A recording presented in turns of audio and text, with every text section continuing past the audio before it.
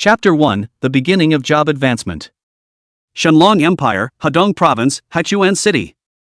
At the job advancement altar of Huchuan High School, several array masters were setting up the magic formation. Cyan energy currents, visible to the naked eye, swirled around the formation. Approximately 1,000 high school seniors all looked nervously toward the job advancement altar. Except for one person, Su-won. His cheat ability would successfully awaken after completing the job advancement, so he wasn't afraid of the awakening at all. A virtual interface, visible only to himself, appeared before his eyes. Beginner mission. Mission objective: successfully advance to a professional class. Reward: SSS rank unique hidden skill. So OP.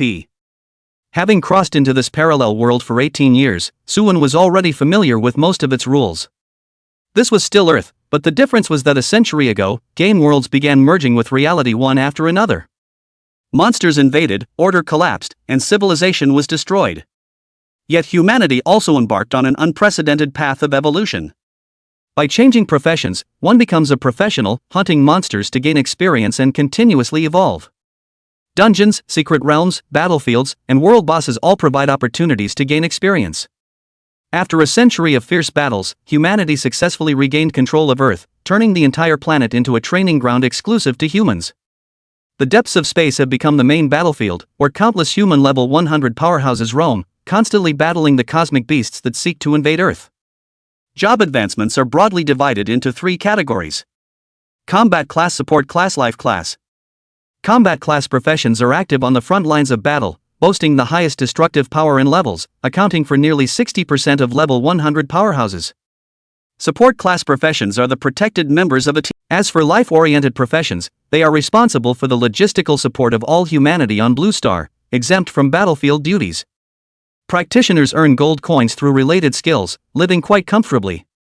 Although the job advancement success rate has now reached 100%, the quality of the awakened profession still significantly impacts one's future development. After studying diligently for most of one's life, today determines whether one becomes a dragon or a worm. Unless one has direct lineage with past powerhouses, no one can be certain they'll become the lucky few who awaken rare professions. Principal Su Shan stood beside the altar, observing the expressions of everyone present. He channeled his magical energy, cleared his throat lightly, and his voice rang clearly in the ears of every student. Students, compose yourselves. Next, line up according to your class order and come forward to the altar for awakening. Without saying more, as his magical energy surged, a flash of white light abruptly appeared among the ranks of the teachers. The teachers also wore tense expressions, as the quality of their students' job advancements directly affected their personal interests. If a rare profession appears, the rewards granted would be enough for them to live without eating or drinking for 3 years of hard work. Class 1, Grade 12, Shenbo. Shenbo took a deep breath and slowly walked onto the altar. Under the control of the formation master beside him, the altar emitted a soft glow that enveloped Shenbo. The entire process lasted about 5 seconds. As the light faded, Shenbo staggered out, his eyes vacant. Life class profession, chef. Not only did he fail to become a noble combat class profession, but he ended up as the most ordinary chef. Shenbo, it's alright.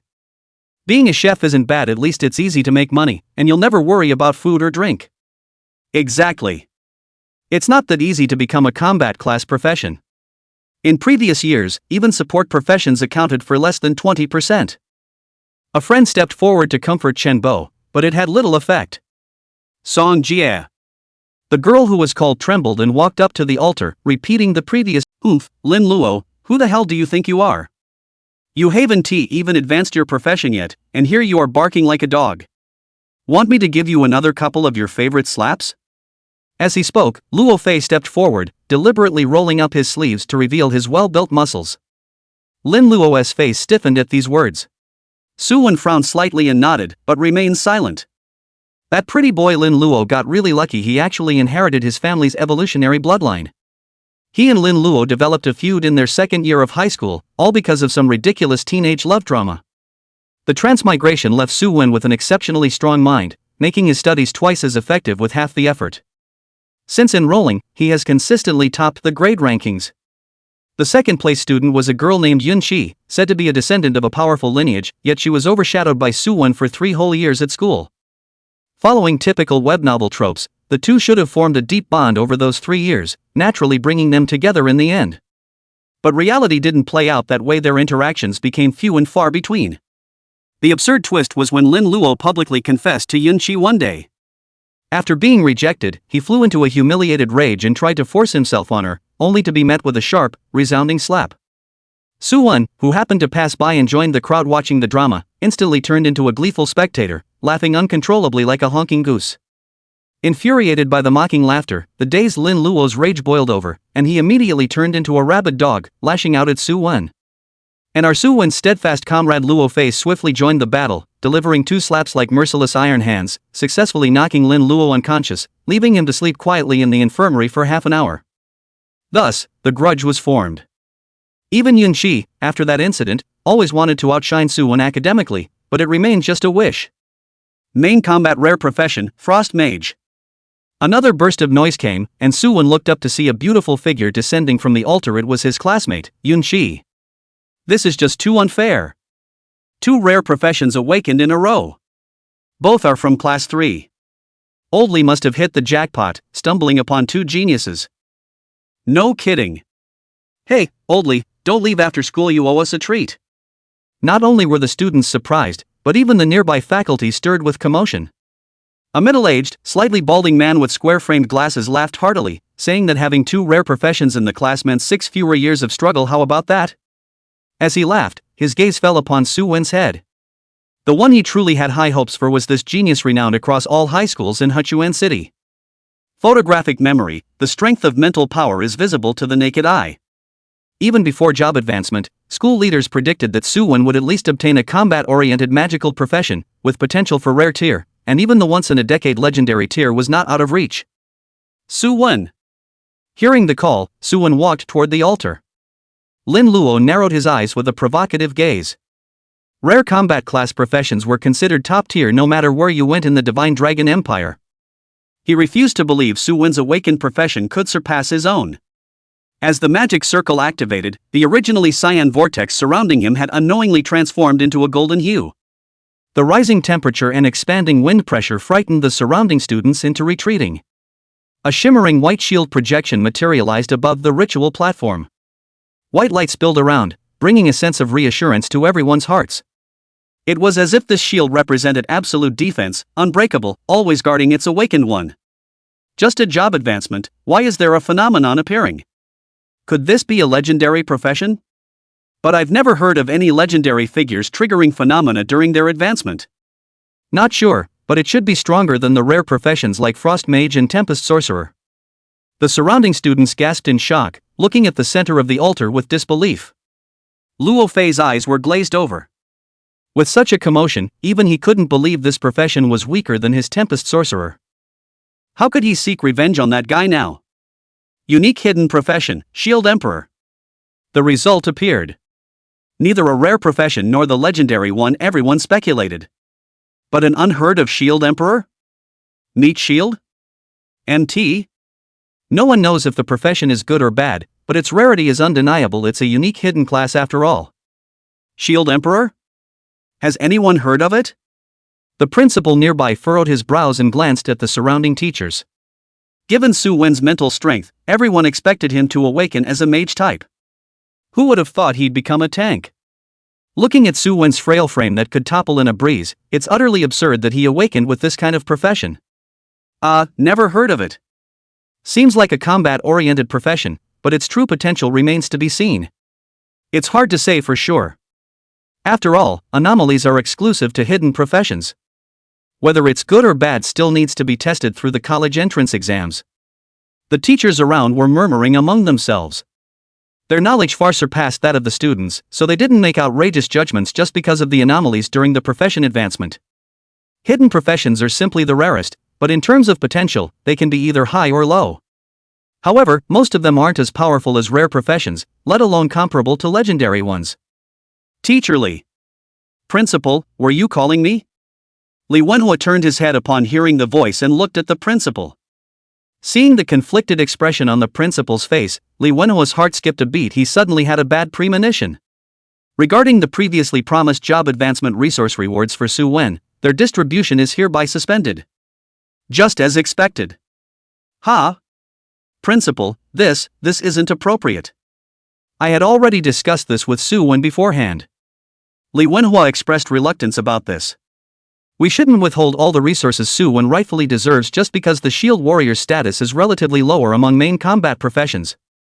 Teacher Lee, you should be well aware of how many years it's been since our school last produced a candidate for the top university. Su-won's unique hidden profession. If it had been any offensive type class, I wouldn't have made this decision. Even with decent potential, how much stronger could it really be compared to rare tier professions? A tank, reaching level 15 before the college entrance exams would already be impressive. But Li Wenhua wanted to explain further, but Principal Su-shan directly cut him off. No more buts. You know how important it is for our school to produce a student admitted to the top university. Later, I'll go to the education department to apply for rewards related to rare profession advancements. All homeroom teachers, remember to keep your students in check. Su-shan glanced at Su-won, who was frozen on the altar, and said indifferently, if anyone is to blame, it's that he is a tank, and that he is in the same school as the other two rare professions during the job advancement. Job advancement successful. Name, Su-won. Profession, Shield Emperor Unique. Level, 10500. HP, 600. MP, 180. Strength, 20 related to the character's physical attack power and hit rate. Magic power, 15 related to the character's mana and spell damage. Constitution, 30 related to the character's health and defense. Agility, 10 related to the character's movement speed and damage evasion. Physical damage, 100. Magic damage, 75. Speed, 20. Defense, 150. Skill, defense block LV1. Rage, 0-100. Defense block CA, upgraded to an A rank skill due to the Shield Emperor profession, using a shield to defend against enemy attacks, reducing damage taken by 70%. Cooldown, 4s. Newbie mission completed. Host profession detected as Shield Emperor, awarding exclusive SSS skill, Shield Counter SSS. Chapter 3, Shield Warriors have no DPS? Shield Counter SSS, upon successfully blocking an enemy attack, reduces damage taken by 90%, nullifies attacks with strength and spirit lower than your constitution, reflects 20% of the damage back, and splashes 10% of the damage to hostile units within 5 meters. Additionally, your next counterattack deals 300% increased damage. Cooldown, 0s. The skill description was lengthy, but Su-won quickly grasped its meaning. The basic block of an ordinary shield warrior can only reduce incoming damage by up to 60%, with a single skill function and lacking offensive capabilities. Even after the Shield Emperor profession upgrade, damage reduction only increases to 70%. Most importantly, early-stage shield warriors lack sustain abilities, requiring a team with healing skills to level up. Otherwise, no matter how well you block, without your teammates' damage and support, you'll eventually fall before the monsters. With this Shield Counter skill, plus the Shield Emperor profession's innate 30-point Constitution attribute, the current small fry probably can't even break my defense. As long as I keep blocking, the splash damage alone will be enough to whittle these mobs down. Su-won laughed wildly in his heart. Starting with an SSS grade skill, who cares about mages or warriors? They can all step aside. As for leveling up, do I really need to team up with others? Isn't hogging all the experience points much better? Su-won, what are you standing there for? Come down quickly. Probably devastated after becoming a tank, thought it was some legendary profession rarer than the rare ones, but turns out it's just this? The surrounding classmates saw Su-won standing motionless on the altar and assumed he was crushed by the outcome. Shield warriors have a low status among combat professions, doing the hardest work, taking the heaviest hits, yet leveling up slower than mages. Although after level 100, shield warriors' status rises significantly due to their profession traits, how many present can actually reach that level smoothly? Su-won, I told you you'd continue your past glory, wasn't I right? After Su-won returned to the classroom, Lin Luo approached him again with an annoyingly smug expression that begged for a punch. After all that commotion earlier, I thought Su-won had awakened a legendary profession. But now it looks like he's just a punching bag, pure and simple. How can I even compare to him now? Su-won, after the job advancement ceremony ends, let's go to the dungeon together, I'll handle the DPS. At that moment, Yun-chi, who had just advanced into a rare profession, suddenly walked over and extended a party invitation to Su-won. Unlike Lin Luo, she didn't look down on tanks. Instead, she was deeply curious about Suwon's hidden profession, the Shield Emperor. Just by the name, it sounded different from ordinary MTs, probably not much weaker than her, Frost Sorcerer. Moreover, teaming up for dungeons grants additional experience bonuses, with a 50% increase in experience gains for each additional member. Although in a team setting, the overall experience rewards are distributed based on contribution, having one attacker and one defender in a duo is definitely more efficient than going solo. Sorry, I plan to tackle the dungeon alone. Suwon smiled faintly and declined Yun-Chi's kind offer. While the extra 50% experience was tempting, he preferred to avoid the hassle. Shield counter, anyone can tell this skill is off at first glance. Even among level 100 powerhouses, no one has ever heard of an SSS tier skill. As a newbie, it's best he keeps it hidden if possible. TCH, why drag deadweight like Yun-Chi's group? With our two rare professions, clearing a dungeon would be a breeze. Today's minimum goal level up by 3. Lin Luo curled his lips in disdain, putting on a boastful expression, but inside he was seething with envy. How could a mere punching bag like him get an invitation from Yun-Chi? Was he better looking? Or did he come from a better family? Ignoring Lin Luo beside her, Yun-Chi looked at Suwon in confusion. Solo? You, a shield warrior, going solo? Even if it's a hidden class with optimized starting skills, your leveling efficiency probably isn't that great, right? She thought Suwon was being prideful after all. Career advancement failures had happened countless times over the years. When a mage becomes a tank, anyone's mentality would collapse. Heh, Yun-Chi, I appreciate your kindness, but you should go dungeon crawling with your girlfriends instead. Suwon shook his head and refused again, then glanced at Lin Luo with a faint smirk curling at the corner of his mouth. Young Master Lin, calling me deadweight? Did awakening to a rare class give you this confidence? How about we compete to see who reaches a higher level before today's EXP bonus expires?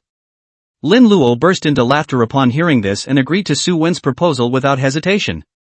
What's the wager? With your meager assets, I doubt you have anything I'd want. If I lose, you can set any condition, even calling you daddy is fine. But if I win? Suwon smirked, glancing at the already departed Yun-Chi. You'll run 3 laps around the playground shouting I'm a simp, how about that? This is freaking. Lin Luo felt a tingling scalp upon hearing this.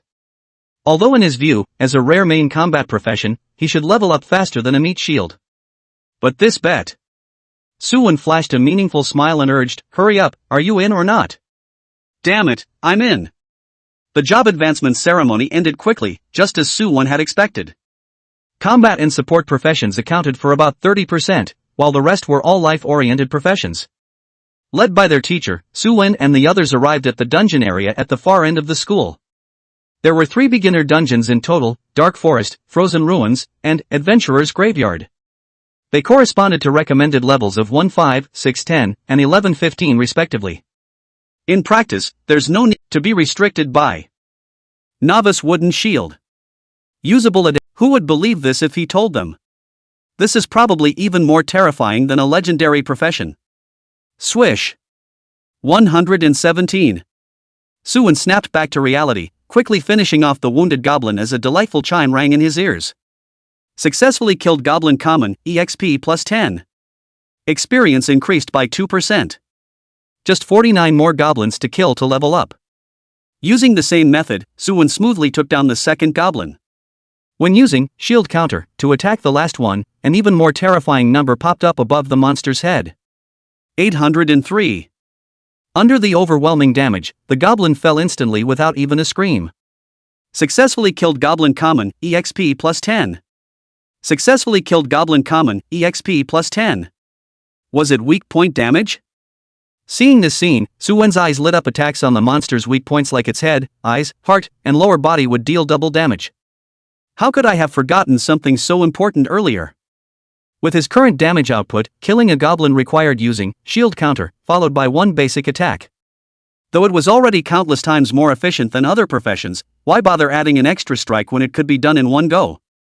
Suwon just needed to seize the right moment, and his leveling efficiency would double compared to before.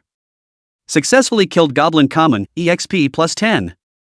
Successfully killed Goblin Common, EXP plus 10. Successfully killed Goblin Common, EXP plus 10. In just a short while, Suwon had already gained 240 EXP. Only halfway left to level up. These goblins' stats were indeed inferior to Su Wen's. Their attacks couldn't even break through his shield's defense. Instantly taken out by a combo of shield counter plus weakness strike. This beginner dungeon feels like child's play. Before he knew it, Su Wen reached the deepest part of the gloomy dark forest.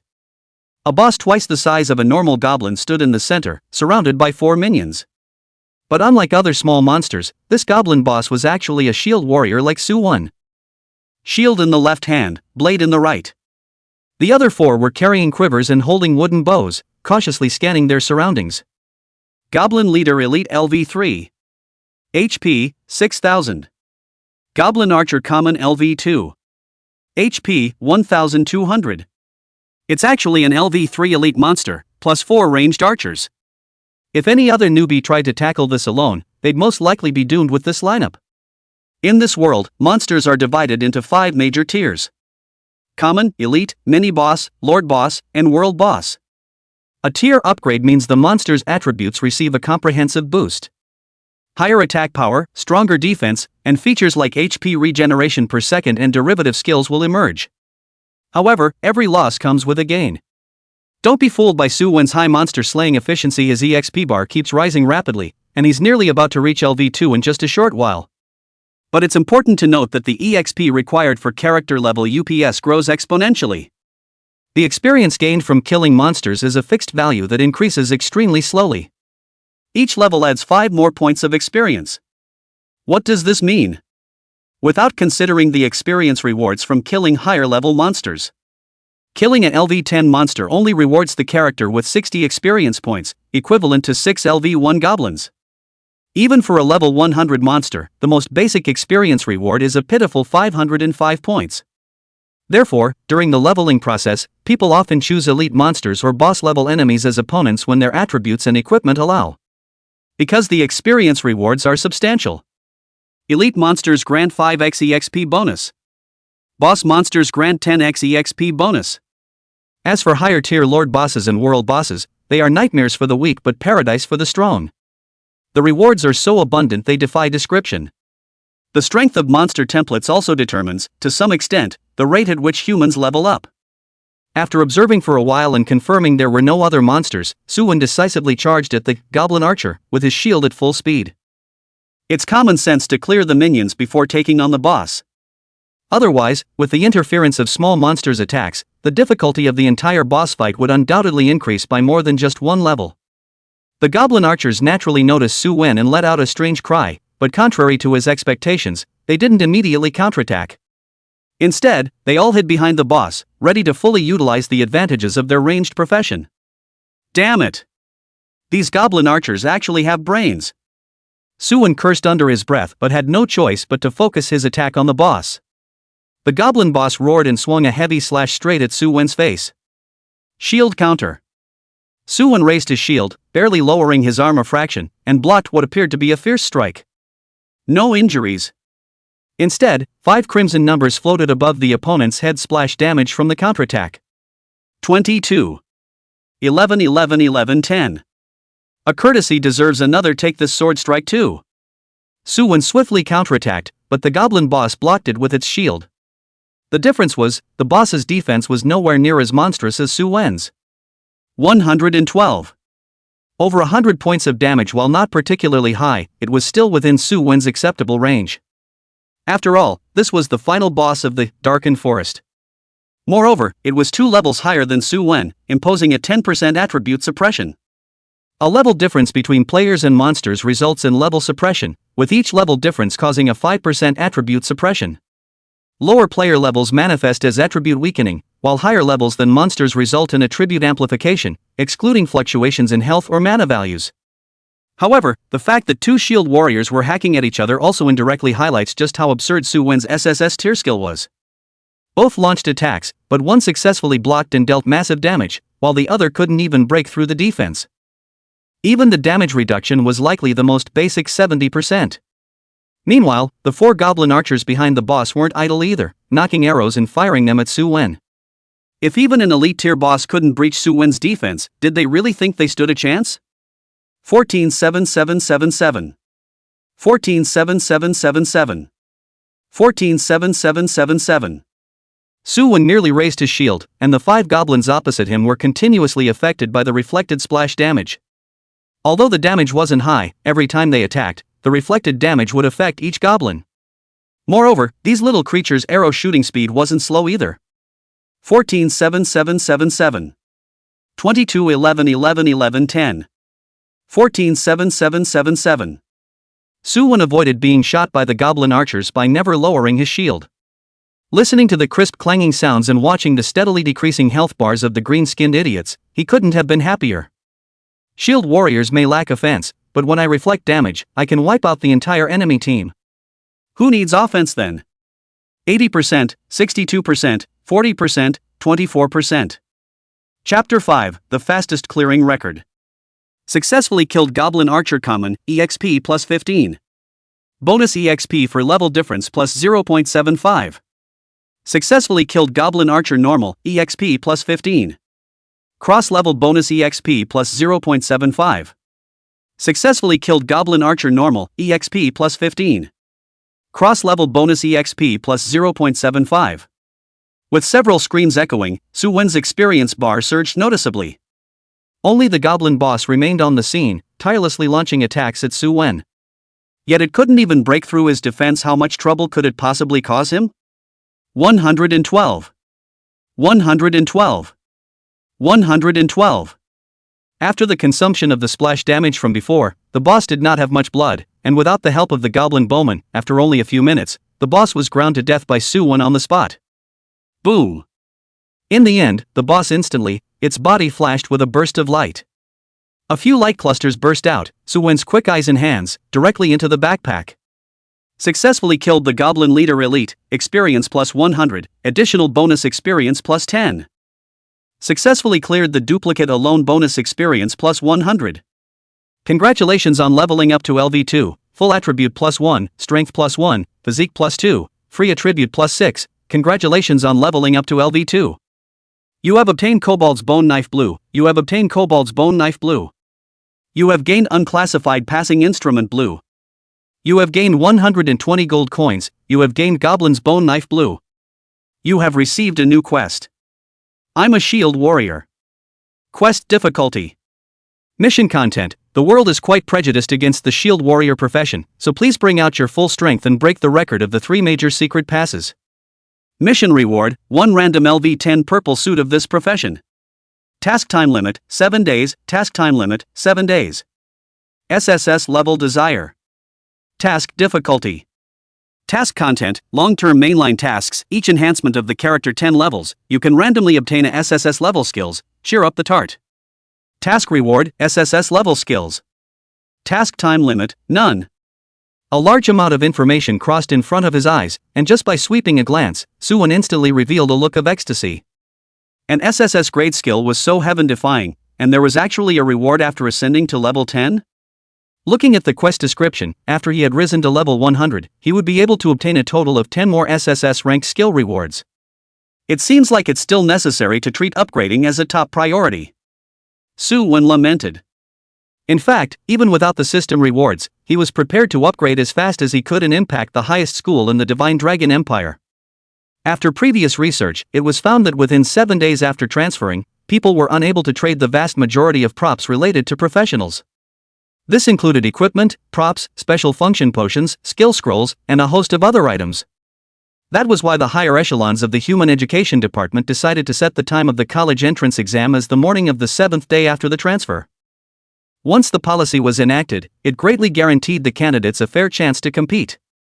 Otherwise, the direct descendants of 100-level experts, with massive resources in their hands, upgrading in the early stages was simply faster than riding a rocket, so what are you going to play with them?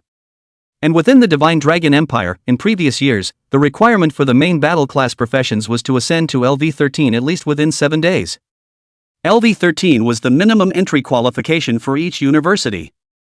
Generally speaking, only LV14 would stabilize one's entry into a second-rate academy for further study, and LV15 corresponded to a first-rate academy. Su Wen's goal, on the other hand, was the highest academy in the Divine Dragon Empire, where the entry threshold alone had already reached the terrifying LV16, selecting the top 10,000 applicants as academy trainees. Most of the graduated students had already stepped into the ranks of 100-level powerhouses and were fighting in the starry sky. The terrifying strength of the highest academy can be imagined. Just as Suwon was organizing his harvest, the outside school had long since fallen into a frenzy. Teachers who had already failed to exit the replica or were acting as logistics on the side were all attracted by the huge stone monument in front of the replica teleportation array. The monument shone with a halo of light, and a name appeared out of nowhere at the highest point of the monument, ruthlessly pressing down on everyone above it. Dark Forest Record of Opening. First place, Suwon 7 minutes and 36 seconds.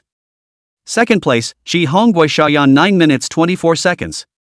Sixth place, by Tian Shon Leong 9 minutes and 48 seconds. Sixth place, by Tian Shon Leong 9 minutes and 48 seconds. 10th place, Leiba Nangon Yang 10 minutes and 3 seconds. The copy record was refreshed?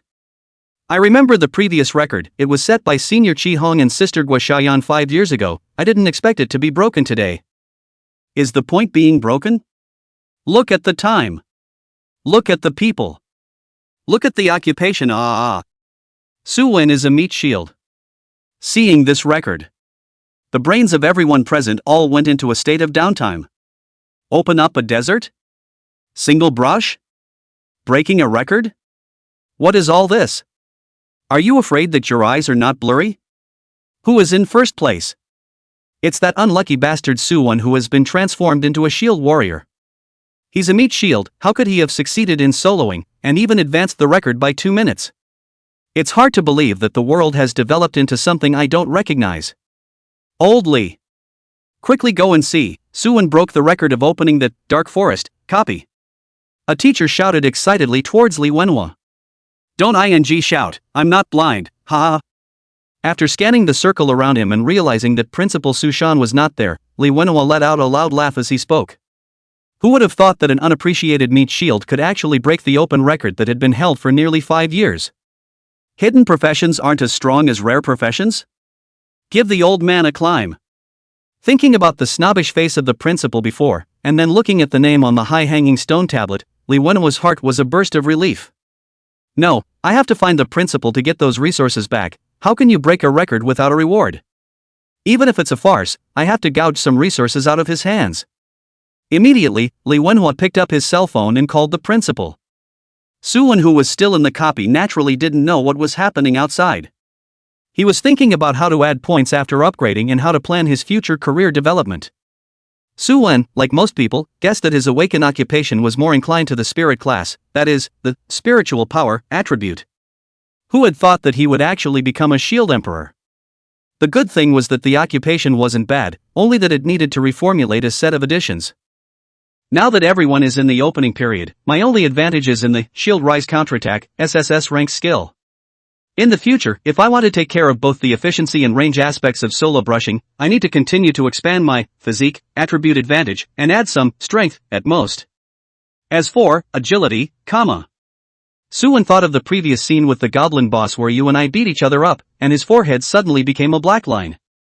No matter what, attribute points are these. How can I take care of everything in the future? Directly use good equipment to pile up is. Chapter 6 Unleveled Passing Instrument. Suwon distributed the 6 points of free attributes according to a scheme of 2 points, strength, and 4 points, physique. This was also thanks to the special nature of Shield Emperor, the only hidden profession. Ordinary professions that upgraded only had a bonus of +1 to their full attributes, and 4 points of free attributes. Suwon had 1 point, strength, and 2 points, physique, more than them, as well as 2 points of free attributes. Especially in the early stages when the equipment was not complete, the comparison was who had a strong career base. Even the legendary profession only had a few people who were comparable to Suwon, not stronger. Goblin's Bone Blade Blue. LV1 or above can use it. Melee class professions can use it. Durability, 1000. Damage, 65. Strength +2. Unleveled Passing Instrument Blue. Item description: you can ignore the preconditions of the difficulty of the copy challenge, and freely challenge any difficulty note. The copy is divided into 4 difficulties, normal adventure. This was because once equipment that was purple and above was picked up, entering the ice ruins, a cold wind hit Suwon and he subconsciously shivered. Unlike the normal climate of the dark dense forest, this place was surrounded by snowy mountains and was unusually cold. Even underneath his feet, there were natural debuffs like ice plus snow, so if he wasn't careful, he would slip. Soo-won carefully pushed forward and looked around vigilantly, but there weren't any monsters appearing. The teacher in school had highlighted the 3 major novice copies in the school, of which he naturally knew about the monsters within the ice and snow ruins. The monsters were snow foxes with snow-white fur. They hid under the snow and ice, ready to give the foreign students a surprise. Every year, there were students who were attacked by snow foxes and failed the challenge. But no, Soo-won stared wide-eyed, froze and did not find the surrounding half a bit of difference. This damn and open-eyed blindness is not much difference. Whoosh! Just at this moment, a few white shadows suddenly sprang out of the snow and attacked towards Soo-won. Soo-won had prepared for this, and at the first time, he put his shield in front of his body. 25-12-13-12. 24-12-11-12. 22-12-11-11. Soo-won was attacked but didn't break his defense, but looking at the rebound damage was also numbing. Realizing that this was only 20% of the rebound damage, and 10% of the splash damage. If there was no shield rise counterattack, damage waiver, if it was replaced by another shield warfare profession coming over, even if the damage reduction was 70%, it was estimated that it would be directly beaten into a blood cripple. Although it had something to do with the low level and the challenge of crossing levels, it was still terrifying. Soo-won raised his spirits, not daring to let the monster in front of him attack even a little bit. Snow Fox Normal LV5. Blood, 1938-2000. With a total of 2,000 points of life, it was estimated that it would take quite a bit of time if he relied only on rebound as well as splash damage. Soo-won saw the right moment and slashed towards the nearest snow fox. The newly acquired ancient blade slashed through the cold wind and accurately hit the snow fox's head. 794. Even though he had triggered the weakness attack, Soo-won only knocked out a third of the snow fox's blood. Bang! Bang! Bang! Snow Fox is very sensitive, very fast. Soo-won can only passive defense, sporadic counterattacks. Good thing that the Snow Fox damage is not enough, cannot break through Soo-won defense, so stalemate, for them is also just a upgrading, when prioritizing efficiency. Chapter 7, Facing Hell Difficulty. After a few more waves of Snow Fox sneak attacks, Soo-won barely managed to fend them off, but he still didn't see the boss figure. He sighed. Sure enough, Snowy Mountain Ruins was more than a step stronger than Dark Dense Forest. It was not something he could deal with right now. Although he was confident that with Shield Up counterattack, he could push all the way across to the boss without any injuries. But he had enough time to brush the Dark Forest several times. Luckily, the harvest was not all bad. These snow foxes had contributed 483 experience points and 34 gold coins to Soo-won. It was also only half an experience short of LV3. Unfortunately, I'm going to go play with my good friend Goblin. Wait for me next time. Soo-won waved his hand towards the depths of the snowy mountains, turned around and appeared in front of the copy teleportation array as a white light. Soo-won counted the time. Half an hour had just passed a while ago, and decisively exited from within the Snowy Mountain Secret Realm, stepping into the first novice copy, Dark Secret Forest. You have selected Hell difficulty. Gold drops have been increased by 200%, and monster level attributes have all been increased. Note: the Goblin Leader Elite has undergone unknown changes. Once again coming to the Dark Dense Forest, Soo-won directly chose the highest Hell difficulty to start. With the experience he had just gained from the Snow Mountain Ruins, Soo-won thought that with his current strength, he was fully capable of doing a level crossing challenge. This was especially true for monsters like goblins that were melee, slow to react, and not as intelligent as Snow Fox. The Snow Fox could pull a few back and forth with Soo-won, all of which accounted for the speed advantage as well as the higher than normal animal IQ, actually knew how to siege. This makes the previous in front of the kobold show off Soo-won directly flame out, had to come back to honestly brush the kobolds. Snow foxes are even so, you green-skinned dwarves also dare to provoke me? Looking at the 6 kobolds that quickly rushed towards him, Soo-won confidently raised his shield in his hand, and his right hand that tightly gripped the bone knife was also dumbfounded. But there was no way around it. Before level 10 all transfigurants were not allowed to go to the field to practice leveling. This was not a rule set up to protect newcomers. Soo-won was startled, and just as he wanted to withdraw his steps and take up a defensive position, he found that his body could not help but run towards the goblin leader. The goblin archer can't break my defense, but successfully resisting it triggers the shield rise counterattack effect, which is equivalent to having more output opportunity. This stage of the boss feel the loss of life will become unusually violent. Attributes: attack speed accelerated. The most important reason will also be reduced. Conventional countermeasures will no longer be able to counteract it. In addition to the higher level of the Lord Boss will automatically recover blood and return to normal, the rest are holding the attitude of burning with the professionals, completely crazy. 6405, 6228, 5984. Finally, when the blood dropped 20%, the goblin leader's movements first gave a start, then his eyes shone red, which was particularly blinding in this dark environment. At the same time, his entire body was like a machine, with boiling steam emanating from his 7 orifices, and the red light behind him began to flash rapidly. A dangerous aura instantly filled the entire battlefield.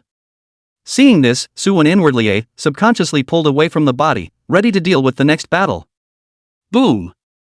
A huge sound came. The right foot stepped on the ground, and with the goblin as the center, within a 5-meter radius, the ground crumbled, spreading rapidly in all directions. This was generally the V war trample that only a minotaur would use. In addition to being stunned, the attacked target would also deal additional damage. Similar to this kind of damage that could not be defended against, Suwon did not even have a chance to block, and he would be stunned if he was hit. If he was exposed head-on to the goblin leader, it was estimated that he would be lifted out of the copy by the opposite side like a chopping block. Suwon was taken aback. It was good that he was still cautious, otherwise this little life would be completely explained here. However, Suwon did not wait to take a breath. The goblin leader rushed up again. The speed is even more than before. The short legs are full of explosive power, only a few steps and rushed to Suwon's body. Ah! At the same time as it raised its sword, it suddenly shouted, used taunt to pull Suwon in front of itself, and swiftly slashed its sword down. 34. 68. Nima. This damage increased by almost half. Suwon's scalp was a bit numb, and just when he wanted to subconsciously counterattack, he saw that the other party's attacks actually hadn't stopped yet, slashing at him one after another, and the means of attacking in the previous state was completely different. To be suffered. Suwon, now where there is still mind to counterattack, footsteps back, body tilt, narrowly avoided it. Fortunately, the control effect of tauntingly ended after the opponent's first attack, otherwise these 3 slashes would have made his already barren blood even more embarrassing. Taking advantage of the other party's attack ending, Suwon attempted to counterattack, slashing his sword gently, and a damage that woke him up actually floated over the boss's head. 825. Weakness damage. Boss actually didn't flash? What about the shield that disgusted him for half a day? Seeing the boss with red eyes and a look of wanting to cut Suwon into pieces, Suwon instantly reacted that this was the aftermath of the berserk state. It only wanted to explode its own maximum output and finish off the enemy as fast as possible. The already ugly cerebellum also shriveled up in the storming state. Where did it care about defense? This was great news for Suwon. He had always relied on finding opportunities to utilize weakness damage to hit output, and as a result of this green-skinned dwarf's shield one, with less weakness damage and shield damage reduction, the damage couldn't even be described as scraping. Now the boss only wants to blast with him, but it gives Suwon not a small opportunity. 16, 14, 15, 16. 823. Weakness damage. Utilizing the Goblin Archer trigger skill, Suwon gave the boss another hard hit.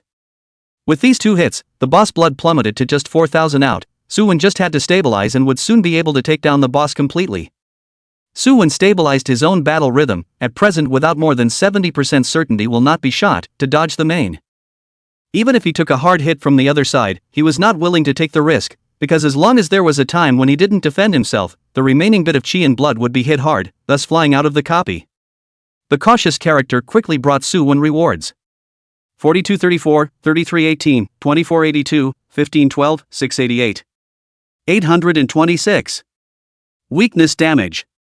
As the final blow fell, the goblin's arms that were holding the weapon high in the air froze in midair, the flashing red light behind it that represented the leader boss faded out, and his body tilted helplessly towards the ground, splattering a puff of smoke.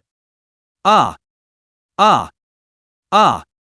As the boss fell, the goblin bowmen who were always hidden within the dense forest let out miserable howls until they were silent. At the same time, countless messages appeared in front of Suwon's eyes. Successfully killed the goblin leader boss, experience plus 800, 160 bonus experience for crossing levels. Successfully kill goblin bowman normal, experience plus 35.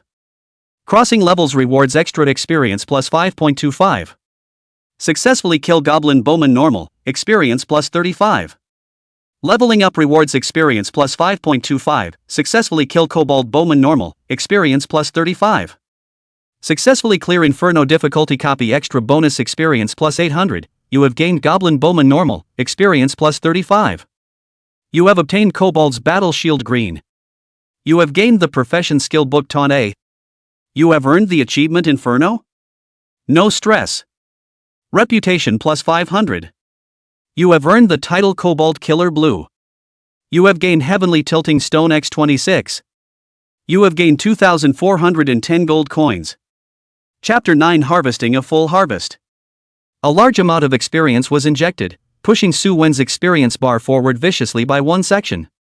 Although this hell difficulty copy wasn't too ideal as far as efficiency was concerned, the harvest wasn't calculated that way. Picking up the boss drops, Su Wen explored them one by one. Goblin's Battle Shield green. LV1 or above can be used. Weapon dual wielding professions can use it. Durability 1000. Defense 120. Physique plus 5. First up is the most eye-catching green equipment, which is one of the treasures with the highest shipment rate from the head boss. Low-level equipment because of the scarcity of attribute phrases. The green suit compared to the blue suit, in addition to an additional increase in attributes, there is not much advantage. But in the later stages, even with the appearance of the second phrase, the gap between the phrase attributes brought by different qualities of equipment is truly horrifying. No matter what, this, Goblin's Battle Shield green, was too much stronger than the Novice Wooden Shield, with high defense, and the attribute of a single addition of 5 points of Constitution, which translated into 100 points of Chi and blood. Su Wen swept his gaze elsewhere. A booklet that emitted a holy light but had a berserk expression printed on its surface. Occupation Skill Book Taunt A. Item description, exclusive to Shield Warfare class professions, consumes 30 points of mana, releases the skill to increase the monster's hate value, forcing the opponent to attack him or her, unlocks the rage value module. Cooldown time, 60s. There's nothing to say, Shield Warfare Divine Skill, learn it directly. Su Wen is at least a decent person. To be known as a shield warrior who can't use rage, will be laughed at when he says it. You have successfully unlocked the new module Rage. Rage, attribute unique to the Shield Warrior class, increases rage by a small amount when attacking the enemy, and increases rage by a large amount when suffering huge amounts of enemy damage or high-frequency attacks. Passive, the following effects will be activated when the rage value reaches 20, 50, 100 respectively: blood increase by 10%, damage increase by 20%, damage reduction by 15%, and the increase effect disappears after rage is consumed. Before there was a rage-consuming skill, rage was a powerful increase passive. Especially for Su Wen, he needed to hold up both offense and defense alone, so all three increase effects were crucial. Goblin Slayer Blue. LV1 or higher can use title. Endurance, 1000. Strength plus 2. Deals an additional 20% damage to kobolds.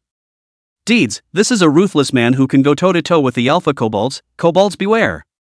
The title was effective, and before Su Wen was ready to touch a disgusting monster like the snow fox, he decided to brush the dark dense forest until the copy cooldown. Heavenly Pouring Stone.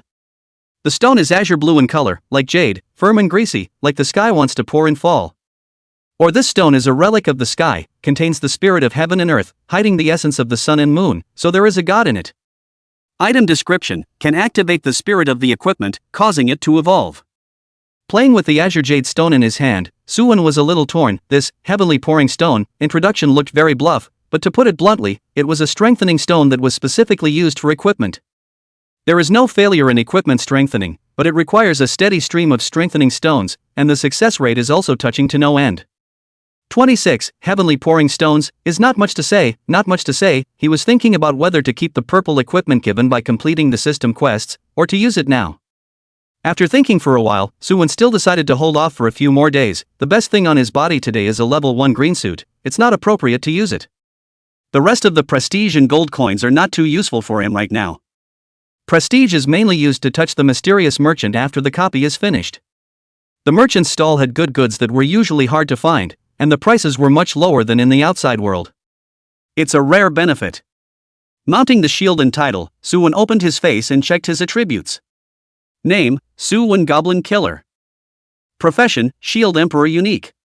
Level, 318-17 4000. Blood, 980. Mana, 204. Power, 32. Spiritual Power, 17. Physique, 49. Agility, 12. Physical damage, 225. Spell damage, 150. Speed, 24. Defense, 365. Skill, Shield Up Counterattack SSSLV 1 ton max. Rage, 0-100, Rage, 0-100, Rage, 0-100, Rage, 0-100. Reputation, 500. As a LV3 budding professional, the attributes Suwon possessed were already quite luxurious, and he estimated that rare professionals such as Lin Luo couldn't even break through his defenses. When facing the goblin boss again, he would definitely handle it more calmly than this time. After finishing organizing his harvest, Suwon didn't go for the option to continue challenging the Ice and Snow relic, but instead rested in place. On this trip to the Hell difficulty replica, the final boss battle was highly tense mentally, and after relaxing, he only felt stiff and sore all over. Although the world had long been data mined, many things still conformed to the laws of reality. Although Suwon wanted to upgrade quickly, he also knew that a good fighting condition was also a part of efficiency upgrading. There was no need to make himself like a machine for the sake of a small profit. After resting, Suwon directly passed into the ice ruins. After upgrading and updating his equipment, this copy became a lot easier. Even though the Snow Fox was still annoying, the taunt was in his hand and helped him solve a lot of problems. The boss was a LV7 elite monster and didn't bother him much. Passing rewarded some gold coins. As for the equipment was a no. After all, not exploding equipment is the normal of brushing the map. The two copies are currently on cooldown. Suwon also has nothing to do. Adventurer Graveyard, small monsters level is too high, brushing the level of half the effort. So until 6 p.m., the experience reward disappeared. Suwon leveled up to LV4 successfully. His experience bar was over half. During this period, he had brushed the Hell difficulty, Dark Forest, 2 times and Ice Ruins, 7 times. After that, a few times, Dark Secret Forest. The final bosses were only elite monsters, and there were no more leader-level bosses. After the rule fusion, every day from 8 a.m. to 6 p.m. is the time for experience reward. Killing monsters beyond this time period will reduce the burst rate by 50%, no experience drop. So Suwon was only ready to go home and rest until 6 p.m.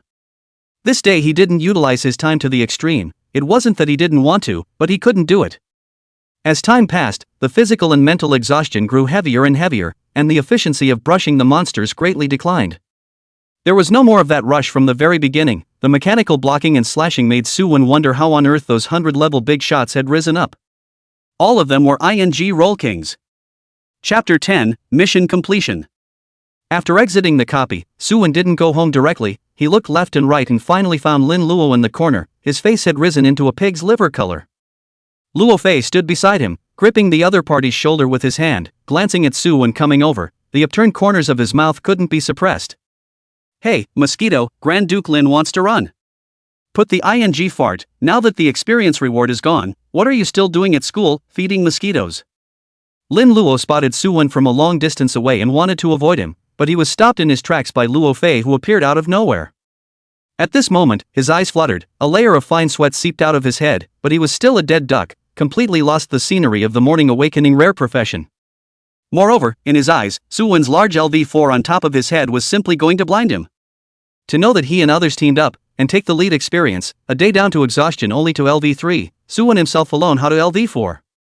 If it wasn't for the rules of the game coming down to earth, he would have suspected that Suwon was hanging. Where can a shield warrior get to LV4 in one day? Ah. Yo, isn't this Duke Lin? How did you pull it off after not seeing him for a day? Suwon shook his index finger from side to side and looked at Lin Luo's LV3 level and laughed. Do you still remember the bet in the morning? Lin Luo just wanted to retort, but he saw Suwon seemingly inadvertently reveal his shield, carefully wiping the surface dust with his cuffs. The surface of the shield emits a light green fluorescence, as if it can breathe, flickering especially eye-catching. This damn green suit? Lin Luo's expression was stagnant, staring straight at the goblin's battle shield, with a look of having never seen the world. Subconsciously looked at the blue-suited staff in his hand. He thought that popping a blue-suited weapon on the first day was pretty good. Now it was Suwon holding in his hand a green suit. Green suits were common, but what time is it now? The first day. The first day of the transfer burst green suit. Are you ing kidding me? This. Lin Luo spoke with some stuttering. His mind has obviously been plunged into chaos. He wanted to say something, but didn't know where to start. Just as Lin Luo was turning his less developed brain, a crisp voice came from the side. Su-wen, congratulations! Actually breaking the opening and racing records for the goblin copy, how awesome! Yun-chi wore a smile and stared at Su-wen with a curious expression. Breaking 2 records in a row in one day, and the level actually reached LV4. I really don't know how it was done. She teamed up with her little sister today, rare profession plus auxiliary warlock, and brushing the map was quite efficient, but it was just a little over LV3 in one day. Su-wen was able to get to LV4, and according to the experience bar speculation, he gained at least 3 to 4,000 more experience than herself. How did this happen? A shield warrior, upgrading actually faster than a rare profession? Yun-chi's big eyes blinked, looking at Su-wen became a little unnatural. Breaking 2 records? Him? Are you kidding? After knowing that Su-wen had broken 2 major records in a row, Yun-chi thought of pulling the other party along to practice leveling. The wilderness, in particular, was the most crucial part of striking the renowned academy. It was also the critical period for the 7-day upgrade. If it wasn't for the fact that she had already teamed up with her little sister in the school, she would have said anything to pull Su-wen down with her, and with the other party's LV4 strength, it was enough to take her to challenge the goblins of hell difficulty. Unbeknownst to her, the hell difficulty copy that was quite tricky in her eyes, Su-wen had done it 3 times in one breath today. Let's talk about it when the time comes. With my current experience, getting out of the city will probably be quite a bit faster. With the green armor, in the next 3 days, Su-wen continuously launched himself against the novice copies. This included the last copy, Adventurer's Graveyard, which had numerous monsters in it, and a single game gave more experience than the goblins and snow foxes combined. During the explosion of 2 pieces of blue clothing, a snow fox fur coat, another, adventurer boots, attributes are quite good. Before and after 4 days of inking in the school, Su-wen finally made it through. Before the end of the 4th day's experience rewards, he challenged the hell difficulty, Adventurer Graveyard, and successfully advanced to LV10. 2 system beeps sounded in Su-wen's heart at the same time. Brushing the map also depends on my Shield Warrior quest completed. SSS Class Desire quest complete. Chapter 11 Crazy Rewards. Brushing the map also depends on my Shield Warrior quest completed. You have obtained a randomized LV10 purple suit prop box for this profession. SSS Class Desire quest completed. You have obtained the exclusive SSS level skill Blood and Chi Like a Dragon passive. After 4 days of hard work, Su-wen finally completed all the quests released by the system. Before Su-wen could check up on the rewards of the quest, he felt that his body was incomparably hot, as if a boiler was constantly heating up his body. Fortunately, this intense feeling only lasted for an instant, and he magically adapted to it. Is it because of the SSS rank skill? Su-wen was a little curious about the specific effect of the SSS rank skill this time, actually being able to directly cause changes in his body. One should know that when he obtained Shield Rise Counterattack, he didn't feel anything. At that moment, Su-wen no longer hesitated and directly checked the introduction of the new skill in the skill bar. Chi Blood Like a Dragon SSS passive. The body transforms into an incredible energy source that restores 1% of blood and 1% of mana per second when blood is less than 80%. It restores 2% of blood and 2% of mana per second when blood is less than 50%. It restores 3% of blood and 3% of mana per second when blood is less than 20%. It restores 5% of blood and 5% of mana per second. Cooldown, zeros. Hiss. Su-wen sucked in a breath of cool air, making a minuscule contribution to global warming. This skill? Passive recovery of chi, blood, and mana. In that case, as long as he wasn't directly dunked to death by a high amount of damage, he would stand forever on top of the battlefield just like the undead little strong man. What kind of aura of blood and mana of a lord boss or world boss? All of them were weak. This skill not only greatly enhanced Su-wen's survivability, but also increased his output efficiency by a large margin.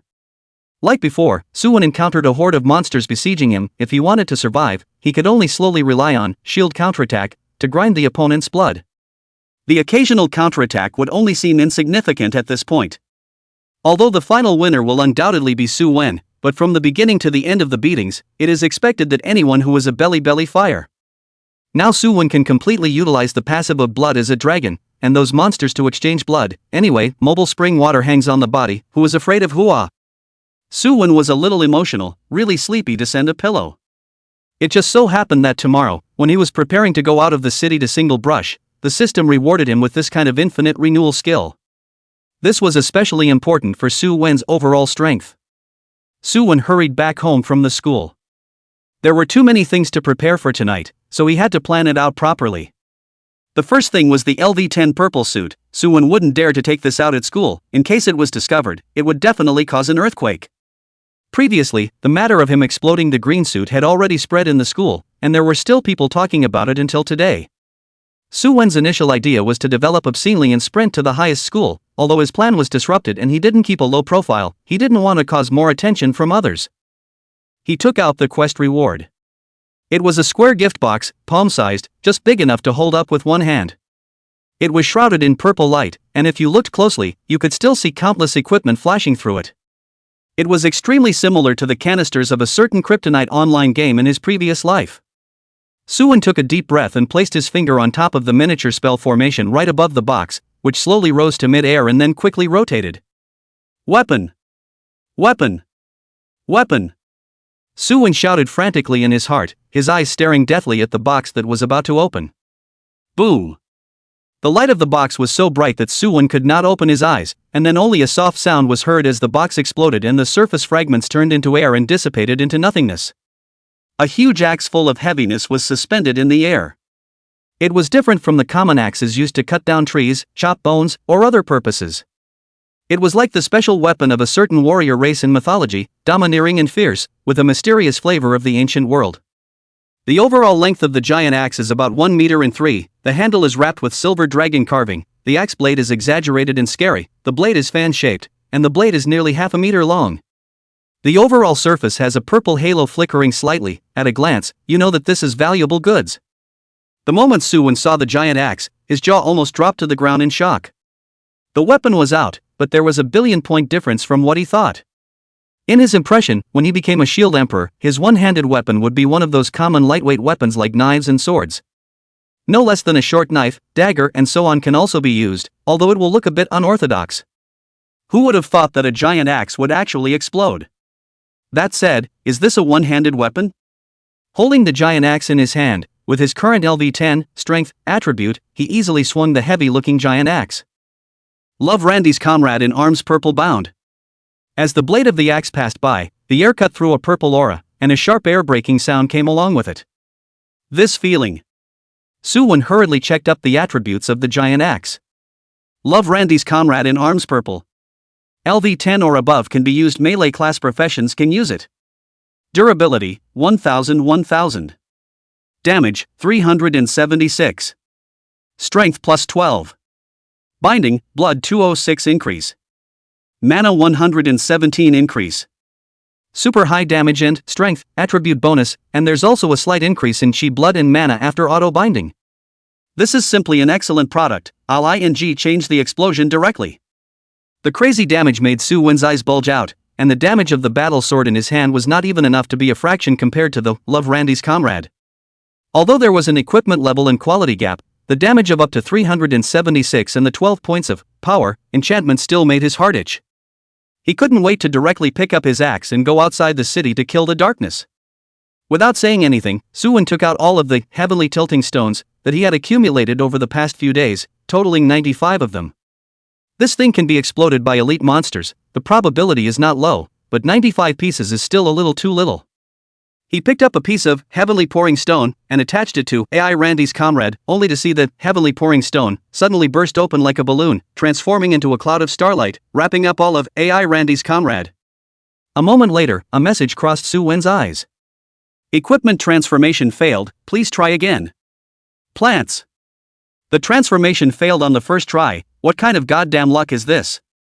Suwon was almost gasping for air. The easiest transformation one could actually fail. Should it be so outrageous? There is no such thing as failing to remodel equipment. As long as there is a heavily tilting stone, you can always remodel. But the probability is also frighteningly low. Change 1 only need 3 Tion tilting stone, can pile up transformation completion, that is, 100% transformation success. After that, for every level of remodeling, the amount of heavily pouring stones needed to pile up the remodeling completion level will be 3 times more. Although the remodeling success does not necessarily need to be piled up, but this is only limited to the first stage of remodeling, and super depends on the character. For example, Suwon Kye's first transformation ended in failure. Chapter 12 Metallic Soaring. Suwon slowed down his breath, still placing the second, heaven-tilting stone, on top of his weapon. It was the same process again.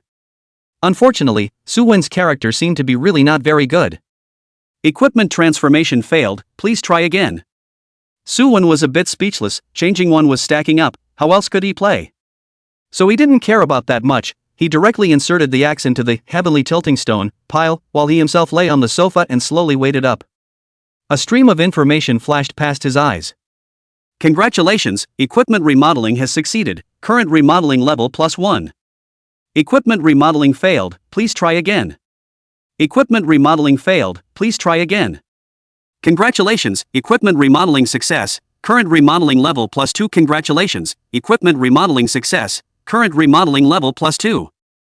Equipment remodeling failed, please try again. Equipment remodeling failed, please try again. Congratulations, your equipment has been successfully remodeled, and your current remodeling level is +3. Congratulations, your equipment has been successfully remodeled. Currently, the remodeling level is +4. Equipment remodeling has failed, please try again. The equipment was successfully transformed into 4, which is the guaranteed harvest of 95 heavenly tilting stones, but Suwon was not happy, which damn well proves that he is a non-celebrity. The bloodline of the pure kind. The good thing was that the attribute boost after the transformation made Suwon relieved, at least it was that much of a gain. Love Randy's comrade in arms purple +4 degree of completion, 74.07%. LV 10 or above can be used, melee class professions can use it. Endurance, 1000. Damage, 376. Strength +12. Alteration damage 52 increase. Alter all attributes 2 increase. Binding, blood 206 increase. Mana 117 increase. Attributes have been increased again. Holding the transformed weapon in his hand, Suwon checked up his own panel attributes. Name, Suwon.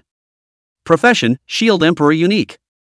Level, 10,875 81,000. Blood, 2,386. Mana, 441. Strength, 76. Spiritual power, 27. Physique, 109. Agility, 24. Physical damage, 808. Spell damage, 563. Speed, 68. Defense, 705. Skills, Shield Up Counterattack SSSLV1 Taunta Max Blood and Chi Like a Dragon SSS Max. Rage, 0-100. Reputation, 500. After equipping the Randy's comrades, the attributes clearly took a qualitative leap. As a shield warrior, Suwon's chi and blood was close to 2,400, and the most terrifying thing was that the physical damage actually reached 808, which was even more exaggerated than a professional who specialized in this path. With such attributes, combined with the Shield Rise Counterattack and Chi Blood Like a Dragon, 2 major SSS skills, he was confident that he could cut down the group of wild monsters outside the city. But be careful, dying in the wild would be a real death. Unless within half an hour, a priest who had mastered the resurrection technique stepped in to help, otherwise after the time limit, it would be useless for anyone to come. After finishing the transformation of the weapon, Suwon put all the food and water that he bought beforehand, as well as the supplements that he might use, into the storage space. Subsequently, using a bandage, he wrapped the entirety of AI Randy's comrade in arms, up to prevent the violet light inside from leaking out. After all, a LV-10 little rookie, taking a purple suit and waving it around was just too inflated. But Suwon thought about it for a while. It seems like there is no need for this. Within the city he took, Goblin's Boneblade is enough. It's not. You have entered the Withered Woods. The leveling area was very large and there were many different monster refreshment sites. The first one Suwon entered was the Withered Woods. This place was full of highly poisonous cat demons. The miasma they released caused the originally lush forest to gradually die, and the surrounding area was shrouded in poisonous mist, making it one of the most unwanted monsters for newbies to face. So within the next few days, this would be the place with the least number of novices in the wild. The cat demon's unique poison sacs were also a rare newbie material that could fetch a price. Practicing here was considered killing 2 birds with 1 stone for Suwon. Strolling in the withered woods, behind the dead trees around, there were scattered, poisonous cat demons roaming around. This was a lion beast cat-bodied monster that gnawed on the land that had long been corrupted, with purple mist emanating from their pores from time to time. Suddenly, a cat demon sniffed its nose and jerked back to look in Suwon's direction, and after screaming, it quickly attacked towards Suwon.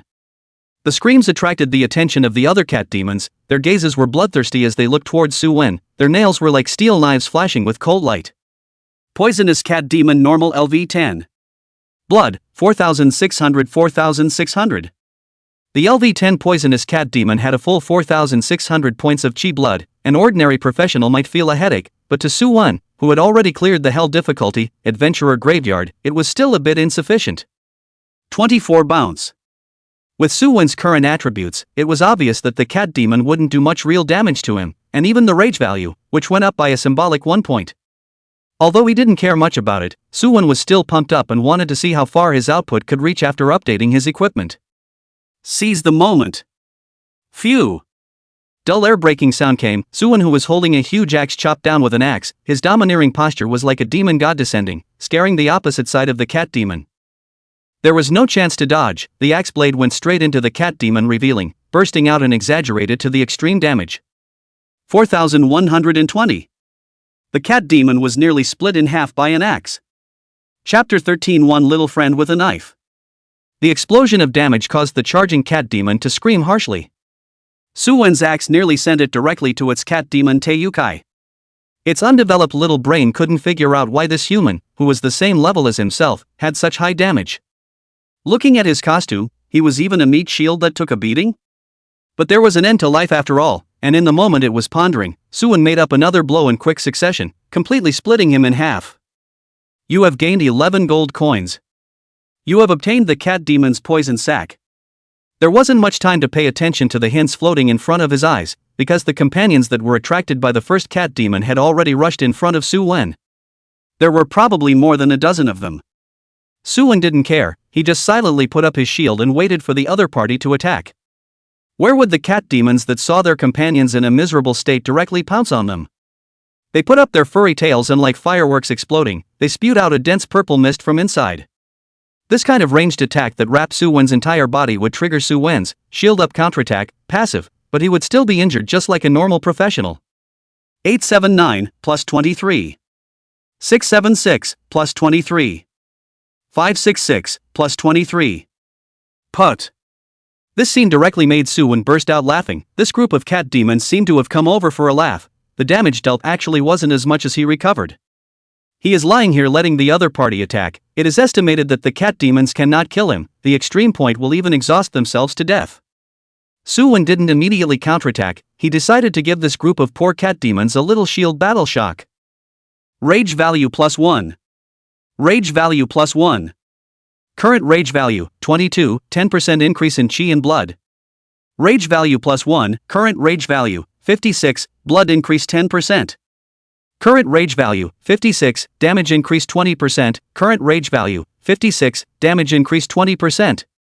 Current rage value, 100, damage reduction 15%, current rage value, 100, damage reduction 15%. The moment he stacked up his rage value, looking at the group of cat demons who were still struggling to attack themselves, the corner of Su Wen's mouth couldn't help but reveal an upward 30 smile. A terrifying and inexplicable aura emanated from him. The beast instincts of the cat demons made them startled, and a few of them looked around smartly, and after not seeing any other enemies coming over, they tore towards Su Wen again. In their opinion, the stupid big human in front of them had already been scared silly by them, and didn't even dare to fight back. It's just that this meat is a bit hard, and it can't actually bite. The previous human was not this faggy. Just as this group of cat demons were thinking wildly, Su Wen, who was originally passive and defensive, suddenly let out a roar, and invisible sound waves spread in all directions. The cat demons were confused, and their bodies involuntarily leaned over. Su Wen was not polite, the giant axe wheeled around and directly slashed out horizontally. Purple light flashed. The nearest few cat demons didn't even scream, their heads were split in half. A closer look could even see the disgusting purple brains inside. 4,945. 4,938. 4,964. 4,934. 4,942. Successfully killed poisonous cat demon normal, experience plus 55. Successfully killed poisonous cat demon normal, experience plus 55. Successfully killed poisonous cat demon normal, experience plus 55. Su Wen didn't stop. Within the poisonous zone, shield rise counterattack was triggered almost all the time. He slashed through with a few more quick axes, and the remaining cat demon quickly got on the highway to meet his own time ilk. Accompanied by this series of horrific damage sweeps, Su Wenzir's experience to the account of the prompt sound rang non-stop. This reminded him of the arrival prompts of a certain treasure of his cell phone in his previous life. It was simply not too good. A simple axe could solve the monster. Was there a faster efficiency in brushing monster? The principal who just showed up not long ago disappeared once again, making the unproductively Wenhwa's lungs explode. Is this what I wanted to say? Those two rewards came down. These students even opened the friend function after the college entrance exam. What kind of broken rules? Chapter 14: The Wild Secret World. How was Li Wenhwa's side? Su-won was not sure. Anyway, he was quite happy right now. Running recklessly within the withered forest, he actively hunted cat demons. The speed at which Su-won cleared the monsters was actually faster than the speed at which the monsters refreshed in this place. This had to make Su-won look around for cat demons that might still exist. After just one morning, Su-won had risen to LV12, and with some experience weakening him, he began to head to the next leveling place. Gold's Collar. There lived a group of monsters similar to domestic pigs. Their fur was golden and they acted in groups like a beautiful moving wheat field, hence the nickname, Collar of Gold. The golden pig's meat is tender, and it is quite popular among the people in the city, and even the living professionals who are not good at fighting are willing to take weapons and form a group to come and hunt this thing. Su-won had also heard about the situation in this place. He didn't dare to underestimate these living professionals. Those who dared to venture here, their levels were mostly much higher than these monsters, and their equipment was also okay. They were different from the normal leveling transmuters. They didn't want experience, they only wanted the materials popped out by the monsters to take back to the city to sell, and used the gold coins they earned to strengthen themselves side by side. Along the way, Su-won had already seen several groups of professionals. Most of them had LV17 or above, and he even saw a LV21 leader. Until he came to the border of the Gold's Collar, Su-won stopped. There were two groups of people in front of him, who were arguing around a boulder-stacked altar, and they were looking at each other with grave expressions and unkind faces. Some even placed their hands on top of their weapons, ready to engage in a firefight at any time. Nia Lao-san, I'll say it again, we discovered this place first, don't force us to make a move. A stoic-faced, country-faced strong man chided at the opposite leader. So what if we found it first? The wilderness secret realm is for those who are capable. You actually want to hijack this place. I think you guys are impatient with life. The man named Nia Lao-san laughed coldly. The wild secret realm was rich in resources, and if things went well, they could obtain a considerable amount of supplies within it, and even had the possibility of moving forward a little further. It was important to realize that they, the living professions, had been switching professions for 2 years, but their levels were still stuck before. The secret realm is different from ordinary copies. The requirements for passing inside are different, the danger is not great and the resources are quite abundant. It is a good place that everyone wants to come to. Su-won was attracted by the secret realm altar and subconsciously walked towards the front, but was loudly rebuked by the leaders of the two groups at the same time. Where did you come from, kid? Step aside, this is not the place for you to come. The country-faced strong man shouted angrily. Kid, stay away, take half a step closer, beware of swords and knives, it won't be good if they hurt you then. Nia Lao-san sneered at the same time. Two groups of people sharing him was too little, adding another one at this moment, wouldn't the harvest still have to be cut by a few points? He glanced at the LV12 level on the other party's head, and his heart was even more disdainful, a newcomer just out of the city, even if it was a main combat class occupation, so what? There were so many of them, they could pile up each other to death. Wild secret realm, seers have a share. Su-won opened his mouth and laughed. Most of the secret realm is a rule-based game, the number of people does not conflict with each other, whether or not someone competes will not affect our respective harvests. What do you big brothers think? Su-won believed that the other party should also know the rules of the secret realm, not to put up a sword-like appearance. Moreover, looking at the age and level of the other party, it was estimated that they were all low-level living professionals within the city. A secret realm is just a secret realm, can't you go in together if you're good and I'm good? You also said it's most cases, in case it's a super small secret realm inside that directly evolves into a copy, how should this harvest be distributed? Kid, you don't want to talk too much, where to stay cool? The strong man with a country face said in a cold voice. Su-won was extremely young, from the looks of it, he should be a student who had just changed professions, and he should have 2 brushes if he dared to go out of the city alone to practice leveling. The Chinese character Faceman glanced at the huge axe behind the other party. This exaggerated weapon he had not seen any low-level professional used. It was good that Suwon was holding a battle shield, so it looked like he should be a meat shield or something like that. What's the use of a single low-level shield warrior, isn't it just a beating? Not to mention the main battle class or auxiliary class professions, even they, the life class professions, were not particularly afraid of shield battles. Suwon frowned at this and didn't say anything more, just retreated to a slightly farther distance and continued to stare at the altar. Even though he wasn't afraid of the other party, Suwon didn't really want to think about any conflict. He was afraid that if he couldn't keep his hands off them, he would completely kill these living professions. Anyway, when they entered the secret realm, he would just follow them into it. The order of precedence was just that, there wasn't much difference. Still not going? What Suwon had in mind, the two groups naturally understood. Among them, there was a grumpy one within Nia Lao San's team who took out the homemade wooden bow behind his back and shot an arrow towards Suwon. Even though the attributes weren't any different from the most trashy white outfit, it was a rare weapon for a living professional. Whoosh! Suwon sidestepped, and the arrow was inserted into the tree behind him, the tail feathers trembling continuously. Looking at the direction, it was heading straight for Suwon's face. Suwon laughed at the situation. He did not expect fighting with others in the wild to happen in such a situation. It was just a secret realm that could be explored by many people without affecting each other. Isn't it good to work together? Are they this impatient? Or was it that they were simply bad? Suwon no longer thought about it, he only knew that others wanted to take his life.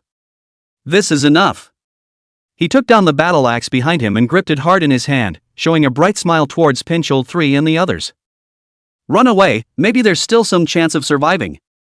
Without waiting for the crowd to react, Suwon's face changed and a sudden bellow rang out. Come over here. Chapter 15 First Kill. Taunt, released. The few people who were closest to Suwon were instantly controlled in their figures, their bodies rushing towards Suwon without listening to their commands. A few people looked horrified. This is taunt? How could a LV-12 brat taunt? If the luck is worse, LV-50 may not even be able to get this shield battle divine skill. This student boy who just left the city actually has this kind of powerful skill? It was too late to think about it. His body was like a puppet on strings initiating the attack. Suwon didn't even defend, letting the other party's attack fall on his body. 7546 plus 26. Under the influence of Suwon's ultra-high defense and the poor attribute points of a living professional, these people only inflicted single-digit damage on him. In just one breath, chi and blood like a dragon replenished the lost blood. Suwon did not swing his axe, but pushed his shield forward, like a speeding train crashing into a few rubbles in front of him, hard toppling those people out. The damage caused by this light blow was incomparably shocking to the entire audience. 1024, 1134, 1099, 1152. A few people who originally had full blood were instantly crippled. Their eyes looked at Suwon in horror. The other party had lightly hit them, but they felt that their souls were about to be knocked out. If it wasn't for the other party staying their hand, they might have to account for their little lives here today. This. Isn't student boy a shield battle? How is the damage so high? You ask me who I ask, don't talk nonsense, we'll fight soon. How to fight? People a little serious maybe want our little life. You want to die, I do not want. The crowd rioted under Suwon's blow, subconsciously retreating backwards. Their faces turned white. They didn't dare to think that if Suwon swung his weapon, would they be directly cut in half. Especially the man who had just shot an arrow, his eyes were even more dumbfounded, and the bow and arrow in his hand fell to the ground with a muffled sound. He looked at Suwon who was smiling at him, and a sudden pang of regret welled up in his heart. Why was his hand cheap just now? Was it worth it to behave like this in front of Nia Lao-san? He didn't know the answer, and no one gave him an answer. Because Suwon had already rushed over at speed. The country-faced strong man was frightened. Nia Lao-san's heart was also beating wildly. Knowing that he had messed with someone he shouldn't have messed with, he hurriedly shouted, "Brother, spare my life. My men don't know how to anger a brother. We are willing to pay the price to compensate you." With his mouth saying this, his body honestly ran backwards. He didn't know if Suwon would make a move on him, but caution was the best. It was better to run first, and at this moment, he couldn't care less about face. Apologize? Too late. Suwon laughed out loud and quickly arrived in front of the man. Looking at the man who was already scared silly, Suwon snorted, "Don't go around causing trouble in your next life." As soon as the words fell, Suwon swung his axe down, leaving faint purple marks in the air, as well as the man who had been split in half. Fresh blood was thrown in the air, and hot gas ran through the air. The surrounding professionals had been stunned silly, not knowing how to react to the scene in front of them. Although they were bluffing before with their swords drawn, they were all living professionals, thinking of at most beating someone up or beating them into a major disability. Rarely did they have the idea of killing someone. After all, they're kind of people, not compared to the main combat class or auxiliary class professions in the field to mix for a long time, seldom encountered the real killing situation, compared to the simple-minded a lot. Su Wen's strike was violent. Terrifying. The powerful axe blade did not know how to resist it. This group of professionals fell into panic and kept swallowing their saliva to hide their inner throbbing. This is a purple armor? The strong man with the country face was not involved in the battle, plus he was on the side, and saw with his own eyes a flash of purple light on Su Wen's huge axe cutting through the air as he attacked. Looking more closely at Su Wen, green-blue light continuously surfaced on the other party's body. Even though there was light affecting it during the day, it still allowed the strong man with the country face to see it clearly. He sucked in a cold breath. This was really messing with his ancestors. What student boy, afraid that it is not some newly awakened legendary professional? Otherwise, he could have this luxurious equipment when he just left the city. The country-faced strong man didn't see much and didn't know much about legendary professions, but Su Wen's performance could only make him speculate towards the most outrageous situations. Thinking of this, he no longer hesitated and shouted at Su Wen, "Brother, the little ones are not open to the eyes, they were offended earlier, these compensations are only a token of appreciation, I hope that the brother will let us live." Saying that, the strong man with a Chinese character face pulled out a bunch of gold coins from his backpack and placed them on the ground and ran straight to the distance. The rest of his companions also followed suit, and immediately walked away. As for Nie Lao-san and the others, under this terrifying attack from Su Wen, they were so scared that they stopped where they were and didn't dare to move. This kid chased after them and mastered the taunt skill. They were afraid that they couldn't run away. As for recalling the pitiful damage just inflicted by his henchmen, as well as the other party's automatic blood recovery with unknown skills, made Nie Lao-san completely extinguish his thoughts of resistance. He spoke tremblingly, "Little brother, we are also willing to give compensation." Nie Lao-san placed the gold coins on the ground, and then felt that it wasn't enough and took off the few blue clothes on his body, again his compensation. Old brother doesn't have much money on him, it's almost all here. The rightful owner you also killed, do you see it? Su Wen frowned and glanced at him, didn't say anything, just silently put all the gold coins into his backpack. As for the blue suit, Su Wen didn't even look at it. The main reason was the restriction on trading props related to professionals with. Thinking about it, he also had some expectations, and he didn't know if it was the aftermath of killing people. Anyway, Su Wen didn't have too much rejection of this, and only felt that it's actually a cooperative competitive class, it's good to be good, or else I'm really not sure I'm a match for them with one, chef. Haha, looking at the situation it should be a defense position type, it shouldn't be difficult. Team up, I'm LV-18, farmer, do you want one? Brother, I LV-17, blacksmith, together. After the rules appeared, the atmosphere of the crowd instantly changed, and the casuals had to form teams on the spot, yelling hard and showing off their few advantages. As for those who came in teams, they all walked straight towards the entrance of the secret realm. At this time, the mysterious symbol above the secret realm also began to turn into a small hourglass, displaying the word 300 next to it. 299, 298. The countdown began. Su Wen didn't shout like those casual professionals, he directly walked into the entrance of the secret realm and his figure disappeared in place. Detected that the professional team is currently lacking players, is it automatically matched? Yes. In this kind of cooperative type of secret realm, the spirit of the secret realm would mostly help the scattered people to form a team in order to better cope with the secret realm trial. It was because Su Wen knew about this that he dared to break into the secret realm space alone. Time passed. 30 seconds before the secret realm officially opened, a soft white light coalesced beside Su Wen, and when he looked, he saw a beautiful silhouette coming out of the white light. Su Wen raised his eyebrows slightly, it was actually the woman who had reminded the crowd earlier. Her level was a full LV-23, nearly twice as high as Su Wen. Among the group of living professionists before, she was also called an expert. The woman's gaze fell on Su Wen, she was slightly disappointed, actually only LV-12? How did such a low level dare to leave the city alone? She then noticed that Su Wen's costume was very different from other living professions, actually a combat profession? She carefully sized, alas, who says it is not, the old he family boy for us. Warning was wild boar-topped. Chest. Through a large hole. People. Speaking of this, the old man who opened his mouth also began to choke up. Every year that group of wild boars are going to come to the gold collar to make trouble. Not only the harvest has plummeted, this year even the people have been killed by them several times. If it continues like this, they won't be able to make a living. The old man sighed, and was just about to say something else, when he realized that there were already two young men walking over from the distance. He saw Su-won holding a battle shield and carrying a huge axe on his back, resembling the rumored imperial soldiers. "Are you guys sent by the Empire to help us?" the old man said uncertainly. "Old man, I am." Su-won smiled and opened his mouth. "The first wave of golden hogs will arrive in 60 seconds, please prepare the professionals." The conversation just now was the key to triggering the plot. The two of them, the fake imperial soldiers, needed to help the peasants of the golden collar to get through the crisis in front of them that was enough to threaten the entire village. A square field that only Su-won and Yun-ling could see was emitting a faint green light outwards. The duo walked up and another hourglass appeared next to it, showing the time of the monster attack. 54, 38, 15, 0. The time went to 0. A fat, golden-colored boar appeared in front of the duo, styled exactly like the golden pig in the outside world. The golden pig found Su-won and the two of them, grunting and snorting, its head lowered, exposing its long tusks, and aimed at the two of them. It quickly rushed over. "Get behind me," Su-won said.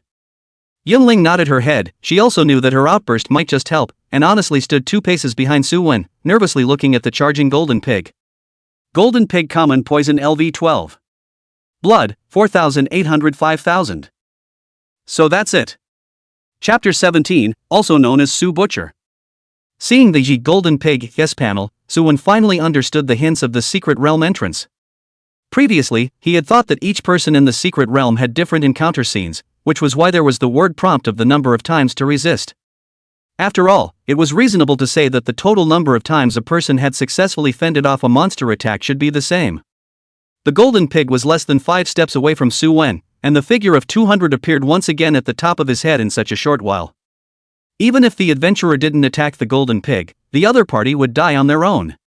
But where is the difficulty in this secret realm? Slowly dragging out the time, striving to successfully hold on to the pass with the least number of resistances? This was a thought, but there was a prerequisite. That was that the golden pig's hatred was always on you. And the other side of the probability will be mainly to destroy the rice paddy. Once the rice paddy is damaged too much, then this secret world will end in failure. And directly solve the golden pig. Then it will go directly to the next round, encounter more or higher level of the golden pig. In this vicious circle, the professional's fate is only dead or rice paddies are destroyed. 2 answers. How to control this kind of balanced progress was the key to passing the secret realm. Su-won figured out the secret realm mechanism in an instant, and Yun-ling behind him changed her expression, apparently figuring out the truth as well. She shouted, "Try to stall the golden pig and don't let the hatred shift, otherwise we won't be able to pass the secret realm." Drag? I don't have such bad habits. Looking at the golden pig that was close at hand, Su-won revealed a hint of an excited smile as he raised his shield and his right hand had already removed the giant axe. Bang! The golden pig crashed heavily on top of Su-won's shield with a muffled sound. Su-won didn't move at all, while the golden pig was swaying and staggered back 2 steps. It only felt that the shield in front of it was incomparably strong, as if it had hit a huge mountain, and could not advance the slightest bit at all.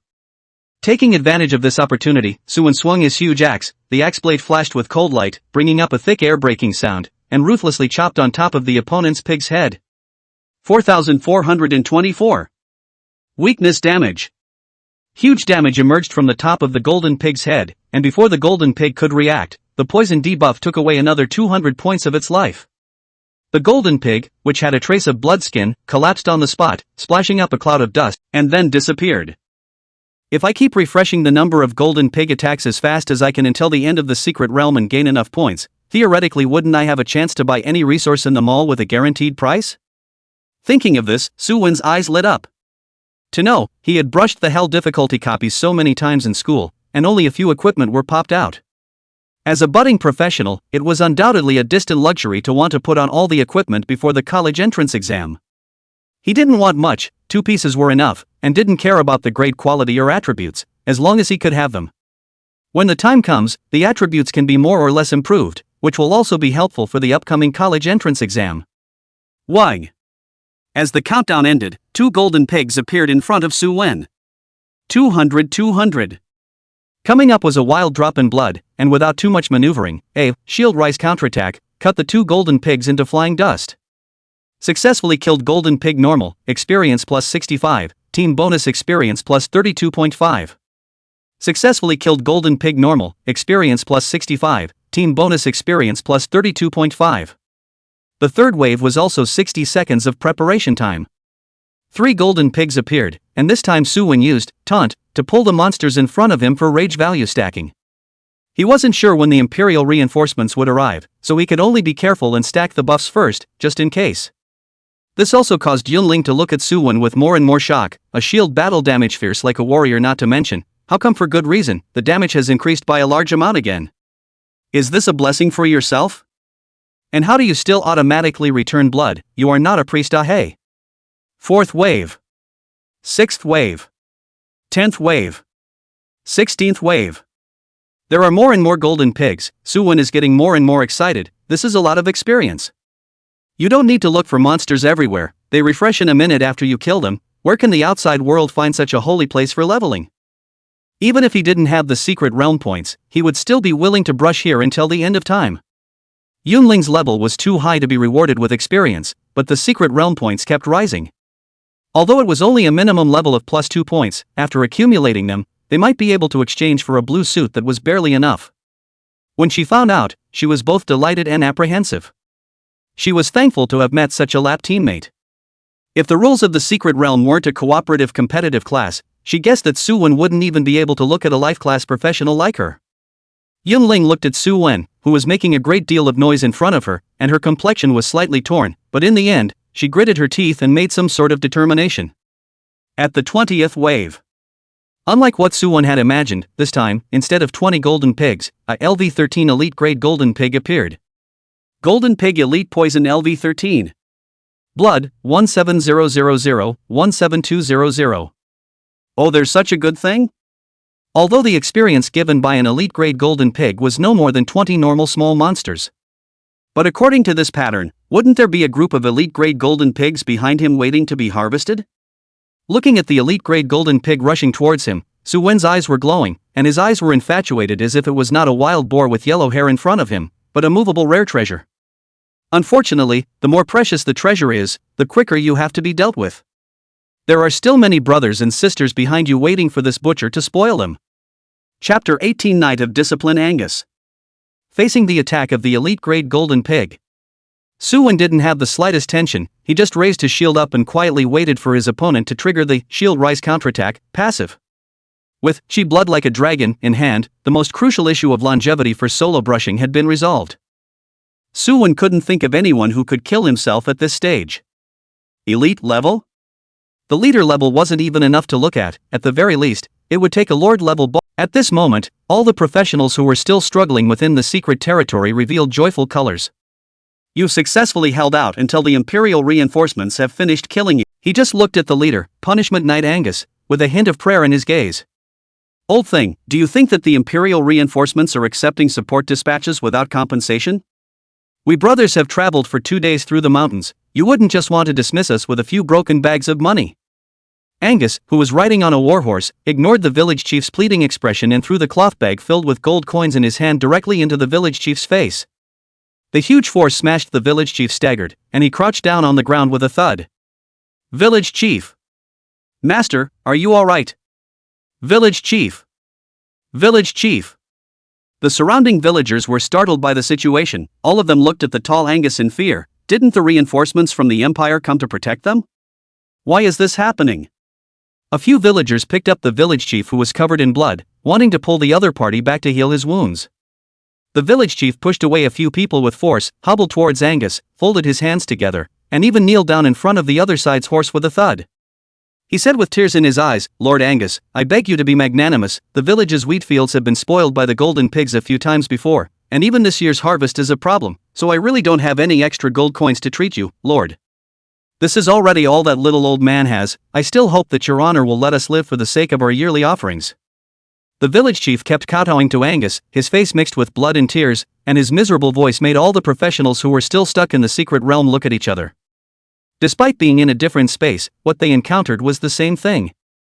Can it be that there is still a follow-up? A few people thought in their minds, but after glancing at Team Angus leveled equipment, they immediately went to the Secret Realm store to exchange their rewards. The scene in front of them was clearly not right, but due to the limitations of their professions and equipment, they didn't have the chance to continue. It would have been fine if it was a main combat class occupation. Maybe they could even participate in the next stage of the Secret Realm. These people lamented in their hearts, but there was nothing too disappointing. The harvest from this Secret Realm was enough to be worth most of their hard work for half a year. What else was there to be unaware of? These life professionists looked back at the village chief who was still on the ground begging bitterly, before turning into white light and detaching from the Secret Realm. Su-wen, I'm going to leave. The next battle isn't something that a life class profession like me can participate in. A trace of apology appeared on Yunling's face. I didn't help you much this time, but instead mixed up a whole bunch of points behind you, so I decided to exchange half of the Secret Realm points I harvested into rewards for you. Originally, all these points should have belonged to you. Speaking of this, Yunling blushed slightly and said with some embarrassment, perhaps it's related to the profession I've switched to. Any resources that are with me will give me a sense of unease and urgency if they're depleted. It always feels like something bad will happen if I don't keep some resources in reserve. You just think of me as greedy for money. Su-wen thought he could hear something new and strange, but this was it? He trade props related to professionals until he took the entrance exam, and these Secret Realm points from Yunling weren't useful. I'm also still in the restricted trading stage, so those rewards you exchanged for me can't be used. Yunling shook her head after hearing this, not agreeing with what Su-wen said. The college entrance exam is going to start in the next 2 days, even if you don't lack equipment at this stage, but you'll always need your skill books, and heavenly tilting stone, emerald, purple cloak jade, and these messy gems shouldn't be too much, right? Not to mention you, even those 100-level powerhouses are incredibly attached to these resources. 1 is not too little and 2 is not too much. Cultivating equipment is a long process. I'm a living professional who is not destined to use any good equipment. Selling these resources to others is also selling. Why not give them to you directly? Su-wen was somewhat speechless by Yunling's logic. You also said that cultivating equipment is a long process, but how many of those points can you exchange? In the later stages, the gems required for equipment enhancement were counted in thousands, just like a bottomless pit. I don't know how many rich and powerful people were completely emptied out. The level of poverty was not much richer than Su-wen now. And those could all be 100-level powerhouses. Don't worry about it, just listen to me on this matter. After the college entrance exams, I will add you as a friend, and then I will directly mail the redeemed supplies to you. After saying that, Yunling didn't wait for Su-wen to reply. She walked to the Secret Realm store, picked and chose to exchange some resources, and then she also turned into a white light and disappeared in the same place. At this time, only Su-wen was left in the entire Secret Realm. After Yunling left, Su-wen continued to watch the developments. At this time, Angus had already been made very impatient by the village chief. He dismounted and kicked the village headman, coughing up blood and flying backwards, and also spat a mouthful of thick phlegm fiercely on the ground. I'll give you guys a day to prepare your honorarium. If you still have only a broken money bag to give to me like today, I guarantee that tomorrow, the golden pigs will step on your fields. So that you will be completely reduced to monster blood food, and the survivors will become the lowest class of the Empire's stragglers. Saying this, he laughed loudly, flipped onto his horse and led his companions away into the distance. Among the team there was a mage in black robes. Before he left, he shook the staff in his hand, his mouth recited some kind of incantation, a spell formation emerged from the ground. The golden pig stepped out from within, panting and snorting, red-eyed and charging hard towards the village headman's side. And Angus's group had completely walked away without a trace. Golden pig common poison LV12. Blood, 4,800 5,000. It's actually exactly the same as the previous golden pig. Su-wen's eyes flickered as he looked at the direction Angus had left. If he wasn't wrong, the entire Secret Realm was divided into 2 stages of tests. The first stage was to resist the golden pig, and secondly, the culprit who caused the current state of the golden collar appeared, and the professional who chose to continue the challenge or would face Angus' 10-man squad directly. That was a fully configured Imperial squad. After Yunling withdrew from the test that was supposed to be given to 2 people, only Su-wen was now left. Although there was no use for her to stay here. Su-wen utilized Shield Rising counterattack and split the golden pig in half with an axe, while the voice of the spirit of the Secret Realm was heard in his ears. 3 years ago, the Golden Collar was a quiet and peaceful paradise, where the villagers relied on the fields left behind by their ancestors to live and work in peace and happiness, until a young man covered in blood barged in and managed to break the peace of this place. Since then, the gentle golden pigs have been trampling through the wheat fields every harvest season, destroying the fruits of the farmers' hard work. The villagers were so weak that they had to turn to the Empire, which sent Angus to help them, and every time he came, the pigs were terrified and didn't dare to attack. The villagers would also warmly treat the Angus team that came to their rescue, until one time they didn't offer the so-called honorarium, and things only deteriorated further. You have chosen to help the villagers of the Golden Territory through this difficult time. Defeat the Imperial reinforcements led by Angus, and discover the source of the Golden Pig's mutation. By striking out to attack the summoned Golden Pig, Su-wen's choice had been defaulted. Confront Team Angus. This was an elite Imperial squad with a reasonable distribution of professions among the team members, offense and defense, and basically no weaknesses. A solo challenge was almost equivalent to looking for death, but Su-wen still chose to confront it. Because he was strong enough. Su-wen's self-confidence had been completely built up by the two major SSS skills in these 4 short days, and even if he faced a powerful enemy, he wouldn't shy away from a fight. What's more, with the purple armor in hand, how hard could it be to fight a lowest-level secret realm? After surmising that the black hand behind the golden collar's change was the Angus squad, Su-wen didn't follow the other party's words to see him again a day later. Instead, he followed the hoofprints of the other party and broke into the surrounding woods. This place was overgrown with weeds and trees, making it almost impossible to see the road. If it wasn't for the more obvious traces left by Angus, Su-wen's pursuit was afraid to be fruitless. After walking for another half a day, Su-wen finally entered a fairly open area. There were many tents erected here, and at this time, brown men with bandanas and round knives were busy around, chopping wood and cutting down trees, making fires for cooking, and in the distance, there were also people erecting fences into the earth, looking like they were preparing to build a camp. Suddenly, someone saw Su-wen sneaking around in the distance and immediately yelled, "There are enemies!" The surrounding Han instantly stopped their work, drew out the round swords on their waists, and rushed towards Su-wen. Bandit Common LV-12. Blood, 4,500. So it's a group of bandits. Then your leader Angus should only be a small bandit leader. I really don't know how you dare to impersonate an Imperial squad. Su-wen lightly laughed and split the bandit that rushed to him in half. According to his understanding, the secret territory was just the background hollowed out in the real world, and the strength could be on par with the outside world. Therefore, the Empire here was by no means some small island country or something like that, but rather a country with many strong people, strong enough to conquer the stars. In this context, Angus actually dared to pretend to be an Imperial reinforcement, fearing that he hadn't lived long enough? How could a LV-15 minor character dare? Kid, stop it. Just as Su-wen was killing his way through the bandit camp, an angry roar suddenly came from the distance. A man with a warhorse and a burly body ran at great speed, followed by 9 figures, their gazes falling on Su-wen's head. Su-wen's face was unchanged, and Angus' information had quietly changed. Defector Angus Head Boss LV-15. Blood, 97,500. Chapter 20 Strong Spell. This Angus was indeed a leader-level boss. Su-wen had already guessed this, but it was only the opponent's title that surprised him a bit. Defector? So Angus was previously affiliated with the Imperial military? But this is also no reason the treatment of the military in the entire empire is considered favorable, not better than in the gold collar all-day blackmail and bullying peasants? Despite the confusion in his heart.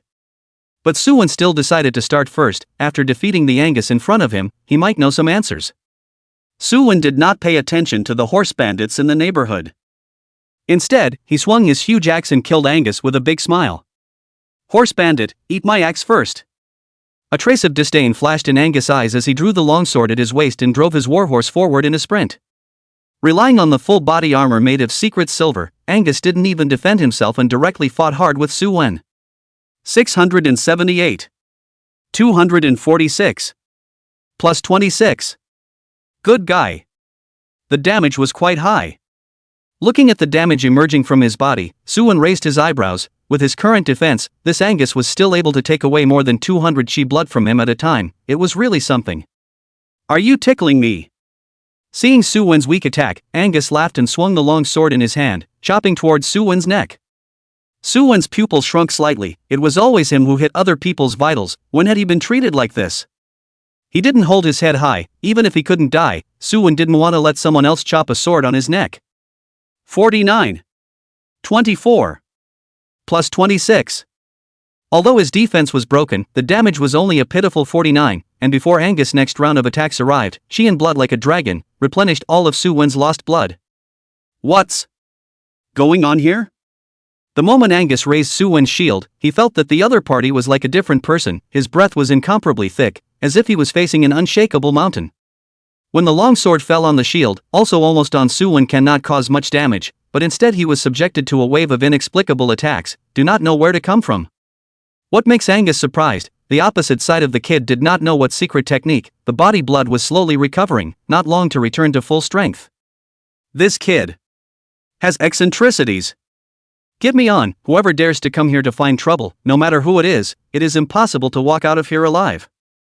Angus didn't hold back, calling out to the surrounding horse bandits, and together with the 9 professionals in the rear, he unleashed all kinds of skills to blast towards Su-Wen. Arrows, fireballs, ice picks. Never before had Su-Wen experienced so many long-range skills attacking at the same time. However, Su-Wen did not panic too much. From his line of sight, the information of the 9 professionals was clear at. They were almost killed by a single blow. This is still a shield warrior? I'm afraid it's not some berserker who's skilled in martial arts who's here pretending to be a pig eating a tiger? Looking at the other party's legs were soft, but still desperately fleeing from the tragic situation, Su-Wen did not have the slightest compassion, went up to the other party to send 2 axes to the road. Intense blood she spread, scared the surrounding crowd have retreated, terrified and incomparable looking at Su-Wen holding a huge axe. Just now those noble professional adults died like this? These horse bandits are somewhat unacceptable. Usually high and mighty professionals, at this time in front of Su-Wen is like a chicken cub, being pinched and rubbed round, wantonly abused and killed. That relaxed look, as if he was not killing a professional who was even higher than his level, but rather, he was inadvertently crushing some ungrateful ants on the side of the road. 4th brother. 6th sister. 9th brother. Even Angus, who was a leader-level boss, didn't react as Su-Wen directly decimated his own siblings in 3 strikes. As he watched the other party trying to chase after the remaining few, his eyes glazed over and he roared as he came at Su-Wen. Quickly dodge. Be careful, don't get close to the other party. The remaining few professionals were moving away from Su-Wen, not daring to fight head-on with the other party at all. The tragic scene just now was still floating in front of the eyes of a few people. The elite-level experts were like ants in front of him, almost unable to take even a single move. How could they fight? They ran in front and Su-Wen chased after them. As for Angus, relying on the advantage of his warhorse, he quickly stuck behind Su-Wen, his longsword slashed down, and a piercing sword light struck Su-Wen's back at an extremely fast speed. 450. Terrifying damage popped up, and Su-Wen also stumbled for a while by this sudden hit. Fortunately, he reacted quickly and was not directly knocked down. At the same time, plus 52 began to keep popping up above Su-Wen's head. Chi and blood like a dragon began to return 2% of his blood and mana every second. In just a moment, most of the dealt to him by Angus' sword light had already. It was simply chopping and slicing. The few professionals who fled to the distance once again released their skills, and colorful light clusters kept flying towards Su-Wen. But Su-Wen, who had already gone crazy from killing, didn't care too much, relying on his ultra-high defense and the passive of Chi and blood like a dragon, he carried down all the damage hard. Wanting to get rid of these minions quickly. Only Angus needed Su-Wen to keep a special eye on him, lest the other party offered a killing move and directly jained himself. Although this possibility wasn't great. 5,560. 5,643. 5,548. Su-Wen madly killed. I don't know how long it took, there was no one left of the horse bandits around, all of them fell in a pool of blood. Even the few professionals, except for the summoner, were all killed under the taunt skill, and were pulled close to Su-Wen and hacked to death. The smell of blood at the scene was pungent. Angus was gasping for air, and that summoner also fainted to death due to excessive mana and spirit consumption. The only ones who could stand were Su-Wen and Angus. Kid, I admit that you are very powerful, I can't kill you, but you don't want to kill me either. Angus glared at Su-Wen with red eyes. Things had come to this point, he had understood that the man in front of him simply wouldn't stop until he had killed them all. He didn't ask the other party the original reason. Angus had seen the other party in the golden collar, and it was highly probable that this man had come for those peasants who were covered in stench. But as for that? Those people gave him what favor, let this person kill to this. He wasn't sure how many sword marks he had left on the other person's body, but not a moment later, Suwen's terrifying chi and blood secret art restored the wounds all over his body as if it was the beginning. It was the same as a small strong man that couldn't die. This also made Angus's heart grow a touch of fear. Is it hard for him to die here today? As for escaping, the treasures predicted by the Lord is still in the hands of the peasants of that group. I wanted to go to fetch it tomorrow. Who had thought that I would suddenly encounter Suwen, this reckless man? A shield battle, fierce simply unlike words. For a moment he suspected that there was a priest living inside the other party, or else how could that chi and blood secret technique last for such a long time? It hadn't stopped from the beginning until now. You are unable to kill me, but that doesn't mean I can't kill you. Don't think too highly of yourself. Defector. Suwen opened his mouth in a cold voice, and after saying that, he went straight to the fainted summoner. Defector? Could it be that he knew something? Angus' face was unsightly. If that was the case, he couldn't just walk away even more. He had to silence Suwen to prevent the secret from leaking out. He hurriedly came to his second brother's body and fought with Suwen. Only this time, he struck harder and faster, vowing to completely kill Suwen here. In order to prevent his opponent from escaping, Suwen hardened himself against Angus's strike before aiming his axe blade at the horse's head. With just one blow, the horse spurted blood and was instantly killed. Angus also fell off his horse. Without his charging horse, he could only have no choice but to fight Suwen. 5,560. 1,580. 1,602. Suwen's damage was explosive. Without the protection of his warhorse, he casually struck with a 4-digit damage, and even under shield rise counterattack, he was able to burst out with a terrifyingly high damage of more than 5,000. This was simply not something that Angus could resist, especially in a 1v1 situation. Even though he was a leader-level boss, it was difficult to compare him to Suwen, who was wearing a purple suit and had 2 major SSS-level skills added to his body. Each attack could take away at least 1% of Angus' blood, and even 5% with a high burst. It didn't take long. Angus was already covered in blood, and the red light behind him began to flash rapidly, representing that the leader-level boss had entered the final berserk state. Angus' attributes rose and he frantically attacked Suwen. But at this time, Suwen changed his usual casualness and started to become cautious, no longer attacking recklessly. He just waited for the shield rise counterattack to be activated again and again, slowly grinding the other party down to the last trace of blood skin. Under Suwen's defensive counterattacks that were as steady as an old dog's, Angus was furious to the point of madness. He knew he didn't have much time, and only wanted to rely on his final explosion to kill his opponent. Unfortunately, the shield that emitted a light green light was like a mountain, dissolving all of his explosive skills. At the last moment, Angus was already delirious and only saw a dazzling purple aura fill his vision before he lost consciousness. Successfully killed Defector Angus leader boss, experience plus 1,600, additional experience plus 240 for crossing levels. You have obtained Defector's ring green. You have obtained the Defector's belt blue. You have gained Heavenly Tilting Stone 120. You have gained 3,052 gold coins. The things that exploded were okay, 1 green and 1 blue, very much in line with the output of a leader-level boss. As for the Heavenly Tilting Stones, they were also okay, you can never have too many of them. Suwen didn't check the specific attributes of the equipment, but walked to the summoner, lifted him up and walked towards the village. When Suwen returned, the village chief was still waiting anxiously at the same place and did not leave. He sighed from time to time, his eyebrows were wrinkled into a Chuan character. Until he saw Suwen come back and carry a person in his hand, then he was relieved, and hurriedly got up and went forward. There was still a color of joy on his face that he couldn't hide. This warrior, Angus, those bastards. Killed by me. Without waiting for the village chief to finish, Suwen opened his mouth to interrupt, and at the same time threw the summoner to the ground and opened his mouth. Village chief, the source of the Golden Pig rampage in the previous years was probably caused by this guy. He pointed at the still unconscious summoner. Do you recognize this person? Hearing Suwen's reply, the village headman was finally relieved, and then he couldn't help but burst into old tears. The villains who had plagued the gold collar had finally been killed, and they were finally saved. After crying for a while, the village chief reacted to the fact that Suwen was still there. The village chief wiped the corners of his eyes and calmed down slightly, ignoring the summoner who had fainted to death. He came in front of Suwen, solemnly clasped his fists and opened his mouth to thank him. Many thanks to the warrior for his righteousness in saving the villagers of the golden collar from the fire.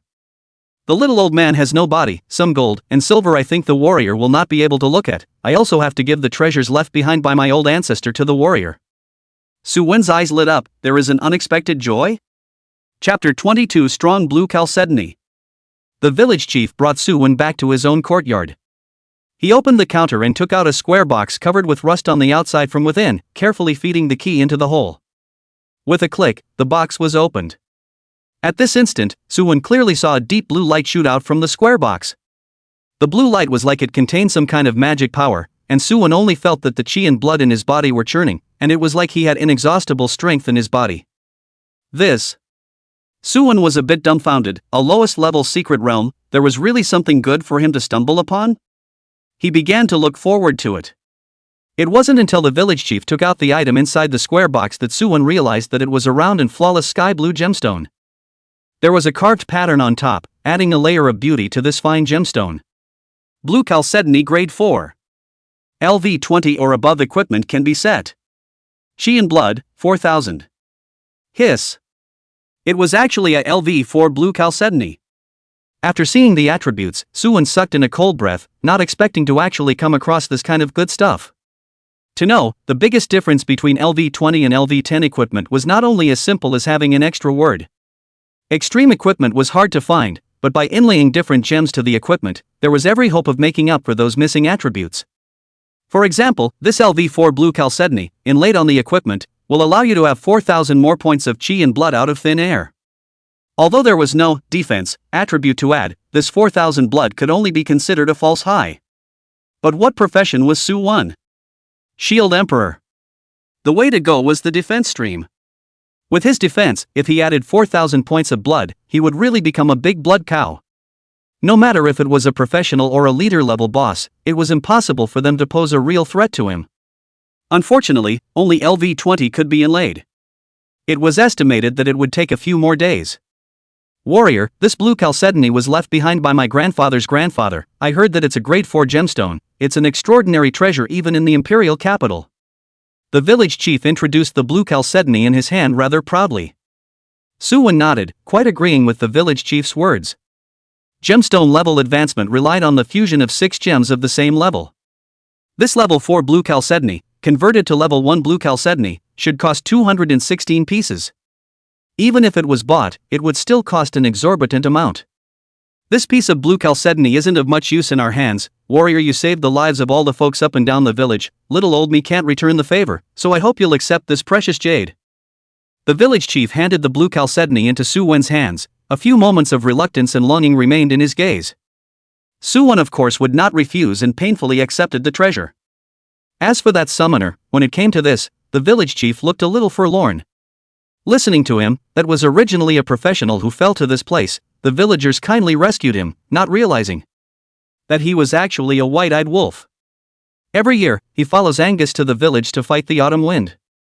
As for Angus, the village chief is also not clear about the other party has become a defector. The clue actually broke. After chatting with the village chief for a while longer, Su-wen arrived at the secret realm store. Pieces of treasures made Su-wen's heart pound. If only all these were mine, Su-wen thought so in his heart. Heavenly Tilting Stone 1 point. Emerald 1 point. Blue Chalcedony 1 point. Golden Spear Blue 150 points. Blessing of Velis Blue 180 points. Blessing of Velis Blue 180 points. Sneaking Skill Book 200 points. Berserk Skill Book 200 points. Low-level Blessing Skill Book 200 points. Low-level Blessing Skill Book 200 points. Guardian's Armor Green 400 points. Dragon Scale Necklace Green 500 points. Ordinary Golden Pigs rewarded 10 points per round, while Elite Golden Pigs rewarded 20 points per round, and Su-wen currently had 520 secret points in his hand. The items here that Su-wen valued the most were the green quality, Dragon Scale Necklace, and a melee skill book, Berserk. Unfortunately, with his points, he could not do both. After hesitating for a long time, Su-wen still took the Dragon Scale Necklace and 20 Heavenly Tilting Stones. In the early stages, the increase that a piece of green equipment brought to a professional was much greater than an ordinary skill. Not to mention rare equipment like necklaces. Besides, when the college entrance exams were over, these types of skills might be able to be bought directly elsewhere as well, and at most, they would be used later. It was already 3 in the afternoon when he came out from the secret realm, and there were still 3 hours before the experience reward ended. Suwon wasn't in a hurry and found a corner to slowly check out the harvest from this trip. The first thing was the most precious necklace and ring. Dragon Scale Necklace Green. LV 10 or above can be used. Durability, 1000. Chi and Blood, 300. Physique +8. Defector's Ring Green. Can be used by LV 10 or above. Durability, 1000. Damage, 110. Strength +7. Probably because of the secret realm reward, both pieces of equipment had very good attributes, very suitable for melee class professions. Especially the Dragon Scale Necklace Green, with a double increase in Chi, Blood, and defense, was just right for Suwon to use. There was also a belt that had exploded from Angus. Defector's Belt Blue. LV 10 or above can be used. Durability, 1000. Chi and Blood, 180. Strength +3. The 3 major equipments were now considered to have made up for most of the equipment on Suwon's body, and a trip to the Wilderness Mystic Realm was just one trip. It was really earning a lot of money. If he were to leave the city tomorrow like the other students, he was afraid that he wouldn't even be able to drink soup. Suwon has some feelings. After putting the equipment on, he formally set foot in the Ye Gold's collar, to find those fat-headed and pig-eared golden pigs to practice. Time passed quickly. In the blink of an eye 3 hours had passed. With the hardware update, Suwon's upgrading efficiency was much higher again. Together with most of the experience accumulated in the secret territory, before 6 o'clock, Suwon successfully promoted to LV 14. Suwon, who had been busy for a day, was ready to hit the road and go home for a good night's sleep. Leveling in the wilderness was cool, but it was also much more tiring than the copies within the school, and there was no time to rest at all. From morning to night, there had been battles, during which a lot of people had been killed.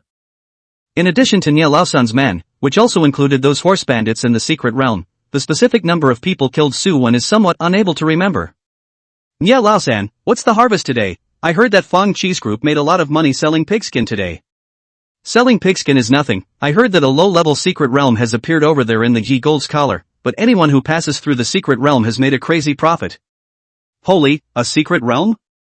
Luck is so damn good, it's a pity I'm not over there. Wang Hung sighed slightly in his heart as he wandered around in front of the West City Gate, listening to the incoming and outgoing professionals share their harvests for today. The secret realm? That was a good place to go, but it was a pity that he had only just reached LV 10, just one day short of catching up. He was a bit unwilling. If he could catch up with the secret realm coming out, he was confident that he would completely take the spot for this year's highest academy enrollment. Oi! Just when Wang Hong was still sighing, a familiar voice suddenly came to his ears. Young Wang, what are you doing at the edge of the city so late at night? Turning his head to look, he saw that it was the son of the boss of the family's subordinate, weapon workshop, Nie Laosan. This person was a few years older than him, but unfortunately, he was only a living profession, and that was all he had in this life. However, Wang Hong was surprised to find that we didn't have enough manpower and were injured by them a few times. Dead? Wang Hong looked at Nie Laosan with some surprise. Although he couldn't look at this group of living professionists, these guys were almost all LV 17 plus in level, right? Going to those low-level areas outside the city to brush monsters, and just this and still die? You're afraid that you didn't grow up eating slop. Seeing Wang Heng's incredulous and slightly disgusted expression, Nie Laosan was indignant in his heart, but he didn't dare to show it. Young Wang, it's not what you think. At that time, we and Fong Cheese Group discovered the newly emerged secret realm at the same time, right over in the domain of gold. But then a ruthless man drove us all away, killing my brother in the process. Nie Laosan briefly recounted the afternoon's events, only omitting the reason for the other party's strikes and only talking about the outcome. He still wanted to ask for some burial money for the dead guy, so he couldn't make it too clear. Secret realm? You met it? Then you didn't go in and were scared away like that? Wang Heng's eyes widened, looking at Nie Laosan as if he was looking at a stupid dog. This is too timid, why didn't he see it normally? That person is a main combat class profession. 1x split my brother in half. I also want to avenge my brother's death. I also want to go into the secret realm and make a break for it, but unfortunately, we're no match for that person. When Nie Laosan said this, as if recalling something, his pupils shrunk slightly and his lips trembled a little. Hearing Nie Laosan's explanation, Wang Hong instead became a little confused. A person? A main battle class occupation? Then what's the point of him running to the golden collar? Shouldn't all those people be practicing in a high-level area? There was no need to covet the harvest of a lowest-level secret realm. Hey, young Wang, that's a newcomer, just reached LV-12, probably the same batch of students as you. That person is carrying a very large axe on his back and holding a shield in his hand. He should be a shield warrior or something like that. The opponent's damage is also very high, it can cleave someone to death in go. I reckon that person should be a main battle class legendary profession, otherwise it couldn't be.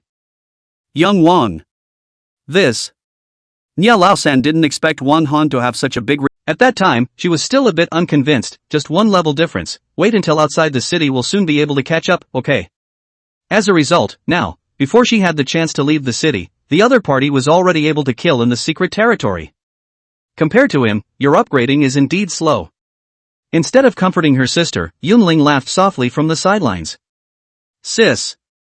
You're still laughing, quickly help me figure out how to catch up with that guy, it's already so much worse. Junqi pulled Yunling's arm and shook it for a while, howls. That was the lack of group second AoE skills. He could only perform single-point strikes on monsters, even if his giant axe had a wide attack range and could attack several monsters at the same time, it couldn't change the fact that Suwon lacked group second skills. This was an occupational positioning issue, and there was no excuse for not having them. Suwon is not willing to go on like this, the early stage can still rely on SSS level skills and equipment to lead other professionals of the same class. However, when everyone's level rises and their equipment takes shape, the upgrade speed of those mages with group second skills will absolutely skyrocket. It wasn't impossible to catch up with Suwon in this regard. Especially those families or union forces, after the college entrance exams were over, they would be able to tilt their resources more towards their juniors. This was an advantage that Suwon did not have. There had to be a way. When Suwon closed his eyes and thought, a strange sound entered his ears. The sound of leaves rustling, as well as countless sharp air-breaking sounds. This is hard to believe that there is a wild leader boss? Suwon was a bit surprised. In the low-level practicing area, wild leader bosses were hard to encounter. He hadn't encountered one in the past few days when he was out of town. It's hard to believe that today's luck has changed. Quickly run, it's an alpha-level boss, I can't stop it. A stout youth holding a battle shield struggled to fend off the monster in front of him. It was a tree demon that could move, its branches flying all over the place, striking at the professionals in all directions. The surrounding professionals were shocked at the sight and drew closer behind the shield warrior. They had previously thought that this was an ordinary tree demon, but they didn't expect to see that when they got closer, it was actually an alpha-level boss. Unfortunately, the lanky youth had not mastered the taunt divine skill and was unable to shield all of his teammates. A few people were sent flying backwards, coughing up blood. It looked at Suwon resentfully. Exuding a dangerous and bizarre aura, countless branches surrounded by pitch-black mist were thrown at Suwon, only to have the damage cut to the extreme by one of its shield rise counterattacks. The tree demon's proud attack was ineffective, and was also slashed by Suwon again. His painfully hideous expression let out a miserable howl that spread in all directions. Hiss! At this time, Wang Hong and the others, who had already left, froze when they heard the miserable howl coming from the distance. That direction! Wasn't it where the tree demon boss was earlier? Is it hard to believe that someone is fighting? The people looked at each other. Their eyes were a bit eager to try. They couldn't beat that boss, but someone else could. The alpha-level bosses were few, but the experience they gave might not be as much as what she gave by honestly brushing the monsters here. The calm leveling environment only lasted for a while. Another monster roar came from the previous direction, accompanied by the miserable howls of some humans. Listening to the sound was getting closer and closer. Young Wang, this person's level is so high and his damage is a bit outrageous, do we still want to go on? Behind the woods in the distance, Wang Hong and his group quietly hid here, looking at Suwon and the tree demon fighting, all of them revealed an expression of disbelief. The emotions that were originally still high, at this moment, they were all a little crestfallen. Too strong. One person was challenging a leader-level boss, and his level was much higher than theirs. Could they really take the right to the boss in the other party's hands? Wang Hong was also incredibly shocked as he looked at the figure fighting the tree demon. He recognized the other party, it was Suwon from River Spring High School. That original River Spring City's #1 talent. But how is this possible? Wang Hong looked at Suwon's eyes, couldn't hide his shock. How did this guy upgrade so fast? A shield warrior, how did he get to LV18 before the college entrance exam? Chapter 25 I Don't Care Who You Are. Although he had heard Nia Laosan talk about Suwon before, when his level had reached LV12. Despite his inner surprise, Wang Heng still had the confidence to catch up. His profession was a flame spellcaster, which was considered strong among the rare professions. Moreover, he had obtained a small AoE skill of the mage class inside the novice copy. So Wang Heng was confident that with his status as a mage, he could catch up with Suwon in a place like the wilderness where monsters were piling up. They mages could all be masters of upgrading. Earlier, they were only limited by the copy cooldown time. But when he actually stepped outside the city, he realized how ridiculous his earlier guesses were. There were a lot of monsters, and the small AoE skills were good, but the frequent use of skills left his spirit and mana in a deficit from time to time. Had to stop and rest. Previously, he hadn't noticed anything with the copy cooldown as a buffer. But when he actually came outside the city, he realized that the truth was not as good as he had imagined. Until the last day, he was still a lot of experience short of advancing to LV16. That was why Wang Heng was so shocked when he saw Suwon's level as high as LV18. After the shock, a wave of jealousy also arose in his heart. Why should he be able to reach LV18? What gives a fallen genius the right to make it this far? Wouldn't it be good to just fall into the mud and be stuck there forever? To actually become stronger than before. Wang Heng didn't understand and didn't want to understand. Jealousy and anger shattered his sanity. He only wanted to kill Suwon now, take the boss belonging in his hands, and become the true #1 genius of River Spring City. Get on! Why don't you go up? Wang Heng's voice came through gritted teeth. Kill this guy and the boss drops mage equipment or skills to me. Turn around and I'll give you triple compensation and introduce you to the Mage Mutual Aid Society or other unions of the same level. Wang Heng's voice gradually became cold as he stared at Suwon dead in the face. Even if we can't kill the tree demon, at the very least, we have to that guy to death. The crowd was attracted by Wang Heng's promise, and their original tangled emotions were thrown out of their minds. Even though there were still a few people with a hint of resistance, not really wanting to take the risk of dealing with that shield warrior that just looked so powerful. However, under the persuasion of the crowd, they eventually chose to agree. At the command of Wang Heng's voice, all of them rushed out of the woods, and their skills were released towards Suwon. There are still people? Herein. Gee, the cracking sound coming from behind him, Suwon was able to put his shield BAC K up, blocking the chaotic skills. Even his defense didn't break, causing his heart, which had been raised the moment before, to fall slightly. He twisted around, and only then did he see that it was a group of young-looking professionals. Their highest level was LV15, and their lowest was only LV13. They should be professionals of the same class. But with such a little strength, how did they dare to strike at him? At this time, Suwon's blood bar also appeared in front of everyone's eyes with the start of the battle. The students who were originally stimulated by Wang Heng and were a bit on top of their game, but at this moment, it was as if they were splashed with cold water, completely sobering up. Human LV18. Blood, 3,874 4,146. This. The crowd was somewhat lost in shock at this moment.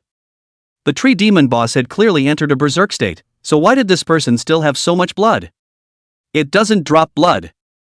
The 4,000 or so high chi blood made these newcomers who had just left the city, especially the burly shield warrior, fall into a state of confusion in their eyes. The same shield battle, why is it difficult for him to break 2,000 chi blood, but the enemy is more than twice as much as him? Is this a newcomer from the same class as me? Wang Heng was similarly irritated, but at this time it was difficult to ride the tiger. It was impossible for him to call it quits. Biting his yap, he roared out. Quickly use your skills to kill him, there are so many of us, there's no way he's a match for us. If we succeed, the compensation will be doubled afterwards. Looking at Wang Heng, who was hiding behind the crowd, Suwon sneered and did not immediately pay attention to the other party. He didn't know Wang Heng, nor did he need to. If you dare to rob my boss, then be prepared to pay the price. Suwon was on fire, completely abandoning his shield and frantically attacking the bloody tree demon boss. He was prepared to pocket the boss first. The boss that had originally fallen into a berserk frenzy, after Suwon's frenzied bombardment, didn't last long before it completely died. It turned into a dead tree and stopped moving. Not caring about the equipment that exploded, Suwon looked at the group of professionals that were still attacking him, and a trace of disdainful smile appeared on his face. Want to kill me? With just you guys? Suwon let out a bellowing cry and the skill, taunt, was activated, controlling all of the several melee professionals. Then, he triggered, Shield Rise counterattack, and slashed his axe across the chests of the three of them, blowing up several lines of horrifying damage on top of. Suwon frowned slightly when he saw this. His taunt hadn't finished cooling down yet, and he was afraid that it would be a little difficult to exterminate all of this group. However, he looked at Wang Hong, who was running in the forefront, and his eyes were extraordinarily cold. If you want to kill him to rob the boss, then be prepared to be killed back. A group of professionals who don't know the sky and the earth. Suwon, if I die here, you definitely won't be able to walk out of this River Spring City, no one can save you. Seeing Suwon getting closer and closer, Wang Hong died and screamed out in terror. Those people will tell my parents about what happened here, but if you touch a single hair on my head, I swear that you will also come down to accompany me. Ha ha ha. How dare you threaten me at the end of your life, you really don't think your life is hard enough. Hearing the scream of Wang Hong, Suwon was amused and laughed out loud. You even know my name, tell me, how else would I dare to let you leave safely? Dying under my axe might be your last choice. Chapter 26, A Chance Encounter. Yunqi frowned slightly as the sounds of fighting came closer and closer, and even the clear screams of humans could be heard. An armed fight would still occur in such a low-level district outside the city? As she gazed over, she only saw a few woefully unrecognizable occupiers frantically fleeing. Behind them followed a figure wielding a huge axe, and every time he swung it, a journeyman was cut in half and died a horrible death on the spot. Yunqi was taken aback, and before she could retreat to the distance, she heard Wang Heng's miserable voice. Suwon, if I die here, you definitely won't be able to walk out of this River Spring City, no one can save you. Suwon? Yunqi, who had wanted to stay away from here to avoid trouble, had her footsteps stumbled. She looked puzzled. Was this the person she knew? Soon, Suwon and Wang Hong came within Yunqi's field of vision as they chased and fled together. The young master of the Mage Mutual Aid Association had no image at the moment. Although he wasn't injured, his original soft face was distorted abnormally due to excessive shock. Looking at Suwon, who was getting closer and closer, his legs weakened and he fell to the ground with a thud. Wang Hong looked at Suwon in horror, his legs and feet stomping about, his body rubbing and moving backwards. You can't kill me. No. Can't. Wang Hong was a little stuttered at this time by fear. His mouth kept repeating this passage. But Suwon was oblivious to this and ignored Wang Hong as his gaze fell on Yunqi, who was standing behind the tree. The other party looked excited the moment she saw herself, but then she was occupied by worry and shock. Suwon was a bit surprised, not expecting to meet his classmate here. Unfortunately, this was not the time to catch up. He walked slowly towards Wang Hong. The other party was so frightened that he started to release his skills randomly, but unfortunately it was not even enough to scratch Suwon's body. Under the series of attitude changes of Wang Hong begging for mercy, crying, and cursing, Suwon raised his giant axe and heavily chopped above the opponent's head. There was a soft sound of giggling. The skull shattered and blood soared wildly. This. Looking at the approaching Suwon, even Yunqi, who came from a strong family, could not help but stutter. Cold sweat broke out on his forehead. This guy won't kill me off, right? Suwon. I have been looking for you for a long time. Didn't expect to be so coincidental. The corners of her mouth unconsciously grinned, revealing a smile that was worse than crying, waving her stiff arms towards Suwon to greet him. Don't be nervous, third-year classmate, it's not like I'm going to kill you. Seeing Yunqi's nervous appearance with a forced smile and involuntary shaking of her calves, Suwon put his huge axe full of intimidation behind his back and spoke with a smile. This guy took advantage of me killing the boss to bring someone to sneak attack me, so I killed him. It was that simple? Perhaps it was the slight trust accumulated over 3 years of classmates. Listening to the other party's explanation, Yunqi let out a long breath and her body relaxed quite a bit. Especially when Suwon took his weapon back, she only felt that the air around her was a few points fresher. The impact that frighteningly huge axe had given her was just too great. Killing someone was just like chopping up a chickadee. Who wouldn't be confused when they saw it? So you were the one who discovered the previous boss? Yunqi asked. At the same time, she took her eyes off the miserably dead Wang Hong, her nervousness once again subsiding by a few points. No, but when I went over, there was no one there, so I killed the boss in passing. Suwon's tone was lighthearted, as if killing the boss was no different from killing ordinary small monsters. You just left town to look for me? Why is that? He and Yunqi were just ordinary classmates come friends. What was so worthwhile for the other party to personally come outside the city to look for him? Speaking of which, Yunqi instantly came into the spirit, not at all missing the nervousness and constraints she felt just now. Looking for you to practice leveling. Heard my sister say that your level is very high, so I thought of coming to hug my thigh, and rubbing experience in the process. Yunqi couldn't help but blush, and then laughed to herself. There was no more pride of being a genius in school. A rare professional who said the matter of hugging the thigh and rubbing experience to upgrade was not straight and strong. She secretly glanced at the top of Suwon's head, and that LV-18 level made her cover up her small mouth and let out a gasp. LV-18? How could it be so fast? One must know that as a rare profession, she put her into practicing leveling every day, and she was still a bit away from. Suwon was LV-18? How did he do it? With his strength, wouldn't he be able to securely enter the highest school this year? After being surprised, Yunqi's heart surged with a burst of ecstasy. Thanks to me looking for you for such a long time, it's true that I was right. You still have to choose a stronger thigh, it's reliable. Your sister? Yunling? Suwon remembered the companion in the secret realm. He always felt somewhat familiar before, so it was Yunqi's sister.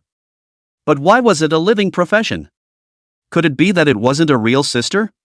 Suwon didn't think much about it. Looking at Yunqi, who was full of expectation, he let out a light laugh.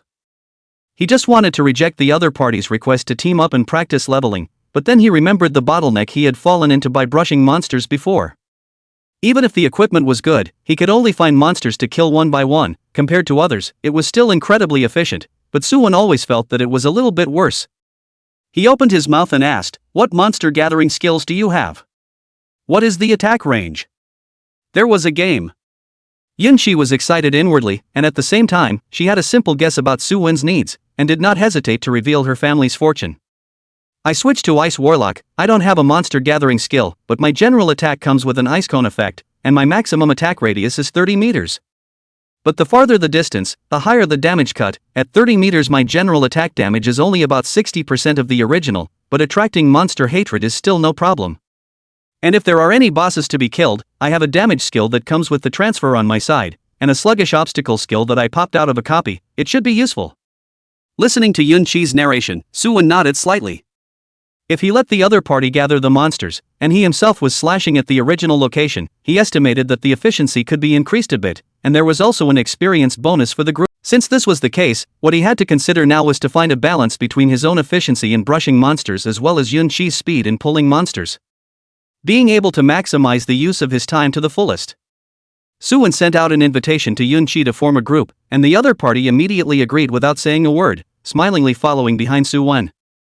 "Brother, I'll listen to all your commands. I'll never go west if you go east. I promise to fight wherever I point."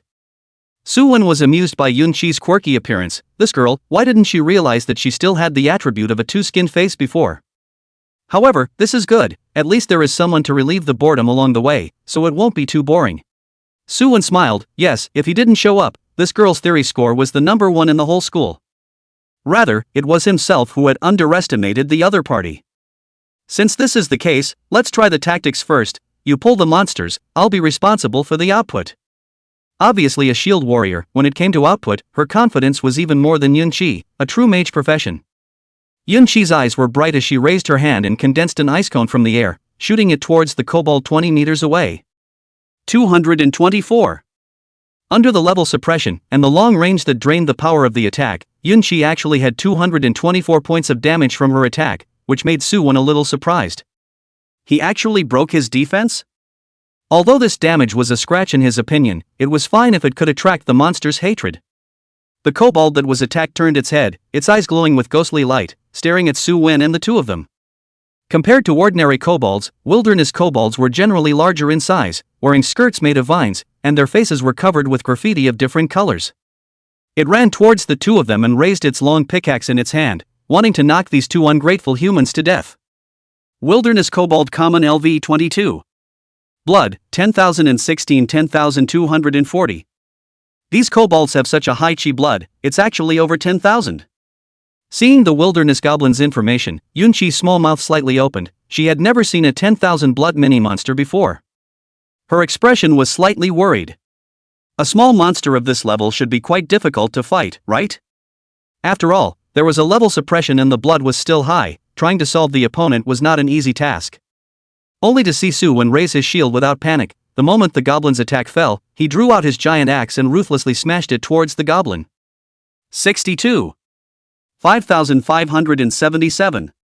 As the axe fell, a horrific damage rose from the kobold's head, blood soared from its chest, and a huge wound cut from its left shoulder to its right leg, nearly splitting it in two.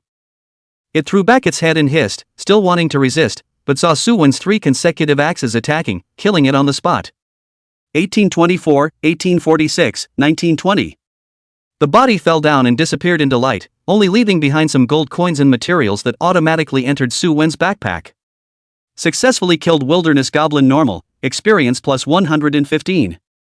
Crossing levels additionally rewards experience plus 23, group additionally rewards experience 56.35. This. Yun-Chi's eyes widened. How could she not expect such a scene? Was that skill in the first hit? How can you top-level suppression and still explode with such high damage? It's not reasonable. He was just a shield warrior. The latter 3 axes could explode nearly 2,000 blood each time, so she naturally understood that it was triggering weakness damage. But that was what surprised him the most. With a little calculation, she could think of how outrageous Su-won's current damage was. It was hard to say exactly how much, but the panel damage definitely broke 1,000. Boy, why are you still holding a shield if you're so powerful? Why don't you just switch to being a berserker's main C? Yun-Chi muttered in her heart, but her hand movements were not slow. The ice picks appeared again and shot towards several directions in a row. Hatred was established, and the wilderness kobold was successfully attracted and quickly came in front of Su-won. He wanted to enjoy Su-won's violent aesthetics one more time, but Yun-Chi did not expect the other party to actually not move at all, only holding the shield to resist the attack. What was going on here? She was a little puzzled. Could it be that Su-won was brewing some big move? As a result, after waiting for a while, the opponent still maintained his blocking action, and when she wanted to open her mouth to ask, Su-won moved. He swung his giant axe into a semicircle, drawing a graceful arc, precisely skimming over each of the wilderness goblins. 6,888.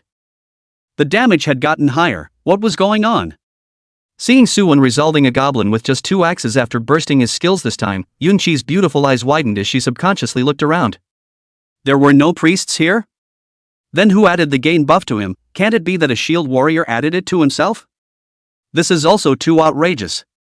And so on. Yun-Chi suddenly thought of a shield warrior skill, Taunt, which would increase the blessing status accordingly to his accumulated anger value. I didn't expect the shield battle core skill to be obtained by Su-won so early, unbelievable. After thinking through it, Yun-Chi also became excited. The stronger Su-won was, the more monsters she could pull back and her experience would skyrocket. Those 2 waves of wild monsters just now made her realize what real leveling meant, and understand why Su-won's level was a huge cut above hers. This damage, who could block it? Even an alpha-level boss wouldn't be able to. At this moment, Yun-Chi thought of the scene on the day of the transfer, when Su-won accidentally became a shield warrior and was mocked by the crowd. Those taunting, mocking and gloating expressions, she had seen them clearly. What former genius fell? This was clearly a complete rise alright. Shield Emperor, definitely stronger than rare profession, can even be compared to legendary profession. As the 2 of them cooperated more and more, the number of monsters pulled in by Yun-Chi gradually increased. From 3 at the beginning, to 5 at the back. 10. And even the current 15. After Su-won cast Taunt, they all shifted their targets and attacked towards Su-won. If not for his concern for Yun-Chi's safety, Su-won could have accepted even more wild monsters. However, thanks to him as a classmate, Su-won was able to decimate the monsters recklessly without worrying about not being able to find them. At this moment, he had completely utilized Shield Rise counterattack to the extreme. Triggering the skill every moment made his attacks incomparably terrifying. 2 axes for 1 goblin was simply strong and terrifying.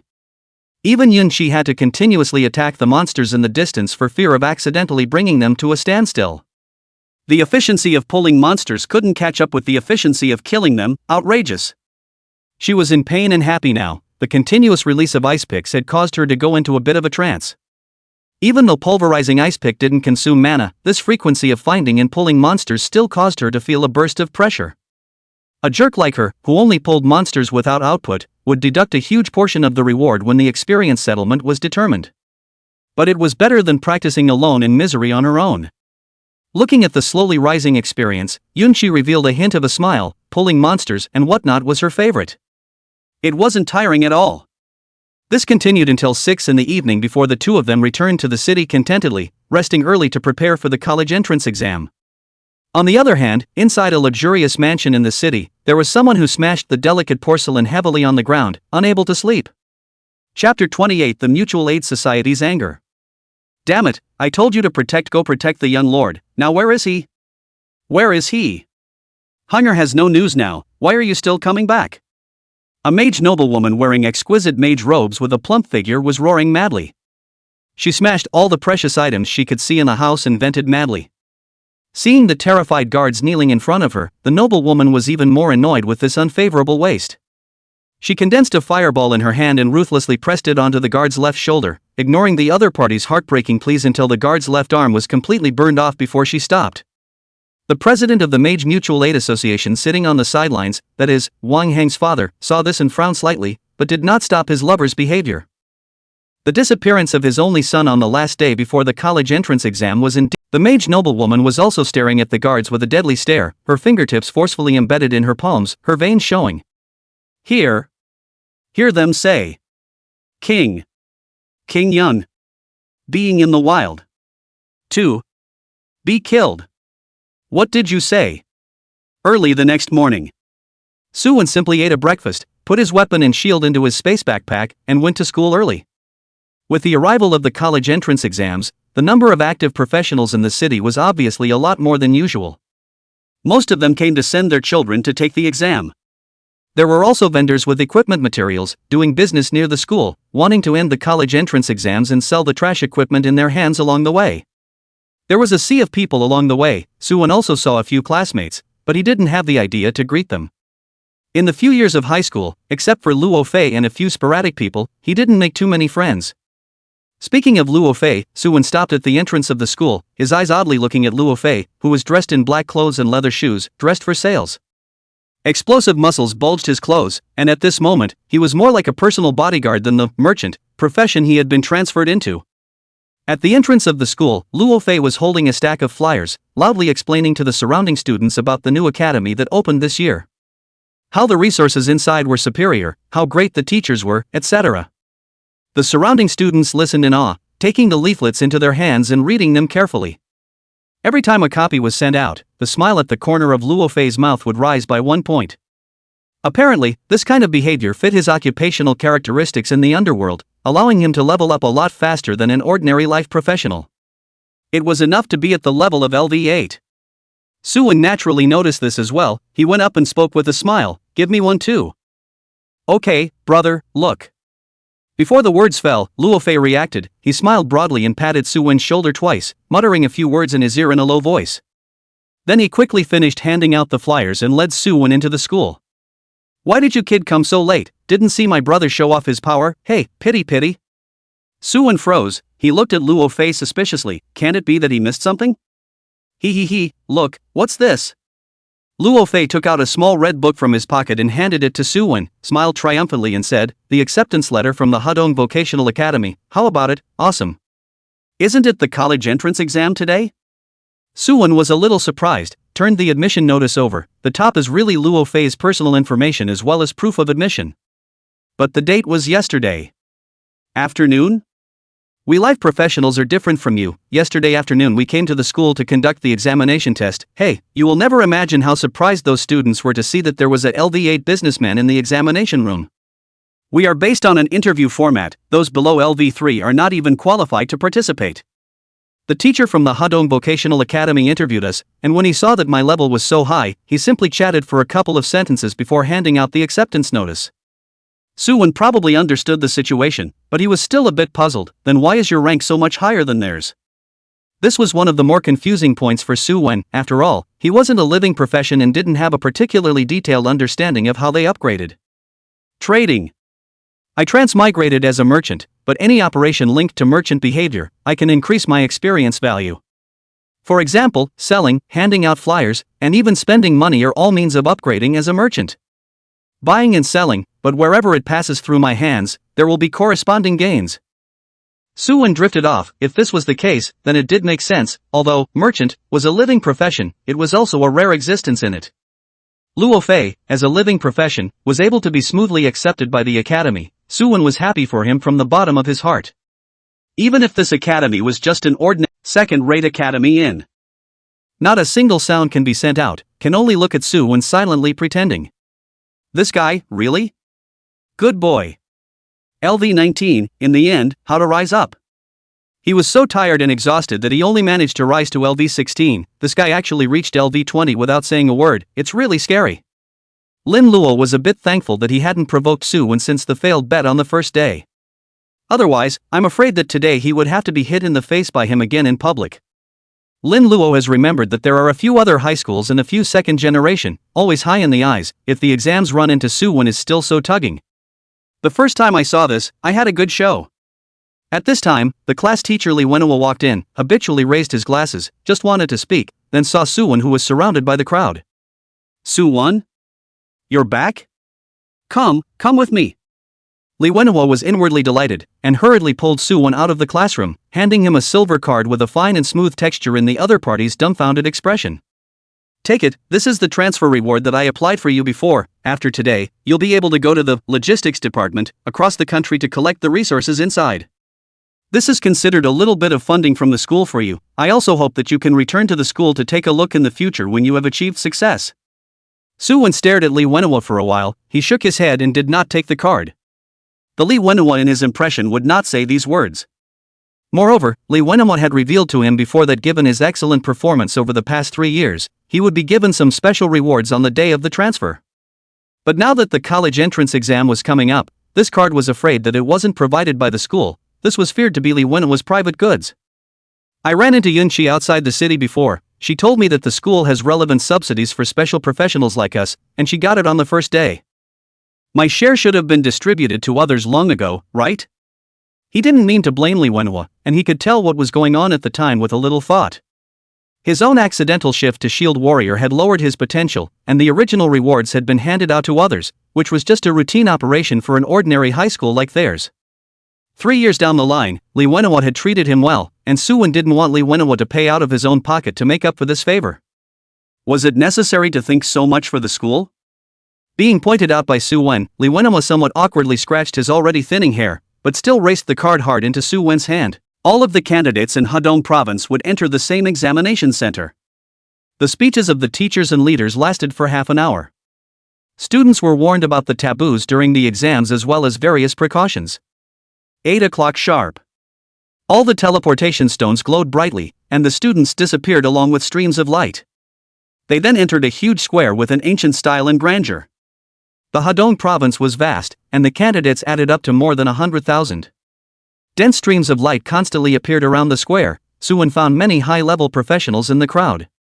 LV-13s abounded. After all, the ones who came to this square were all main battle class professions. The auxiliary class professions were in another examination center.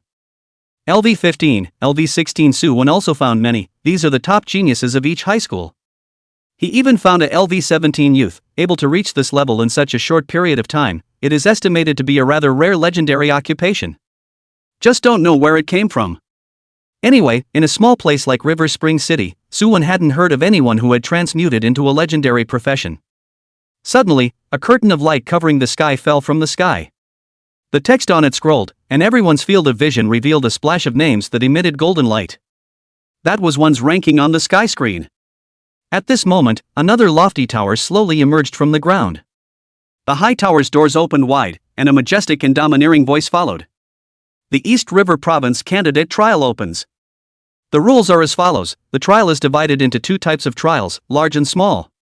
The small trial is a generalized trial for all professions. Killing the monsters inside will reward corresponding credits based on the number of kills, and the credits are generalized to all of the Empire's academies. This is also one of the main ways to exchange resources in your future. The Great Trial is a boss battle, and will arrange for different levels of bosses to appear, and the credits rewarded will be calculated individually based on the time spent killing the boss. After the large and small trials, the credits earned plus the credits rewarded for one's own rank will be the final score. As the words fell, the light screen rolled rapidly, and a real-time credits list appeared in front of everyone's eyes. This was the points granted for the basic rank. First place, Su won 19,000 points. Second place, Luo Xing 17,000 points. Third place, Meng Yuxian 17,000 points. Fourth place, Ling Tianxiao 16,000 points. Fifth place, Ji Zixuan 16,000 points. When the students looked towards the list, they all sucked in a breath of cold air, and the originally fairly quiet square instantly exploded. Holy, I can't be blinking, what the hell is the first place, 19,000 points? My LV14 is only 14,000. Meng Yuxian is our Cloud Dream City's legendary professional, even her LV17 can only rank third. This session is really scary. Let's not even talk about it, the top 3 have already been wrapped up before we even started. All the candidates wailed, the intensity of the pressure came up all of a sudden, how can people still play?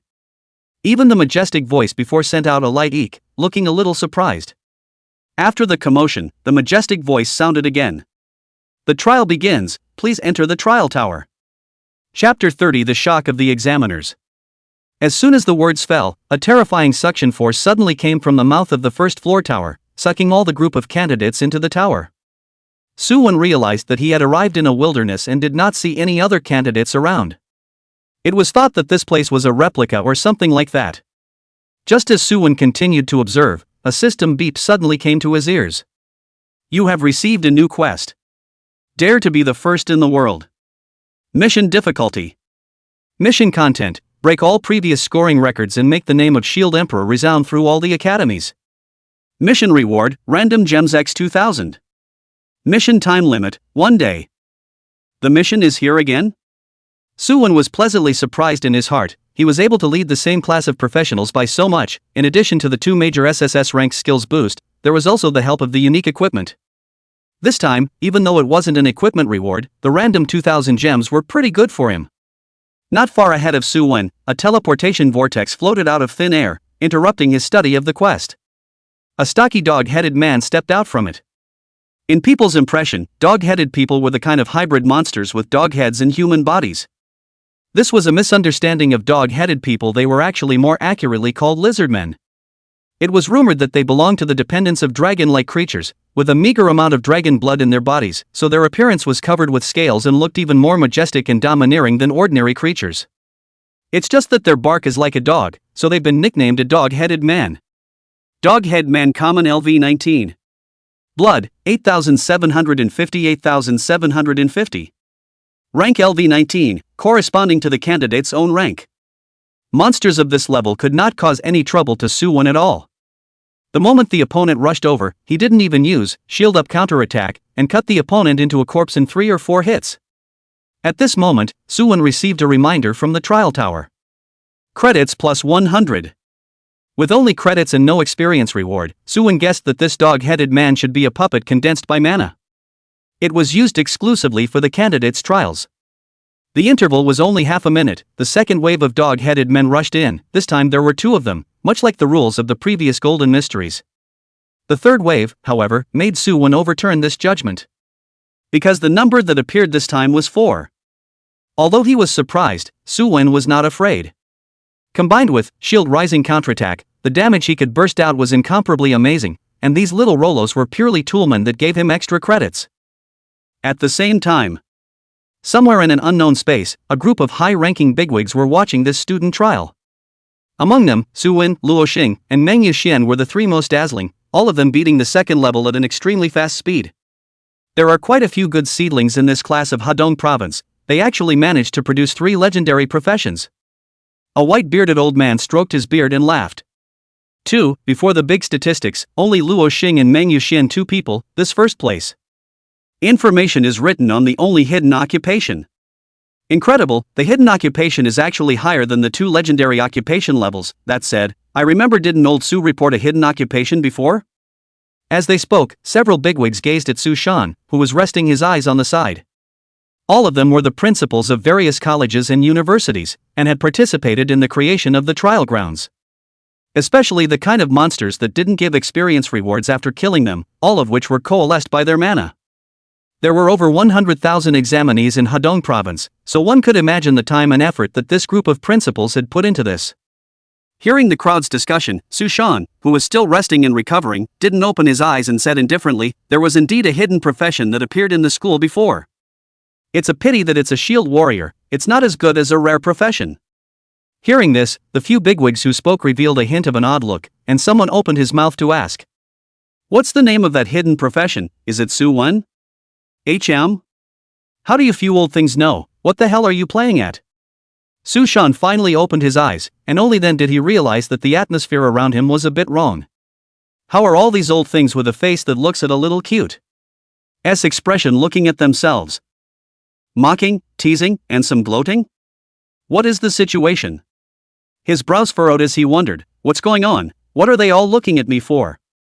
It was at this moment that the leaderboard suddenly lit up with a golden light that attracted him, a phenomenon only caused by a change in credits at the top of the leaderboard. With just a single sweep, Su Shan suddenly froze, and his expression was lost in thought for a moment. First place, Su won 19,300 points, the student that he had high hopes for and then turned his hand to abandon. It was actually him.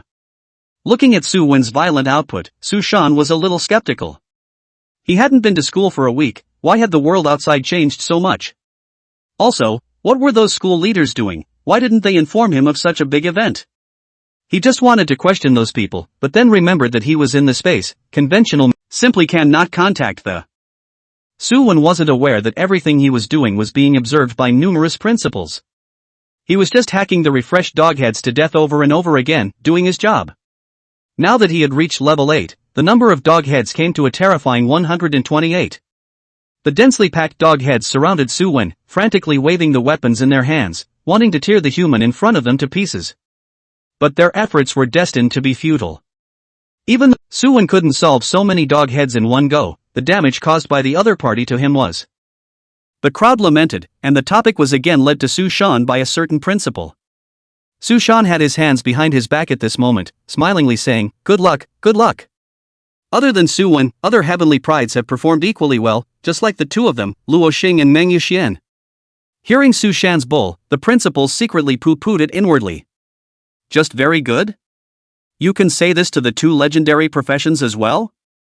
However, comparing to Su Wen, Luo Xing and Meng Yuxian were indeed much worse.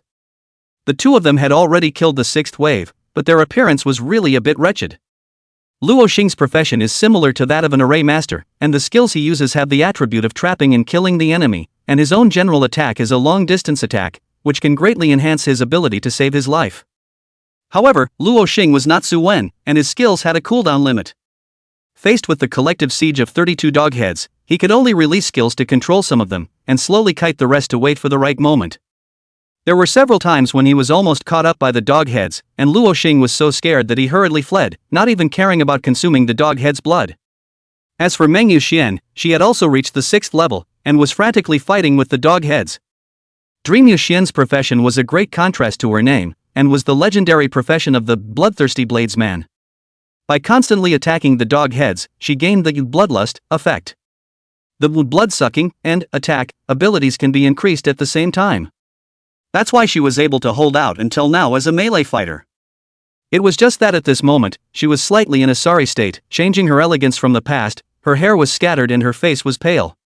Especially under the bloodlust effect, Meng Yuxian's eyes were glowing red, living like a hungry wild wolf that wanted to choose someone to eat. Although the two legendary professionals were very strong compared to their counterparts, this little guy isn't simple. To be precise, this profession he's switched to is much more powerful than you guys can imagine. The principal's eyes widened. They had previously guessed that Shield Emperor might be comparable to a legendary profession, but listening to Elder Mu's words, the amount of information was a bit too much. So then the Shield Emperor is still powerful above the other legendary professions? Elder Wood shook her head again, and the crowd clearly misunderstood her meaning. Nah. I'm curious about this little guy's skills. Judging from the 3 he has shown, one is Taunt, a shield battle god skill. It's considered a good chance to master it at this stage.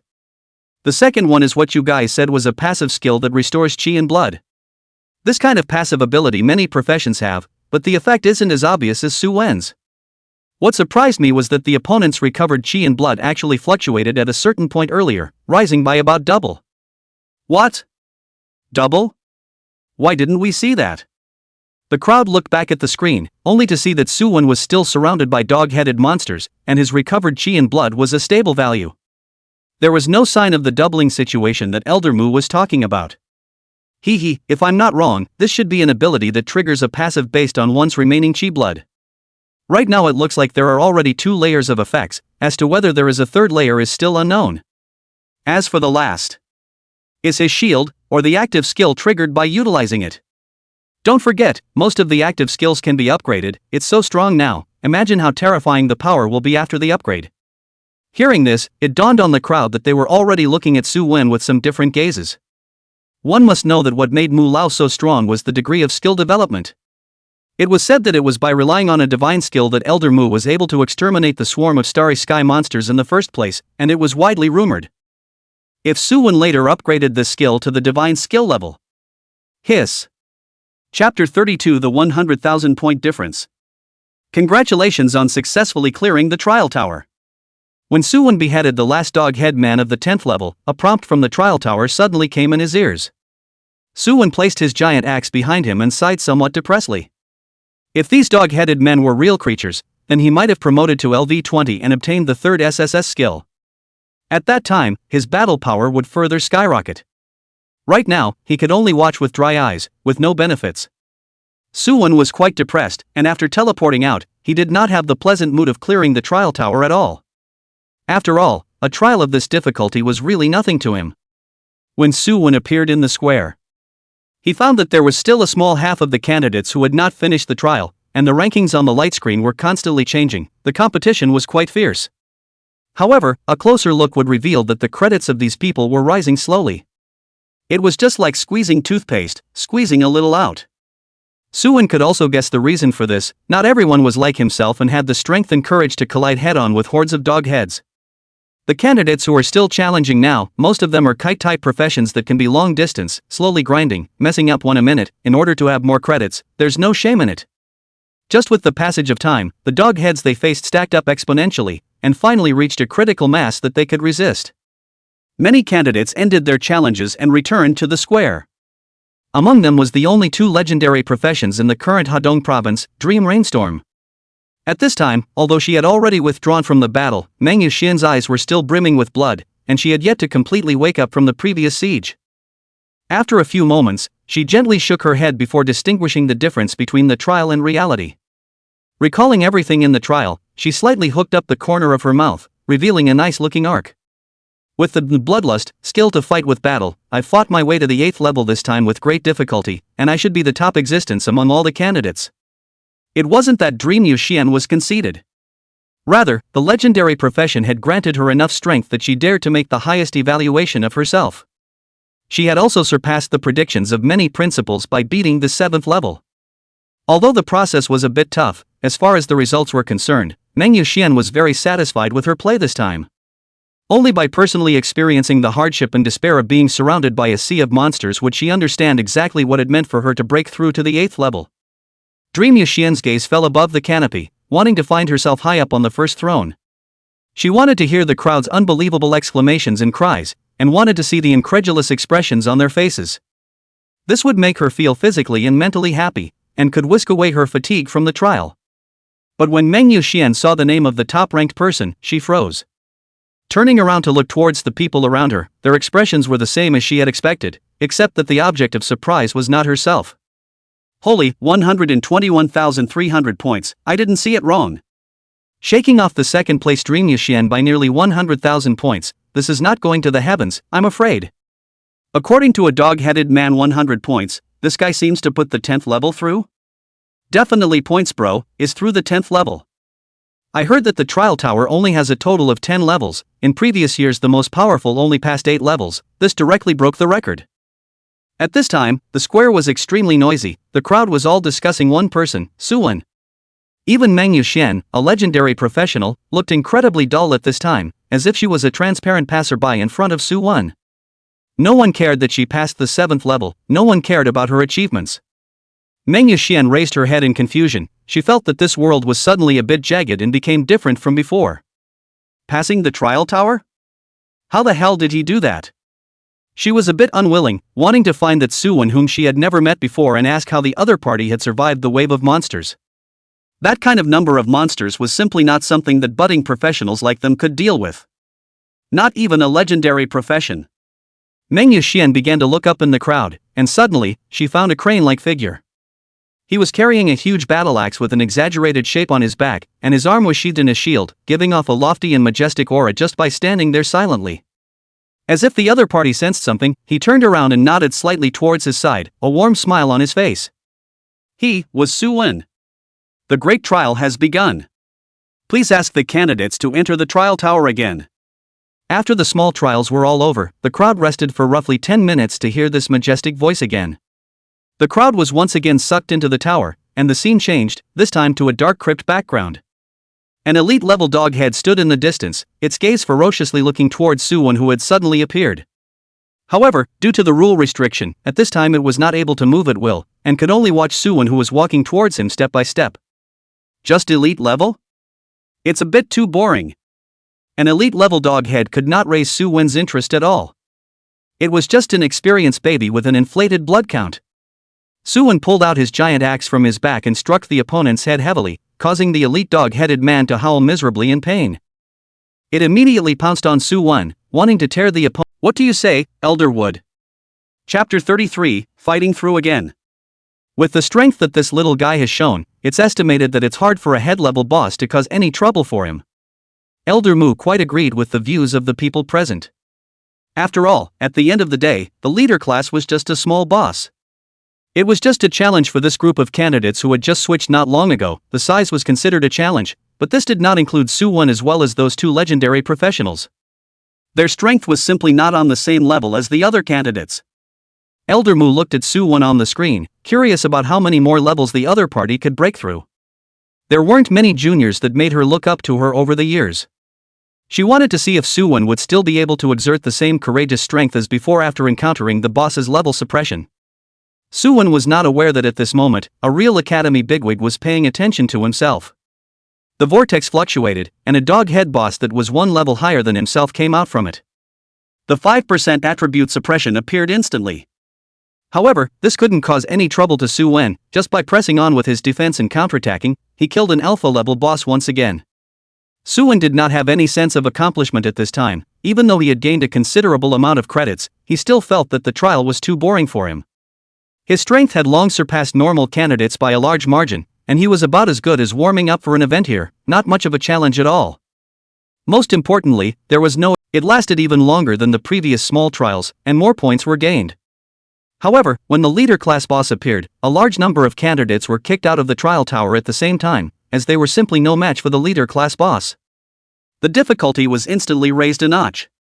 This also led to the fact that even though many candidates killed all the elite monsters, their rankings on the leaderboard still didn't change much. Because everyone could beat it. But whenever one person was able to defeat a dog-head boss of the same level, the other person's credit ranking would instantly increase and distance themselves from the other candidates. But how many people could achieve this level? Wang Heng's group of people had been beaten by a tree demon boss yesterday and were frantically fleeing. Knowing that Wang Hong was a rare profession, even he was no match for the tree demon, who of these candidates thought they were stronger than him? Even though the level suppression was severe at that time, it also sidestepped how powerful the suppression of the candidates was by the alpha-level boss at this stage. So if you want to pass the 6th level, rare occupation is the bottom line. At this moment, within the 7th level, Luo Xing pinched his hand with one hand and released a formation skill to trap the boss. His body retreated backward while he kept shaking his staff, blasting one round of starbursts after another onto the boss. 421. 408. 426. This damage, it's going to take a long time to hit. As he watched his general attacks land on the boss without splashing, Lockstar spat. Compared to his 6-digit blood, his damage was a bit scrappy. It was a good thing that the legendary profession gave him a lot of upgraded attributes, and in terms of consuming and pulling, he was a lot stronger than other candidates of the same profession. As of now, even if Luo Xing couldn't solve the boss for a while, he was confident that the final winner would definitely be himself. And the truth was just as he had predicted. Under Luo Xing's two powerful control skills, it was difficult for the boss to deal much effective damage. After his blood dropped below 20% and entered a berserk state, the boss barely managed to knock out half of Luo Xing's blood. After successfully clearing the level, Luo Xing sat on his butt on the ground and breathed a long sigh of relief. This trial is really simmering. Fortunately it's not that kind of siege-type test, or else we'd be one step behind that crazy woman again. In the small trial, he regrettably stopped at the 7th level due to his skills and career mechanism. On the other hand, Meng Yuxian, who had previously ranked behind him, managed to overtake him by virtue of his bloodlust skill. When Luo Xing saw the leaderboard at the end of the trial, his entire body was numb. What the hell was that, over 100,000 credits in first place? Did he end the Dogman's lair? Or did he encounter some special level? Why are the credits so high? If only this is that also, even if, after all, people originally is the first, and the initial level as high as LV19, is a real big brother. But you dream Rainxian run actually can also run my head, what is this? Thinking of this, Luo Xing is again a burst of fire, followed by a heated smile, this time to see how you, bloodthirsty, to start, it's hard to not still want to stand and jerk with the boss? It would be interesting if we get hacked to death by the dog-headed man boss on the 6th level. As for the first guy, would the Tower of Trials be beaten through again? Luo Xing was skeptical. After all, the 10th level was an alpha boss that was a full 5 levels higher than the player. With the level suppression of 5 levels, it would be hard for any candidate to gain an advantage over the boss. Not even if that person was Su Wen at this stage. If Su Wen knew Luo Xing's thoughts, he would definitely laugh and take a picture of the dog-head boss in front of him with only 7% of its blood remaining and send it to the other party. In particular, he would focus on circling the level of the dog-head man LV24. This was the ultimate caretaker of the great trial. The dog-head man had fallen into absolute madness at this moment. Even the weapons in his hands were abandoned by the other party, using his primitive sharp teeth and claws to tear towards Su Wen. Su Wen was obviously not prepared to give it a chance to get close to him. The dog-headed man didn't want to use its foul-smelling mouth to take a bite out of his own body. Su Wen frequently used shield rise counterattack to block all of the dog-headed boss's attacks, and then coldly slapped his giant axe onto his opponent's face. Have a close contact at a negative distance. Every time this happened, an ear-piercing scream would come out of the dogman boss's mouth. Following that, the attack was suspended, and Su Wen seized the opportunity to frantically attack again. Just like that, the dog-headed man stared with wide eyes in unwillingness and collapsed heavily under Su Wen's final blow. Congratulations on successfully clearing the trial tower. A white light wrapped Su Wen and moved him out of the trial place. In just the blink of an eye, Su Wen felt that he had arrived at another place, but this place did not have the hustle and bustle of the trial square. Instead, it was somewhat calm. Su Wen opened his eyes, but he jerked back a step and frowned at the old crone that suddenly appeared. Chapter 34, Heaven's Remarkable Road. Su Wen, there is no need to be afraid. Elder Mu gently tapped the rattan cane in her hand, and 2 rocking chairs appeared out of thin air. She smiled and spoke, people are getting old, even the effort of saying something makes them want to lie down and rest for a while. Saying that, Elder Mu leaned on one of the recliners and raised the rattan cane, signaling Su Wen to sit down. Su Wen had a puzzled look on his face, but still sat down in a disciplined manner. My name is Mu Jing, you can also call me Mu Lao, as the deputy director of the highest school enrollment office, is considered to be back to retire to an idle position. Wood old man looked at Su Wen, smilingly said, curious why I am looking for you? Su Wen recalled that he was moved over the first time he finished the trial, and was also called by the other party's name in one breath. He estimated that the probability was that his battle in the trial tower was being watched. It wasn't good to say surveillance, it was more accurate to describe it as observation. This was not directed at Su Wen, but was a means of close inspection for all candidates. For the enrollment of the highest academy? Su Wen was puzzled, but in his heart, he was a little surprised. This old crone who looked like she was dying, was actually the deputy director of the highest academy's enrollment office? And personally looking for him after the trial, wasn't the card a bit too big? Not really. A trace of a kind smile appeared on old Mu's wrinkled face. I mainly want to talk about your future career plans, and want to know your views on the stars. Career planning? Starry sky? Su Wen's expression was a bit puzzled. He didn't quite understand what exactly the other party meant by that. Career planning? I'm a shield warrior, isn't the way to go in the future just to raise my level and get my equipment skills right? It's not wrong for you to have this kind of thinking, it's even a universally correct answer. But there are always people in the world who are different from ordinary people, like you, like Meng Yuxian and Luo Xing who took the exam with you. Even most of the rare occupiers are. Your starting point is undoubtedly too much higher than ordinary professionals. In this case, you still want to walk an ordinary and unusual path just like ordinary professionals? Suwon was still puzzled. No matter what kind of profession, the ultimate pursuit is not the full level cap, superb equipment, and all kinds of perverted skills? This was true for level 1, and also true for level 100. Compared to ordinary professionals, we only have some extra attribute points for upgrading, and then we can comprehend the special skills of our profession at a certain level. Other than that, we don't have much of an advantage, even for legendary professions. Just like now. Suwon brought his weapon in front of him, an ordinary rare profession. Taking this weapon of mine to break into the trial, the results won't necessarily be worse than the two legendary professions. In the end, a good profession is just a small boost on the way to becoming stronger. Hearing Suwon's remarks, Elder Mu was slightly surprised. Most of the young people who had just switched professions were still immersed in the good or bad of their professions and their development prospects. There were very few young people who looked at it as thoroughly as Suwon.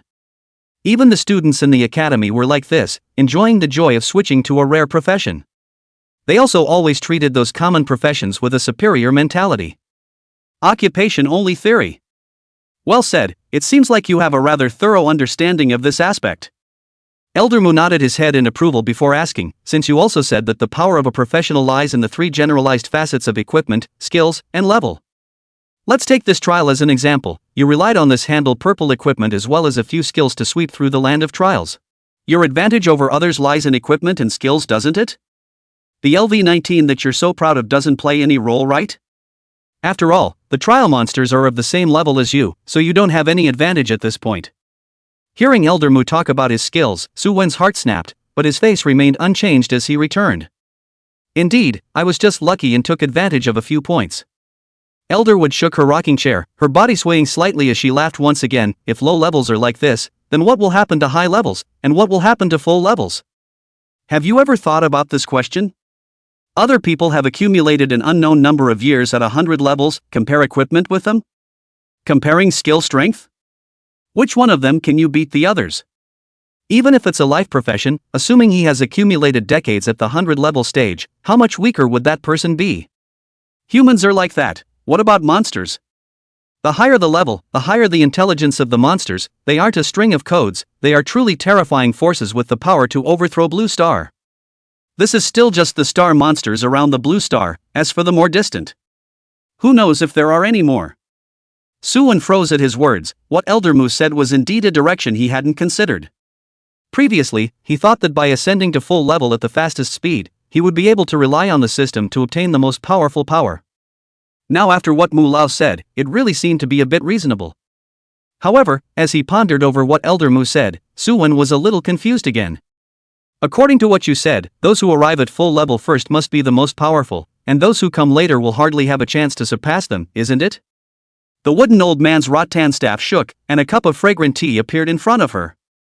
She took a gentle sip before saying, so, doesn't this bring us to our original topic? Which path do you want to take? Is it the ordinary burying your head in the sand and practicing hard, quickly rising to 100 levels and turning from a genius into a wayfarer? Or do you want to walk a true path of heavenly pride? Being guided by Elder Mu like this, Suwon had no other choice. He didn't want to suffer everywhere after level 100, so he opened his mouth very much from the heart and asked. Then may I ask Elder Mu, what exactly is the second path? Suwon stood up, slightly bending towards the old crone in front of him, raised his hands and cupped his fists, performing a salute that he thought was appropriate. The Heaven's Remarkable Road is summarized in 4 words, accumulating underpinnings. And this underpinning is a massive amount of experience. Experience that is enough to hold up everything. Hearing this, Suwon was a little confused again. He felt his scalp itch a little. It shouldn't be the reason that he didn't wash his hair for today's exams, but that he was going to grow a brain. Why didn't he understand when he heard this? Since the need for experience is so great, then why don't we quickly rise to level 100? After all, level 100 monsters have the most base experience. Shouldn't the experience that can be gained from killing equal monsters be the most? Elder would look like she had known Suwon would ask this, as she patiently explained, wisdom. As I told you before, the higher the level, the higher the monster intelligence will be. They won't wait for you to kill them. And some of them will also find a backer for themselves, so what are you going to do under the shelter of a powerful monster? Not to mention killing each other, even finding some monsters that have fallen alone isn't particularly easy, or else why would I need to ask you? Therefore, a high level may not be the best time to accumulate experience. By accumulating reserves, putting experience into skill upgrades, and then honing your equipment to the current best, thus allowing for maximum efficiency in gaining experience. Don't think it's a waste of time to realize that most of the current 100-level powerhouses are doing exactly what I'm talking about right now. It's just that they're too high in rank and aren't able to gain experience as easily as you guys. Until now I've rarely heard of new divine techniques being born. With that explanation, do you understand why you were told to take the Heaven's Pride path? Chapter 35 Admission on the Spot. Hearing this, Suwon finally understood what the Heaven's Pride path in Old Moo's words really was. Because of the rank restriction, newly promoted 100 levels powerhouses could hardly match the veteran powerhouses in terms of strength due to their shallow heritage. This included those monsters with long lifespans. This also led to the fact that even if a genius promoted to the 100th level, he would face an awkward situation of no advancement for a long period of time. No experience to upgrade their skills, no best equipment to arm themselves, and all the other limitations. Only now did Suwon realize that advancing to 100 levels was not as scenic as he had imagined. Elder Mu, if you want to take this Heaven's Pride road, what should you do? Suwon asked. After all, after killing a monster, the experience is automatically filled into the experience slot, and there is no way to use it to upgrade skills. Suwon's choice did not surprise Elder Mu. As a matter of fact, most of the students of the highest academy were proud of their hearts. The worst ones who were admitted there were rare professions, and besides absolute strength crushing, who was convinced of who. So when they learned the information about the Heaven's Pride road, most of them would choose this path to prove themselves. Use the Qiankuan lock. Elder Mu pulled out a capsule-shaped equipment that was only the size of a fist, but exuded a lavender halo around it. This is the Qiankuan lock I used before. Due to rule restrictions, I cannot give it to you to check the properties on your own. There is an infinitely large experience pool within the Qiankuan lock, and after equipping it, you can absorb 90% of your own experience gained each time and deposit it into it. As for the remaining 10%, it is used for your own daily upgrades. 90% experience? Suwon froze at his words. If only 10% experience was supplied, then how else could they upgrade? Wouldn't they have to stay put for the rest of their lives, being caught up and quickly overtaken by those normal students? Right. As for why it's 90%, if you want to metamorphose a skill into a divine skill, the total amount of experience required is roughly around 9 times the amount needed to level up from 1 to 100, maybe a little less, but 90% is enough. Elder Mu looked at Suwon, who had an incredulous look on his face, and asked in return, what? Feeling that the upgrade is too slow? Or the experience required is too much? Suwon nodded his head. Nearly 9 times the experience gap, who could withstand this? As for divine skills, he had only learned something about them in the information, that they were the product of skills that had metamorphosed to the extreme. The more specific ones weren't clear. Even if he didn't count divine skills, the normal upgrade speed wasn't fast. Putting more experience into the Qiankuan lock, how long would it take to level up to 100? If everyone has a divine skill, how can it be worthy of the word God? Speaking of this, a faint aura of pride rose from Elderwood, who was a divine skill controller, one of the highest-end combatants recognized by mankind. She was very clear about the difference between a divine skill and a non-divine skill. It could rigidly divide the same 100-level powerhouse into 2 species, one heavenly and one earthly. It was as simple as that. As for taking time? Who would take such a bumpy and winding path if they weren't super geniuses? Wouldn't it be good to advance to the 100th level early and become a so-called strong person?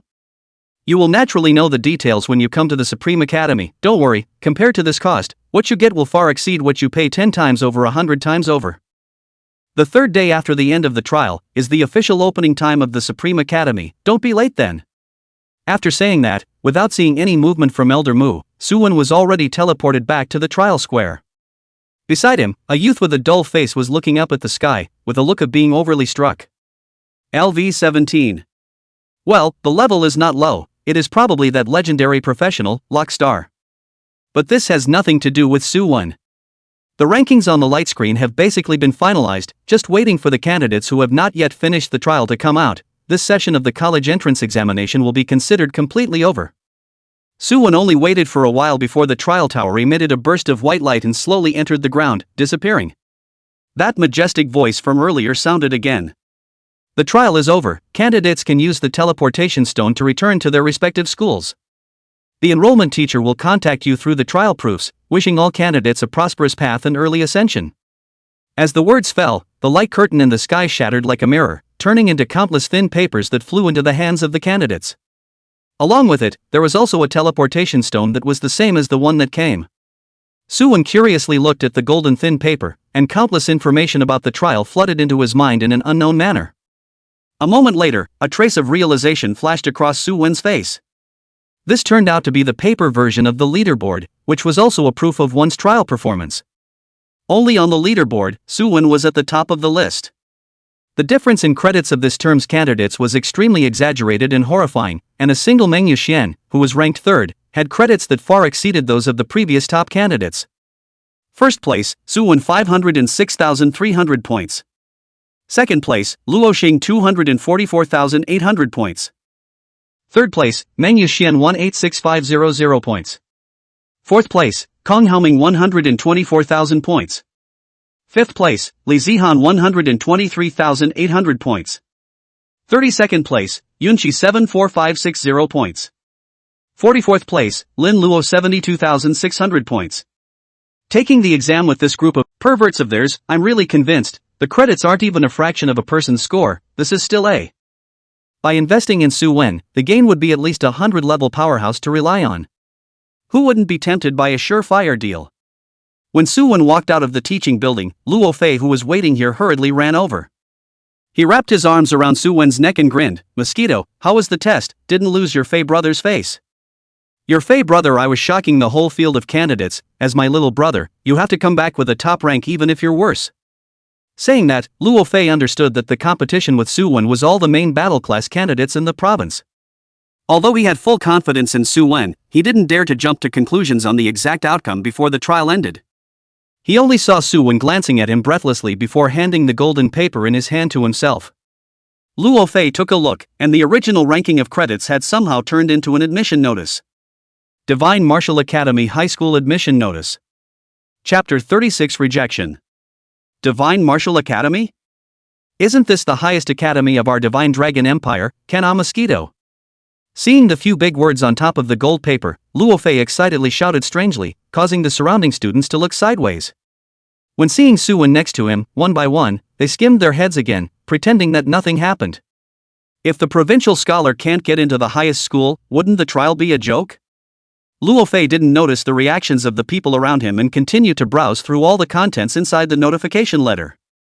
When Luo Fei found the credits ranking attached inside, he then stared wide-eyed, his mouth wide open, half unable to say anything. "I said that the top rankings are just a joke. Hey, how do you still test a top student back?" Luo Fei still some dare not believe, his own this good brother, actually give him a whole ticket big. "Brother, Xiao Luo, I just spoke a little loud. Please be generous, don't be general with the little one." Suwon gave Luo Fei a slap on the back and scolded with a laugh, "You're burying me here, aren't you?" Luo Fei scratched his head and just laughed dryly a few times. Suwon didn't have the good sense to take back the acceptance letter and put it into his backpack, turning to ask, "When will school start at your place?" "Half a month later. The school didn't urge us to arrive early. What about you, Mosquito?" Suwon put up 3 fingers and gestured, 3 days. "A teacher inside the academy told me. So I'm going to make a trip home now, think about what else to bring on the way, and then I'm going to leave for the heavenly capital." The Divine Martial Academy was located in the heavenly capital, which was the core of the Divine Dragon Empire. A metropolis that combined economy, politics, and culture. Countless people traveled to and from the heavenly capital every day, so he had to book a ticket to go there as soon as possible. Lest he can't grab a ticket. Although the world was forced to fuse the rules of the game, Blue Star's past technology did not regress from this. After years of development, it was even a bit more developed than Suwon's previous life. So fast? Luo Fei was a bit surprised before rubbing up his chin with his hand and nodding with a faint nod. After all, it's the highest academy, it's normal to have stricter requirements. In that case, Mosquito, you'd better prepare first. Being so unfamiliar over there, it's inevitable that there will still be a bunch of things to do. Suwon nodded his head, quite recognizing what Luo Fei said. Just as the two of them were chatting, a figure with a red face walked towards them and stopped in front of them. Seeing the person, Suwon slightly froze and took the lead to say, "Good day, principal." Luo Fei did the same. Looking at the springy principal, he was somewhat amused inwardly. Would it be a bit late to come now? He knew the principal's intention. It was nothing more than seeing Suwon was about to soar and wanted to come early to get close. But while others were not clear, how did he, Luo Fei, not know about Suwon's rewards being deducted by the other party after he was transformed into a shield warrior? And now he wanted to come and make up for the relationship? Luo Fei shook his head and snorted, waving his hand at Suwon and preparing to leave first. It was just the right time to leave space for the two to talk alone, so as to save the principal from being whisked away later on and not being able to hang on to his face. I didn't expect that my Hechuan high school could actually produce a top student in the college entrance examination. Good. No thanks to you, Suwon. Su Shan patted Suwon's shoulder, revealing an elder-like and amiable expression. The last time a student who gave us such a face was 5 years ago, but the best results stopped at the... Su Shan waved his big hand and sent an exquisite scroll in front of Suwon. This is a storage scroll. All the rewards for the bursary just mentioned are inside. Don't worry, this is only a phase of rewards. In the years to come when you're in the academy, we'll all subsidize you in the name of the school. How's that? Not bad. Su Shan said and smiled again, but soon his smile froze a little on his face. Because not only did Suwon not take the space scroll, but instead, he gently pushed it forward and handed it back to himself. Thank you for the principal's goodwill, I appreciate it. There was a senior during the trial before, who has already promised to prepare a bursary for me at the Divine Martial Academy. It's better to leave these for other outstanding alumni, or schoolmates to use. Suwon revealed a kind smile, not half as embarrassed to reject Su Shan. He walked past Su Shan and said with a slight apology, "I'm sorry, principal, I still have things to pack at home, and I'm going to report to Divine Martial Academy soon. I hope you'll forgive me." Saying that, and not caring about the ugly expression on the principal's face, he quickly left the school. Looking at Suwon's departing back, Su Shan's brows were furrowed, and his previous expression of joy and happiness all disappeared. Divine Martial Academy? Can't it be that it's Elder Mu? Is there any other teacher from the highest academy besides her? During the trial? Or did this kid discover something? If it was the former, it wouldn't be impossible for Su Shan to give away the scroll with his old face. After all, who would say anything about it when funding an outstanding graduate? But if the latter... Su Shan's heart suddenly flashed a trace of regret, if not for his sudden change of heart in the beginning. Would this scroll have been sent out today? Perhaps Su Shan will also be able to have one more student disciple of a 100-level powerhouse in the future. Unfortunately. Alas. Suwon, who had already arrived home, did not know the principal's inner activities, which had little to do with him. A snobbish principal was just that. If he coveted these resources given by the other party, in the future, Suwon would definitely have less trouble from the other party. Suwon lay on the sofa, relaxing his body properly. 7 consecutive days of high-intensity upgrading had really exhausted him. If he could, he really wanted to sleep for 3 days and 3 nights without waking up. But the system's prompt broke Suwon's fantasy. Dare to be the first in the world mission completed. You have obtained Gold Jade X 2000.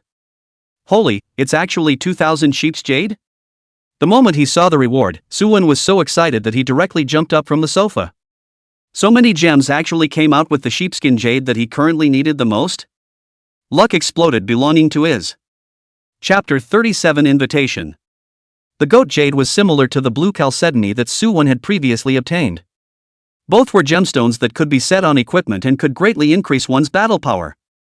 Especially for students like Suwon who were preparing to walk the path of heaven's pride, the increase brought by the gems would undoubtedly last longer than normal. Suwon picked up a goat's fat jade. Its appearance was light yellow in color, its texture was delicate, and there was a sense of grease running across his fingertips as he played with it. Lamb's Jade Level 1. Available for LV20 or above equipment. Damage, 10. The additional damage of Level 1 Goat Jade was only 10 points, Suwon did not care. If gem-like props wanted to be useful, the only way to have a powerful effect comparable to modification equipment was to continuously synthesize them upwards. Now 2000 jades in hand, as long as Suwon leveled up to 20, and then find a suitable equipment can start inlay. Putting the rewards away, Suwon didn't rush out of the city to upgrade, but returned straight to his bedroom to rest up. The college entrance examination was over, and he also wanted to release and relax his tense nerves. At the same time, the fact that Hechuan High School came out with a provincial top student in the college entrance examination this year finally spread. Under the arrangement of the school leaders, eye-catching banners were hung in all corners of the school. Congratulations to our school Suwon for winning this year's Hadong Provincial College Entrance Exam top student. Warmly celebrating our school's 3 heavenly prides who have been admitted to the Divine Martial Arts Academy. Scholar High School, welcome all parents of new students to enroll in the school. Not just banners.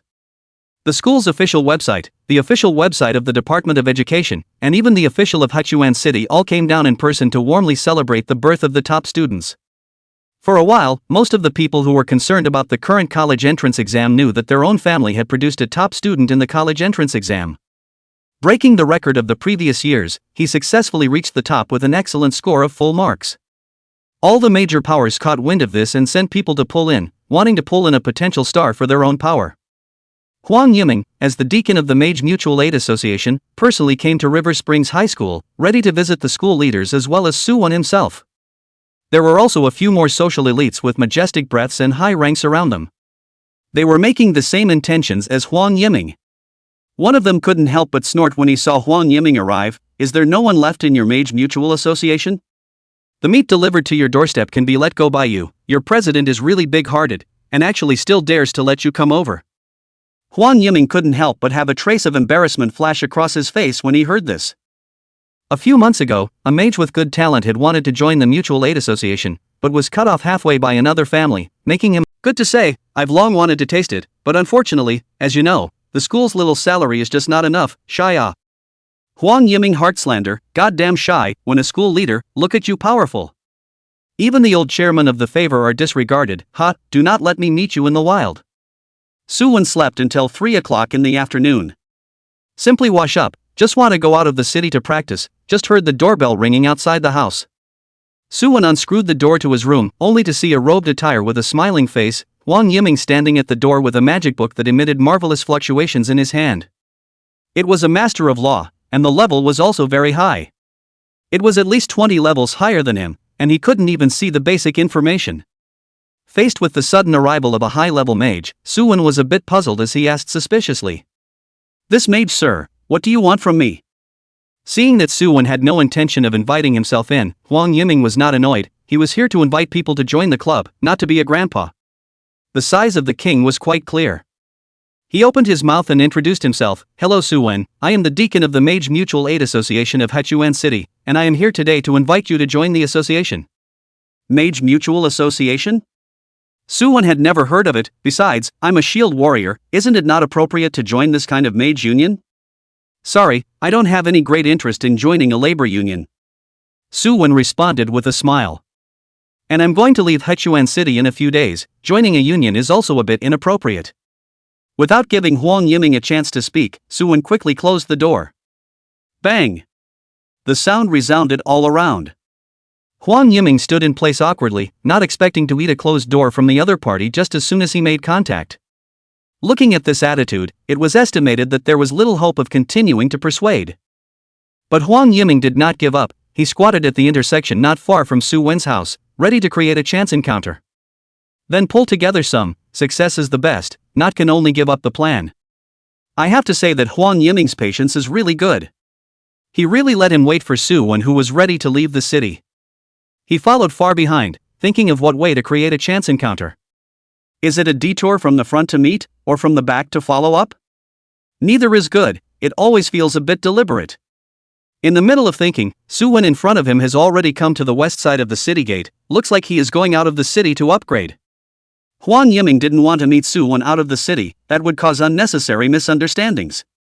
He just wanted to go forward and call out to Suwon, but he suddenly stopped and stared ahead with a suspicious look on his face. He only saw Suwon put on all his weapons and defenses, put an exaggerated giant axe behind his back, and slowly walked out of the city gates under his frowning gaze. This kid, it can't be the person the chairman said, right? Huang Yiming lost his thoughts of a chance encounter, and a bright and uncertain look appeared on his face. Chapter 38: A Sudden Crisis. Huang Yiming stopped to ponder, and after a moment, he turned around and left the West City Gate, heading towards the Mutual Aid Society's premises. He wasn't sure what choice the president would make after learning the news, but reason told him that he shouldn't continue to dabble in this mess. Even if he only followed behind the other party from afar, Huang Yiming felt that it wasn't right.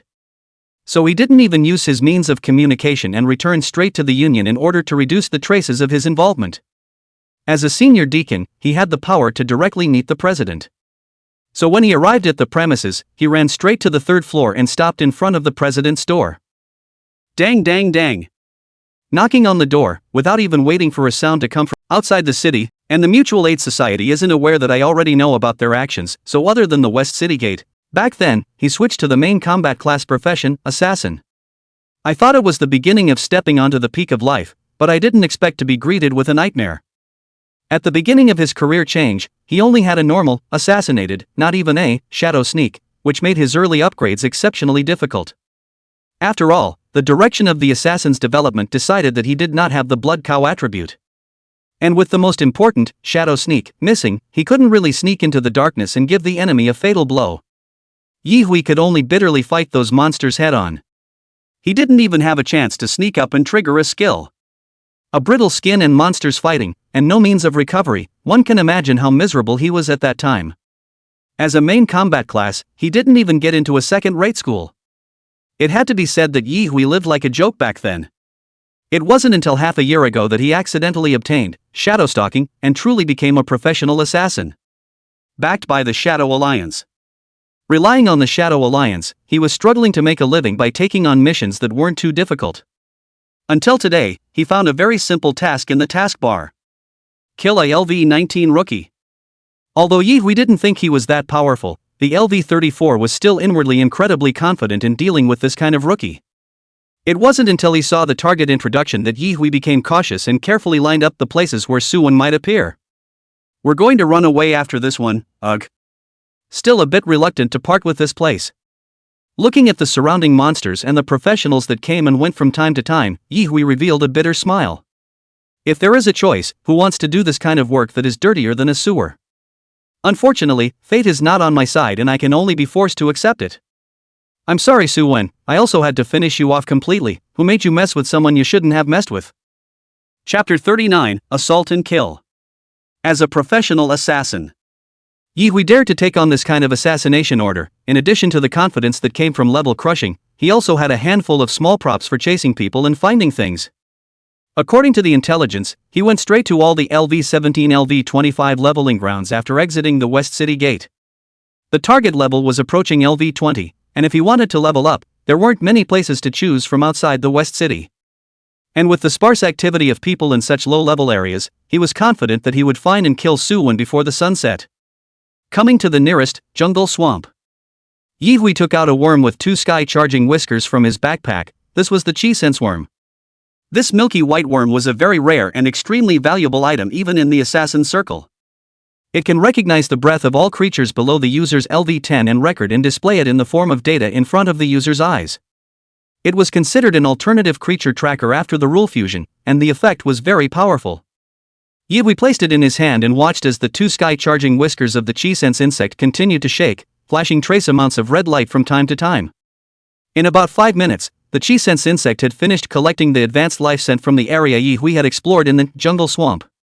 Immediately, a virtual screen that only Yi Hui himself could see appeared in front of his field of vision. There were data bars of various colors on it. Among them, the white data was the most eye-catching, which was undoubtedly the most common wild monsters in this area, and was directly ignored by Yi Hui. He then blurred the range of life breath perceived by the sensed chi worm to LV-15 LV-25. The useless data was directly reduced by half. It wasn't that Yi Hui didn't want to continue narrowing the range, but the sensed chi worm's ability was such that it couldn't probe the perception any further. The intelligence said that Suwon was alone out of the city, so he looked in the direction of the city gates. The system within the Shadow Alliance didn't have any hints of mission cancellation or completion or anything like that. There was no more of that 1-2-3 undercurrent of killing dog-headed people. Facing these geoduck beasts, even if the other party was only a small monster of normal life class, the pressure he was under was much more than the same level of head boss. The attribute suppression of LV-30 against LV-19 was a full 55%. This also meant that every time the Earth Dragon beast attacked, its defense would be broken and it would also deal a lot of damage. Its own blood and mana were also sealed by more than half. Under such circumstances, Suwon can only pull 3 or 5 Earth Dragon beasts to attack at a time, in order to ensure that he is promoted to LV-20 in the shortest possible time. This was still the result of relying on the two major SSS level skills. Although the Earth Dragon beasts gave a lot of experience, in comparison, the efficiency was still far inferior to those wilderness goblins that he had killed before. 96%, 97%, 98%, 99%. Just when Su-Wen was less than 100 experience points short of upgrading. Behind him, the air ripples vibrated and a pitch-black dagger suddenly appeared, stabbing towards the back of Su-Wen's head. Su-Wen's alarm bells went off in his heart, and the clear killing intent at the back of his head made him feel like falling into an ice cave. It was too late to think about it. He twisted his body violently and leaned his shield in front of him. 248. 124. Seeing that there was such terrifying damage after the damage reduction, Su-Wen's heart was jerked by the shock and he hastily retreated backward. Only to see a black figure emerge from where he had. And the damage dealt was only 200 out. What kind of monster was this? To know, he is a LV-34 assassin. Even if there was no such thing as level suppression between humans, that was no reason for Su-Wen to be able to block him. Luckily, the target had been found, and now it was just a matter of striking out a few more times to attack. Kid, I'm not sure where you got the information, actually wanting to make a detour alone to enter the city through the south gate. I have to say you're very smart, almost fooled me as well. Unfortunately, the heavens did not favor you as a genius. Any last words? Chapter 40 The Real Role of Anti-Injury. Su-Wen didn't say anything, he just looked at his opponent with a cautious gaze. With the opponent striking first, he could clearly see the opponent's level as well as his chi and blood. LV-34. A brittle skin profession actually had over 6,500 chi blood. Very strong. This was Su-Wen's first impression. But it was good that it wasn't a professional who had previously guessed LV-40 or above. Then there was a fight, even though he was the one being beaten. Nothing you want to say? Yi Hui spoke faintly. His figure flickered and disappeared within Su-Wen's line of sight. Relying on the trait of shadow sneak, he was able to gain the ability to be invisible for a short period of time. There was also a certain effect added in case the environment was dim. However, Yi Hui's level was not too high to eliminate the movement of his feet, and the moment he tried to sneak attack Su-Wen, he was detected by the other party in advance and stood his shield in front of him. 275. 137.5. Bounce. 280. 140. Bounce. 290. 145. Bounce. Yi Hui's dagger flashed with black light and swung 3 times at a very fast speed, instantly knocking out almost 1/4 of Su-Wen's blood. Luckily, Su-Wen had already saved up his anger when he fought the Earth Dragon beast earlier. Chi and blood increased by 10%. Damage increased 20%. Damage reduction by 15%. Under the stacking of the 3 major buffs, Su-Wen's total chi blood reached a level of 4246, which made his peers look up to him. In addition to the 90% damage immunity of Shield Rise counterattack, the damage Yi Hui dealt to him continued to be reduced by 15%. Even though Su-Wen was forced to keep retreating, he was inwardly relieved. Although this assassin's damage was terrifying, I was afraid that it would be equally difficult to kill him instantly. This was because a light green light began to emanate from his body, as if surrounded by patches of fireflies, incomparably dreamy. Plus 84. Plus 84. Plus 84. The second stage of Chi and Blood like a dragon was launched. During this period of Su-Wen's backing up, he had already recovered over 400 plus Chi and Blood. Yi Hui's face was incomparably ugly when he saw this. Damn, this guy actually had a passive skill to recover Chi and Blood. He didn't see Su-Wen taking potions, so these green fluorescent lights were recovery-type skills that he himself had mastered.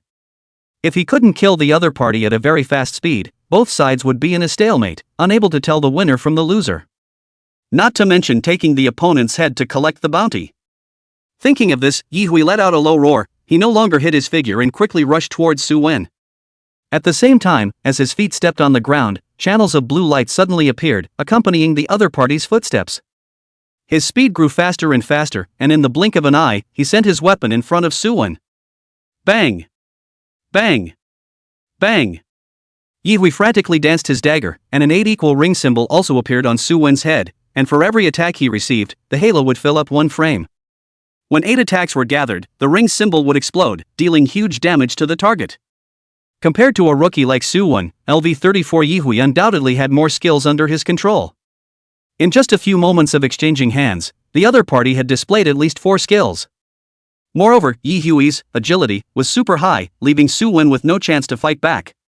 He was afraid that if he put down his shield, he would be killed by his opponent's super high speed. At this moment, Su Wen could only grit his teeth and hold on. His only advantage now was his passive ability to recover blood in his super high physique attribute. He could only compete with the other party in terms of endurance, and then look for an opportunity to defeat the other party or escape towards the city. Hopefully, this guy didn't pass the news to the Mutual Aid Association. Su Wen silently prayed in his heart.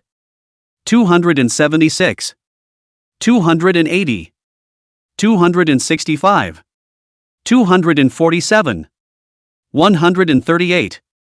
140. 132.5. 123.5. Plus 84. Plus 84. Su Wen had become quite relaxed from the cautiousness at the beginning, while Yi Hui was looking at Su Wen with a grave expression on his face. This kid, a bit tricky.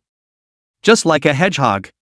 Taking advantage of the time when Yi Hui held off his attack, Su Wen landed his gaze on the earth dragon beast that had been chasing and fighting him.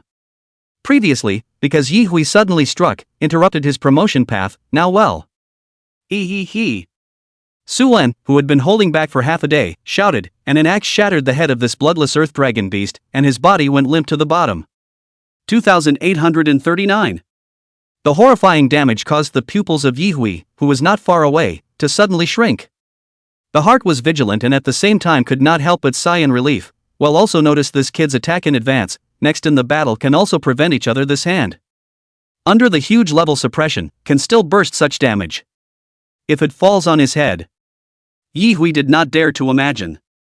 There was no level suppression between the same class, even if most of his equipment was LV 30 green. But if he received this axe, Yi Hui would be seriously injured without dying. Suddenly, he looked condensed. Su Wen actually lit up a white light on his body after decapitating this earth dragon beast. Is this an upgrade? After checking the opponent's level, he had indeed risen from LV 19 to LV 20. Only, the white light did not immediately dissipate, but instead transformed into 3 orbs that emitted soft white light, constantly circling around Su Wen's body. Yi Hui wasn't sure what these balls of light represented, but a strong sense of unease rose within him. Was it because of these 3 orbs of light? Yi Hui was not sure. He saw that after the upgrade, Su Wen, whose face was originally a bit dull, suddenly revealed a smile at him. The smile was incomparably sunny and cheerful, but set against the dark environment of the Earth Dragon mountain range, it looked incomparably eerie. Yi Hui's sixth sense frantically alerted him to stay away from this rookie who had just been promoted to LV 20. This guy, what kind of monster is he, just promoted 1 level, why does he give him such an uneasy feeling? Yi Hui decided to give up on this mission and traveled far away from River Spring City. However, he had just cast Shadow Sneak and was preparing to escape when an inexplicable force enveloped his entire body, causing him to involuntarily turn around and charge towards Su Wen. Yi Hui looked horrified. Not good. Chapter 41, Innate Immovable King. This feeling. Is a shield battle taunt? Yi Hui was shaken inwardly, and at this moment, he had been controlled by the skill to come in front of Su Wen. Raising his hand, the dagger stabbed forward. Bang! The attack landed on the shield and a 246 damage surfaced. But in Yi Hui's eyes, the 3 balls of light that surrounded Su Wen's body circled crazily around the moment the attack fell, forming a translucent light shield that surrounded him. Moreover, the damage numbers were not the normal red color, but an extremely dim grayish-white color. This represented that Yi Hui's damage was absorbed by the light shield and did not cause substantial damage to Su Wen. At the same time, a lavender light filled his line of sight at an extremely fast speed. The whistling strong wind frantically slapped at Yi Hui's face, blowing his hair wildly and his eyes wide. Yi Hui twisted his head and controlled his body to dodge backwards extremely hard. But Su Wen had fought until now to cast Taunt, in order to leave his opponent behind completely. Where would he give Yi Hui half a chance to dodge? Giggle. 5048. Weakness damage. The sound of an axe blade entering the flesh came. Yi Hui's pupils suddenly shrunk, and his body, which was originally moving backwards, stalled. His mouth opened and closed as he reached out and pointed at Su Wen, wanting to say something. However, his chi blood returned to 0 and he could only fall heavily to the ground, splattering a cloud of dust. A trace of shock and confusion still remained on Yi Hui's face, as if he did not expect that he would be easily decapitated by a student boy. Even 1 second later, with the help of the primary recovery potion, he would have been able to escape from here. The slight difference was that there was a key pattern printed on the top of the box, which looked quite symbolic. Thinking of the scene where he was pressured by Yi Hui earlier, Su-wen's heart burst with irritation. Since and activating the system, he had a smooth ride all the way, and it was the first time he had suffered a loss-up. Innate Immovable King of Light SSS passive, use 10 times the power of Qi and blood to condense 3 protective spheres of light, which will always surround the user's body, automatically absorbing the injuries sustained. Note, the protective spheres of light enjoy the same Qi and blood like a dragon passive enhancement. Current shield value, 95,880. After replacing the shield and inlaying a blue chalcedony that provided an additional 4,000 Qi and blood, Su-wen's Qi and blood had nearly doubled compared to before. It reached a terrifying 9,588 points. With the Ascended Immovable Ming King's enchantment, it was equal to Su-wen having a nearly 100,000 Qi and blood shield. Previously, it was also because of the appearance of the innate Immovable King of Brightness that Su-wen had the courage to let go of that black-clothed assassin. With such a high shield, who could break it at the same level? Looking at the 3 balls of light surrounding him, Su-wen felt a sense of peace. The equipment skills had been updated again, and Su-wen suddenly wanted to see how explosive his attributes were nowadays. Name, Su-wen. Profession, Shield Emperor Unique. Level, 2032 361,000. Blood, 9,588 4,000. Blood, 9,588 4,000. Mana, 763. Strength, 124. Spiritual power, 37. Physique, 218. Agility, 34. Physical damage, 1106.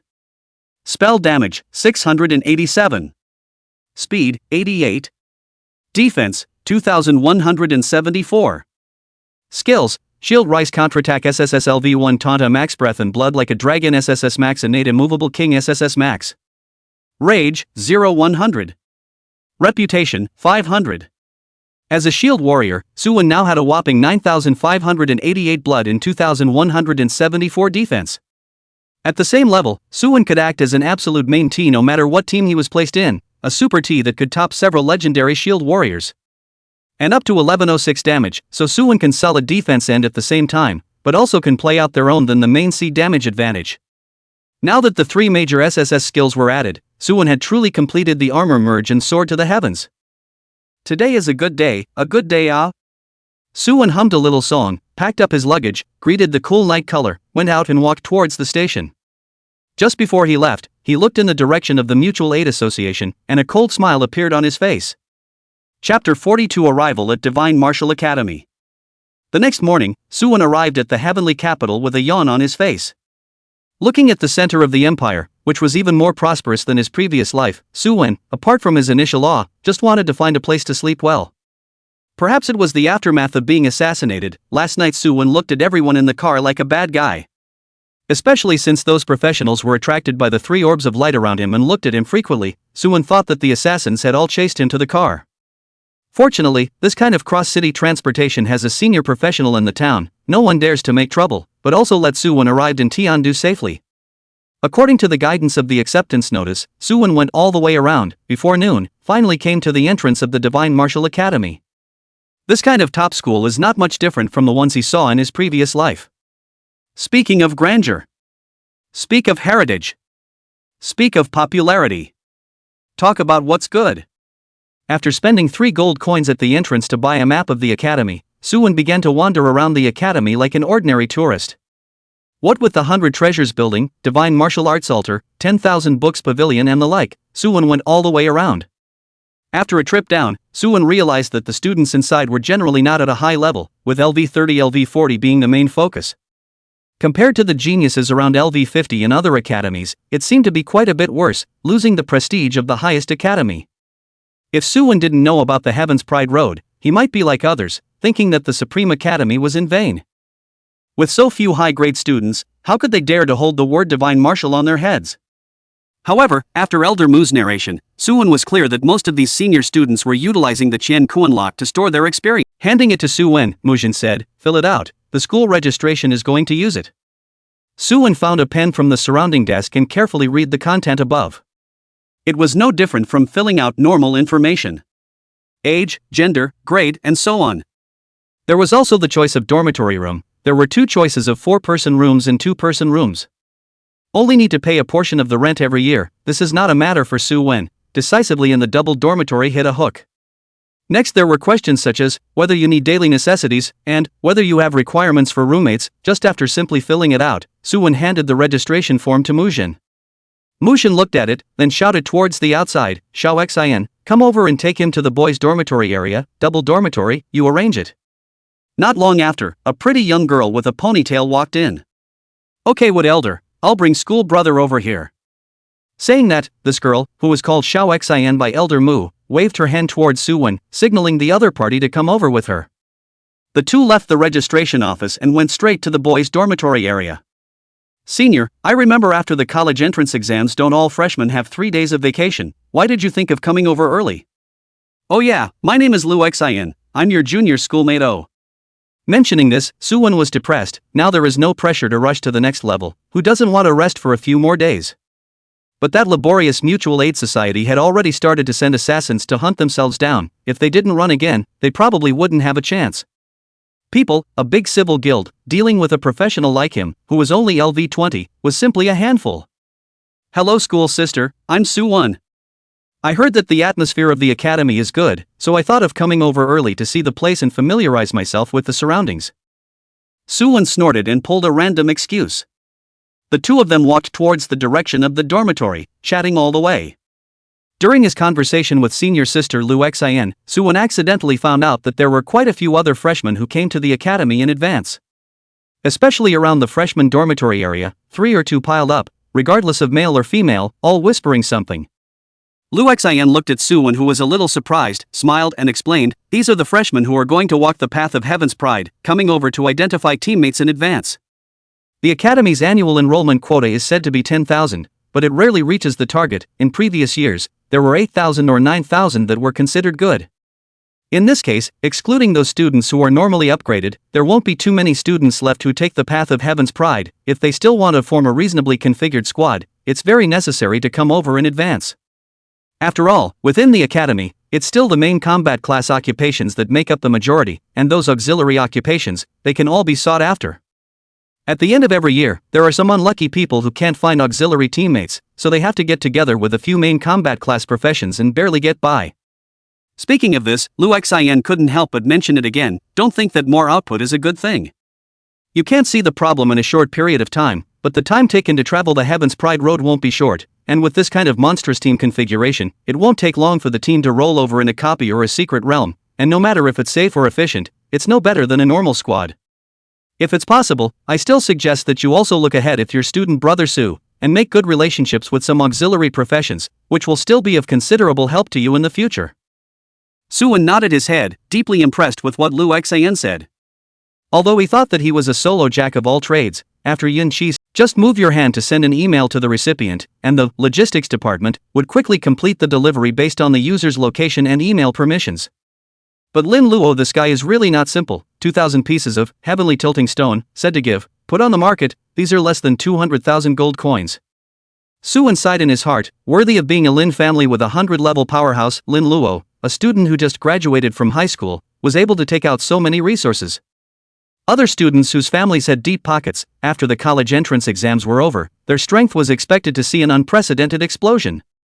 Su Wen could even imagine the scene of those students full of green clothes when school started in a few days. After all, green clothing is the highest grade equipment that can be traded on the market. Families with slightly better conditions would prepare a set for their children. As for the purple suit, most of them were dropped on the boss, and the alpha level boss had a 1 in 1,000 probability of popping out, but Su Wen hadn't come across them once. The 2 core purple suits were drawn from the system rewards. Walking with Liu Xian for a while longer, the two finally arrived under Su Wen's dormitory. After adding each other's friends, Liu Xian urged Su Wen to pay attention to a few things at the beginning of the school year, and after waving her hand, she turned around and left in the dormitory ant with a meaningful expression on her face. Su Wen's dormitory was 504, sitting in the north and facing the south. It was a 2-room, 1-ballroom flat, with a huge space, close to 200 square feet in visual estimation. To Su Wen, using this kind of house as a dormitory was still a bit strange and extravagant. Worthy of being the Divine Martial Academy, even the dormitory building was built so well. This instantly put Su-won in a better mood, with a feeling of being inexplicably respected. "Hey brother, you're here?" Just as Su-won was still looking around, a low and thick voice suddenly came from the side. He only saw a muscular strong man with a face full of scruff and a foot of 1 m tying a pink apron, holding a broom and dustpan in his hands as he walked over from the side room. Under the black trench coat, with a sky blue lining, it was hot to look at. However, what attracted Su-won's attention more was that there was a hanging staff behind him, with a light green light emerging. The burly man revealed a mouthful of white teeth and smiled as he introduced himself. "Hello brother, my name is Ji-hao. Came from the western neighboring province, just arrived in the morning, thought I came early enough, didn't think you weren't slow either brother." Even though this outfit caused Su-won strong sensory discomfort, he still immediately responded. "I'm Su-won, from Hadong province. I heard a schoolmate say that coming early can find a good teammate? So come early to take a look. Brother, what's your profession, mage?" Su-won remembered Liu Xian's instructions and didn't put on any scholarly airs, but climbed into conversation with Ji-hao. In the end, each of the 42 provinces in the empire had a scholar, and in the Divine Martial Academy where geniuses gathered, a scholar was really nothing to be proud of. At least Su-won himself thought so. He, most of those who came early think like you." The corner of Ji-hao's mouth rose as he took the staff hovering behind him in his hand and gently waved it. 3 rays of light fell on Su-won's head. "You are subjected to elementary healing technique increase, restores 30 points of chi and blood per second, and will not be interrupted by damage. Lasts for 30s. You have been subjected to elementary fervor increase, attack increases by 100 points and attack speed increases by 10 points. Lasts 200s. You have received wind chant increase, movement speed increases by 20 points. Lasts 300s. What's my skill? What's a mage? Is it as dangling as me?" Ji-hao's face revealed a smug look, and when he saw Su-won's mouth slowly open, looking at himself with an exaggerated look, he felt a wave of relief in his heart. Sure enough, auxiliary professions were just popular in the Divine Martial Academy. "Ha, surely brother you are more hanged, those other mages, how can they compare with you?" Su-won saw the skill effect and was slightly surprised. He didn't expect that this thick-browed one was actually a priest. Then look at the other party's level, actually have LV16, this in the auxiliary class occupation, absolutely counted on the top. The meat and potatoes cannot let go. Thinking of this, Su-won stood on his tiptoes, wrapped his arms around Ji-hao's neck and laughed. "Brother, your skill increase is absolutely great, much stronger than my high school teammates. They only have a primary healing skill, the recovery effect is not as good as yours. Besides, you're a priest with LV16, how can you let those main combat classmates be embarrassed, ha?" Su-won patted his horse's ass without blushing. He had a ghost of a priest teammate in high school, and the Yun family sisters who had teamed up also had a life class occupation and a main combat class rare occupation. There wasn't even a support, let alone a priest. Ji-hao obviously wasn't the type that was forbidden to boast. Being coaxed by Su-won, he whirled around and fluttered a bit. He scratched his hair with a modest face, but the corners of his mouth couldn't be suppressed.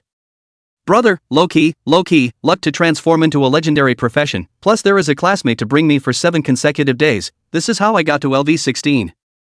Besides brother you are not bad, all have LV2, monster bar you are, how to LV20?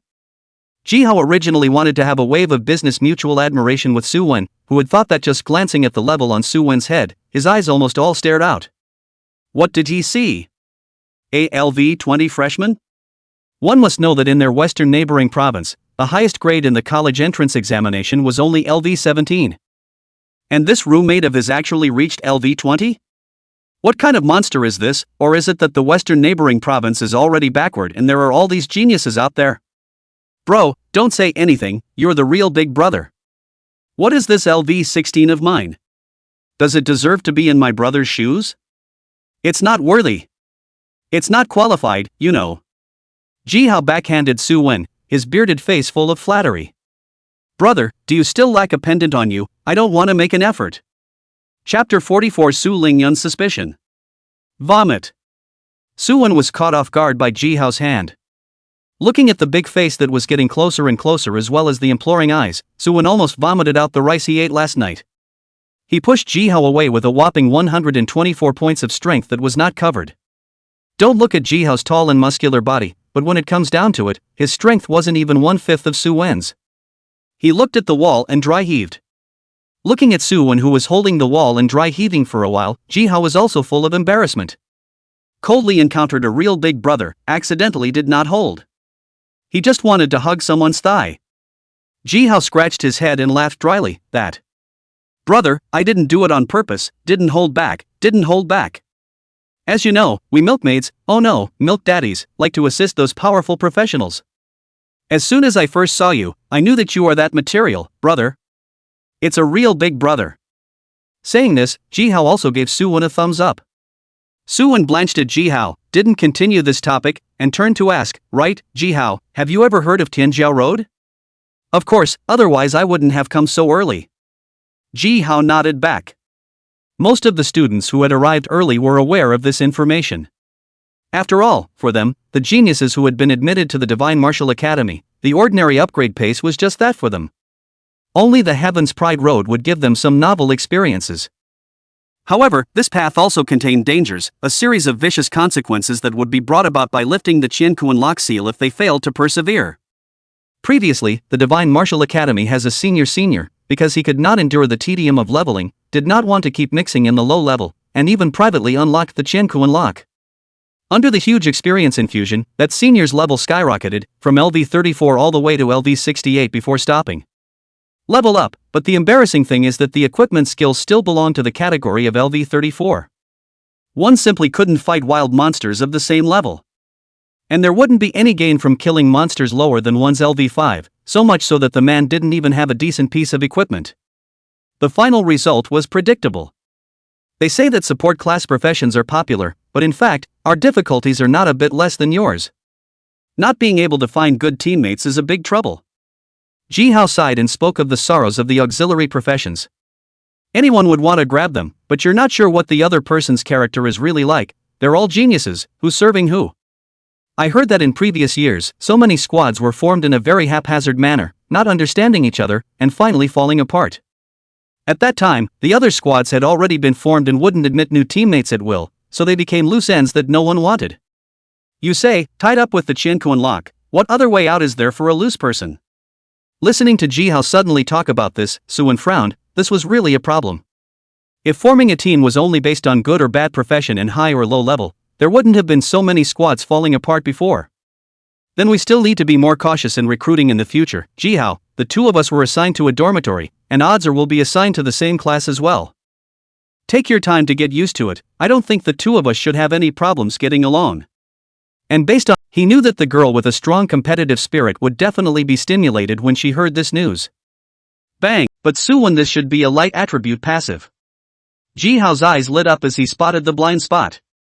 I knew Su Lingyan was also a genius, to actually be able to focus on the other party's occupational problems when they hadn't met. Terrific! He whispered to Su Lingyun. Hello? Uncle San? Ji Xinyuan was at home eating lunch with his wife, Fanglan, at the moment. Seeing his nephew giving him a call, Ji Xinyuan smiled at his wife. Little how called. I remembered that they start school the day after tomorrow, right? Alas, in the blink of an eye, Xiaohao has reached the age of entering the academy for further studies. Time passes so quickly. Fanglan first lamented, then raised his chin, signaling the other party to hurry up and put the call through. It's been a long time since I've seen my good great-nephew. It's strange to miss him. Hello? Third uncle, can you get the enrollment information of this freshman class on your side? A rough voice came from inside the phone. You kid, you didn't even greet me, you came up and called me? Ji Xinyuan laughed and scolded. Xiaohao, when will you come to the house to sit down? Auntie's side has prepared a lot of supplies for you, all for your future upgrades. Fanglan similarly laughed out softly. Third aunt is also in awe. Wait for a few days, my nephew this side encountered a big thing, have to let the third uncle to help me. You kid just came to the academy, what big thing can there be? Speak up, let me hear how big your matter is. Ji Xinyuan, as the counselor for the freshmen of the Divine Martial Academy, certainly had the information, but if Jihao couldn't tell him 4, 5, 6, he wouldn't give this to the other party. After all, these seemingly insignificant information might cause certain unnecessary troubles if they were to be circulated. Egu, my good third uncle. You still can't trust me? Where do I have any bad intentions? Ji Xinyuan coldly laughed. This kid has no proper form, ghost knows what he wants to do. Speak up, If you don't give me a reason, you won't be able to get a single word of information from me today.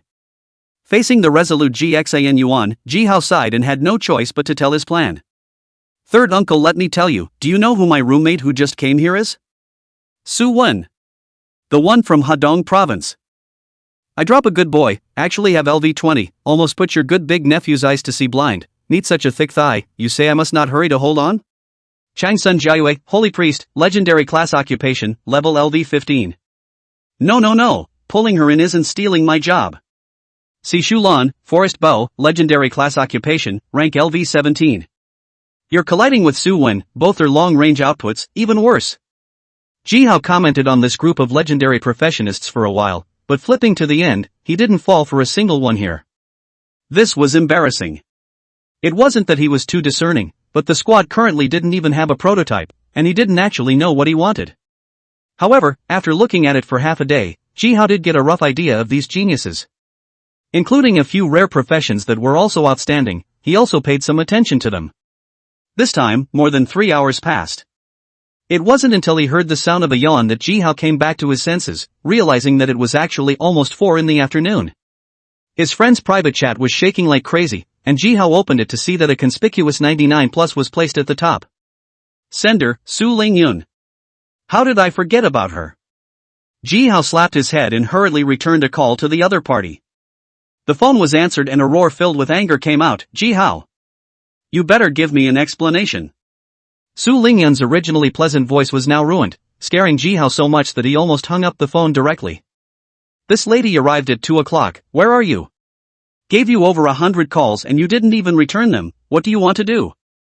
That LV20 mage, you can't really be lying to me. Chapter 46, Preparing for the next book. Ji Hao, if you dare to lie to me, there will definitely be good fruit for you to eat. Ji Hao laughed dryly twice and hurriedly explained, how dare I lie to you, Sister Rhyme, there was something really wrong just now. The thighs are resting in the house, they're just waking up now, don't worry, we'll go find you later. After saying that, Ji Hao hurriedly hung up the. At this time, Su Wen's voice came from outside. Ji Hao, has the person you mentioned arrived yet? If not, let's go to the next book first and see if we can brush out the Chin Koan lock before school starts. Coming, she just arrived, I sent her the location, let's go to Wanben Pavilion to gather.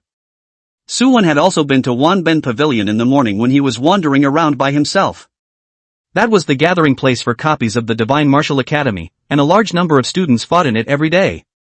At the same time, there was a copy there that specialized in producing Chin Koan locks, and the attraction was so strong that from time to time, there were students from outside the school who came to rub their hands on the book. The two of them followed the path towards the 10,000 Books Pavilion, and the popularity of the academy was obviously a bit more in the afternoon. A good number of clear-eyed, clueless students were curiously visiting this highest academy of the Divine Dragon Empire. These were also the current year's freshmen, only coming slightly later. The grades were also basically above LV16, and were the envy of countless ordinary students in high school. But in the Divine Martial Academy, they were just the most inconspicuous and ordinary members, budding newcomers who had arrived for the first time. The duo arrived in front of the 10,000 Books Pavilion. It was a hexagonal attic similar to a trial tower, with each floor occupying a huge amount of space, as much as 3 or 4 soccer fields. The attic had a total of 9 floors, and each floor had corresponding level copies for students to pick from. For example, one floor was for LV10 LV19 students. The one they were going to challenge today was the LV18 copy, Goblin's Treasure. Right at this moment, a pleasant voice came over. This way. The two of them turned their heads to look, only to see a pretty young girl in a white dress with a small leather bag slung across her body waving at them. The corner of Ji Hao's eyes twitched. If he hadn't seen this young lady's true appearance, he would have almost been fooled by this person. I didn't expect Sister Rhyme to come so early, I actually made you wait for us two big men, I'm so sorry. Ji Hao scratched his head and revealed an awkward yet polite smile. Who knew that Su Lingyun didn't even pay attention to him, as she blinked her good-looking eyes and her gaze landed on Su Wen's head. LV20. Ji Hao really didn't lie to her, it was a real thigh. Su Lingyun revealed a sweet smile at Su Wen. My name is Su Lingyun, main battle class legendary profession Starlight Emissary, just like you, we are both light mages. Oh. Su Wen froze, light mage? Talking about me?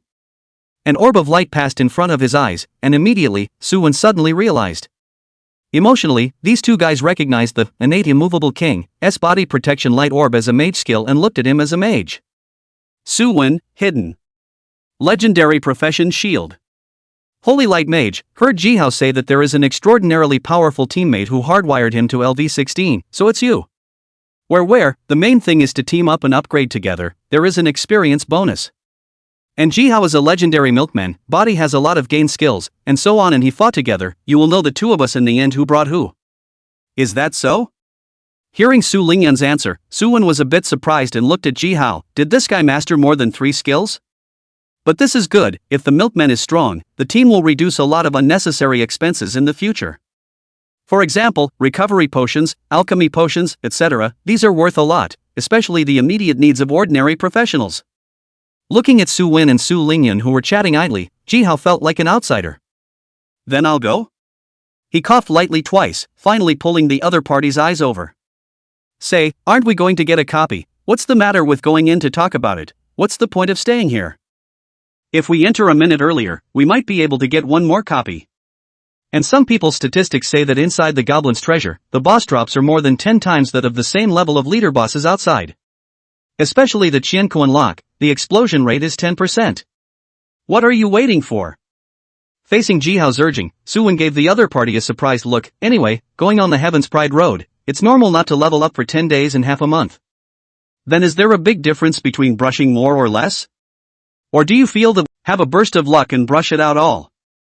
Before he could open his mouth, Jihao was unable to resist. He walked to the front of the long-haired youth, lowered his head and looked down at the other side, a 1.9 head plus exaggerated muscles, giving a huge sense of oppression. Especially with Jihao's frosty face at the moment, the temperature around him seemed to have lowered a few points. If one wasn't clear about this guy's bottom line, one would easily be subdued. This was the case with the two partners of the long-haired youth. They pulled the long-haired youth's arm and whispered something. The long-haired youth was unmoved, tossing his bangs behind his head and looking at the staff behind Jihao's opponent with a somewhat playful expression. What, the big guy wants to get in the way? Don't blame me for not reminding you, once you move, the unlucky one will definitely be you. He clasped his hands to his chest in a calm and collected manner. Jihao's third uncle was the counselor of the Divine Martial Academy, and his understanding of the rules of the school was definitely not something that an ordinary freshman could compare to. Looking at the long-haired youth who was only LV16 but had a bigger rack than anyone else, he grinned. You're right, doing it privately will be detected by the school formation to deduct credits, and you as a victim still have an allowance to get. The rules know quite a bit. But classmates, you may not know, the academy will organize a grade assessment every 2 months. Being defeated by the same level or low-level professional designated challenge, the punishment is even more serious than now. If this you are not afraid. I see that you want to taste the flavor of a deadly fight. Chapter 47 Diminutive Light Mage. The long-haired youth's face changed at his words, and it was clear that he wasn't some outright newcomer. He only wanted to take advantage of the start of the freshman year to earn some credits by utilizing the rules of the academy, and he didn't want to be threatened with a deathmatch at all. Deathmatch, as the name suggests, professionals fight for their lives, seeking to kill their enemies handily on the deathmatch stage. Of course, this was just a special secret realm that the academy had come up with in order to resolve student conflicts. Professionals don't really die, but the punishment is incredibly severe. Death drops all the experience needed for the current upgrade, and the experience stored in the Qiankuan lock is also included, which is calculated as a 10-fold experience drop. If you die on the deathmatch stage, the loss is calculated on a monthly basis, and for this group of experience-locked geniuses, it's simply worse than killing them. The long-haired youth was threatened by Jihao in this manner, and his backbone weakened. With a cold snort, he let his peer duo pass the side and similarly entered the Goblin's treasure. Copy. Che, I thought it was some powerful character. Jihao returned to the team and poo-pooed with disdain. It's just a disgusting guy who bullies pure newcomers, let's leave him alone. Su Lingyun spoke out to comfort him. Before she came to the academy, she had heard that there were people who would take advantage of the academy's rules and specialize in bullying newcomers who knew nothing. The purpose was for the credits in the other party's hands. And this phenomenon was not only found in the Divine Martial Academy, but also in other larger academies.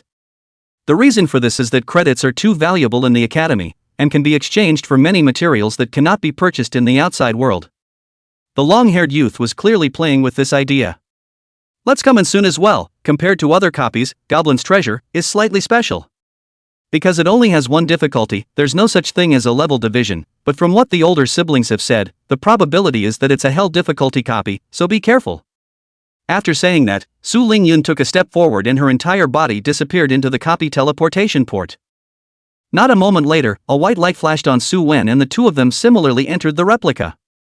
An incomparably dim dungeon appeared in front of the three of them. The air here was humid, the light was obscure, and the torches hanging on the rough stone walls were swaying brightly. Feeling the cool breeze that was constantly coming from within the passageway, Jihao picked up his staff and mumbled something, then swung it towards Su Wen. You have received elementary fervor increase, attack increased by 100 points, attack speed increased by 10 points. Lasts for 200s. You have been subjected to wind chanting increase, movement speed increased by 20 points. Lasting 300s. After adding the increased skill, Jihao was very barefaced. As a big muscle mass, he actually turned around and hid behind Su Wen and Su Lingyun. Looking at the odd gazes cast by the duo, Jihao spread his hands out. I'm done giving skills the rest of those are either useless or life-preserving. Not yet. Su Wen sniffed thoughtfully. After the trading privileges were liberalized, a tycoon like Jihao was estimated to have gotten his hands on some skill books that suited him. A priest had 3 practical skills in what he had shown earlier, almost catching up with him who hadn't broken through LV20. This feeling of becoming stronger by spending money, Su Wen also wanted to experience it. Unfortunately, the richest thing in his entire body was probably the hundreds of thousands of points that existed in his school account. Moreover, the student card had to be opened uniformly for the official start of the school year, so there was no chance to spend it now. Stop looking, let's go. Great master, quickly let me experience the flying feeling of practicing, I can't wait. Su Wen shook his head and walked towards the dungeon ahead. He was located at the very front, and Su Lingyun chose to pad behind him, protecting Jihao, who was a milkman. This was the most basic quality of a professional teaming up, to protect and assist. My god, those damn humans are here again, the smell from them is as bad as rat. Boss Kevin, let's go kill him. Suddenly, a sharp hiss came from a group, gurgling something. 10 green-skinned, blood-red-eyed goblins appeared in front of the trio. They were short in stature and ugly in appearance, and looked far too similar to their close relatives, the goblins. Especially in the dimly lit dungeon, when Su Wen saw the goblins appear, he almost thought that Su Lingyun had chosen the wrong copy. Goblin Captain Elite LV18. Blood, 34,500 34,500. Goblin Normal LV18. Chi and Blood, 11000 11000. It really is hell difficulty. A LV18 goblin actually has over 10,000 Chi blood, everyone be careful. Su Lingyun's voice came from behind her, and a 5-pointed starburst shot out, landing precisely on the goblin captain's head. 1,360. Weakness damage. Seeing the damage that exploded on the goblin captain's head, Su Wen's eyes lit up. Such a high output from a general attack, worthy of being a legendary profession, it was awesome. Su Wen, they're coming over soon, why haven't you taken out your weapon yet? Su Lingyun, who was preparing to chant her skills at the back, saw that Su Wen was still frozen in place and couldn't help but frown slightly as she spoke out to remind him. This guy was up to something. In case the other party didn't take these goblins into consideration due to their high level, they would never be able to break through this copy. As the only place that produced Qian Kuan locks, the guarding boss naturally had his special features. As long as a little attention was not paid, it would be easy to usher in a group annihilation. This was one of the reasons why Su Lingyun was worried. Just as she finished chanting the spell and wanted to unleash a ranged AoE out, she saw Su Wen, who was not in a hurry, take out an incomparably exaggeratedly shaped giant axe from within his backpack. Her head was momentarily lost in thought, and even the skill she was about to release was cut off as a result. Wasn't this person a light mage? Why did he suddenly pull out such a thing? Not only was Su Lingyun surprised, even Jihao had a beeped expression on his face. Bro, you lied to me? What happened to the promised mage? How did you become a warrior? Without waiting for them to come back to their senses, they also saw a purple light flash by Su Wen's left arm. The long triangular, protector's choice, appeared out of nowhere, causing Jihao's eyes to almost swish swish swish. 9 ordinary goblins died on the spot. Successfully killed goblins normal, experience plus 95, monster level lower than professional LV2, experience 19, group bonus experience 46.55. Successfully kill goblins normal, experience plus 95, monster level lower than professional LV2, experience 19, team bonus experience 46.55. Successfully kill goblins normal, experience plus 95, monster level lower than professional LV2, experience 19, team bonus experience 46.55. successfully killed the Goblin's ordinary, experience plus 95, monster level lower than the professional LV2, experience 19, group extra bonus experience 46.55. The experience prompt came, but at this time Su-Wen didn't have the time to pay attention to it. Because he was fighting with the only surviving elite goblin. He was fighting with the only surviving elite goblin, but in Su Lingyan's eyes, it was a proper crushing. Originally, the fact that Su-Wen was a shield warrior was outrageous enough, but she didn't expect a shield warrior to actually not use a shield and instead play physical combat with someone. However, she also noticed that the 3 balls of light that had caused them to have a misunderstanding earlier, whenever the goblin's attack fell, it would turn into a light shield that enveloped it, absorbing all the attacks from the opposite monster. This guy, so strong. Worthy of being a LV20 big brother. In just a few moments, the elite goblin was killed on the spot by Su-Wen. Carrying the exaggerated giant axe that emitted a lavender glow, he looked towards the Ji-Hao duo with a smile on his face. How is it? Strength is not bad, right? Looking at Su-Wen's Versailles appearance, Ji-Hao was simply furious. Holy, brother, you lied to me so badly, I thought you were a mage if you didn't say so. Ji-Hao walked in front of him and continued to spit, if this strength of yours is just okay, then what am I, trash? Su Lingyan nodded her head in agreement, that's right, the same legendary profession, why is the difference so big? As she said that, she also glared at Ji-Hao, thanks to what she had said earlier about everyone being a light mage. How embarrassing for her now. Darn it. Ha, how about it, did you enjoy the flying leveling feeling? Su-Wen laughed.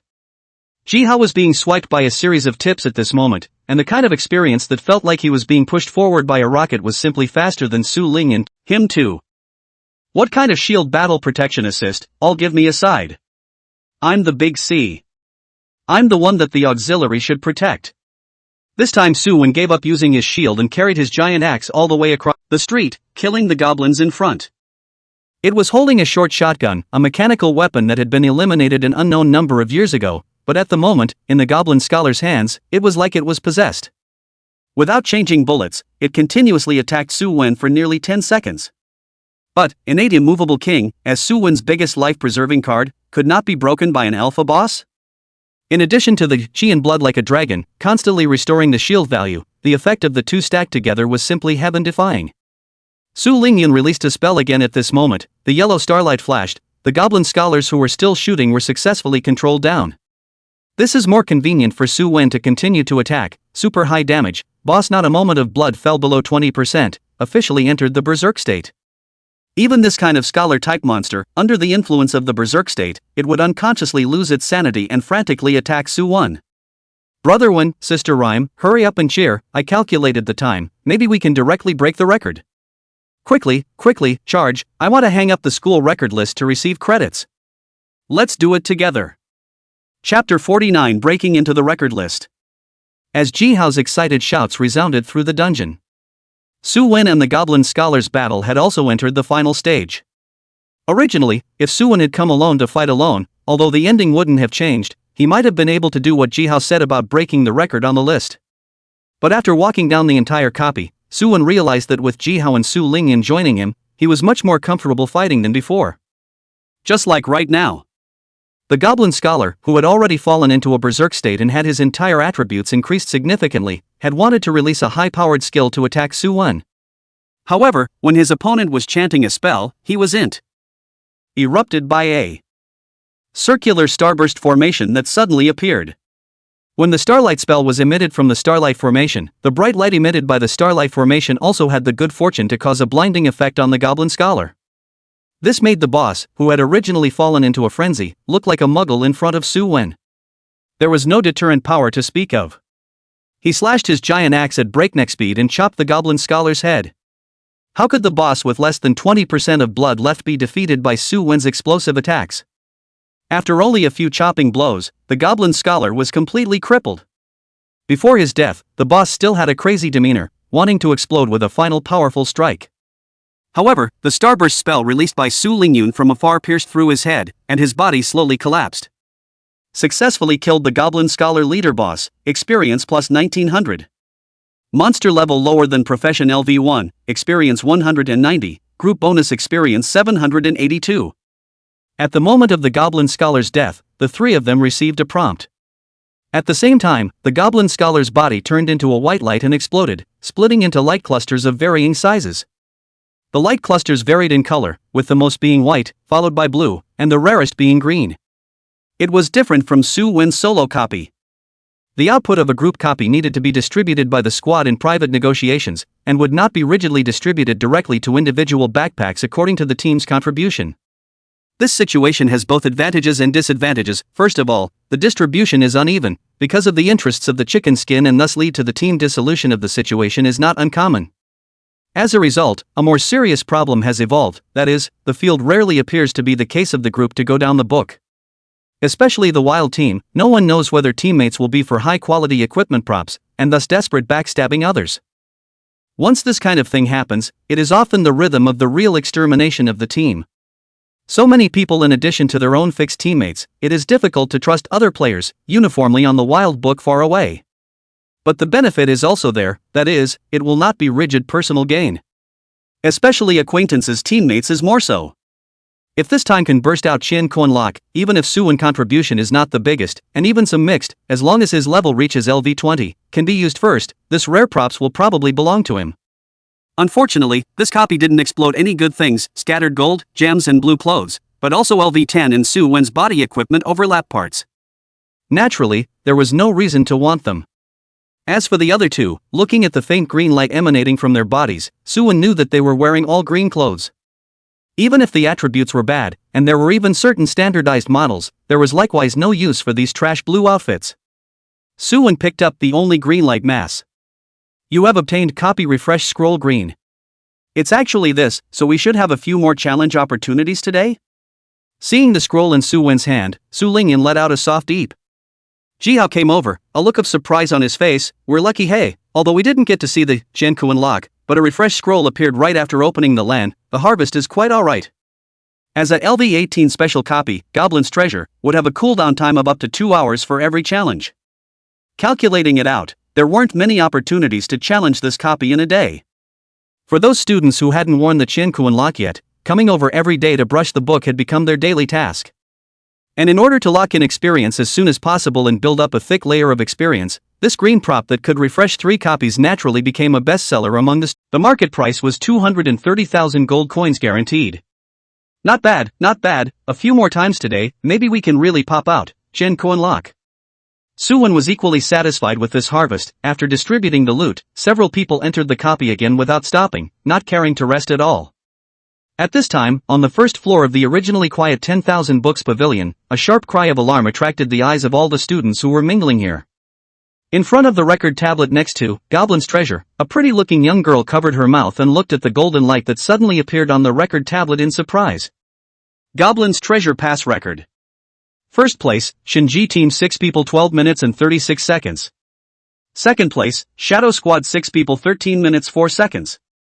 Sixth place, Suwon Jihao Su Lingyan 14 minutes and 21 seconds. Sixth place, Suwon Jihao Su Lingyan 14 minutes and 21 seconds. Someone has broken into the record list, and it's actually only 3 people. Which senior sister has nothing better to do? Seeing the record of the ranking change, the girls were surprised. Especially when most of the challengers were 6-member squads, to be able to break into the list with 3 people was evident of the opponent's strength. She opened her mouth and asked the surrounding students, does anyone know Elder Su Wen and the others? Why did they come to break into the low-level copies for good reason? Someone beside her shook her head and answered, there are many people in the school, unless the ones that are particularly famous. Who? He muttered in a low voice, what's wrong? I'm just talking about my guesses too. Brother, if this were any other copy, there is still a possibility of the situation you mentioned. The 10,000 books pavilion will record the scent of the students who come, and all those whose grades exceed the current range of the pavilion's grades will not be authorized to challenge for a copy.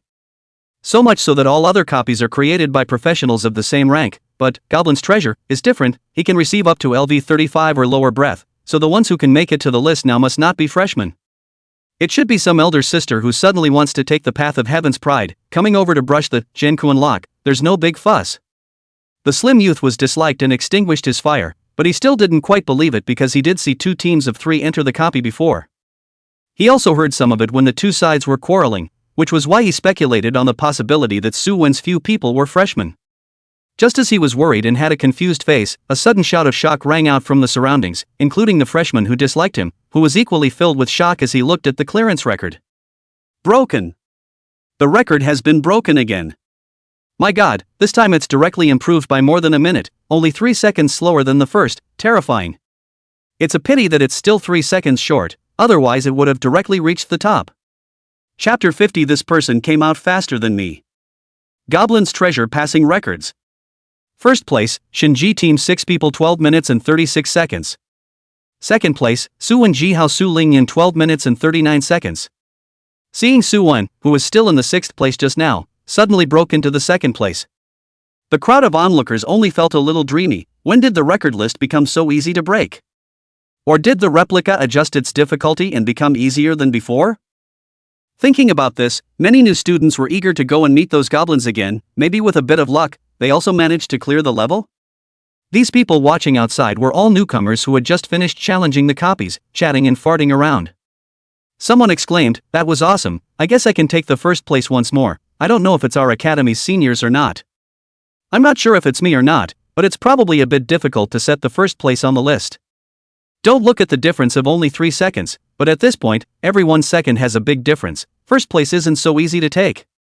So what, as long as people are still in the academy, their names are hanging in the list, and they have credits to collect every day, aren't they much better than us? The originally quiet atmosphere on the 1st floor of the Wanben Pavilion quickly became lively due to Su Wen's few people. Even the seniors who had just come here and were preparing to go to the higher levels also came over, asking each other if they had heard of Su Wen's people. These 3 guys are fierce. They almost blew up the Divine Machine Squad. A senior with a round figure and a staff in his hand lamented a little. You even said it was almost, wasn't that not broken? What do you know, almost then there is hope. After all, the 1st reward credits are not comparable to the 2nd place. When they explode for Shui Tianjiao, I will definitely buy 2 bundles of fireworks and set them off. Ha ha ha.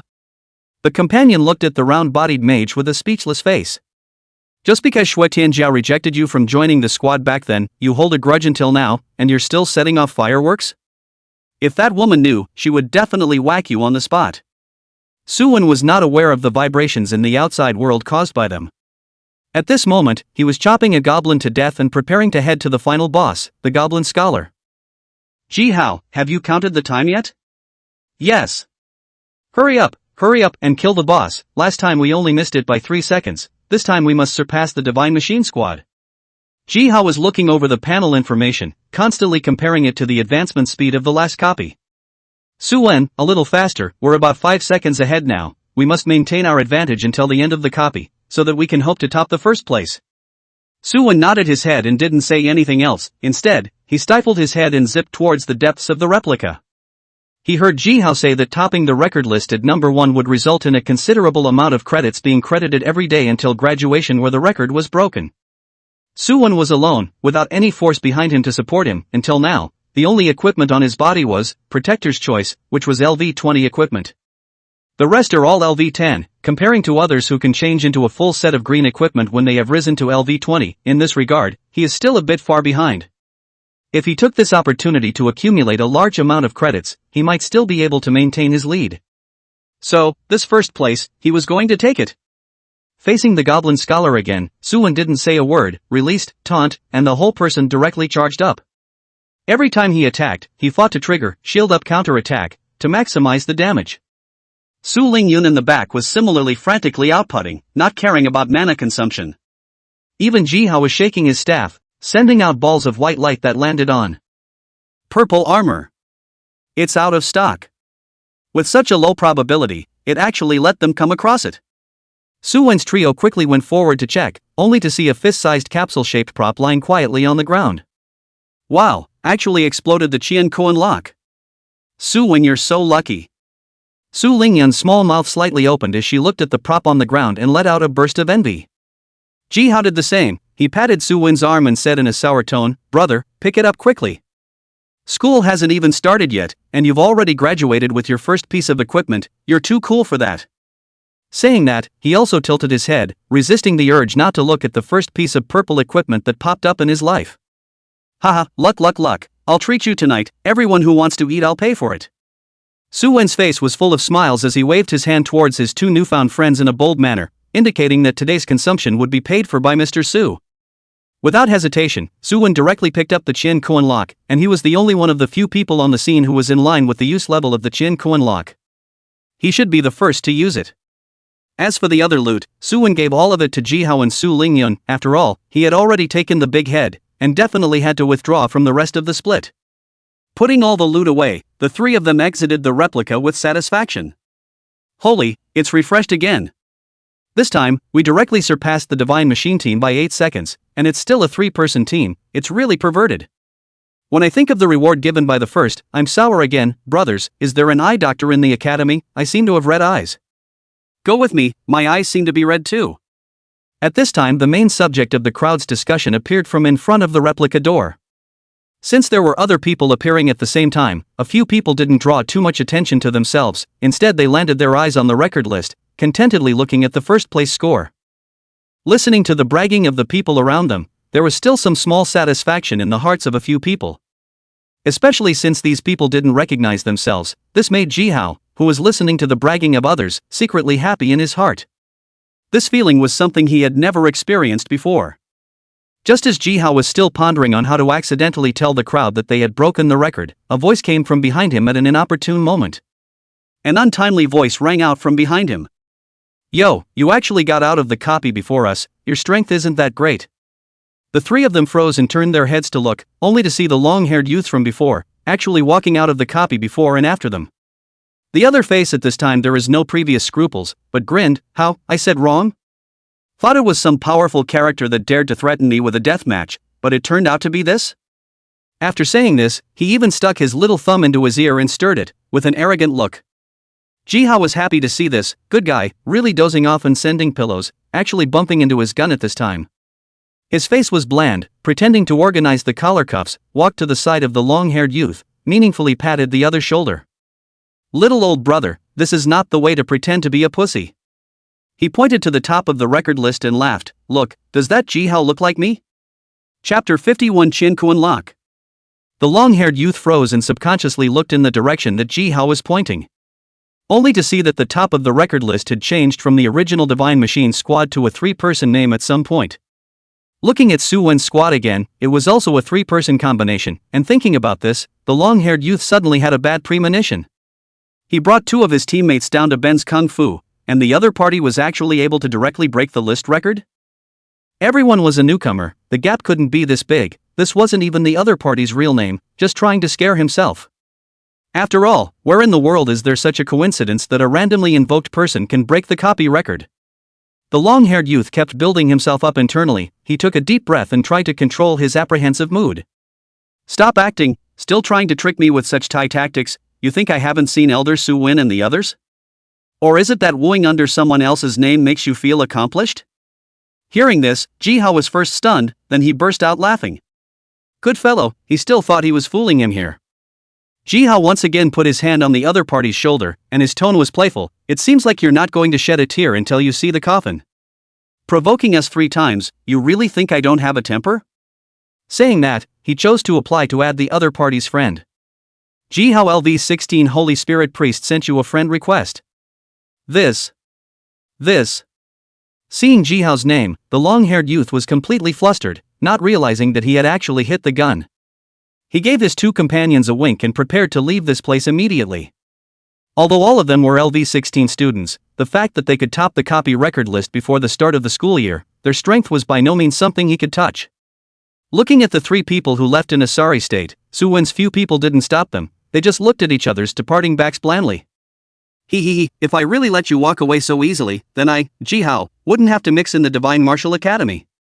Jihao landed his gaze on one of the avatars in his temporary friends, who was none other than the long-haired young man that he had just applied to add as a friend.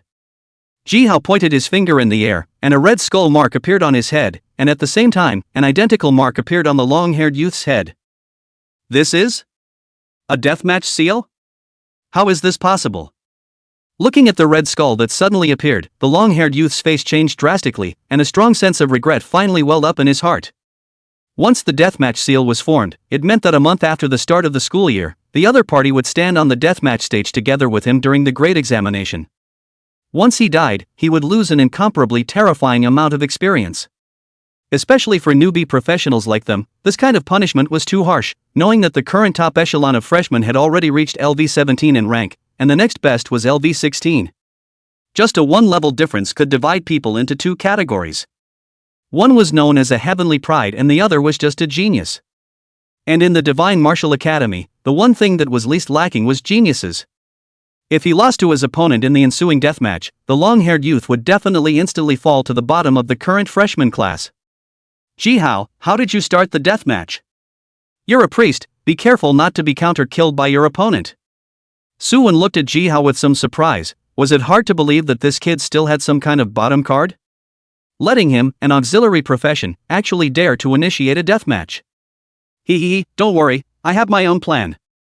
I'm still confident that I can win against an ordinary student, so you guys will just watch when the time comes.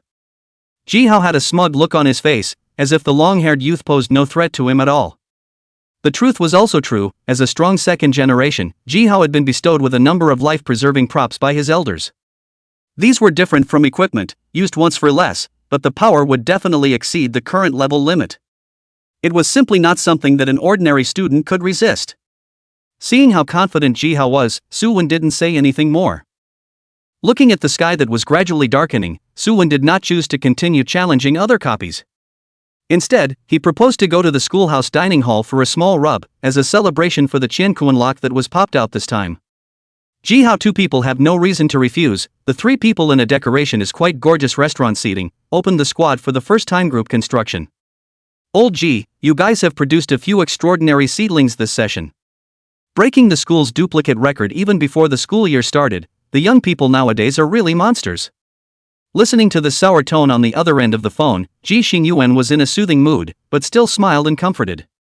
Old Autumn, one must learn to be contented. I remember that a number of heavenly prides have appeared among your disciples. Why are you still thinking about my people? Alas, also Shui Tianjiao, those people make do, the other. Do not say it. To be actually crushed underneath by a freshman who hasn't even officially enrolled yet, they don't mind the shame. Xin Yuan did not take Old Autumn's words seriously. The other party had not watched Suwon's video in the Tower of Trials, so naturally he was not clear about what kind of strength this LV20 little guy possessed. Not to mention Shui Tianjiao, even the more perverted ones, at the same level, were probably not Suwon's opponent. When Suwon's few people topped the record list, he received a message from the spirit of the school formation. Without seeing it, he was shocked. A few newcomer little guys actually managed to break the record left by Shui Tianjiao. It was really remarkable. Thus, he made the call to the school's logistics minister Autumn Yongyuan and specifically came to apply for the highest level of support rewards. Old Autumn, how about what I said before? It shouldn't be difficult for Suwon and the others to apply for a super specification support reward. Who would have thought that the Autumn Yongyuan on the other end of the phone shook his head and denied. Strength-wise, a few people are undoubtedly, especially that Suwon, he's definitely qualified to apply for the super specification support rewards. The other two little guys, the next level is estimated to be fine, but according to the process, Suwon's enrollment is less than a year old, and the assessment period is too short. It's estimated that it's hard for the application to actually come down. Ji Xinyuan sighed at his words. Sure enough, the one-year examination period was a hurdle that could not be crossed. At one time, the highest academy did not have these rules, but in previous years, there had been instances of sponsored individuals defecting from the academy, or even defecting from the human race. It caused great damage to the Divine Dragon Empire at the time. Since then, the academy had a so-called inspection period for newcomers, with the purpose of screening the students' hearts and electing geniuses who were loyal to the empire and to the human race. Alright then, I won't talk to you then, Old Autumn. We'll get together when we have time. After saying that, Ji Xinyuan hung up the phone and gazed at the night scene outside the window, not knowing what he was thinking. On the other side, Suwon's trio returned directly to the dormitory to rest after dinner. There was absolutely no desire to experience the nightlife of the academy. When things were all finished, Suwon then had the chance to check up on the newly obtained purple armor. Qiankuan Lock Purple. Special props. LV20 or above can be used. Status, not opened. The status also changed from unopened to activated. However, what surprised him was that the activated Qiankuan Lock actually had an additional hidden skill. Qiankuan Lock A utilizes Qi Mist to conceal itself, making professionals not higher than your LV10 unable to see your level information, and causing professionals below your level to subconsciously ignore probing your level. Cooldown, zeros. Seeing the skill introduction, Suwon was a bit dazed. No wonder when he first came to the academy, some professions could not see the level at all. Even if they took the initiative to probe, what was displayed was a mist, so it was the hidden skill of Chin Kuan Lok. Suwon was very interested in this. In the Divine Martial Academy, everyone's level was not much different because of the Chin Kuan Lok. So if you want to probe each other's level, except for those veteran professionals, it is very difficult for others to know their specific situation. It also reduces a lot of unnecessary trouble.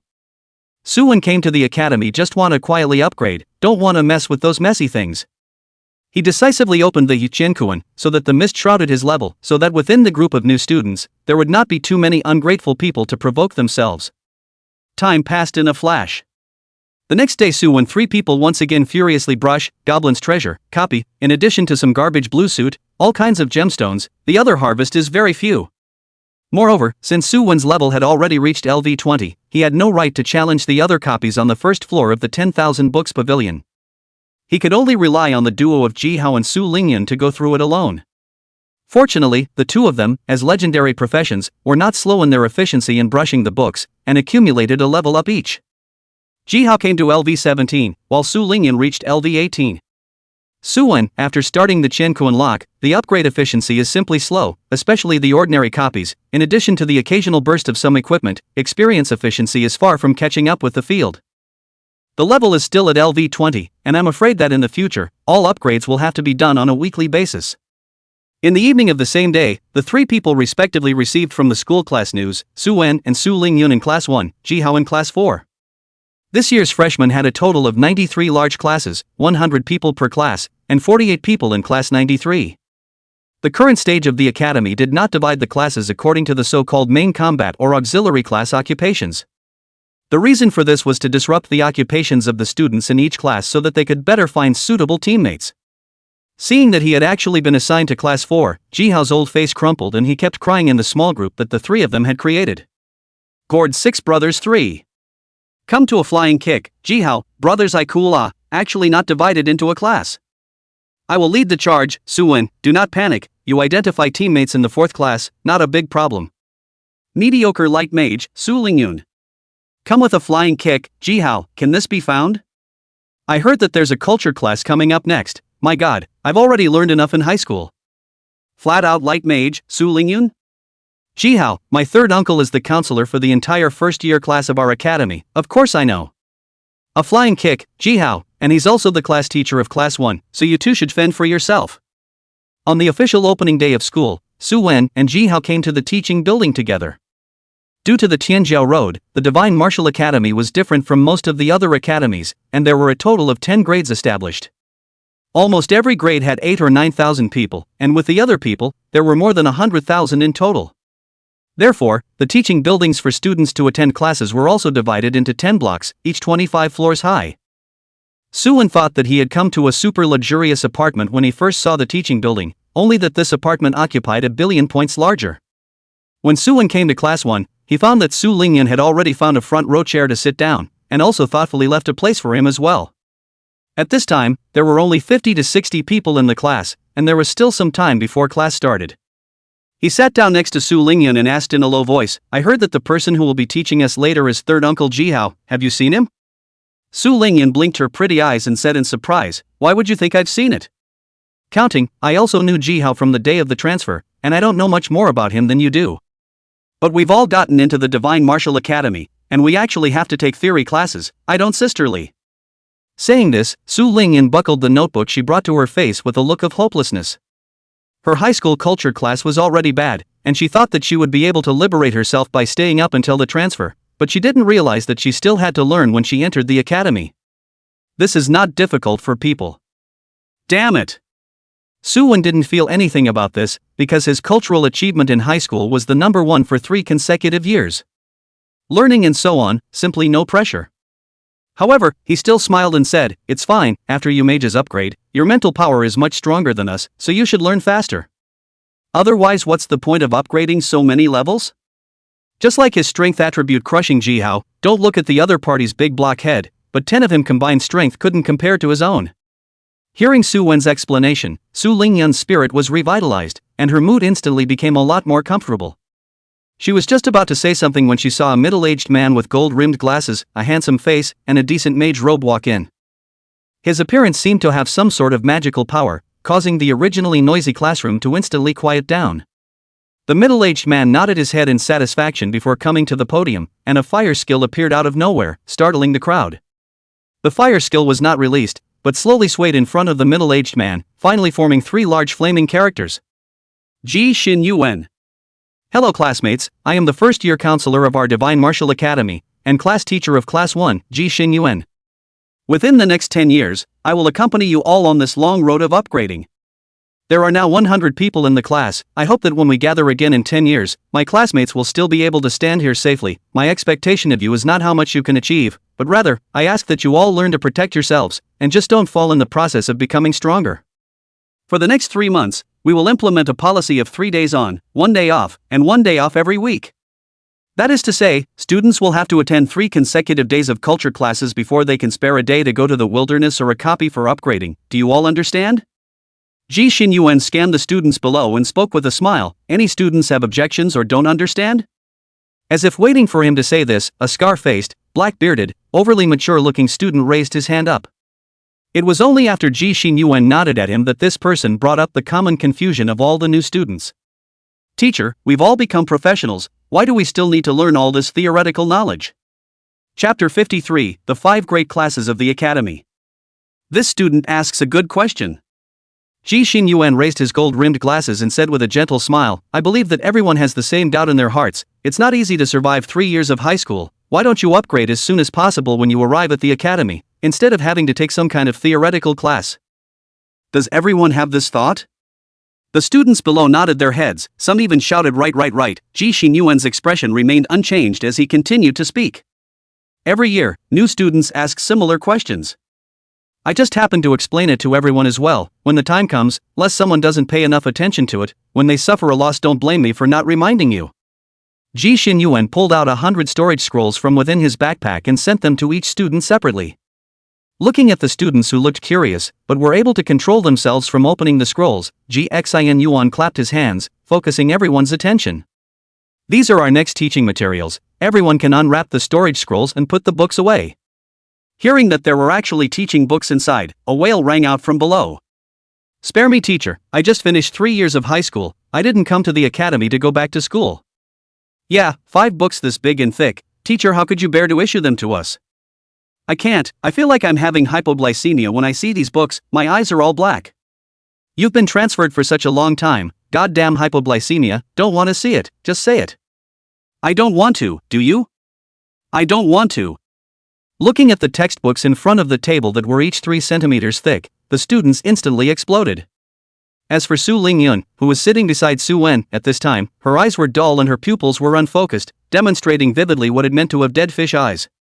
Like a young girl who had been played out. Completely lost the confidence and elegance of being a legendary professional when she went down to the copy. Even Su Wen had a big headache. He was a high achiever, but it didn't mean he genuinely liked these. Listening to Ji Xin Yuan's meaning, this was also just preliminary information. Don't be afraid, classmates, these things look like a lot, but they'll be quick to learn. In high school, we already have a preliminary knowledge of this already. Ji Xin Yuan took the Blue Star Power Analysis, and Complete Guide to Secret Realm Analysis, and said loudly, I don't require you to learn the remaining 3 books as well as you can. But these 2 books, each of you must memorize them for me. He pointed at the Blue Star Power Analysis book and explained, this not only contains the current pattern of the 9 empires, but other large and small powers are also labeled. No matter if it's a family or a labor union, an official or a civilian, or a lone warrior, most of them have introductions in it. Why did I tell you guys to look at this one carefully? Because the Divine Martial Academy, as the highest academy of the Divine Dragon Empire, has countless resources at its disposal. But some of them are just shared large replicas or secret realms. The entrances are spread all over the world. For example, on the 2nd level of the 10,000 Books Pavilion, there are several large replicas that can connect to other Imperial academies. They should have worked together to pass the copies and get the rewards, but at some point, the geniuses who went and turned on each other in order to enjoy more benefits. Especially between students from different empires, due to various reasons such as culture, language, geography, history, and so on, tragic battles would often erupt until one side was completely dead. And it's not just other empires, even big civil organizations will have many of these large secret realm entrances in their hands. Therefore, what is recorded inside this book is how the official or civil forces of each country can teach you to more accurately discern the identity of the other side, thus maximizing the advantage of intelligence. This can greatly reduce our mortality rate, trust me. After saying that, Ji Xinyuan pointed to the complete book of secret realm analysis and admonished. This one, on the other hand, is most of the information on the current exploration of the secret realms. Don't think that the secret realms are the same as the copies, they're all treasures for you all to take as you please. In fact, according to what the Empire's strongest explorers have discovered over the years, the secret realm side is also a real world, like a mirror, two sides of the same coin. We can go over here from the secret realm to harvest resources, and it seems like we don't have to care about any imperial law constraints at all, but if we can go in, will they be able to? Chapter 54, Missing 100 Million. After Ji Xinyuan finished speaking, no students answered him. The atmosphere in the classroom was a bit heavy, and many of them frowned as they flipped through the two large books, Analysis of the Blue Star's Forces, and The Complete Book of Secret Realm Analysis. It was just that the more they read, the more a kind of anxiety would arise in their hearts. It always felt like their generation would experience a big event. What with the Empire fights, the war between reality and the secret realm, it was originally something very distant to them. But after hearing Ji Xinyuan say this, the students felt that these were very close to them. After all, as geniuses who had killed their way out of the entire empire, being able to break through to LV16 before the college entrance exams already showed how extraordinary they were. It also meant that the things they came into contact with in the future would definitely be different from ordinary people. Just like Su Wen, for example, when he heard that there was a large-scale copy on the second floor of the 10,000 books pavilion, and that he would encounter geniuses from other forces or empires, he suddenly had a bad premonition in his heart. It wouldn't be true that he would have to fight with that group of people, right? When Su Wen killed Wang Heng and was tracked down by the Mutual Aid Association, that feeling was not to mention how exciting it was. But if there was a different assassin with a higher rank, Su Wen might have mailed it on the spot.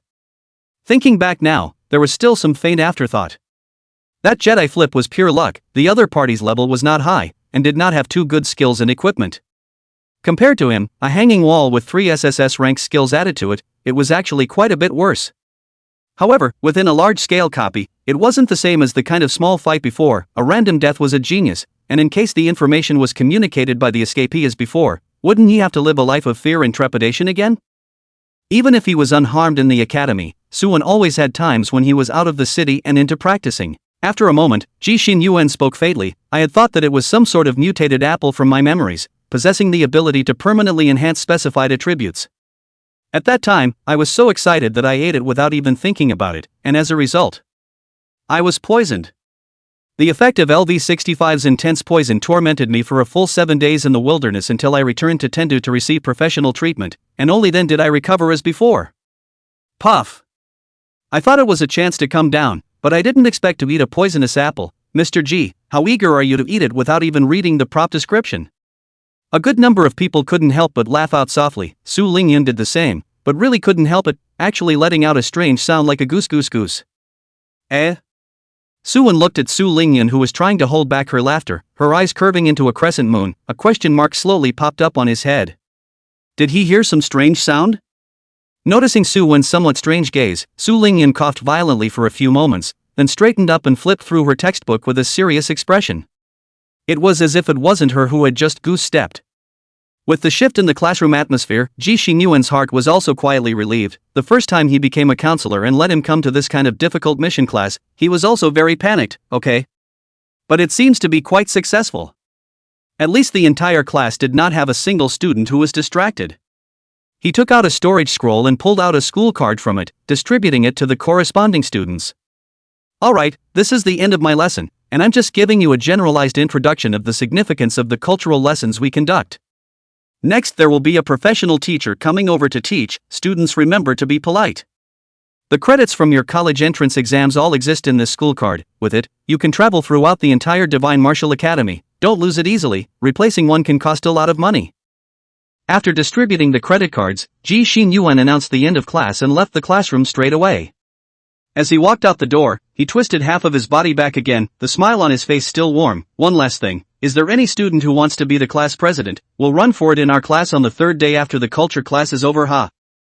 The class president will be given extra credits every month. After saying that, he really left this time, leaving Su Wen and their group of excited freshmen. Holy, there are credits, this shall not be swung on. There is no hang big vote for me. Hey, don't we have human rights? Put. Brother, you really dare to say what is your name? I will definitely vote for you. Different from what Su Wen thought, the freshmen of class 1 didn't have that kind of special arrogance, thinking that they were bullish they were admitted to the divine. My heart hurts so much that I can't breathe, it feels like I'm missing out on $1 billion. What? Chapter 55, Class President Election. What 100 million? Don't ask, you don't understand. Su Lingyun was at a loss. How can I understand if you don't say it? This person is really something. Su Wen still had a lifeless look at this point, his eyes staring vacantly at the school card. Su Lingyun had a flash of inspiration and similarly picked up the school card, looking at the numbers inside with a puzzled expression. Can it be that this guy Su Wen failed the college entrance exam and gained too few credits? But it wasn't right. She knew how strong this guy was, even though the level of all the candidates' trial targets in the college entrance exam were the same as myself. But it wasn't so bad that Su Wen would fold. What's wrong, Su Wen? Not enough credits inside? She said tentatively. No, haven't you noticed the change in credits? The top of the record list can get an extra 1,000 credits per day. Unfortunately, my level exceeds the upper limit. I can't go and fight those first-tier copies, otherwise Ugh. Hearing Su Wen's explanation, Su Lingyun froze, and then calculated her gains. How come there's only 800 on my side? Even if we're on the same team, is it hard to believe that the rewards will be divided into different grades according to contribution? That guy Ji Hao is estimated to be 800 as well, and if he's purely mixed, he's probably only 600 or lower. After saying that, Su Lingyun had an obvious fake smile on her face. Besides, there aren't many copies of the first tier, they're all overused, and even if they reach the top, they don't have much gold content. The credits don't give much.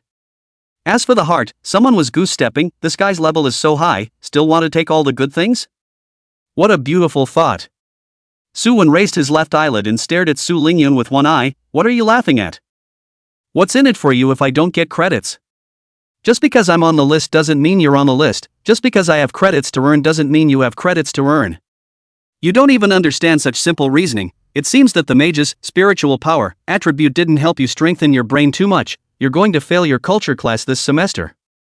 Su Lingyun was choked into silence by Su Wen for a while. She suddenly felt that what the other party said made so much sense. Why do I feel like I've lost $1 billion as well? Except for Ji Xingyuan, who took a lesson after the class started, the rest of the time was taught by the professional teachers of the academy. According to the weights, analysis of blue star forces, 2 hours in the morning, and then a secondary subject, that is, 3 books that do not have to be memorized by rote. The complete book of Secret Realm analysis, 2 hours in the afternoon, plus 2 side subjects. The day passed quickly, and there wasn't much time to go around the copies.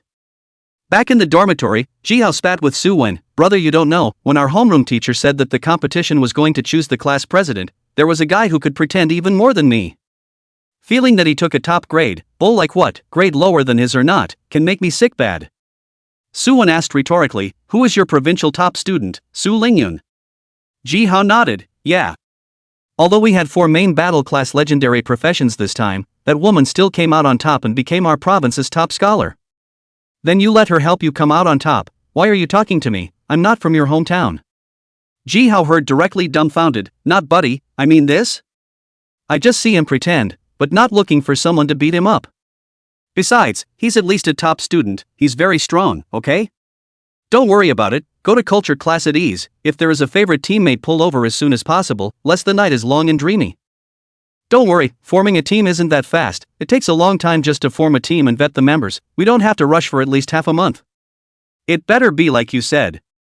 3 days passed by in a flash, and after experiencing the crazy crush of knowledge from the outside world, not to mention Su Lingyun as a school slag, even Su Wen was exhausted. These things were something that really needed to be memorized by heart, as they were closely linked to one's little life. When the teacher who taught material value measurement left, Ji Xingyuan, who hadn't seen him for 3 days, once again appeared in front of everyone. Classmates, after 3 days of studying, I think we should also understand each other. Let's use the time after class to select the class president. Is there any student that volunteers to be this class president? Let's make it clear in advance, while the class president enjoys the benefits, he or she should also fulfill the corresponding obligations. including but not limited to checking attendance every day, recording everyone's upgrades, as well as daily checking everyone's state of mind and various other issues. How about it, does anyone want to come? Before the words fell, so many hands below had already been raised. Ooh, teacher pick me, I can do anything, I can endure hardship, I guarantee to serve my classmates to the fullest. Teacher, don't listen to his nonsense. On the opening day of school he also said who was big to choose who should choose me. Girls are more suitable for this position, right? Class president not only to be strong, the most important thing is to be careful to care for every student. Who's like you boys, you're all confused and unreliable every day. You. Put. Fart. The classroom was a mess. Suwon looked at this scene with some dumbfounded eyes. A class president, as far as that? Su Lingyun was equally incomprehensible. Shouldn't this be a hard labor post that is hard and tiring, with not many credits to show for it? Who knows Ji Xinyuan's next sentence? The classroom is like cold water added to a frying pan, instantly boiling. 5,000 credits per month.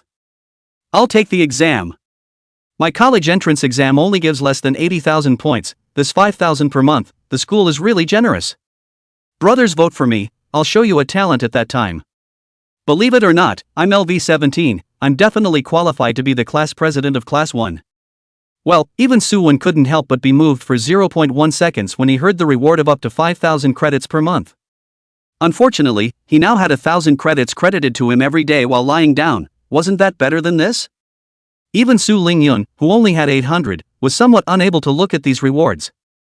This kind of hard labor of the class leader was actually a welfare post prepared for those students whose families were not very well off. In the face of the enthusiasm of the students, Ji Xinyuan asked them to come up one by one to introduce themselves, highlighting what contribution they can bring to the class as class president. Naturally, it was the first to go up that prevailed. After several rounds of screening, Ji Xinyuan finally picked a few students who had performed well to go on stage. Everyone was allowed to vote individually.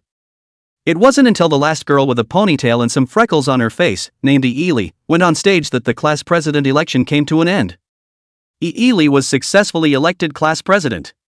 She was a LV17 rare professional. After the college entrance exams, everyone had more or less leveled up by one, so that right now, there were only a handful of people in class 1 who were still at LV16. As well as 2 LV18s and 1 Suwon who had already broken through to LV20. If Jihao was here, based on the information he had obtained earlier, he would be able to corroborate what Su Lingyun had said.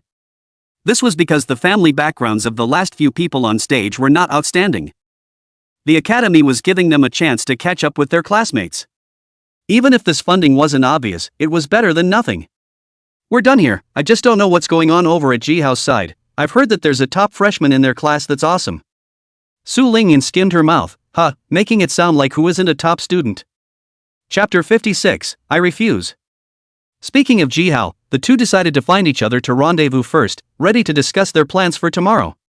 With the school's policy of 3 days on, 1 day off, and 1 day off, they actually had very little time to practice leveling. The school's senior management also didn't ask them geniuses to follow the old path of those ordinary professionals. That way, the potential was low, the bottleneck was big, and even if they broke through to LV100, they wouldn't be able to sway even a single localized turmoil. So in the Divine Martial Academy, upgrading was not a particularly important matter. When Su Wen and his duo had just left the classroom, they ran into Jihao who had rushed over from class 4, and at the moment he looked a little anxious. Even his speech was huffing and puffing. Brother, I just suddenly found a more suitable teammate. It's a legendary profession warlock, there's something going on. Simply tell you, that guy after the college entrance exam, skills have basically put together the necessary abilities of warlock such as increase, reduce resistance, retard blessing. The most important thing is that his initial awakening skills are very rare. Jihao's mouth was as bald as a machine gun, quickly explaining to the two of them. Miraculously, even with 3 times the speed of speech, Jihao was able to make Suwon hear every word the other party said. How do you know in such detail? Suwon was a little curious, this kind of relatively private matter would still be told outwardly? You don't understand. That guy just wanted to run for class president of our class and said a bunch of things, otherwise I wouldn't have come over to look for you only now. What for? Invite him? But it shouldn't be hard for a legendary warlock to master those skills, or is that initial awakening skill of his very special? Jihao heavily emphasized his head and said with a serious expression, that's right, that person's skill is called Besides, if there are new members joining the squad, we have to let everyone take a test first, so how dare I make a decision on my own? In case you guys don't fall in favor, wouldn't it be embarrassing? Suwon nodded. What Jihao said was indeed reasonable. In the future, if the squad wanted to add new members, everyone's opinion was very important. They couldn't engage in any kind of one-liners, or else it would be easy to breed conflicts within the squad. Especially the future new members, in case they have a problem with someone in the team, even if they are strong and have great potential, they should never be pulled in. Otherwise it is a mouse spoils a pot of porridge. Mr. Liu, how's the consideration going?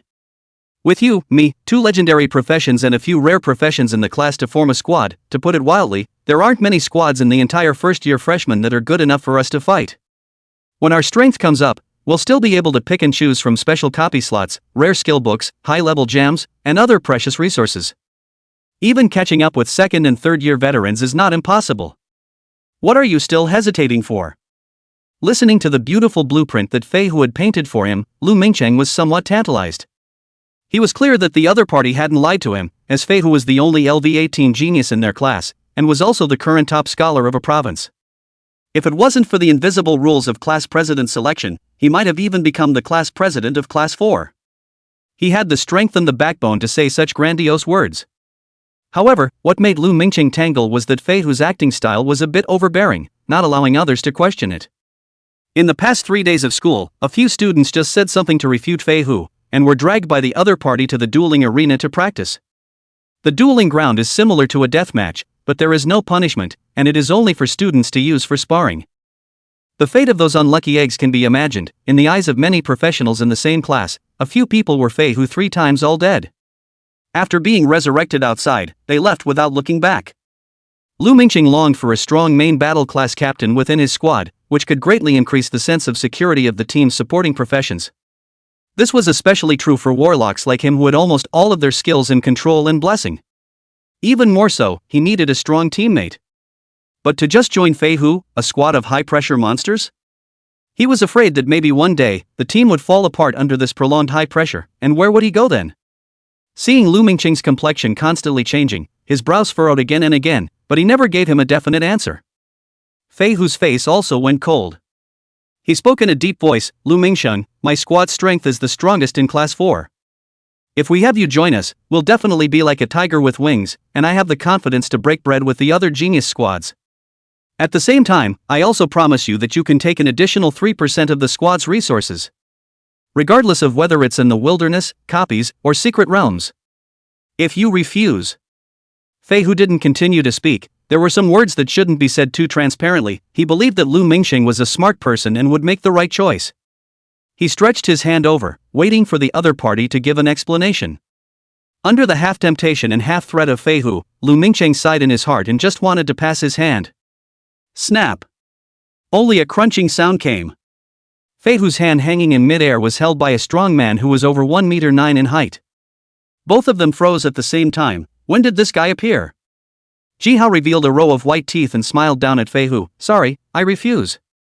Without waiting for Fei Hu to react, he only heard Jihao continue, Brother Lu is the person our squad is looking at, so if there's nothing unexpected, he should have no chance with your squad.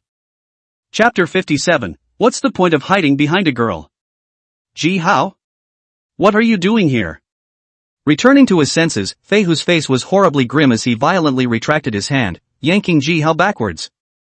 Jihao wasn't annoyed in the slightest, nor did he have the stupid idea of competing with a legendary main combat class profession like Fei Hu's to compete for power. He wasn't stupid enough to go that far.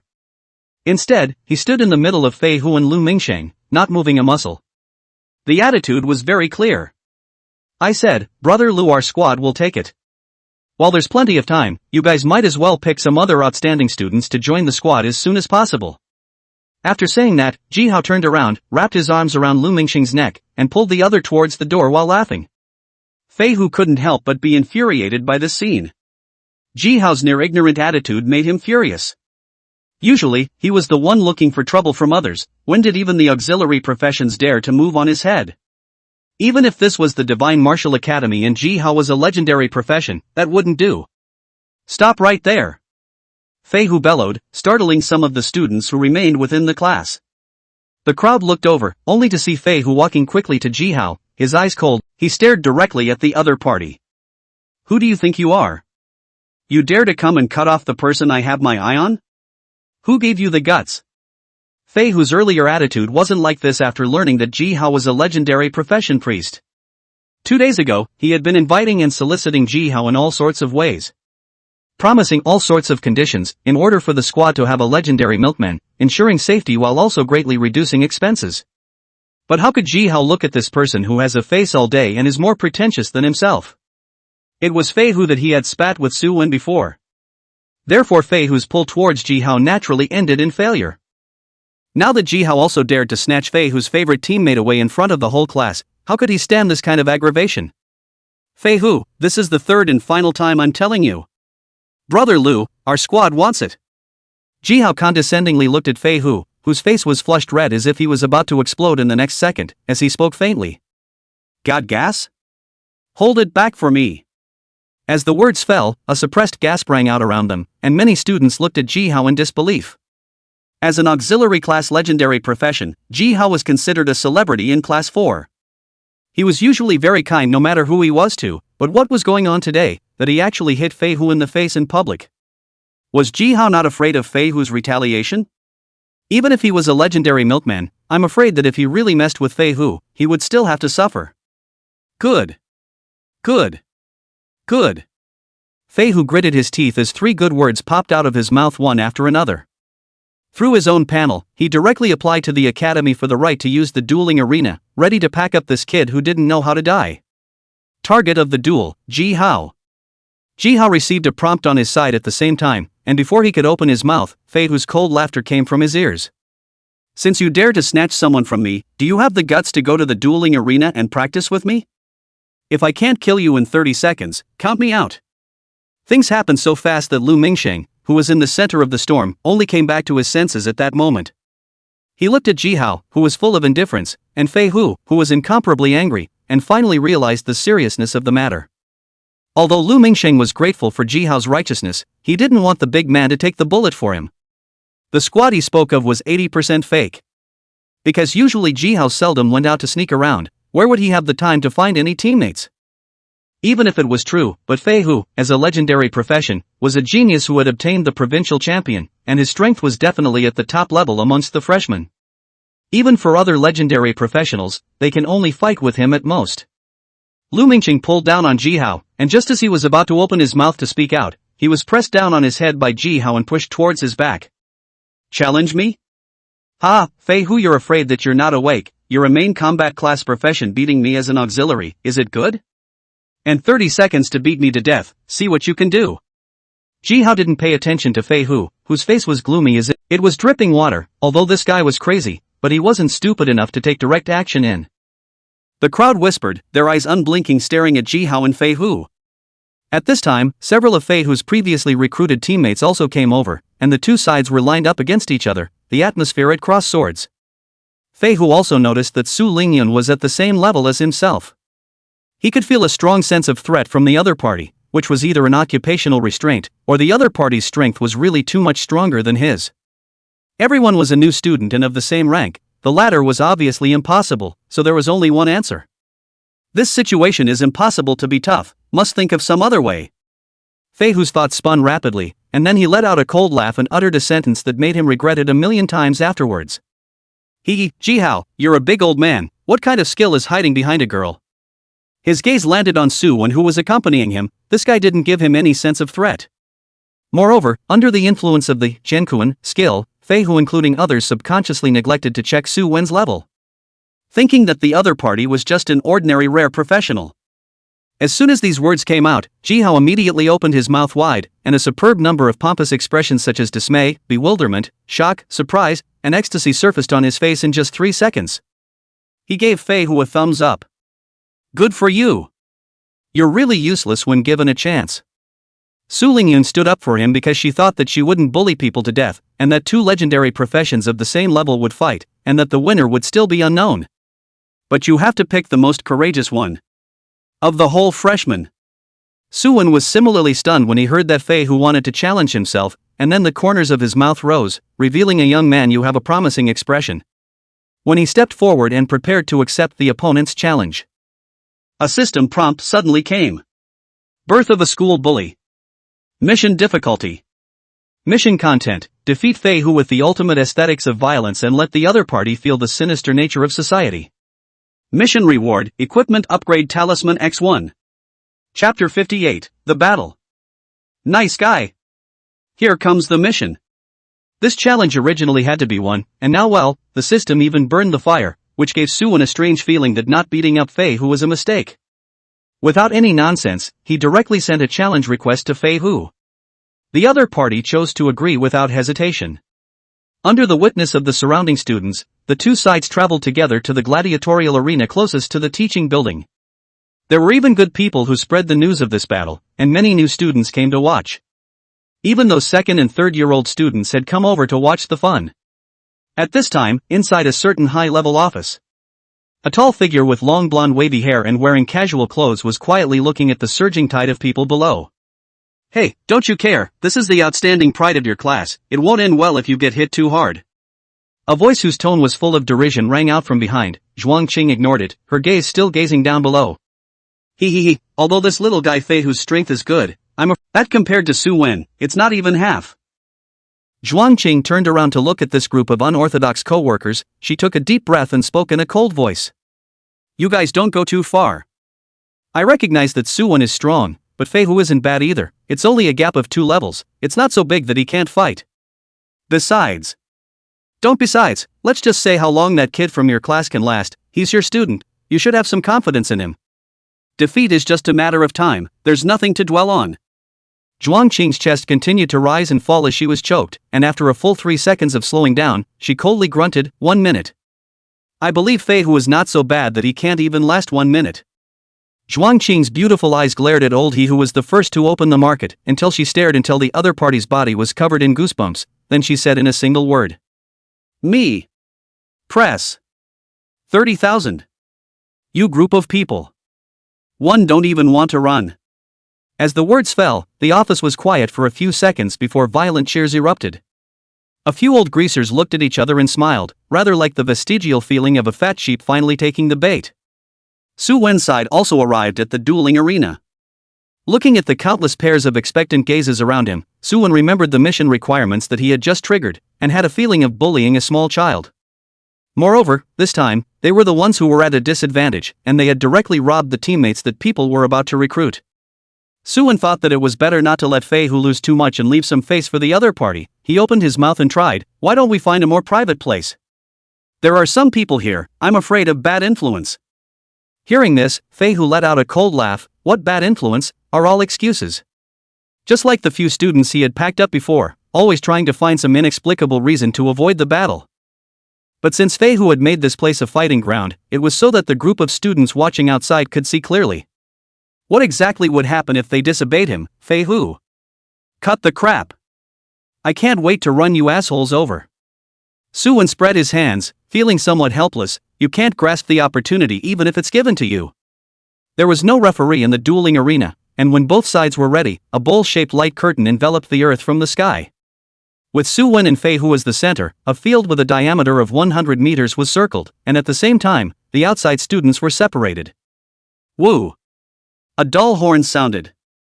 Fei Hu took out an iron sword that emitted green fluorescent light from his backpack, and his body simultaneously burned with a red-colored blazing sun. He was just about to swing his sword at Su Wen when a familiar female voice suddenly came to his ears.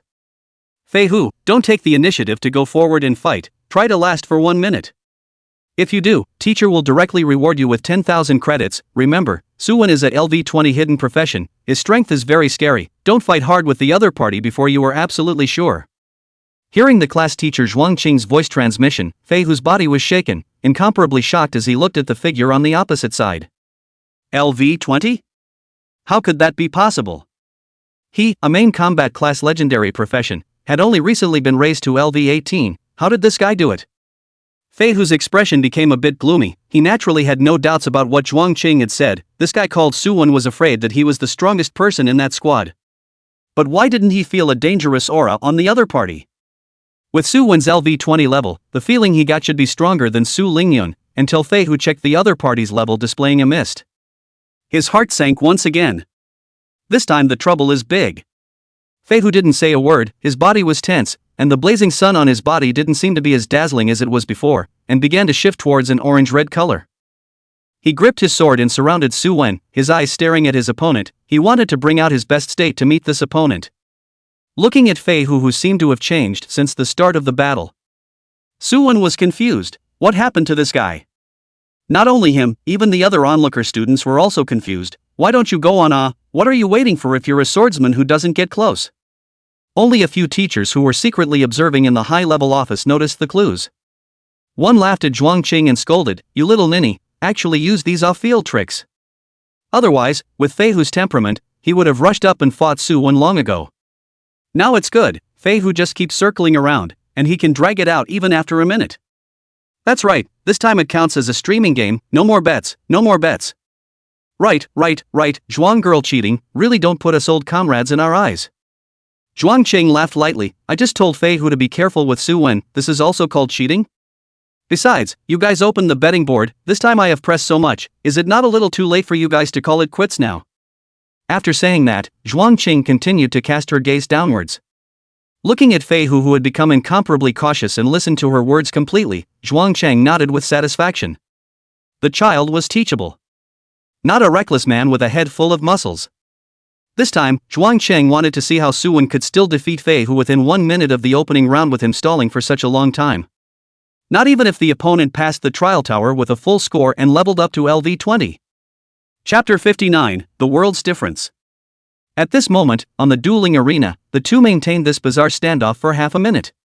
Some of the older students couldn't help but shout loudly for Fei Hu to step forward and finish off Su Wen. Don't be such a wimp. Fei Hu paid no attention to the outside interference, just wanted to fulfill Zhuang Qing's explanation first. At the same time to see if he could find the opponent's cracks within this time. But Su Wen's patience was obviously not as good as his. Pulling out his long triangle-shaped shield, Su Wen took a step towards Fei Hu. A kind smile appeared on his face. Classmate, come on, I can let you attack 3 moves first. Don't continue to wear out. When Fei Hu saw that Su Wen was actually a shield warrior, he was first stunned and then became even more wary. Having ascended to LV20 with this kind of meat shield profession, Su Wen's level of danger was raised another level in Fei Hu's mind. Facing Su Wen, who was constantly approaching him, Fei Hu could only follow and retreat. Thinking that after 1 minute, he would have a real fight with Su Wen again. Unfortunately, Su Wen did not give Fei Hu a chance. He raised his shield and accelerated, charging towards Fei Hu. The attention of all the professionals watching the battle was attracted over.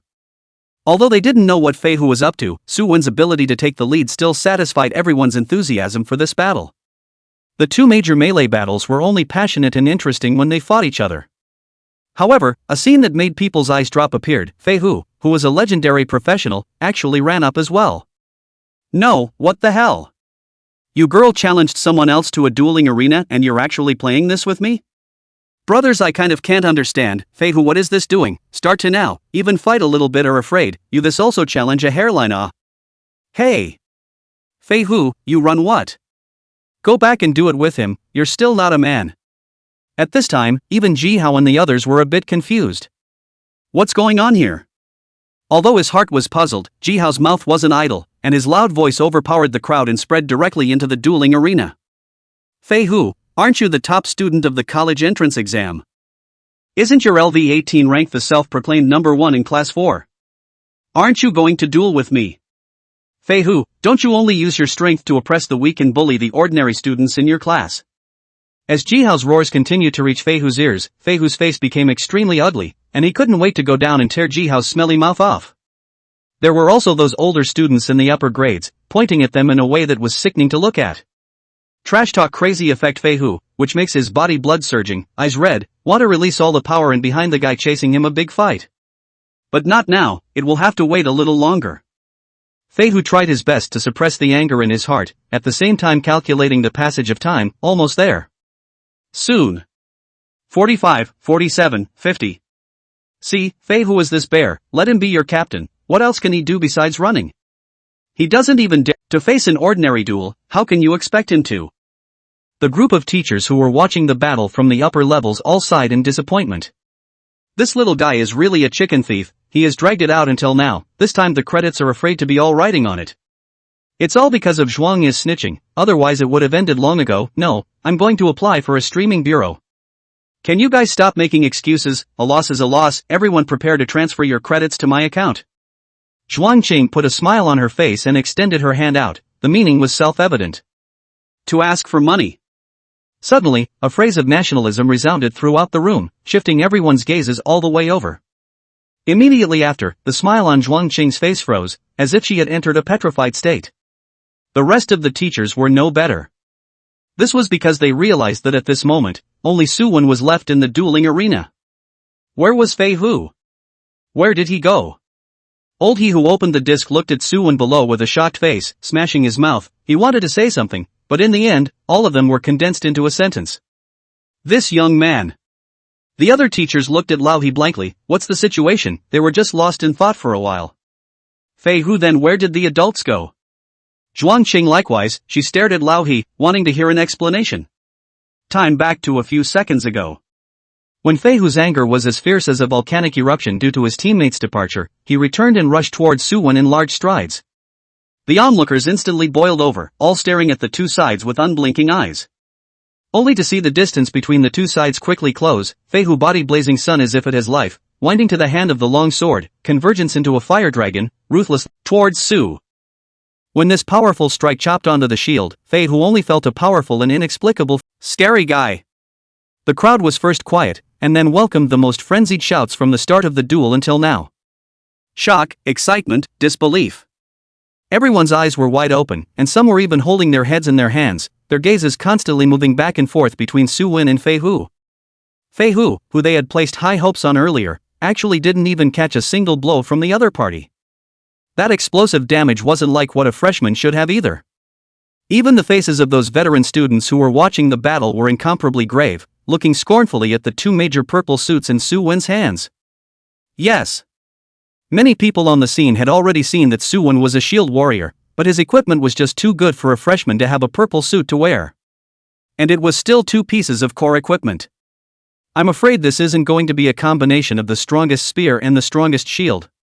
An older student exclaimed.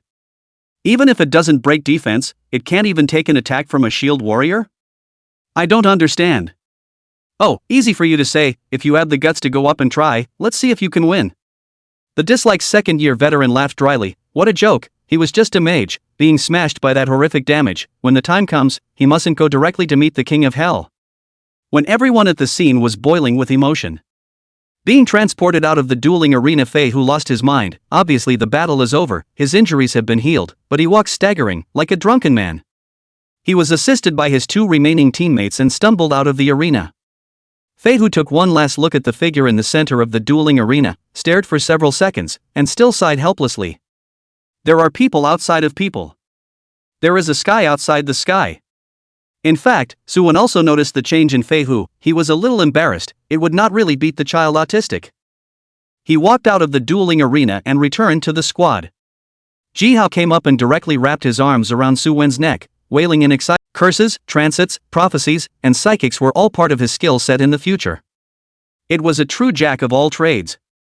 After getting to know each other, Su-wen formally extended an invitation to Lu Mingcheng. He got up and extended his right hand with a gentle face. Welcome to the squad. In the next few years or even a dozen years, I hope we can keep going as teammates. Lu Mingcheng hurriedly got up and clutched Su-wen's right hand with both hands and shook it up and down. His face had an uncontrollable excitement. Great, I've always wanted to find a squad with a strong strength and a good atmosphere. I thought there was no chance. I didn't think it was to meet everyone in this way. Lu Mingcheng finished picking up the beer on the table. Tons and tons is 3 bottles down. If you do not mind me, Lu Mingcheng, old Lu, I will certainly accompany you all together, from now until the deep space battlefield, from the sunrise to dusk. Ah, brother Lu, you said it so well. Come on, let's drink. Ji Hao similarly picked up a beer, clinked glasses with Lu Mingcheng and tilted his head back to smother it. Su-wen and Su Lingyun, who saw the scene, had a smile on their faces. The atmosphere of the gathering was incomparably cordial, pushing and exchanging glasses, all indescribable teenage spirit. Until they left the Send house, a few people were a little drunk, and the road could not even walk straight. Su-wen stopped several people, sitting around a flower bed, blowing the evening breeze, looking at the stars in the sky. He suddenly opened his mouth. Originally, at that moment after class, Ling Yun and I were going to look for old Ji and you to discuss something, to see what to do in the end with a day off tomorrow. But old Lu suddenly joined the squad, which saved me a lot of effort. Ji Hao, face a wine red, big tongue, said, "What's wrong, brother, you? You say, tomorrow too. To do something. Something." Lu Mingqing similarly looked over, but just the action of twisting his head, his body was uncontrollably planted on the ground. This scene drew a few people to laugh out loud. Ji Hao even laughed, even tears flowed out. I said. Old Lu, you to be so excited. Excited. Wait for me to film it for you, ha ha ha ha. Lu Mingqian was slightly sobered up by the fall. He ignored Ji Hao's threat and instead inquired towards Su Wen. Brother Su, is the squad having some kind of mission tomorrow? Su Wen waved his hand and laughed. Mission, not so much. According to my previous plan, originally I planned to bring the two of them, Ji Hao and Ling Yun, to brush the Jin Kuan lock in the school. But brushing the book for a long time won't do me much good. I can't bring my own leveling advantage into play. It just so happens that you're here. 3 legendary professions teamed up. Sweeping the first tier of copies of the 10,000 books pavilion shouldn't be a problem. This morning I heard that a 7th grade teacher had moved a large copy of the teleportation portal from outside. The challenge level is not too high. Wait for next week or the following week, after everyone raises their level to LV20 and equips the Qiankuan lock, I'll take you guys to break in. Chapter 61, Upgrading Equipment. A large copy? Can we do it? I've heard that they're all for older students. Can we rob them? A trace of worry flashed across Su Lingyun's face. It's fine, it's already been rumored over at the 10,000 books pavilion that the challenge level is only LV20 LV25, it won't be too difficult. It's considered a relatively simple large copy, but since it's a new book, the copy information hasn't been passed out yet, but with our strength, it shouldn't be too much of a problem. Su Wen returned a look that reached her and opened his mouth. The next day, Su Wen has been sleeping until 9 o'clock before getting up. After simply washing up and eating breakfast, Su Wen laid into the sofa and placed the recent major gains on the coffee table. Su Wen went to the logistics department on the first night of school and took the 2,000 pieces of heavenly tilting stones sent by Lin Luo back to the school. Together with his own recent harvest, it totaled to 2,456 pieces, which included those exchanged in the secret realm store. The second was the 2,000 pieces of lamb's wool jade rewarded in the Dare to be the First quest, waiting to synthesize them all later and set them into equipment. The third is the quest reward that was suddenly released yesterday. Su Wen looked at the quest panel and a line of hints appeared with it. The birth of a school bully mission completed.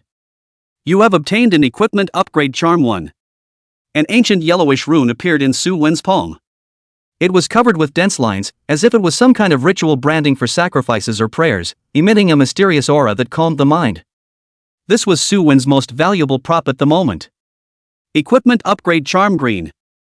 Special props. Can be used by LV1 or above. Effect, it can be used to raise the level of the equipment. Each piece of equipment can only be used once, and the amount consumed is only affected by the level of the equipment. According to Su Wen's observation last night, the effect of this equipment upgrade talisman is very heavenly. Don't look at the green quality, but for him, the value is no less than purple equipment. This was because it could raise the level of any equipment to the next grade, from LV10, LV20, LV20, LV30, and so on. However, the amount of equipment upgrade talisman consumed varies from level to level. For example, from LV10 LV20 only required 1, while LV20 LV30 required 2. As for how many were required for higher grade equipment, Su Wen was not sure. Because in his hand there were only LV1 to LV20 equipment. And LV1 equipment was not even in the category of prop use, and there was no one to strengthen LV1 rags. Su Wen took out the weapon and placed it flat on the ground, and then followed the instructions and carefully placed the prop on top of the giant axe. Buzz.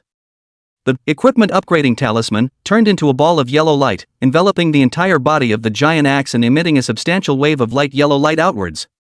This startled Su Wen, and he hurriedly pulled the living room curtain shut, looking at the weapon that was metamorphosing with a face full of amazement.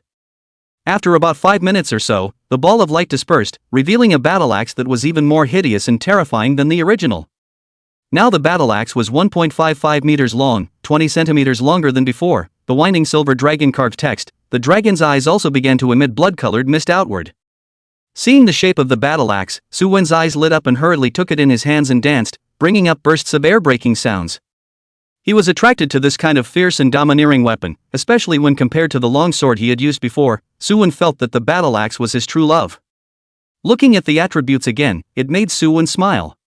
Love Randy's comrade in arms purple plus 4 degree of completion, 74.07%. LV 20 or above can be used. Melee class professions can use it. Durability, 1000. Damage, 1188. Strength plus 24. Strength plus 22. Alteration damage 82 increase. Transformation all attributes 4 increase. Binding, blood 524 increase. Mana 207 increase. With a little bit of calculation, Suwon realized that the base damage had directly exploded by 3.16 times, which had been mentioned in a theory book he had read. The attribute increase of weapons of the same quality and adjacent level was roughly between 2.2 to 3.24 times, and the measurement was provided by 10,000 growable equipment. So this battle axe was considered a step up, almost reaching the limit of the effect of the equipment upgrade talisman. And the other attributes were also increased to varying degrees. Suwon took the goat jade in his hands again and started the long road of synthesis. Congratulations, gemstone synthesis successful, you have obtained lamb's jade level 2-1. Congratulations, gemstone synthesis is successful, you have obtained sheepskin jade grade 2-1. Congratulations, gemstone synthesis successful, you have gained sheepskin jade grade 3-1. Congratulations, gemstone synthesis succeeded, you have gained jade grade 4-1. Congratulations, gemstone synthesis succeeded, you have gained jade grade 4-1. Congratulations, gemstone synthesis was successful, you have obtained jade grade 5 by 1. Congratulations, gemstone synthesis was successful, you have obtained jade grade 5 by 1. After spending a total of 1,296 blocks, Suwon finally obtained a level 5 sheepskin jade, with a level 1 higher than the blue chalcedony he had obtained earlier. The rest didn't continue synthesizing because the level 20 equipment only opened 1 hole. 2 holes would take level 50 and 3 holes would take level 100. And to the rest of the equipment, Suwon thought it was a waste. Even if he was going to update his equipment soon, he didn't think it was cost effective. Green equipment was not cost effective and was popular on the market purely because it was the best quality equipment that could be bought. It was much worse than the purple equipment. Without saying a word, Suwon set the level 5 goat jade into the top of his battle axe. Nowadays, his defense was not lacking, but his damage was a bit lacking. Before, he was able to kill small monsters in a second, but now he couldn't even use shield rise counterattack. So Suwon invested all of the heaven tilting stones into the battle axe. A series of messages prompted again. Equipment remodeling failed, please try again. Equipment remodeling failed, please try again. Congratulations, equipment remodeling has been successful, current remodeling level plus 5. Equipment remodeling has failed. Please try again, equipment remodeling has failed. Please try again. Equipment remodeling failed. Please try again. Congratulations, equipment remodeling is successful, current remodeling level plus 6. Congratulations, equipment remodeling is successful, current remodeling level plus 6. Equipment remodeling has failed. Please try again. Heavenly Tilting Stone was consumed, but Suwon's weapon ended up staying at plus 6, the material was still a bit low. However, looking at the freshly baked giant axe, Suwon heard a burst of comfort. This is the man should use the weapon. Randy's comrade in arms purple plus 6 degree of completion, 66.75%. Can be used by LV 20 or above. Melee class professions can use it. Durability, 1000. Damage, 1188. Strength plus 24. Strength plus 22. Gemstone, Lamb's Jade level 5, physical damage 104 increase. Alteration damage 131 increase. Transformation all attributes 6 increase. Binding, blood 524 increase. Mana 207 increase. Chapter 62 Violent Aesthetics. Suwon ran his hand across the surface of the battle axe, moving gently like caressing his lover. Despite his 2 lives, Suwon was an unapologetic single dog. However, this did not affect his love for the newly upgraded weapons. The equipment update simply made Suwon as excited as a shot of adrenaline. Looking at the balance in his school card, he took out his cell phone and began to stroll around the Jubilee, which specialized in selling equipment within the school building.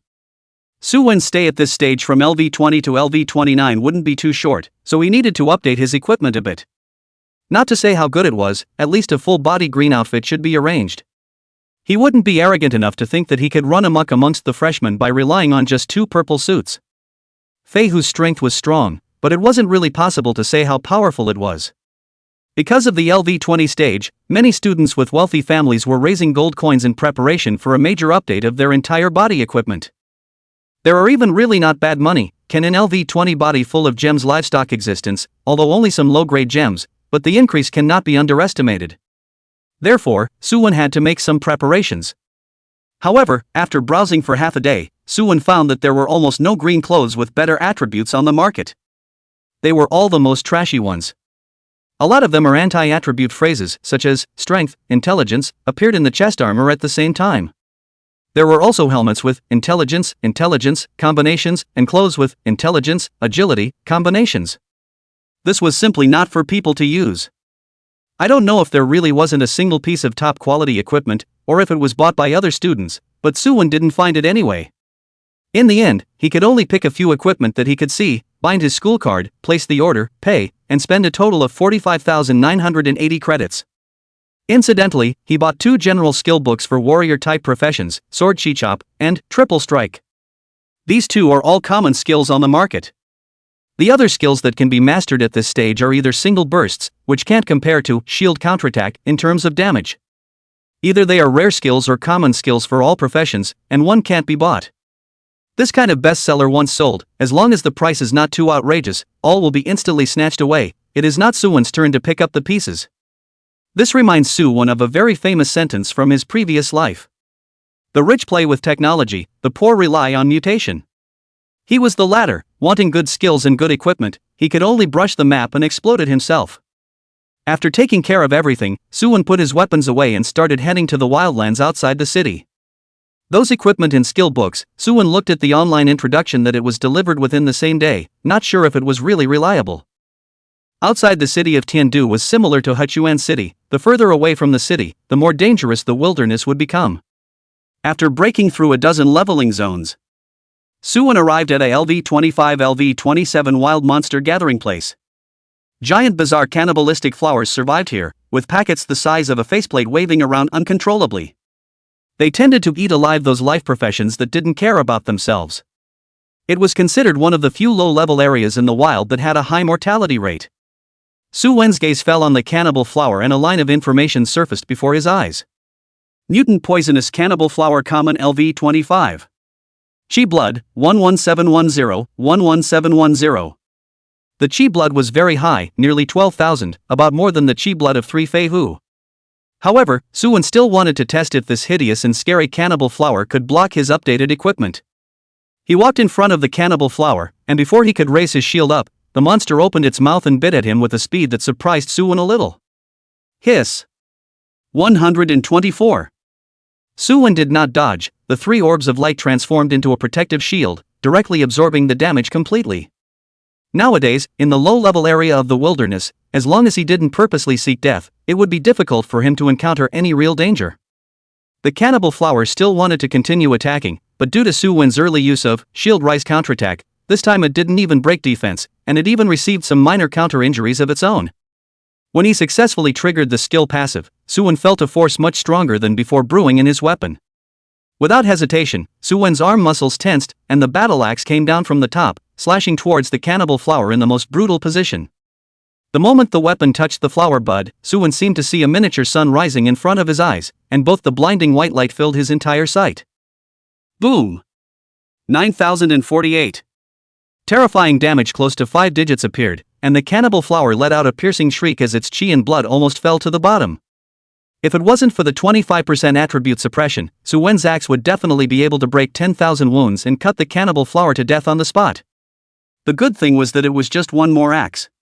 As the attack fell, the cannibal flower, which was already bloodied, had no power to return, and its body withered quickly after death, looking like time had only passed on it. Successfully killed mutant poisonous man-eater flower normal, experience plus 130. Additional bonus experience plus 32.5 for crossing levels. Suwon was very satisfied with this weapon transformation, and when he returned to the dormitory at night, his whole body attributes would be able to increase by another wave. Together with the newly purchased skill book, Suwon, who advanced to LV20, his strength had finally ushered in a real explosive period. As for updating the hardware in the later stage, it depends on whether fighting the boss can explode the purple armor. This is too dependent on luck, even Suwon is not sure. Putting his weapon away, Suwon turned to the LV-24 leveling ground, where he might be able to manage to kill the monsters in one hit. From there, he would be able to achieve peerless mowing and crazy leveling. Even with the Chien Koan lock, he had the confidence that he could level up in a few days. If he brought Jihao and the others over, the speed would be even faster with the group experience boost. Arriving at the miasma jungle, there were dead trees all over the place, and a group of mushrooms looked like they were breathing, constantly spewing purple mist outwards. As soon as he entered, Suwon was affected by an abnormal status. You are affected by low-level neurotoxin, losing 1 point per second in chi and decreasing your attack speed by 10%. Not a big problem. Seeing the prompt come through, the corner of Suwon's mouth even raised a smile. The reason why he came here was to utilize the mist formed by the toxin to constantly trigger the shield-up counterattack, passive. And the rage value was also soaring. 24, 65, 87, 100. The chi and blood increased by 10%. Damage increased by 20%. Damage reduction by 15%. With his status at full power, Suwon slashed towards the nearest dead tree. The moment he got close to the other side, the old tree that had looked like it had been dead for a long time suddenly came to life, and the branches of the tree also glowed with a purple-black halo. The monsters here even had attribute attacks attached to them. This made Suwon even more energized. Both attacks landed at the same time. Unfortunately, those branches with attribute damage landed on Suwon's body and were no different from scratching an itch. The damage was all absorbed by the light shield. On the other hand, Suwon's axe directly exploded with 5-digit damage. Boom! 10,749. Successfully killed the withered tree demon. Normal, experience plus 125, additional bonus experience plus 24 for crossing levels. 1 hit, direct hit. Chapter 63. Their respective preparations. The withered tree demon was directly blown up and turned into wood chips of different sizes all over the ground. Suwon nodded his head in satisfaction. This is the strength he should have. It's not like before, when he had to take 2 or 3 hits to hit a small monster. It's simply too lame. Suwon picked up his battle axe and slashed towards another withered tree demon. With the previous experience, the moment the damage was triggered, he headed towards the next target, not caring whether the monster was dead or not. True men never looked back at explosions. Suwon was like a ruthless lumbering machine at this moment, starting his frantic operations in this region. 5. 10. 100. 300. 500. Killing frantically, not knowing how to get tired. Suwon's 2 strongest attributes were strength and physique. He wasn't afraid of getting tired at all. Perhaps spiritual power was a little lower, but even if Suwon's head was down right now, his body's powerful muscle memory and the superb subconsciousness of a professional could still drive him to kill here. From the morning to the afternoon, and then to nearly 6 o'clock, Suwon had already killed an unknown number of tree demons. Looking back, those tree demons that hadn't been refreshed yet had left behind roots that were unknown how extensive they were. Looking at the time, Suwon decided to return at 6 o'clock sharp without delaying a bit. At this time within the secret territory of the academy, Jihao's trio was besieging the goblin scholar. In Suwon's absence, Su Lingyan became the main C, and the 2 main auxiliaries were constantly casting skills at the back. Compared to Jihao, who was almost a pure milk, Lu Mingqing's attacking means weren't exactly scarce due to the nature of his profession. However, due to not completely updating his equipment, the damage was a bit hit and miss. It was good that Su Lingyun, who had several buffs, was fierce enough to have an output of 1500 plus with a single strike. Although it wasn't as perverse as Suwon, due to the existence of the copy cooldown, the efficiency wasn't much worse. It was just 1 less hit. It won't be able to hold out much longer. Let's focus another round of fire and try to spike him. Looking at the goblin scholar that had entered a berserk state, Jihao couldn't help but yell out. Don't rush, you're not dealing damage, it doesn't hurt to stand and talk. Su Lingyun in the front row grunted in an unfavorable manner. Letting her, a little girl, be at the forefront, one didn't know how in the world these 2 goods had the good sense to do so. Just because you're assistants? Or is it because my chi and blood are higher than yours? Su Lingyun hadn't felt that there was anything wrong with facing wild monsters or bosses when she was soloing before, but she was afraid to compare everything. When Suwon was around, she was able to hide at the back and output without having to worry about anyone being able to harm her. Now, She was a brittle mage who not only had to take care of two big old men, but also had to constantly walk to deal with the goblin scholar who had gone berserk. It was too difficult. Listening to the hip-hop sounds of the two chatting and farting behind her, Su Lingyan became angrier and angrier as she thought about it, her skills and attacks articulating more and more smoothly, the damage pouring down hard on the boss. 16%, 11%, 6%, 3%, 1%. When there was only a sliver of blood left in the boss, Su Lingyan purposely used the skill that dealt the most damage in a single move to wrap things up. 2,750. A starburst beam penetrated the goblin scholar's head, and the completely frantic boss's body froze in place before slowly collapsing. Bang! The body exploded and turned into clusters of light, but Su Lingyan's eyes instantly glazed over. This was because he spotted a splash of brilliant purple color amongst the several blue-green light clusters. Exploded! Exploded! I've been busy all day, and I've finally shipped the goods. Su Lingyan excitedly bounced over to the light clusters, and Ji Hao and Lu Mingcheng also came over with delighted faces. Holy! It's really the Zhenkuan Lock, Sister Rhyme, you've graduated this time. Ji Hao said with some envy. Congratulations to Sister Rhyme for bursting out of the purple armor, hee hee hee. Lu Mingcheng also didn't expect that he had witnessed the birth of a purple suit when he joined the squad on the second day. With the Zhenkuan Lock, S1/10th explosion rate in this copy, although it was called the largest shipment of garbage purple clothing. But at least it is also related to purple, is not? When Hao burst, it's my turn, no hurry. Even though Lu Mingcheng was envious, he kept reassuring himself in his mind. Hee hee hee, I'm at a higher level than you guys, so I'll use this one first, everyone is okay with that. Su Lingyan's eyes curved into a crescent moon as she smiled and asked her two teammates. Ji Hao and Lu Mingcheng shook their heads. Su Lingyan had contributed the most and had the highest rank, so she should be allowed to use it first. After getting the consent, Su Lingyan put away the Zhenkuan Lock, and the rest of the equipment and props were distributed to the other party. After sorting out the harvest, the three teleported out of the copy, and at this time, the sky had already darkened. Today's harvest is really big. According to this rhythm, it is estimated that we will be able to manually have a Zhenkuan Lock by next week. I'm almost vomiting from brushing this copy. Ji Hao stretched his lazy waist as the bones in his body rattled.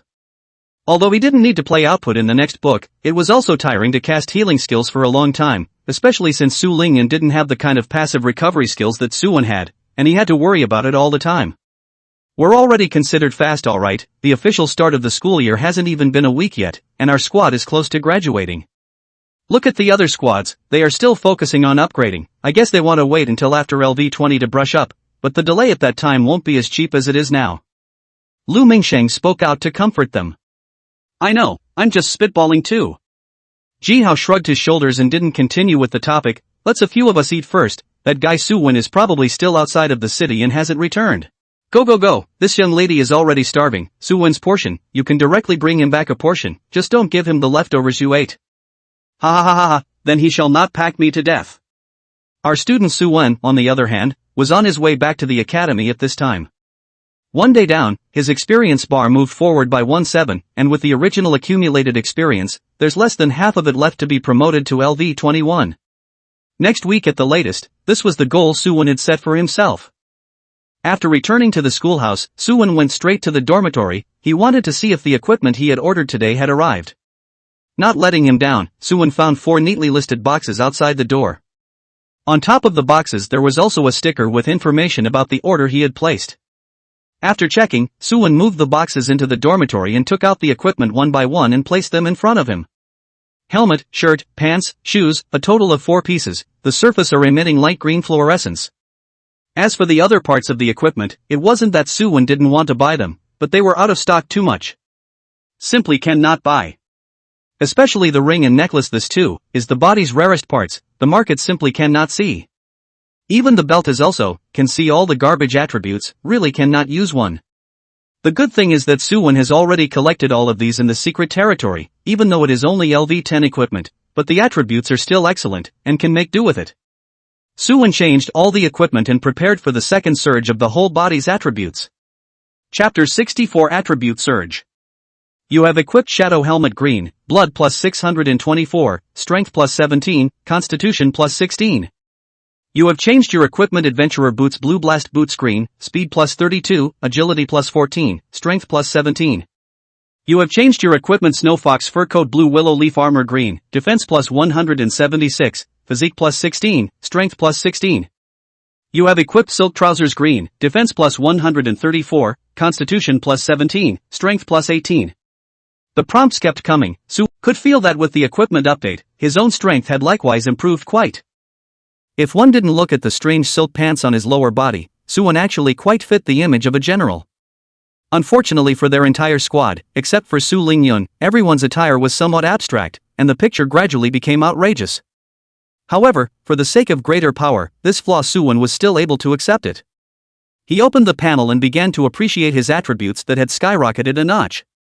Name, Suwon. Profession, Shield Emperor Unique. Level, 2214,000 and 2361,000.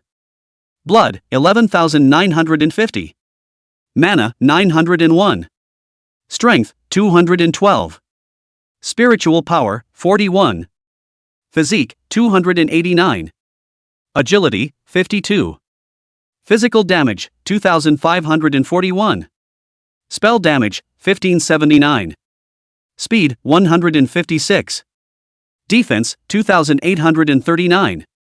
Skills, Shield Rise Counterattack SSSLV1 Taunt Max Breath and Blood Like a Dragon SSS Max Innate Immovable King SSS Max. Rage, 0-100. Reputation, 500. The most important double damage, physical damage and spell damage, had risen dramatically, and the physique and strength attributes were also way ahead. Suwon was very happy when he looked at it, but when he noticed the broken 10,000 chi and blood and triple-digit mana, he felt a pang of despondency. Although Suwon was a shield warrior with a pure bloodline, responsible for protecting his teammates and damage absorption, he didn't want to develop into a muscular stick with incomplete intelligence. Thinking of a certain picture that might appear in the future, Suwon couldn't help but shiver. However, it couldn't be helped, the equipment he bought back all focused on defense and blood attributes. Very few of them had spiritual power. This was also the reason why Suwon's current attributes looked a bit odd. Picking up the 2 skill scrolls that were contained inside a certain box, after a brief inspection, Suwon directly chose to learn them. You have mastered skill, Sword Chi Chop. You have mastered skill, Triple Strike. Sword Chi Chop B, consume 40 mana, use your weapon to chop a glow attack forward. The glow can be propelled forward 5 meters very quickly, dealing 180% spell damage. Cooldown, 12s. Triple Strike B, consume 35 mana, swing the weapon to quickly slash 3 times in a row, dealing 120%, 150%, 180% damage respectively, and if you consume 30 points of rage it will boost the damage by an additional 20%. Cooldown, 15s. These 2 skills were not considered powerful, but they made up for Suwon's weakness of having few attack skills. Especially, Sword Chi Chop, it allows a melee profession to do a long-range strike, and the damage dealt is still spell damage, which is a very rare effect. It was a very cost-effective skill, and most of the melee professions in the academy would buy a copy to learn it. Anyway, it's just a staple, and it's not expensive. Just as Suwon was about to go to the Jubilee store, to see if there were any new rare skills for sale, there was suddenly a soft sound coming from the doorway. Only to see Ji-hao walking in with a bag. Seeing Suwon, who was updating his equipment, a hint of surprise appeared on his face. Placing the meal in front of Suwon, Ji-hao laughed. Thought you couldn't see the garbage green outfit on the market, didn't realize that you secretly changed it yourself while we were down at the copy. Who sneaked it? My equipment just arrived alright. Suwon pointed to the side and said, don't you see the box that was shipped over is still over here? Speaking of which, what's your harvest today? Mentioning this, Ji-hao was a bit energized. Today's Sister Rhyme has already exploded at Chien Koan Lock. The 2 of us are probably close. We'll be able to arrange it next week at the latest. Hearing Su Lingyan graduate, Suwon was a bit surprised, not expecting to be so lucky today. If that's the case, maybe we'll be able to enter that new large-scale copy soon. Right now, there are only 2 people missing, you and Lu Mingcheng. With a little bit of luck, if we die for 2 days on the weekend, we should be able to come out. Let's go to the wilderness to upgrade at that time. I've found a good place over there. Ji-hao smiled and nodded. These 2 days old brush copy is actually not much fun, upgrading slow. His face black also did not burst what can be used equipment. Might as well go to the wilderness to practice leveling it. Old Lu is still adapting after joining the team? Suwon suddenly asked again. Old Lu? You can rest assured, that guy just looked shy, after entering the team, and we say can be happy, and we do not have a little sense of incompatibility. Suwon looked at Ji Hao with a disbelieving face. I think it's because he's chatting with you. Ling Yun is not that chatty. The unjustly accused Ji Hao just wanted to retort a few words, but he saw that Suwon had already gotten up to pick up the meal and brought it back to his bedroom. At the same time there was a voice drifting in. Clean up the living room trash for me, please. Time passed day by day. The new students also gradually adapted to the pace of life in the academy. Going to class, going down the book, practicing leveling. Every day was busy and rarely had any rest time of their own. Ji Hao and Lu Mingqing's luck wasn't too good, only brushing out one, Jiankuan lock, over the weekend. It wasn't until Thursday of the second week, the first rest day, that the equipment was popped out before the end of the reward event. At this point, the entire squad had reached the achievement of manpower at Jiankuan lock. After these days of fighting, the crowd had similarly leveled up. First was Su Wen, who was frantically chopping down trees in the wilderness, reaching LV 21. Su Lingyun was towing too, and with the group experience bonus, her level came to LV 19. While Ji Hao and Lu Mingchun were only LV 18, still some distance away from LV 19. But this was no big deal to Su Wen at all. On the weekend of. Even though the two auxiliaries couldn't get much extra experience, they enjoyed the experience feeds brought by Su Wen and Su Lingyun's monster kills. Lu Mingcheng, who was teaming up with Su Wen for the first time, had his mouth wide open the entire time, looking at Su Wen, who was killing small monsters like chopping melons and chopping vegetables, his eyes full of shock. Chapter 65 The Ruins of the Ancient City. No, brother, you've been so fierce? Why does it feel like this upgrade is just like riding a rocket? It's not difficult at all. Lu Mingcheng, who had just put a gain aura on Su Wen and Su Lingyun, let out a sigh from the depths of his soul. Ji Hao was holding his staff, and his recovery skill was always going over Su Lingyun's head. He patted Lu Mingcheng's shoulder and smiled, "Old Lu, don't look like you haven't seen anything. This guy Su Wen isn't normally powerful. With him around, even with another set of Qian Kuan lock, the guys from the academy won't be able to catch up with us." Looking at the wild monsters that were hacked up by Su Wen as soon as they got close and the experience slots that kept jumping forward, Lu Mingcheng still felt a trance. When did upgrading become so easy? Could it be that LV-20 equipment was so effective? Lu Mingcheng blamed the reason on Su Wen's updated equipment. After all, when he fought Fei Hu some time ago, the damage was not as exaggerated as this. When Su Wen heard the conversation between the two, he just laughed silently and didn't explain anything more. They were now challenging the LV-27 Dread Demon Ape, a type of wild monster that came with the Heavy Strike skill. After updating his entire body equipment, Su Wen, who had two major assisting boosts, set his sights on this kind of remote place where new students wouldn't even come. With the aura and other skill increases, along with the passive effect of rage, even when facing a wild monster that was 6 levels higher than him, Su Wen was able to kill it in one blow. Su Lingyun, on the other hand, was building a stone platform behind the team. Standing on it, she continuously released skills in all directions, attracting the monsters to come. Wave after wave, under the huge reward of level crossing challenges, Ji Hao and Lu Mingcheng, in just less than a day, had leveled up to LV-19. The level was not even close to that of any of the main battle class legendary professionals within the academy. This made the duo even more motivated to upgrade. In between skill cooldowns, they also took the initiative to help Su Wen pull monsters, greatly increasing the efficiency of brushing monsters. Until noon the next day, Su Lingyun's trio had all risen to LV-20. Turning the Qiankuan lock on, only then did they feel a hint of difficulty in upgrading. As for Su Wen himself, the experience he ate was almost the same as the three people combined. Because of the group's extra experience, his contribution accounted for over 80%. This was equivalent to an extra 160% of experience, a rather exaggerated increase. A Dread Demon Ape with a base experience of 140, the actual experience Su Wen gained after killing it was 582. This terrifying efficiency also allowed Su Wen to push his LV-21 experience bar forward by 3-4, and as long as he brushed it for another half a day, he had the confidence to directly promote to LV-22. However, Su Wen did not choose this way. Instead, he had the three of them change the LV-20 equipment that they had prepared in advance and return to the academy. On the second floor of the 10,000 Books Pavilion, several people came to an empty corner. Here was the entrance to the large replica that the 7th grade teacher had moved in. Previously, it was thought that after the passage of time, the information of this copy would be circulated among the students. But it was never expected that the replica challenge level restricted those students who wanted to join in the fun. The senior students' level was too high, while the freshmen were still all hovering below LV-20, which made Su Wen's squad the first to challenge the replica. After entering the copy, unlike the usual direct teleportation to the inside of the replica, Su Wen's four came to a waiting space. Here, besides them, there were many other professionals who came in through different entrances. There were all three colors of skin races. Based on their skin color, the people gradually formed three large circles, which in turn formed different smaller circles. What surprised Su Wen was that he actually didn't see many Divine Dragon Empire professionals. Most of them were Sakura Empire professionals. Although the two looked alike, they ultimately belonged to two different empires. And both were clearly hostile forces in the dark. Those people didn't look at the Divine Dragon Empire's professionals with very friendly eyes, and when they whispered to each other, certain trashy words could still be clearly heard. There are actually so many students above LV20 here?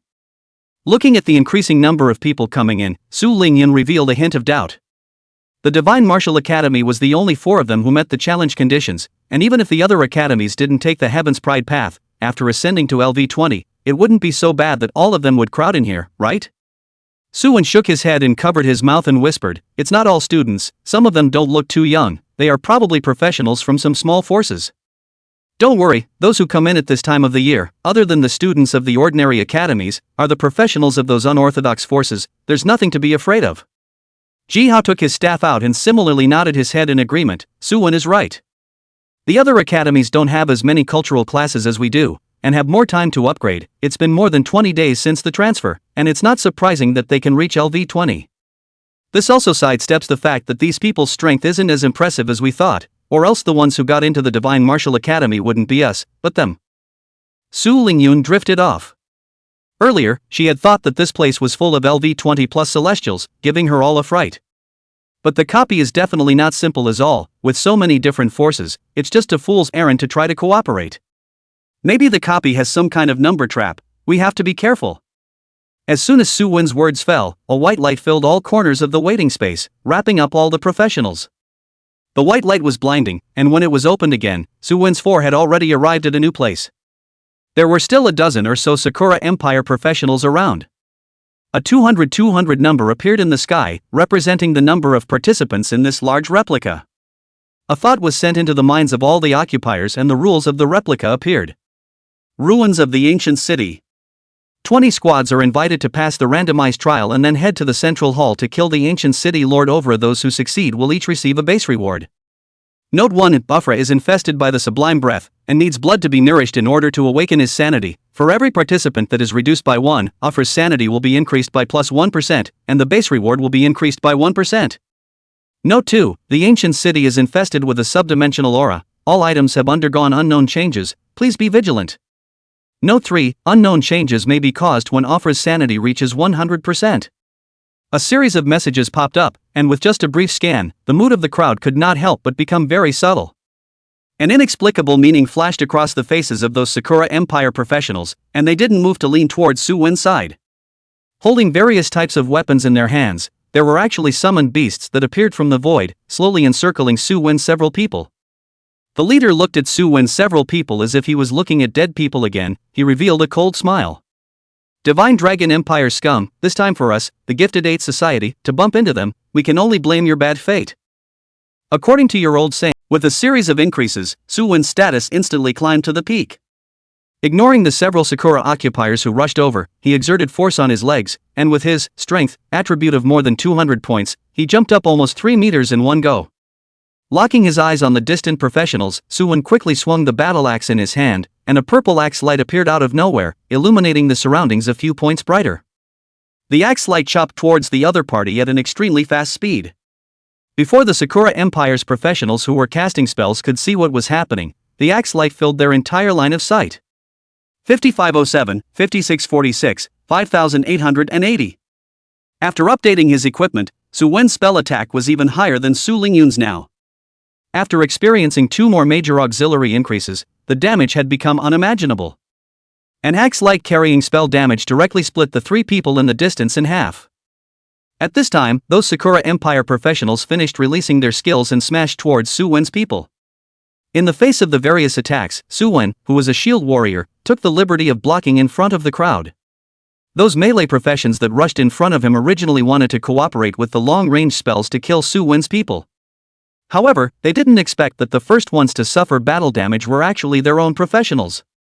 They were enraged, releasing their skills in an attempt to chop Soo-won into pieces of meat, so that he would suffer from the extreme torture of cutting with a knife. In the next scene, 3 balls of light formed a shield, completely shattering several people's thoughts. The high power skills that they were proud of hit on the shield of this kid in front of them who didn't even have hair, and actually didn't even break the defense? How was this possible? Soaring wind. Thunder. Without waiting for the several Sakura Empire professionals to figure it out, Lu Mingxing's voice had already resounded in their ears. A light blue circular mark then emerged from the ground beneath their feet, its light flickered, and a gust of wind surged upwards, blowing several people off the ground.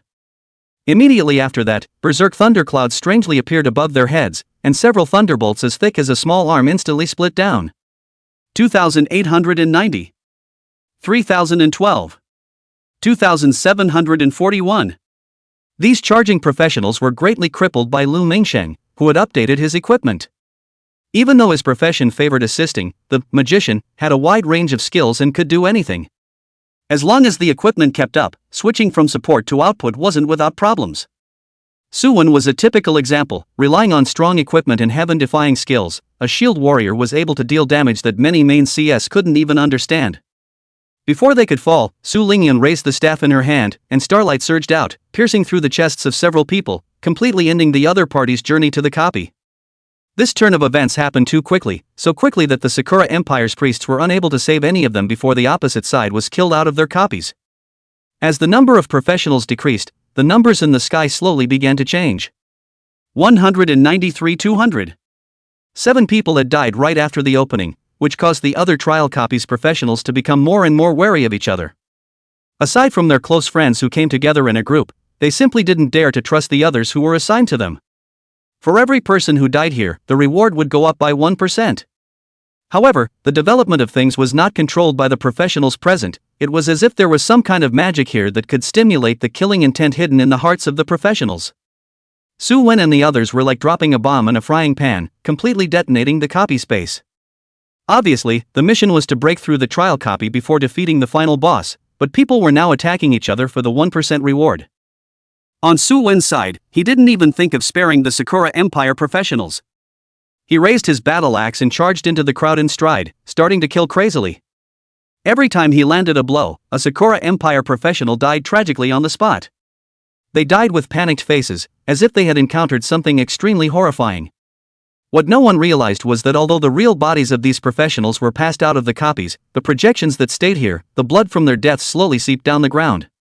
The ground was like a living thing, shaking up and down with an extremely slight amplitude, absorbing the blood of the dead occupiers. This blood flowed out from within the 20 trial areas and converged above the central hall. On the throne, a man clad in armor stared blankly ahead, where there was a huge plant. It broke out from the ground of the Great Hall, its green vines arranged in a spiral around a large flower bud, as if it was guarding the monarch that belonged to the flower realm.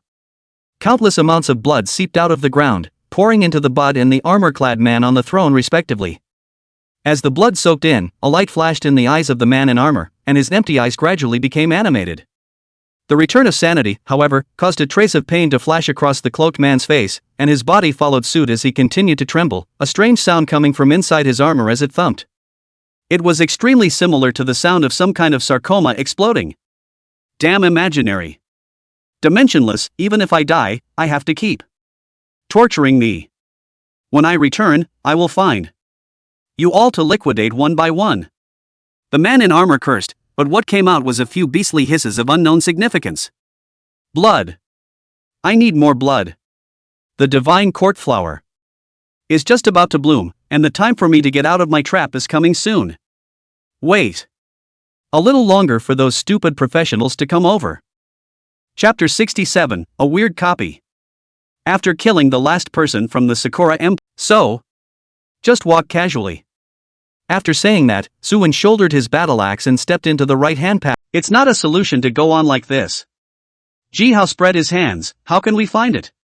We don't seem to have missed anything after 3 laps. Although the copy won't let us even find the way, the current situation is really that we're stuck here. Not to mention the exit, the first descent place is gone. Lu Mingqing interjected at this time, if I say it's useless to rush, you guys see that the number of survivors of the duplicates has been dropping all the time. If someone walks up to the boss, given the strength of this copy, the boss strength is definitely called terrifying. Just go early and die early, what's the rush? After walking around 3 times, Su Wen's mindset didn't change much. Looking at Su Lingyun, who was tortured by the replica and filled with resentment, he smiled and comforted.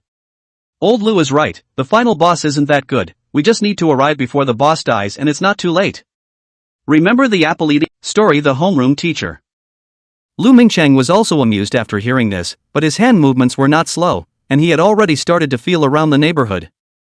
The crowd started from the fork in the road, all the way groping forward. The progress is slow, but also really let them find some clues. Especially on Ji Hao's side, there were the most clues. Because from the time he came in until now, he had been dealing with those night pearls. While checking the night pearl as usual, Ji Hao's body gave a violent start, and his eyes were filled with a strong sense of surprise and amazement. His palm exerted force, and the night pearl that was originally motionless was now effortlessly held in the center of his hand. Brothers, look what I found. There's a big treasure. Be careful, the situation is not right. There was not even a need for the panel to remind him. The moment the darkness descended, Su Wen sensed the abnormality.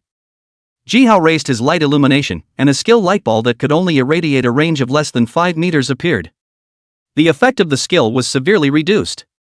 The surrounding darkness seemed like the most viscous liquid in the world. Not even the light falling in could escape. An eerie low roar came out, and Su Wen's several people were solemn as they looked at the location of the gate that appeared earlier. Bang! Bang! Bang! Heavy, powerful, rhythmic stomping sounds echoed throughout the replica. A cold and crazy to the extreme terrifying intent came from within the door, which enveloped Su Wen's few people. Scenes of a mountain of corpses and a sea of blood floated from their minds as countless living beings died in despair under the shroud of darkness. A coldness immediately rose from the tailbone to the sky. Su Wen was like an enemy. From the time he changed jobs until now, he hadn't encountered such a terrifying opponent. Just the spiritual power that was unconsciously emitted was able to affect himself. One could imagine just how terrifying the opponent's strength was. Su Wen, are you sure this is a copy of the LV-25 range challenge? I'm not well read, don't lie to me. Looking at the light illumination spells that were bright and dark, Ji Hao gulped, his expression a little stunned. In order to better walk down the path of a professional, he had listened well to every culture class that the academy had held over the past half-month. Within LV-30, there was already very little information that he didn't understand. Whether it was equipment appreciation, material analysis, or intelligence gathering for copies or secret worlds, he was doing well. But Ji Hao hadn't been at this level either, and had never heard of a field with such a large shroud, so something must have gone wrong somewhere. I'm not sure, I felt something was wrong when I first entered the replica. As far as I know, the rules of large replicas are based on cooperative competition. Although there is competition, overall it still favors multi-party cooperation, so that we can defeat the final boss. But this time, it's for us to kill each other and fight to the death for the poor reward boost, not to mention whether we can get the final prize. This copy mechanism doesn't feel very reasonable to me. Su Wen spoke in a deep voice. He put the purple armored battle shield over his arm, ready to meet this monster coming out of the dark portal at any time. As the sound approached, a huge silhouette appeared in the crowd's field of vision. 2 ethereal orchid-colored flames floated in mid-air, and when a few people took a closer look, this was not a flame, it was clearly the eyes of this huge monster. Under the illuminations, the monster finally appeared in front of. It was none other than his innate skill, soul recovery. It could allow his teammates to prolong their near-death time. This was also the first time he had cast this means of saving his life since joining the team. The Hellhound's gaze landed on Su Wen's several people, a powerful pressure spread across the entire field. The attribute suppression from the high level made the several people feel a little. Lu Mingqing nodded solemnly and cast the barrier skill. Stone wall, a super 10 centimeter thick stone wall slowly rose from the ground, blocking the 3 behind them. Shoo! At this time, Su Lingyan sent out a dazzling starlight that cut. Su Lingyan was just about to cast her skills to flank Su Wen to ease the pressure, but she didn't expect the change to be too fast. A blue ray passed through her chest, causing her body to stiffen, and she slowly collapsed to the ground. At the same time, on the central hall, many squads managed to arrive here. They hadn't encountered such an outrageous situation like Su Wen's. They had just passed the trial copies and arrived here naturally. They landed their gazes on the other teams. Just in case some guys really did something to them for that paltry 1% reward. If that happened, then they would have to break out into another civil unrest, and even if they survived, they wouldn't have the ability to deal with the final guarding boss. The man in armor, who had already regained some of his sanity, looked at the professionals who were on guard with each other, and a hint of disdain flashed in his eyes. These low-level trash, if it wasn't for the rule restrictions, I really wanted to capture you all and directly sacrifice you to the divine courtflower. He closed his eyes, and an arcane invisible fluctuation centered on him, spreading out in all directions. Those occupiers who were on guard with each other flashed an imperceptible red aura under their eyes. One of them, a black professional with dark skin who could only see 2 eyes, suddenly shoved the Sakura Empire professional standing in front of him. He spoke in a bird language and rattled off something at the Sakura Empire professional. The one who was shoved was a fat mage with a short stature, and he looked behind him at the black professional who kept spitting at him. Although he couldn't understand what was being said, he felt that the other party was supposed to be greeting himself, and the curses were quite dirty. Originally, the fat mage was a fairly rational professional, giving others the benefit of the doubt when it came to matters. But today, he didn't know what was going on, but he looked at the black professional who was still greeting him. A strong anger rose in his heart. There are so many people at the scene, why are you bullying me? Is it because of my low level that you're having thoughts you shouldn't have? Then I'll show you just how powerful the mages of the Sakura God Asylum really are. The fat mage picked up his staff and a hideous fire snake spewed out, charging towards the black professional who was still mouthing off. The two were too close, and the fat mage's strike was too sudden. The fire snake solidly imprinted on top of the opponent's chest. 1460. Huge damage appeared. The black professional was shocked. He picked up his weapon and wanted to counterattack, but along with the fire snake, there were also 3 ice picks that attacked in a zigzag pattern. The ice cones hit the black man's head, heart, and internal organs respectively, and the ice cones penetrated through his body, killing the professional directly. The crowd at the scene was startled by the fat mage's outburst, and they all retreated, staring at each other with guarded eyes. What is this guy up to? Why are they still killing each other when they've come this far? The fat mage looked down at his hands. His pupils dilated, a little incredulous at his own behavior. He just wanted to teach that ill-mannered guy a lesson. How did he just use a killing move? Bastard, you actually dared to kill Kroll. Without giving the fat mage time to think, several stout, fierce-looking black professionals had already rushed over with their weapons. A hint of bloodlust and madness flashed under their eyes, wanting to kill the fat mage and send him out of the copy so that they could avenge their own brothers. The fat mage's side wasn't alone either. After freezing for 2 seconds, there were also Sakura Empire professionals rushing over. The battle was imminent, and the surrounding professionals once again retreated, fearing that they would be mistakenly injured by any ungrateful professionals. However, things went against their wishes. Both sides' mage skills were thrown forward for no money. Inevitably, others around them were injured by mistake. As the battle escalated miserably, this battle that was originally just a battle between 2 people gradually evolved into a collective melee. Stop. Something's not right here. There's an aura effect affecting us. This is a copy trap. If we continue to fight, none of us will pass the copy. Some people withdrew from the battle circle, roaring at the top of their lungs, but no one answered. If they didn't notice the copy abnormality and looked at the panel status, perhaps they also win these people. For the so-called 1% reward, this kind of ghost don't believe in the reason to kill together. Unfortunately, the crowd was in a frenzy and the number of survivors was decreasing. 147, 124, 108. The blood gathered into a small river, and instead of being transported through the ground, it flowed directly to the divine courtflower in the center of the great hall. The stalks of the divine courtflower absorbed the chi and blood, and the vines continued to expand, beginning to grow larger at a speed visible to the naked eye. The armor-clad man on the throne also had a flash of anticipation in his empty eyes. When the divine courtflower blossomed, there would be a chance for his strength to recover, and a chance to return to his original position once again. Soon, just wait a little longer and I'll be able to leave this damn world. When all these losers die and end up becoming part of the divine courtflower's nourishment, my strength might even be able to go further. Chapter 70, Returning to the Soul. At this moment, Su Wen sighed. When the hellhound pierced Su Lingyun's chest, several people's faces all flashed with a hint of horror, not daring to look in the girl's direction with disbelief.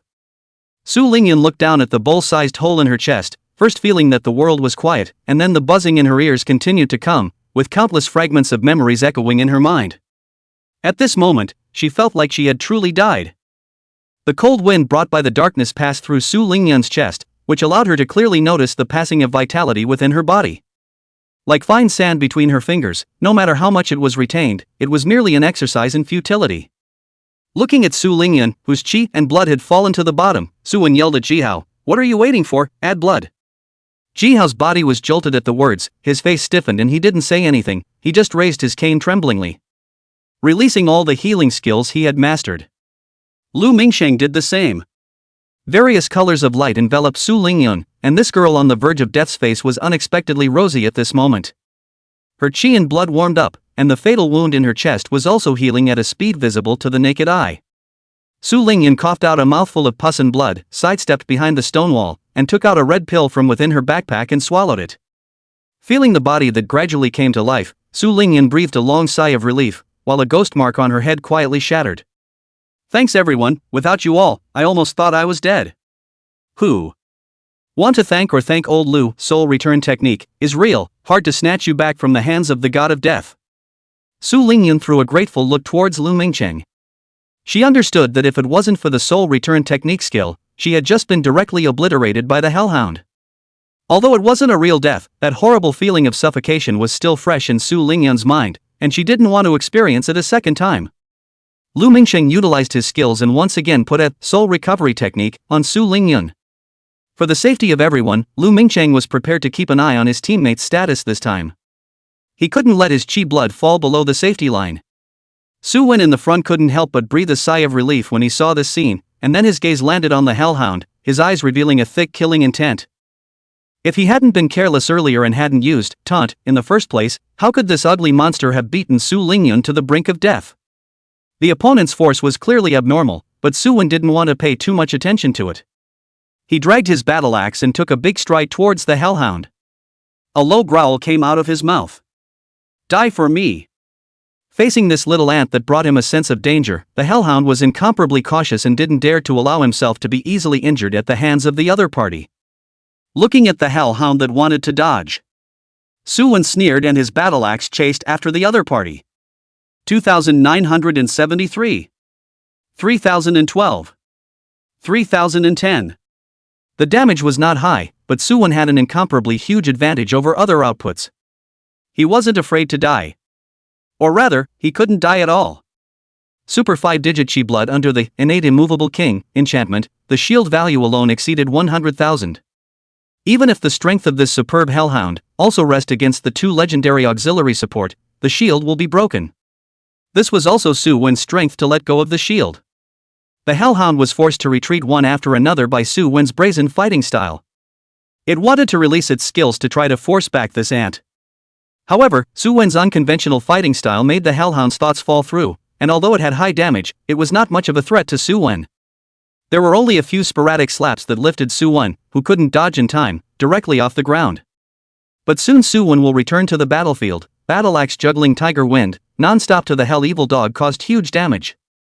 289055, 246810, 196580. Boss blood slowly declined, facing Su Wen who was like a rogue, the blue maggots in the eyes of the hellhound wriggled crazily. One by one, they crawled out of the eye sockets. Su Wen's face showed a hint of vigilance, this bizarre boss had too many means, he had to be on guard. The blue maggots all landed on the ground, and the hellhound began to tremble, and the flesh tumors on its body exploded one by one, bursting out the foul-smelling pus inside. The original huge hellhound, after a series of changes, its body gradually began to shrink, eventually becoming the size of an ordinary tiger. But the breath emitted from its body was becoming more and more terrifying. As for the blue maggots that drilled out, they twisted around each other and formed a snake-like creature. The body size expanded and turned into a 5-meter-long terrifying python. Its appearance was still a disgusting blue color, with a layer of transparent sticky liquid hanging on it, resembling a large slug. Dark Protozoa Head Boss LV-28. Blood, 216,240,000. The boss mutated, and Su Wen's eyelids jumped as he watched.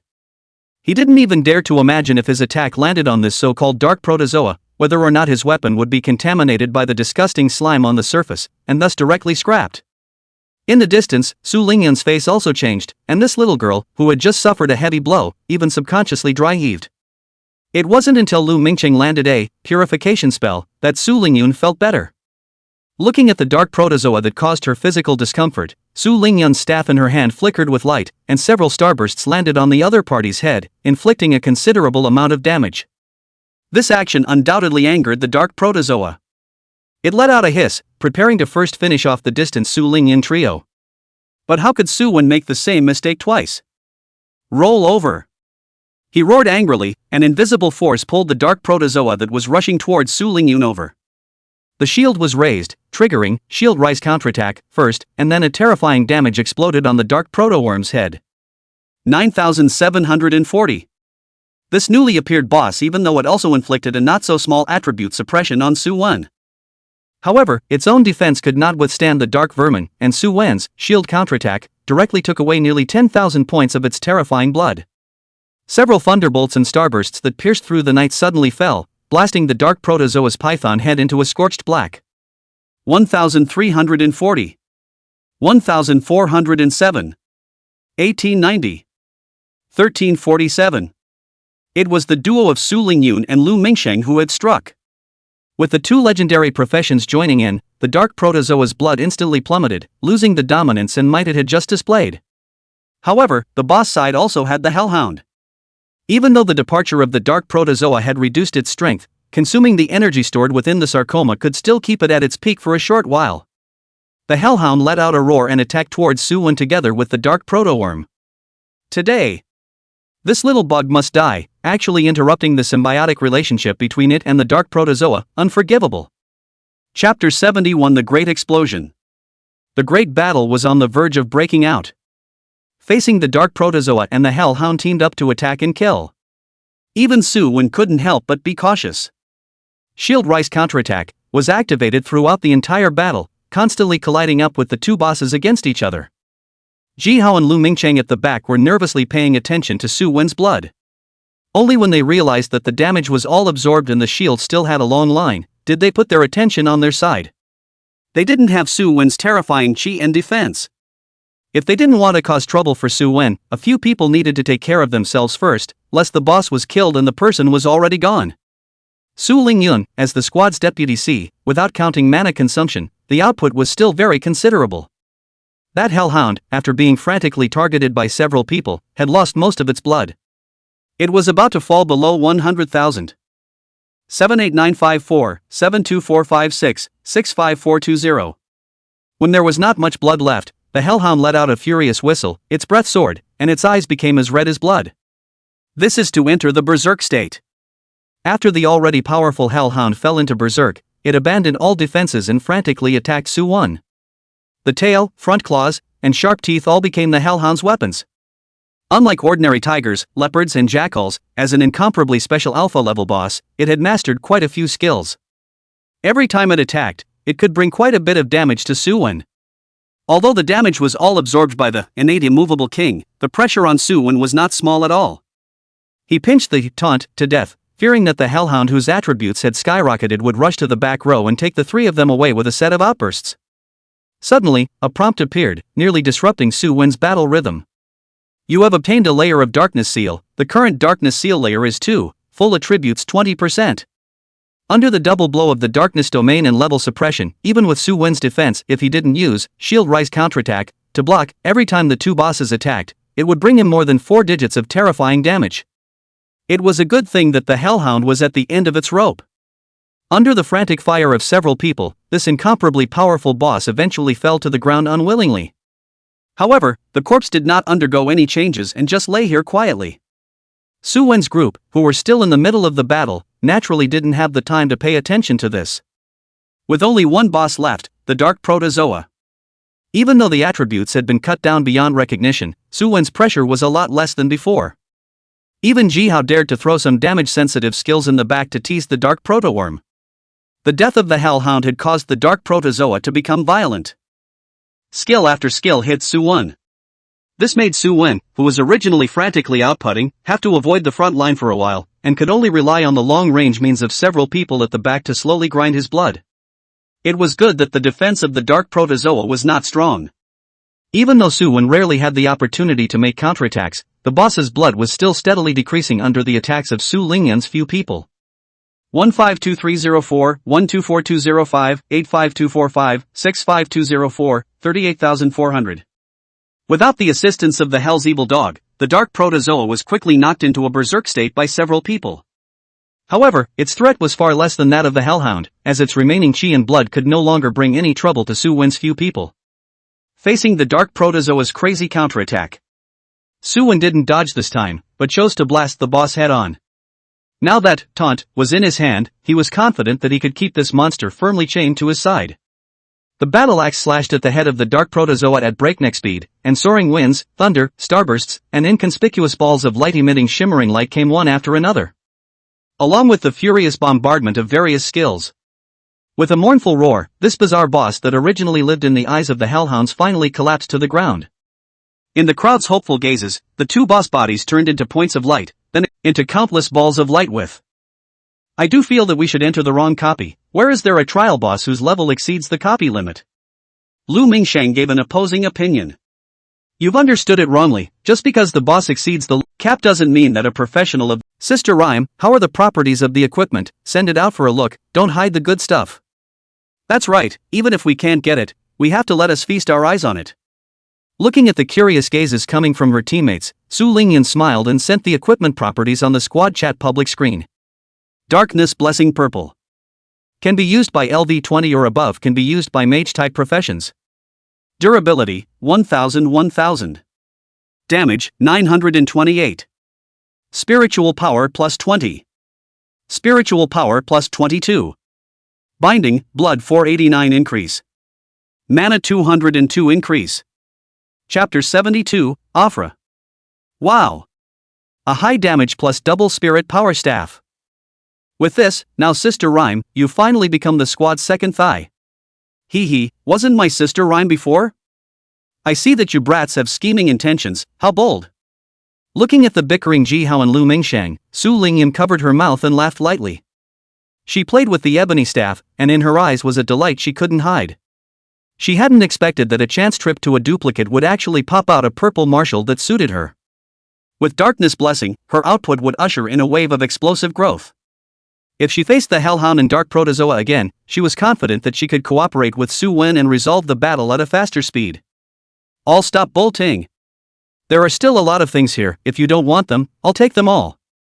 Hearing Su Wen's threat, Ji Hao tilted his neck and grunted with a crooked mouth, for the sake of you contributing the most, I'll let you pick first. The words were very angry, but Ji Hao's eyes were still staring at the last purple light ball without blinking. He knew that he didn't stand a chance of getting a purple suit with his contribution, but one should always have something to look forward to. No, maybe it would be his turn next time he exploded a staff? Right, Brother Su will pick one first, and we'll split the rest. Su Wen knew the meaning of these two goods, also did not wriggle, directly will a purple light ball in the hands. You have obtained the Dark Blue Eyes Purple. Dark Blue Eyes Purple. Can be used by LV20 or above. Durability, 1000. Damage, 354. Strength plus 22. Agility plus 19. Binding, blood 522 increase. Mana 211 increase. A purple ring with a high damage and strength and sensitivity double increase. In Su Wen's cognizance, this was definitely considered to be an extreme product. When there is time after that, then give the ring a goat jade to maximize the damage attribute. Su Wen, who got the new purple suit, was in a great mood. He didn't expect that the squad could actually harvest two purple suits at once.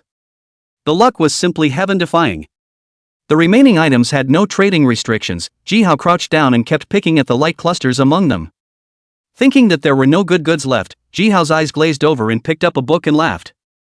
Lu Mingsheng was pained by this scene. Skill books, actually skill books. The two of them had extremely similar occupations. If Ji Hao could learn it, it meant that he could learn it too. As soon as this person's lewd shrimp head expression came out, Lu Mingsheng knew that the shipment had been made. He sighed with some pity. The dog thing was so lucky that this could even make him stumble upon it. The difference between the two in this copy contribution was not much, so the attribution of this book would logically have to go through some negotiation before he could do so. But Lu Mingsheng did not have the habit of taking away the beauty of others. He had no choice but to give up the skill book to Ji Hao. The harvested Ji Hao immediately returned the gift. A green light ball in the shape of the Great Returning Dan exploded on Lu Mingsheng's head, and the green fluorescence sprinkled on his body like a warm sun. A hot current rose from the bottom of his heart. It felt like returning to his mother's embrace. Plus 2104. Holy, such a high chi and blood recovery. Looking at Jihao, who had more than one round of milk, Lu Mingxing's tears of envy were about to flow out of his mouth. With this level of single recovery skill, it was thought that this was one of the passages to the central hall. At this time, inside the central hall, the professional teams had long been in chaos, turning on each other. Even when Su Wen's few people appeared, a fireball spell that hit him crookedly rushed towards his face. Su Wen subconsciously tilted his head and dodged the fireball spell. And then looking ahead, the professionals had already beaten the dog's brains out. Especially dominated by the Sakura Empire occupiers, they were numerous and surrounded those who wanted to resist them. A Divine Dragon Empire professional was killed by two Sakura Empire professionals who set fire to him in carelessness. One of them was none other than the Fat Mage, one of the triggers that had sparked the chaos. Su Lingyan looked ahead with a face of disbelief. The boss was right above the throne, and it's even if you guys don't fight. You actually have to kill each other to make the boss return to its senses and thus increase the difficulty. What kind of brain circuitry is this? She tried to gather starlight and shot it at the boss on top of the throne. The next instant, the originally sedentary cloaked man's palm spread out, and a transparent hexagonal light screen appeared to block the attack. As the man in armor released his skills, it was as if the crowd that was originally fighting each other came to their senses. A series of information surfaced, and only then did the crowd look up at the throne in horror. The boss was actually able to affect hundreds of them without a sound. What a terrifying ability. Someone subconsciously probed up the boss's information, but the results obtained made that person cry out in shock, his pupils contracting like an earthquake. The Lord is actually a lord. What? Hearing this person's alarmed cry, the crowd checked up, but the results obtained caused a shadow to fall over their hearts. The original confidence of successfully passing the level had also become incredibly shaky at this moment.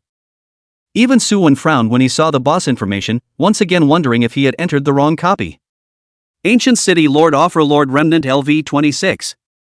Blood, 1,048,000 1,048,000. Chapter 73 The Boss of Jumping God. Holy. It's actually a Lord Boss. I don't think this copy wants us to have a good time. Checking into the basic information of the boss, Jihao's desire to spit was bursting at the seams. They had just fought a half-day battle over at the trial boss, and they hadn't even taken a breath, and then they were faced with a boss that was even more terrifying than the Hellhound? This blood is breaking 7 digits. Is it indeed a fight for them? It's not a real lord, it's a half-crippled guy. Lu Mingxing's face was grave. This boss, even if it hadn't struck out at the professionals yet, he had already felt the terrifying aura emanating from the other side. And have you guys noticed, the surviving professionals have almost fallen below 100. If we let the boss return to its senses, maybe the word disabled on its panel will have to be removed as well. Whether or not the boss will evolve into a true lord level, we're not sure, and we couldn't care less about the other occupiers. Su Wen spoke in a deep voice. What we need to do now is to protect ourselves. Taking our own safety as the first element, old Lu, you pay more attention. Soul return technique, must give timely sets to your teammates. Don't worry about me. Lu Mingxing nodded his head, his eyes fell on the boss, staring at the opponent's every move. Offra sighed with some regret as he saw the crowd break away from the effects of the skill. He stood up from his throne and scanned the incredibly tense professionals below, a hint of disdain appearing at the corner of his mouth. Just this group of stinky fish and shrimps, how dare they face the great Ovra? Offra puffed up the mana around him, and a special skill with the ability to confuse the enemy's mind came out of his mouth. Gentlemen, why fight and kill? How about coming under my command and becoming knights under my 78th Expeditionary Army? I will grant you untold riches, secret treasures, and strength 100 times more powerful than what you have now. Offra opened his arms, and at this moment, it was as if it wasn't the copy's guarding boss, but an incomparably passionate orator. With your lives, offer me your highest respect. Come, be the valiant and fearless knights that belong to me. I will remember you all forever. As the words fell, a hint of madness all flashed under the eyes of many of the professionals present. As if they had been brainwashed, they subconsciously released their skills towards themselves, wanting to pay homage with their deaths. This bizarre scene startled everyone, but fortunately there were more people who were awake and saved the professionals who were almost out of control. Not to mention these ordinary professionals, even Jihao was momentarily disoriented, but fortunately, his will was quite good and he stabilized his mind in just a moment.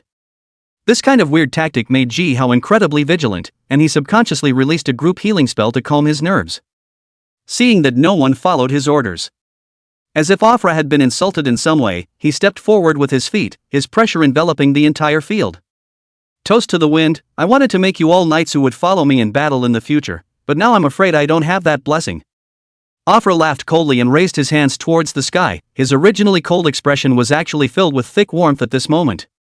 He prayed in a humble tone, the great unknown being who holds the curse, your servant begs you to send down your power to punish this group of ants who dare to rebel against your will. As Afra made his cleric-like prayers, a fierce wind suddenly rose above the hall, and dark clouds enveloped the area, creating a sense of urgency that a mountain rain was about to come. The crowd all received a panel prompt at the same time.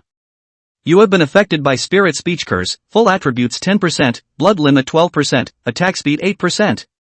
What's going on with this boss, cursing us when it says it's cursing us? Is it hard to believe that really is a great existence that has? After a small wave of commotion, the occupiers present barely survived, but their expressions were very ugly. This god-dancing guy, so strong. A random strike of Thunderblaze had 4-digit damage, and even a knight with high blood and defense couldn't withstand it as long as he was hit a few times. How can he fight? Seeing that Afra had no intention of stopping, Suwon shouldered his battle axe and charged over against the sea of thunder fire. If he let Afra release his skills, no one in the crowd could survive except him. Protect yourself, I'm going on. Leaving only a back shadow for a few people, Suwon disappeared within the sea of fire. Ji Hao followed his senses and put a buff on Suwon that increased his movement speed before focusing his attention on Su Lingyun. What they had to do now was to protect the Vice Sea well and help Suwon share the pressure. Please give a status, I don't want to pass the level lying down this time. Su Lingyun took out her newly acquired darkness blessing, aimed at a jumping god Afra, and began to silently recite an incantation. Ji Hao and Lu Mingxing glanced at each other and nodded silently. At the same time, Su Lingyun's body lit up with various colors of light, and several gain buffs were applied to her body. You are subjected to primary spiritual power aura increase. Spiritual power increases by 24 points for 150s. You have received swift and sensitive spiritual speech increase. Skill release speed plus 20%, lasts for 120s. You have been subjected to elementary meditation increase. Mana recovery plus 5 per second for 180s. Gate of the Astral Realm. Su Lingyun's mana fluctuated continuously around her body, and with the point of her black staff on the ground, she only heard a buzzing sound as a six-mangled star formation emerged from behind her back. Successive starbursts surged out from it, crossing over the many professionals including Suwon at an extremely fast speed and striking Afra's chest. 1278. 1220. 1324. 1333. 1257. 1302. 1298. Densely packed horrifying damage surfaced, drawing sideways glances from the many professionals. Which lawgiver was this that had gone on a rampage? Chapter 7400 People Battle. With his skills interrupted, Afra looked at Su Lingyun, who was holding a black staff, and was slightly surprised in his heart. This group of professionals, there was actually one that could barely catch the eye. It was possible to take them in as his own knight attendants. Without waiting for Afra to be surprised for too long, a tall figure with a battle axe on his shoulder rushed over from the sea of fire. He crossed into mid-air, his mouth let out a roar, and he ruthlessly slashed his battle axe down. Afra's eyes narrowed slightly, and a golden and yellow hexagonal light screen like a beehive appeared, ready to block Suwon's attack. As a spirit speech magician, Afra had mastered not a few means of close defense. Facing the enemy's sudden face attack, he naturally had rich experience in dealing with it. But what he didn't expect was that this shield warrior, who was dressed strangely, with willow armor on top and silk pants underneath, was in contact with the hexagonal light screen the instant he touched it. Dense cracks appeared on the surface of the light screen, and its defense skill actually couldn't block this person's attack. Suffer death. In order to avoid the boss from casting its defense skill again, Suwon gave up the idea of tangling with the opponent in close quarters in the first place. An axe light broke through the air and chopped away, so fast that even Afra didn't react, and a hideous and terrifying wound was added to his chest. 2495. The huge impact chopped Afra backwards. Without giving the boss time to react, Suwon bullied his way forward, swinging his battle axe crazily, continuously dealing damage to it. At the same time, the starbursts followed Suwon and continuously fell on over his head, actually briefly suppressing this half-step Lord boss. The surviving professionals in the surrounding area, seeing this scene, didn't think too much and released their skills to kill towards the boss. Facing this level of boss, if they didn't join forces, they simply didn't have any hope of passing the copy. Fighters, follow me in charge. Pay attention to avoiding the Sea of Fire and Thunder attack range. Mage's remote output, release the big move first. If you don't use it at this time you won't have a chance later. Brothers and sisters who can restore their chi and blood, watch over us a little, please. A roughly built man raised his long sword and shouted out to the surrounding professionals. His words were like magic, reawakening the fighting spirit of some of the professionals who had seen the boss's heaven-defying strength and thus had their morale somewhat low. You are affected by Warhorn, Chi and Blood recovery speed +5, damage +50, lasts 90s. With Han's shout, these professionals picked up their weapons and let out angry shouts from their mouths, charging towards the depths of the Sea of Fire together with Han. The long-range professionals, mages, rangers, and warlocks, on the other hand, aimed their weapons at Afra in the center of the hall and flung their skills wildly. That Hanyu was right, if they didn't use their high-power skills at this time, they didn't have. Even if Ovra's blood was over 1,000,000, it dropped like an avalanche when faced with a large number of mages gathering fire, losing over 50,000 in just a few seconds. Afra let out a miserable howl, wanting to release skills to crush the group of ants outside. But how could Su-won give his opponent a chance? A taunt pulled Afra's attention over, and a duel between men began. The man from earlier also led a group of melee fighters to rush over. Seeing Su-won, who was fighting the boss head-on, their eyes all flashed with a hint of shock. However, their hands were not idle, surging mana surged around their weapons and slashed towards Ovra. Suffering a large number of attacks in a short period of time, even though Afra was super strong, he was still hit in the head. Various colors of skills filled his vision, and he was so overwhelmed that he didn't even know which one to block first. But he was ultimately a half-step Lord-level boss. He mouthed the words and unfolded his arms towards the sky. Thunder roared in the sky, and a bucket-thick thunder struck through the top of the Great Hall, enveloping Afra's entire being. Just as the crowd was wondering what kind of operation this was, the thunder converged and coalesced into a thunder bead in front of Ovra. A flash of panic flashed in their eyes as the thunder pearl collapsed and expanded dramatically, forming an intense circular thunderstorm that spread in all directions. The thunder light was like a powerful soaring wind that lifted the crowd right off the ground as it swept over them. Many professions with unhealthy chi and blood only had time to let out a miserable scream before they were burned into black ash by the lightning, drifting away within the hall. It was only after the change occurred that the healing skills of many priests followed. Although they were unable to resurrect those dead professionals, they helped those present recover a lot of their blood, causing them to slowly approach the safety line. After seeing the boss's terrifying skills and damage, these professionals, who had originally been a bit fearful, completely let themselves go at this moment. They knew that once they slowed down their attack and couldn't dunk the boss to death with a large amount of damage in the first place, they would be the ones to die. Brothers, don't stop, keep charging. Charge! Let the boss see how powerful we are. The Hanyu who appeared to be carrying the Legion Inspiration skill shouted once again, pointing his longsword at Afra and letting out a terrifying roar. Human bear! The Hanyu's body expanded extremely quickly, turning into a giant bear nearly 3 meters tall, growing a dense coat of fur, and the longsword in his hand grew larger with it, wrapping itself in flames and dragging the ground to explode in a shower of sparks as he charged towards the boss. Keep suppressing the boss, there's no way we can pass the copy without the group of mages behind us. Don't give him time to breathe, brothers charge. Him. Looking at the unfamiliar professionals who were charging to their deaths one by one, a trace of complexity flashed across Su-wen's face. Even though death within the copy did not really kill them, and their charge was only to clear the copy. But dying first was no chance to take the boss drop rewards. Even if they passed, it didn't have much to do with them. How stupid, to not even know about Go a bit. I didn't realize that there were actually Sakura Empire professionals, it really just kind of ruins the atmosphere. Su-wen shook his head and laughed lightly, swinging his battle axe and similarly joining the army of besieging bosses. All rise up and let the Great Shield Emperor charge at the front. I'm going to let this ancient city lord experience a small shock from the shield battle.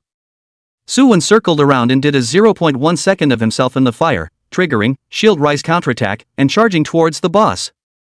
Chapter 75 Advancement. Griffins. You bunch of damned mole crickets. The great being who mastered the hurricane will sanction you. Afra, who was swarmed by the crowd, even if she was strong, she couldn't cope with the tsunami-like attacks in a short period of time, and her chi and blood plummeted. The Afra, who was clad in the weird knight's armor, was beaten without any power to fight back. Whenever he was about to unleash a skill, he would be interrupted by a mage hiding in the distance. These melee minions around him, one by one, were not afraid to die and rushed in, truly a realistic portrayal of the messy punch that killed the master. Fortunately, Afra also mastered a few instantaneous spells. This time, even the unknown existence of his faith did not pray, directly pointing to the sky, emitting a horrible atmosphere. The sky reflected a celestial shadow, and a white light connected the 9 astral bodies, forming the shape of a bow and arrow. The instant the bow and arrow were formed, 6 arrows were condensed from mana out of thin air and swooshed towards the ground. The face of the professional targeted by the attack changed drastically, wanting to dodge the fatal blow. But the speed of the arrows was too fast. Even if some lucky ones dodged, it formed an explosion the moment it touched the ground, and a terrifying heatwave swept around. Just one strike caused more than a dozen professionals to die tragically on the spot. Looking at the countless blood flowing inside the hall, the besieged Ovra faced the crowd's attacks without dodging. He looked up to the sky and laughed. The divine court flower is going to bloom, and I'm finally going to get rid of the influence of the void dimension. Ants, start trembling. Fresh blood on the ground flowed towards Afra and the bizarre plant in the center of the hall respectively. The weird plant was moisturized by the blood, the vine man began to sway, and the bud slowly bloomed under the watchful eyes of the crowd. Seeing this, even a pig would understand that the boss was going to make a mess. Suwon, who had originally rushed towards Afra, turned back, and his battle axe landed on top of the pod. But a layer of transparent light curtain separated Suwon and pod, then the light curtain issued a horrible gas explosion. Suwon flew out backwards. Afra hardened himself against the crowd's attacks and came to the pod. He released a defense skill that wrapped around his entire body and turned around to look at the group of professionals who were gradually. Needless to think, after devouring the fruit produced by the bizarre plant, Afra had officially advanced to a Lord-class boss. All of its attributes had increased drastically. The original Afra was a top 100 hitter.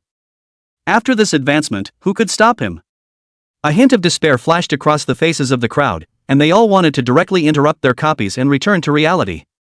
Right at this moment, Suwon carried his battle axe and exploded with fury, slashing 3 strikes in a row on top of Afra's head. 2762, 3379, 4021. A set of skill damage directly knocked out Afra 10,000 blood, which made the crowd light up, not realizing that there was still this kind of horrible big brother existed. Maybe there is still a fight? At this time, the flames and thunder outside had long since dispersed, and the long-range professionals rushed in. Looking at the Afra that had evolved into a lord-level boss, their faces were incredibly ugly. However, a loud shout pulled their attention. Suwon stood in front of the crowd with his shield in front of him and shouted, "Everyone long-range professions output behind me. Unless skills cross over my head, come out of the sky, or underground to hit you all, I will block Afra to death and not give him a chance to harm you all. We must join forces now, or else we will surely lose against a Lord-class boss." With that, he swung his battle axe forward and charged up again. The group of professionals looked at me and I looked at you, all of them were a bit puzzled. A shield warrior like you protecting so many of us? What kind of joke is this? But Suwon had already rushed up, and there was no little cutie. He had to ask for an explanation. They unleashed their skills again, following Suwon's footsteps towards Afra. Ovra faced the roaming skill attacks. This time he just smiled faintly. He put his hands together and spat out a weird syllable from his mouth. A wall of earth rose from the ground, countless skills hit it. The earth wall trembled for a while, but in the end it blew up. It didn't completely defend against the crowd's attacks. 1204. 1008. 985. 1104. 875. 578. But the rest of the skills were completely bearable for Afra. After advancing into a Lord-class boss, he was able to recover 0.1% of his chi blood per second, which was 1,300,000 chi to him at this time when his chi blood was as high as 1,300,000 chi. It was almost like putting a priest by his side and applying the great tonic skill on over his head at any time. As I said, despair mole crickets. Waiting for death to come will be your only destination. Afra opened her arms once again, preparing to unleash a wide range of curses and spell attacks. Suwon rushed in front of Ovra, his shield forward, allowing the opponent's weapon to touch the shield, thus triggering shield rise counterattack. At the same time, the battle axe slashed down. 11,840. One strike with 10,000 wounds, one person topping 10. Waiting to die? I think you're the one who has to wait for death. Suwon began to continuously trigger Shield Rise counterattack on his own initiative, each time taking away over 10,000 of Overfella's blood. The surrounding professionals watched as their hearts surged, and the confidence to defeat the boss was rekindled in their hearts. Don't be afraid, everyone, the melee fighters charge with me. Long-range professions do their best to output the maximum firepower. Trust me, I will lead everyone to the ultimate victory. Charge! As Suwon's words fell, countless skills instantly erupted, like shooting stars falling towards Afra. After the big moves were released, the small moves were released, and when the skills were gone, the general attacks were released.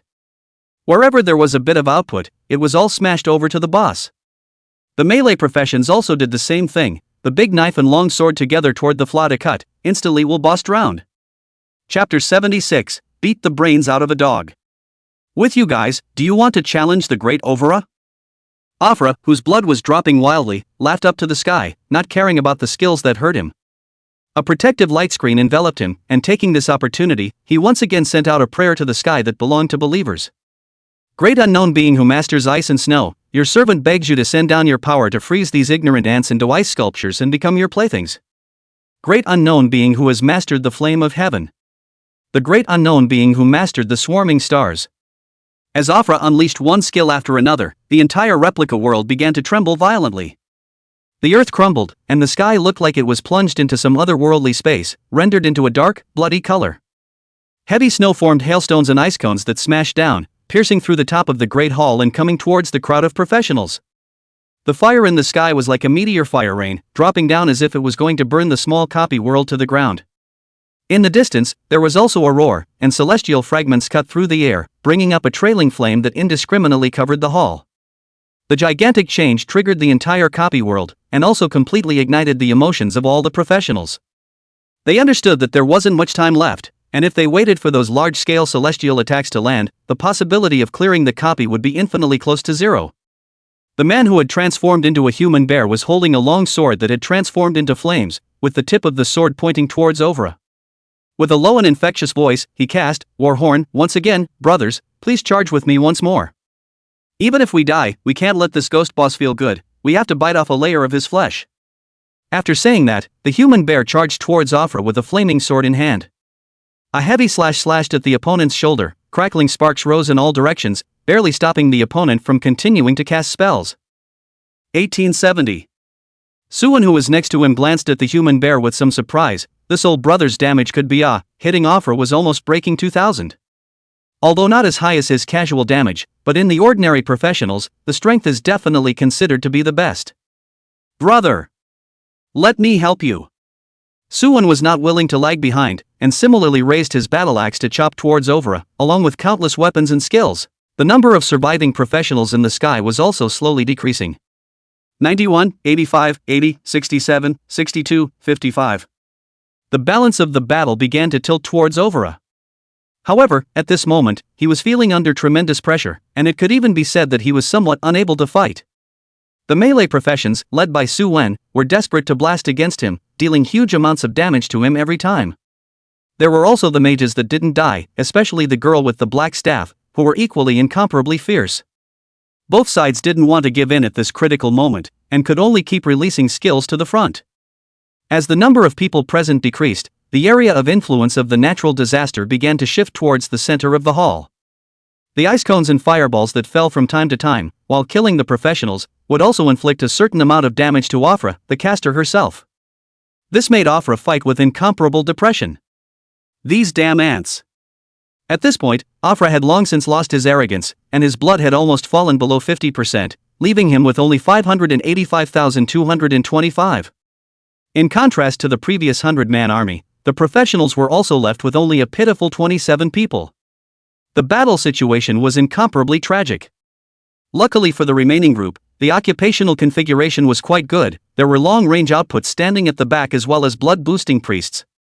There were also melee professions led by Suwon, shield warriors, knights, assassins, and so on. This guy can't hold on much longer. Brothers, pay attention to your positioning, don't hang up before the copy passes.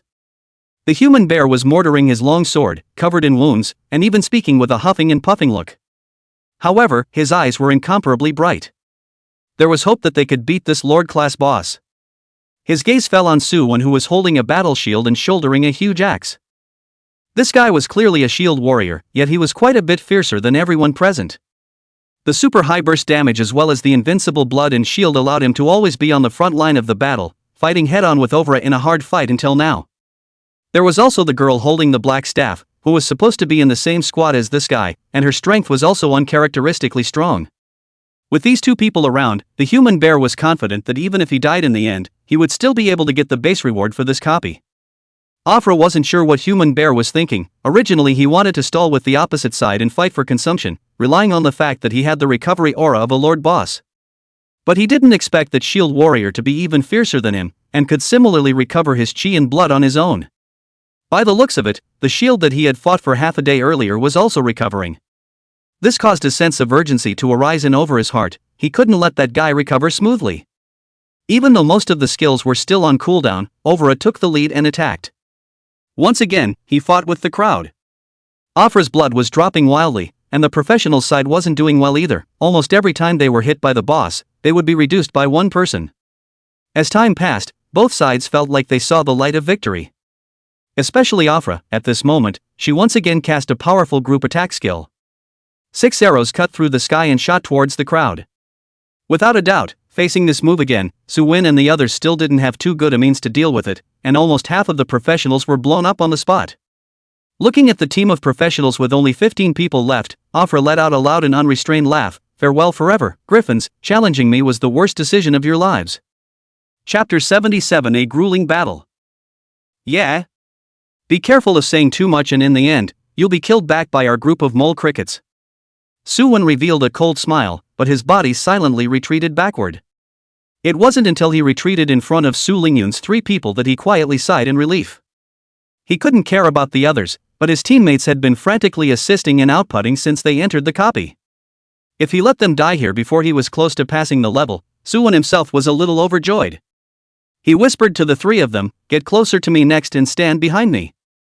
Old Lu, pay attention to the soul return technique marker. Whoever is in danger set it on first. Due to the low skill level, Lu Mingqing's soul return marker could only work on one person at this stage. It was impossible to mark 2 people at the same time. Otherwise, Soo-won wouldn't be worried about his group of brittle teammates. Lu Mingqing did not say anything, but only nodded his head heavily, giving Soo-won a reassuring look. He raised the staff in his hand and refreshed Soo-won with a wave of status, then stared vigilantly at Afra, ready to cast Soul Recall at any time. At this stage, a Lord-level boss was still a bit too much of a stretch for them. Even though they were all legendary professionals, they were incapable of dealing with this kind of boss before they grew up. Soo-won chopped an axe light forward before launching another charge. Seeing this, the human bear, who was silently recovering his chi and blood at the side, similarly followed, only lagging behind Soo-won by half a body position. Although he had sufficient confidence in his own strength, this person in front of him was the real big brother.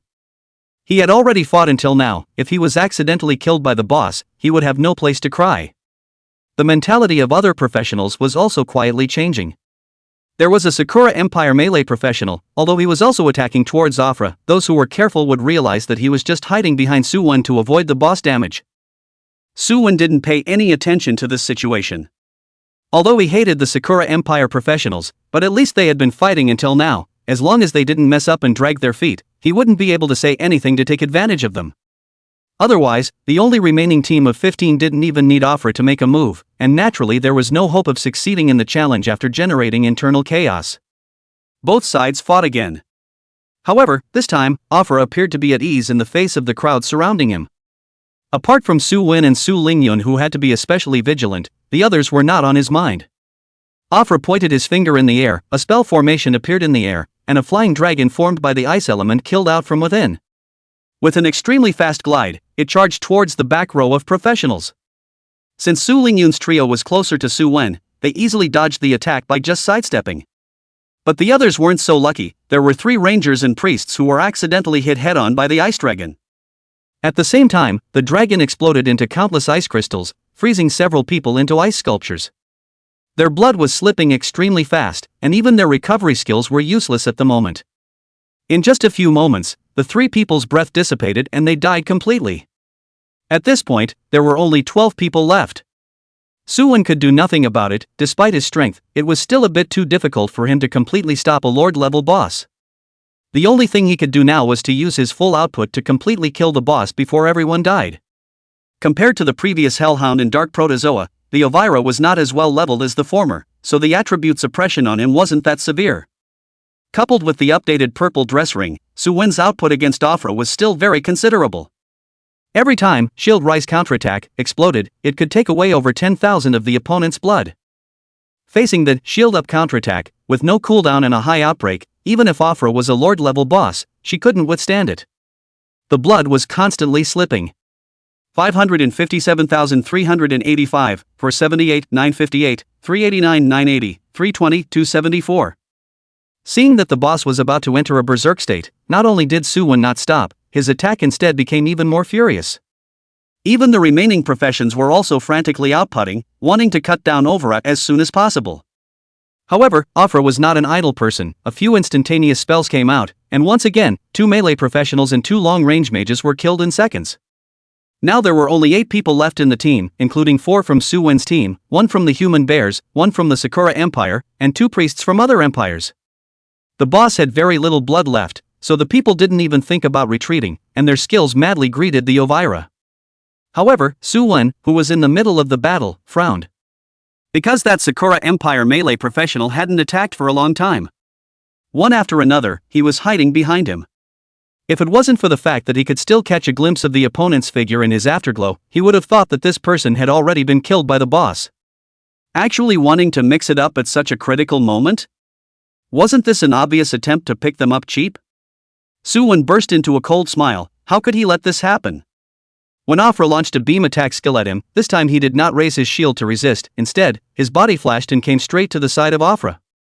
The Sakura Empire professional who was hiding behind him turned pale and hurriedly dodged to the side. The beam of light brushed past his ear, scaring the professional into a cold sweat. But he wasn't a cutie either. That shield warrior clearly had the strength to parry the attack, yet he still let the skill go. This was clearly an attempt to take Afra's hand and take his own life. A hint of hatred appeared in the Sakura Empire professional's eyes. His eyes constantly hovered over Overa. The change happened too quickly, which caused the eyes of the professional on the side to widen as he looked at Suwon in shock. What happened? How did he directly slaughter his teammate with a single word? Can't it be that he's going to clear us out of the arena in advance? The 2 other Imperial professionals all looked at Suwon with vigilance, and did not release any auxiliary skills for him. The Human Bear was also a bit surprised by this, but as a front row output, he could understand Suwon's choice. An output assassin was hiding at the back, not even daring to make a move. Regardless of whether it was from the team's or the Empire's point of view, slaughtering that person wouldn't be too much of a problem. The 2 countries were already in a state of hostility, and with the general environment being what it was, why would they need to bring a professional who just wanted to mingle through? Wasn't this funding the enemy? In his place, he would have made the same choice as Suwon. Afra looked at the team of occupiers who were suddenly in internal strife and was also a bit stunned, not understanding what was happening. Although he was puzzled in his heart, he did not move slowly. Instantaneous skills came out one after another, wanting to finish off Su Lingyan's few people who had revealed their positions. However, Suwon pulled him over with a taunt, forcing him to engage in a 1v1 real man battle. After a few more rounds of attacks, Afra's bloodline finally fell below 20%, and his body's terrifying aura erupted, forcing the crowd to keep retreating. However, unlike what Suwon expected, after entering the berserk state and his attributes were greatly enhanced, Afra did not lose his mind and proceeded to attack them recklessly. He quickly retreated backward to the side of the weird plant that had already withered. Afra looked at Suwon several people and shook his head, his tone slightly regretful. What a good batch of seedlings. I wanted to bring you all back to the Empire to enjoy untold glory and riches as knight squires of the expeditionary army under my command. But it seems you guys made a wrong choice, and that is to go against me. Afra's expression turned cold as he placed his hand on the bizarre plant and a low roar came from his throat. Since you are unwilling, let the iron hooves of the Empire crush you completely and turn you into nourishment for the young knights. Glorious purple light flashed in over his hand, imprinting on the bizarre plant. A huge teleportation spell formation emerged with the bizarre plant as its center, spreading out in all directions. The spell formation enveloped the entire hall, rose vertically into the air, and slowly rotated. A strange world projection surfaced in it, and a dense legion of knights stood at the entrance of the teleportation array, indifferently gazing at Su-Wen. Several people. The icy coldness contained in that gaze was as if they were looking at a few dead people, not putting them in the slightest bit of mind. Such a change caught the people present off guard. All of them were incomparably shocked as they looked at Afra and the group of Knight Legion. In Su-Wen's perspective, the group of knights were all LV-30 plus elite templates, and that was what made him feel incredulous. How did a LV-26 boss manage to summon so many elite monsters? Listening to the tone of his words, it seemed to come from some kind of imperial expeditionary force. But nowadays, within the 9 empires of the Blue Star, as far as he knew, there were no troops named after expeditionary forces. What on earth is going on here? Su-Wen's brain was frantically running, but for a moment he couldn't figure out what was going on, so he could only grip his weapon tightly and vigilantly look at the already incomparably flamboyant Afra. When Su and several people were still in the copy of the intrusion, the outside world sky color also slowly darkened. At this time, Situ Jia was resting in the academy. He was holding an ancient book in his hand, lying on a rocking chair and leisurely flipping through it, and his mouth was constantly chanting something. Alas, it's the day to send the little ones to practice. Behind the huge teleportation array was an army of countless knights that were preparing to march towards the replica. Seeing this scene, the teachers present all had their eyes tightened as they stared dead on at the mysterious patterns engraved on the knight's armor. This is the Twilight Empire's Knight Army. Why would they appear here on a large scale across the border? Can it be that it's because of this teleportation array? But why would the teleportation array be opened within a copy? This is unreasonable. Let's report the news first. This matter is not something we can. Situ Jia and the other group of teachers all sighed in relief after hearing that there was Elder Mu backing them up. After all, the other end of the teleportation array was the Dusk Empire, a behemoth no less than the Divine Dragon Empire. However, its location was the depths of the secret realm, and now for some reason it had activated such a huge cross-border teleportation array. Although it had been detected by them in advance, but in case they really let the other side cross the border to descend and cause great damage to the academy, they couldn't afford the responsibility. Fortunately, there was Elder Mu who swept the array, causing them all to relax quite a bit. Inside the replica, neither Afra nor Su-Wen continued to strike. Their gazes all landed on this immense and incomparable teleportation array. Su-Wen, what now? Jihao asked in a low voice, aren't we going to terminate the teleportation while we're at it by getting that Overa killed? With so many LV-30 elite monsters, we're no match. Su-Wen shook his head and said somewhat helplessly, the teleportation array is already open. Even if we kill Afra, I'm afraid we won't be able to terminate the teleportation. And he looked at the constantly rotating teleportation array. The halo of light inside flowed, lighting up one array foundation after another. 6 of the 8 formation bases had already been lit up, and with only the last 2 left, these elite knight groups were afraid that they would descend completely. How could one kill Overa, who was a lord boss, in such a short period of time? He couldn't think of any way to break the situation right now. Unless the teleportation array was now broken and disabled, giving them a chance to fight Afra one-on-one again, but was that possible? Compared to the slightly silent atmosphere on Su-Wen's side. Overa, on the other hand, laughed out loud and stood on top of the high platform formed by the earth skills, looking down at Su-Wen's several people. Griffins, do you feel the despair? The great Twilight Empire expeditionary knights are about to descend. Their iron hooves will trample everything. None of you will be able to escape. Overa was in a very good mood right now. Even though his strength had yet to return to its peak, the evolution of his life level made him feel immensely happy. It was as if he was drinking a cup of aged wine, intoxicating his entire being. Looking at the cross-border teleportation array that was about to take shape, Overa could already imagine the scene of the knights stepping on everything. Invading this side of the empire and bringing back countless resources and wealth, he might have a chance to be rewarded by the higher-ups of the Dusk Empire. Being crowned as a king and a marquis would not be a problem. Afra began to fantasize about the grand scene when he returned to the empire, where 10,000 people celebrated his return. He gazed at the teleportation formation. At this time the 7th formation base had already been lit, and the knights in the rear began to take out their weapons, ready to charge into this world. However, just as the formation's halo flowed towards the last place, the 8th formation base was like a black hole that kept devouring the halo without a trace of cohesion. Originally about to solidify, the formation began to become bright and dark, as if to turn into a bubble directly dissipate. Such a scene caused everyone present to be stunned. Especially Afra, who held his head in his hands and shouted incredulously, how could this happen? Why is a corner of the formation base missing? What the hell happened? The original descent plan was forced to be interrupted, which made Afra angry and at the same time gave birth to a faint touch of fear in his heart. If the knights couldn't descend, he would face the siege of this group of professionals all over again. Especially that shield warrior, together with a few assistants, definitely had the strength to kill himself. Afra's gaze subconsciously glanced over to Su Wen's side, and he looked stunned, followed by an angry roar that resounded throughout the copy. Bastard! So it was you who stole the formation base. He stared at Jihao dead on, that terrifying gaze practically wanting to eat the other party alive. This was because just as the formation was caught in a bizarre standstill, an ordinary-looking night pearl emerged from within Jihao's backpack.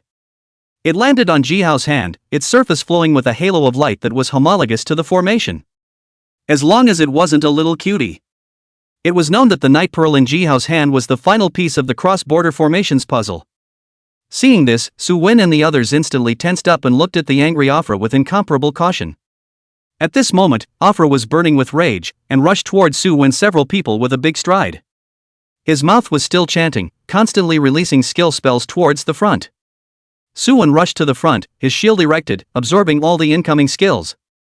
Up to this point in the battle, the innate immovable king's defensive light shield was about to be punched out of holes by Afra. With a shield value of more than 100,000, even with the recovery of chi and blood like a dragon, it was somewhat unable to withstand the furious bombardment of a lord-level boss. So Su Wen now had to frequently use shield rise counterattack, barely keeping himself in a safer state. As Afra's skills were released, the replica world trembled once again as a natural disaster descended, completely enveloping the Great Hall. The damage dealt by Overa, who had fallen into a berserk state, was extremely appalling at this time. The impact of the airwaves formed by just a single fire rain landing completely critically injured a priest. The subsequent scorch state, but also the person's blood directly empty, and then helplessly exit the copy. At this time, Jihao and Lu Mingcheng, as well as the only remaining priest, began to frantically cast healing skills. As a legendary milkman, Jihao's milk quantity wasn't small, and the green fluorescent light kept falling on his teammates. One of the skills he had just acquired, Dark Redemption, even transformed into a great returning Dan mold, milking the equally traumatized human bear back in one gulp. The other party cast a grateful look, and then rushed towards Overwhelmed together with Su Wen. Lu Mingxing began to apply statuses to the crowd, with basic defense, movement speed, and recovery skills all arranged. At this time, damage buffs were far less important than staying alive. Afra wanted to grab the night pearl in Jihao's hand, and he had completely fallen into a frenzy, recklessly killing this way. Su Wen and the human bear were having an exceptionally hard time blocking. Despite the fact that they had inflicted quite a bit of damage on Overa, at the moment, the other party had no qualms about pushing forward against the two people's damage. The only one who could output normally was Su Lingyun in the distance. However, she also had to dodge the natural disasters from time to time, in case she ate the huge amount of damage dealt by Afra and suddenly died violently.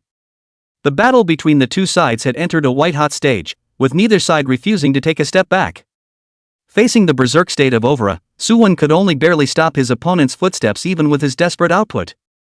But according to the entire rhythm, sooner or later, he would be able to rush to Jihao's side, and then kill them one by one to retrieve the night pearl. Su Wen roared towards the human bear next to him, "Big guy, go protect the back row, I'll take the top here, don't let them die. The boss won't last too long, trust me." Chapter 80 Dark Ancient Domain. Facing Su Wen's offer, the human bear did not refuse. His body stepped back and stood in front of Jihao and the others. With his long sword held horizontally, he was ready to deal with Afra's attack. At this moment, Su Wen was facing the boss alone, and the madness of the opponent shocked him. Facing the attack, he didn't flash or avoid it, but just rushed towards Jihao, wanting to take back the last piece of the formation base of the teleportation formation. It was important to realize that, if I ask you guys one more time, if you are willing to be my night attendant and enjoy the honor and riches that will be hard to come by in 100 lifetimes, what will your answer be? Overa asked seriously. But what responded to him was a flash of lavender axe light. The blow fell, chopping the hexagonal light screen that had coalesced in front of Afra to pieces, and then landed on. Several skill halos of different colors cut through the dark night, illuminating the way forward. Su Wen arrived in front of Afra and slashed down with his battle axe. When the damage surfaced from the other party, Su Wen realized that the originally young-looking Overa looked incredibly old at the moment. His skin and bone body couldn't help but make people suspect that he was the lord-level boss that had just unleashed the heavenly tribulation and had broken a 100-man troop of professionals apart. Ancient City Lord Afra Lord LV-26. Blood, 4,856 1,300,000. The information feedback told Suwon that Afra, who only had blood and skin left, was as good as fake. It was just that after invoking the Gate of Darkness, his chi and blood plummeted and turned into the current ghostly demeanor. Afra, who had received a decapitation blow, sprayed out a mouthful of blood and collapsed helplessly on the ground. He looked at the dark sky, but a smile appeared on his face. Pitiful Griffin, even if you steal the formation base, so what, you think it's you who will be victorious? Back then, in order to seal the 8-dimensional rifts in the dark ancient realm leading to the Empire, I led the expeditionary force to fight hard and suppress those monsters one by one. You think the formation base in your hand is the key to defeating me? Little did you know that this was the beginning of your demise. He looked at Su Wen and revealed an incomparably mocking smile, as if he was the victor of this battle. As if responding to Afra's words, the surrounding darkness rioted. In front of the 7 gates of darkness, a spatial passage slowly emerged, and the darkness continuously surged inward. And behind the passageway, a tall building towered, the streets flowed endlessly, and countless pedestrians strolled through the city. There were even some extremely famous city landmarks. Su Wen's face changed greatly when he saw this. The passageway connected to the very city within the Divine Dragon Empire. Afra wanted to lure those dark monsters behind the door to the interior of the city? Su Wen ignored Afra as his battle axe slashed towards the dark door, but the attack landed on the top but only spattered a few sparks. It didn't cause any damage at all. Seeing Su Wen's eager appearance, Afra laughed mockingly. At what level do you think I sealed these dimensional cracks? And what kind of sealing materials were used? If it wasn't for the fact that my strength hadn't returned to its full strength, do you think you guys alone could have defeated me? To even think of destroying the passageway is simply ridiculous. Afra laughed crazily, tears streaming out of his eyes. The end of his death was doomed, but seeing Su Wen, who tried to destroy the Dark Gate but couldn't do anything about it, Afra's mood was bursting. Seeing that his final backhand had been easily erased, Afra's heart was as if he was dead, and he lay frozen in place. He knew that he had lost. He couldn't see a single hope of turning the game around. The mysterious powerhouse who had made the move had completely sealed the passageway of the dark ancient realm that had nearly killed him in just one move. He couldn't imagine what kind of strength this was. Does the general have the means to counter the other party? Afra wasn't sure. He no longer wanted to think too much and quietly closed his eyes, waiting for death to come. After the ancient tree cleared the darkness, it re-emerged as a soybean-sized seed and left the replica world along a certain mysterious crack. Looking at the replica world that had recovered its original appearance, but had fallen into disrepair, Su Wen knew that everything was over. A mysterious powerhouse had struck in the present world and directly suppressed the dark passage through the copy world. He walked to Afra, raised his battle axe, and without saying a word of nonsense, he heavily smashed on the other party's head. Poof! The head exploded.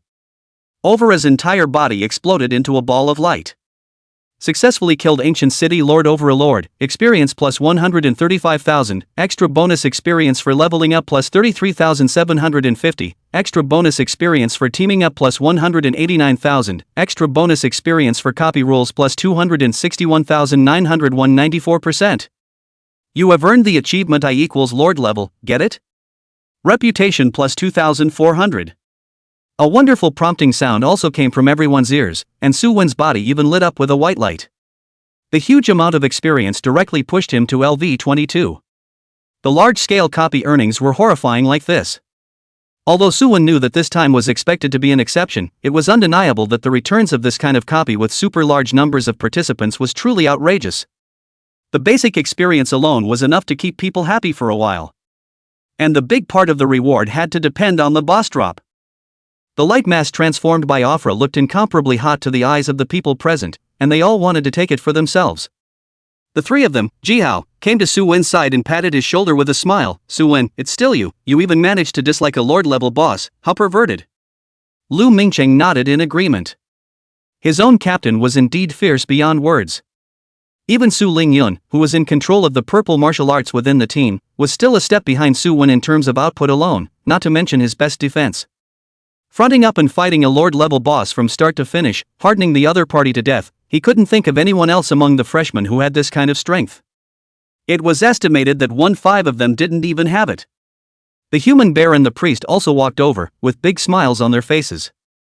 The human bear changed back to his regular form at this time, and a burly man not much smaller than Jihao's block appeared in front of the crowd. He revealed a mouthful of snow-white teeth and laughed loudly. "Thanks, brother, for taking us through the Lord class boss. When that guy appeared, I thought I was going to go far this time. I didn't expect you to be so powerful, brother, being able to grind a boss to death hard."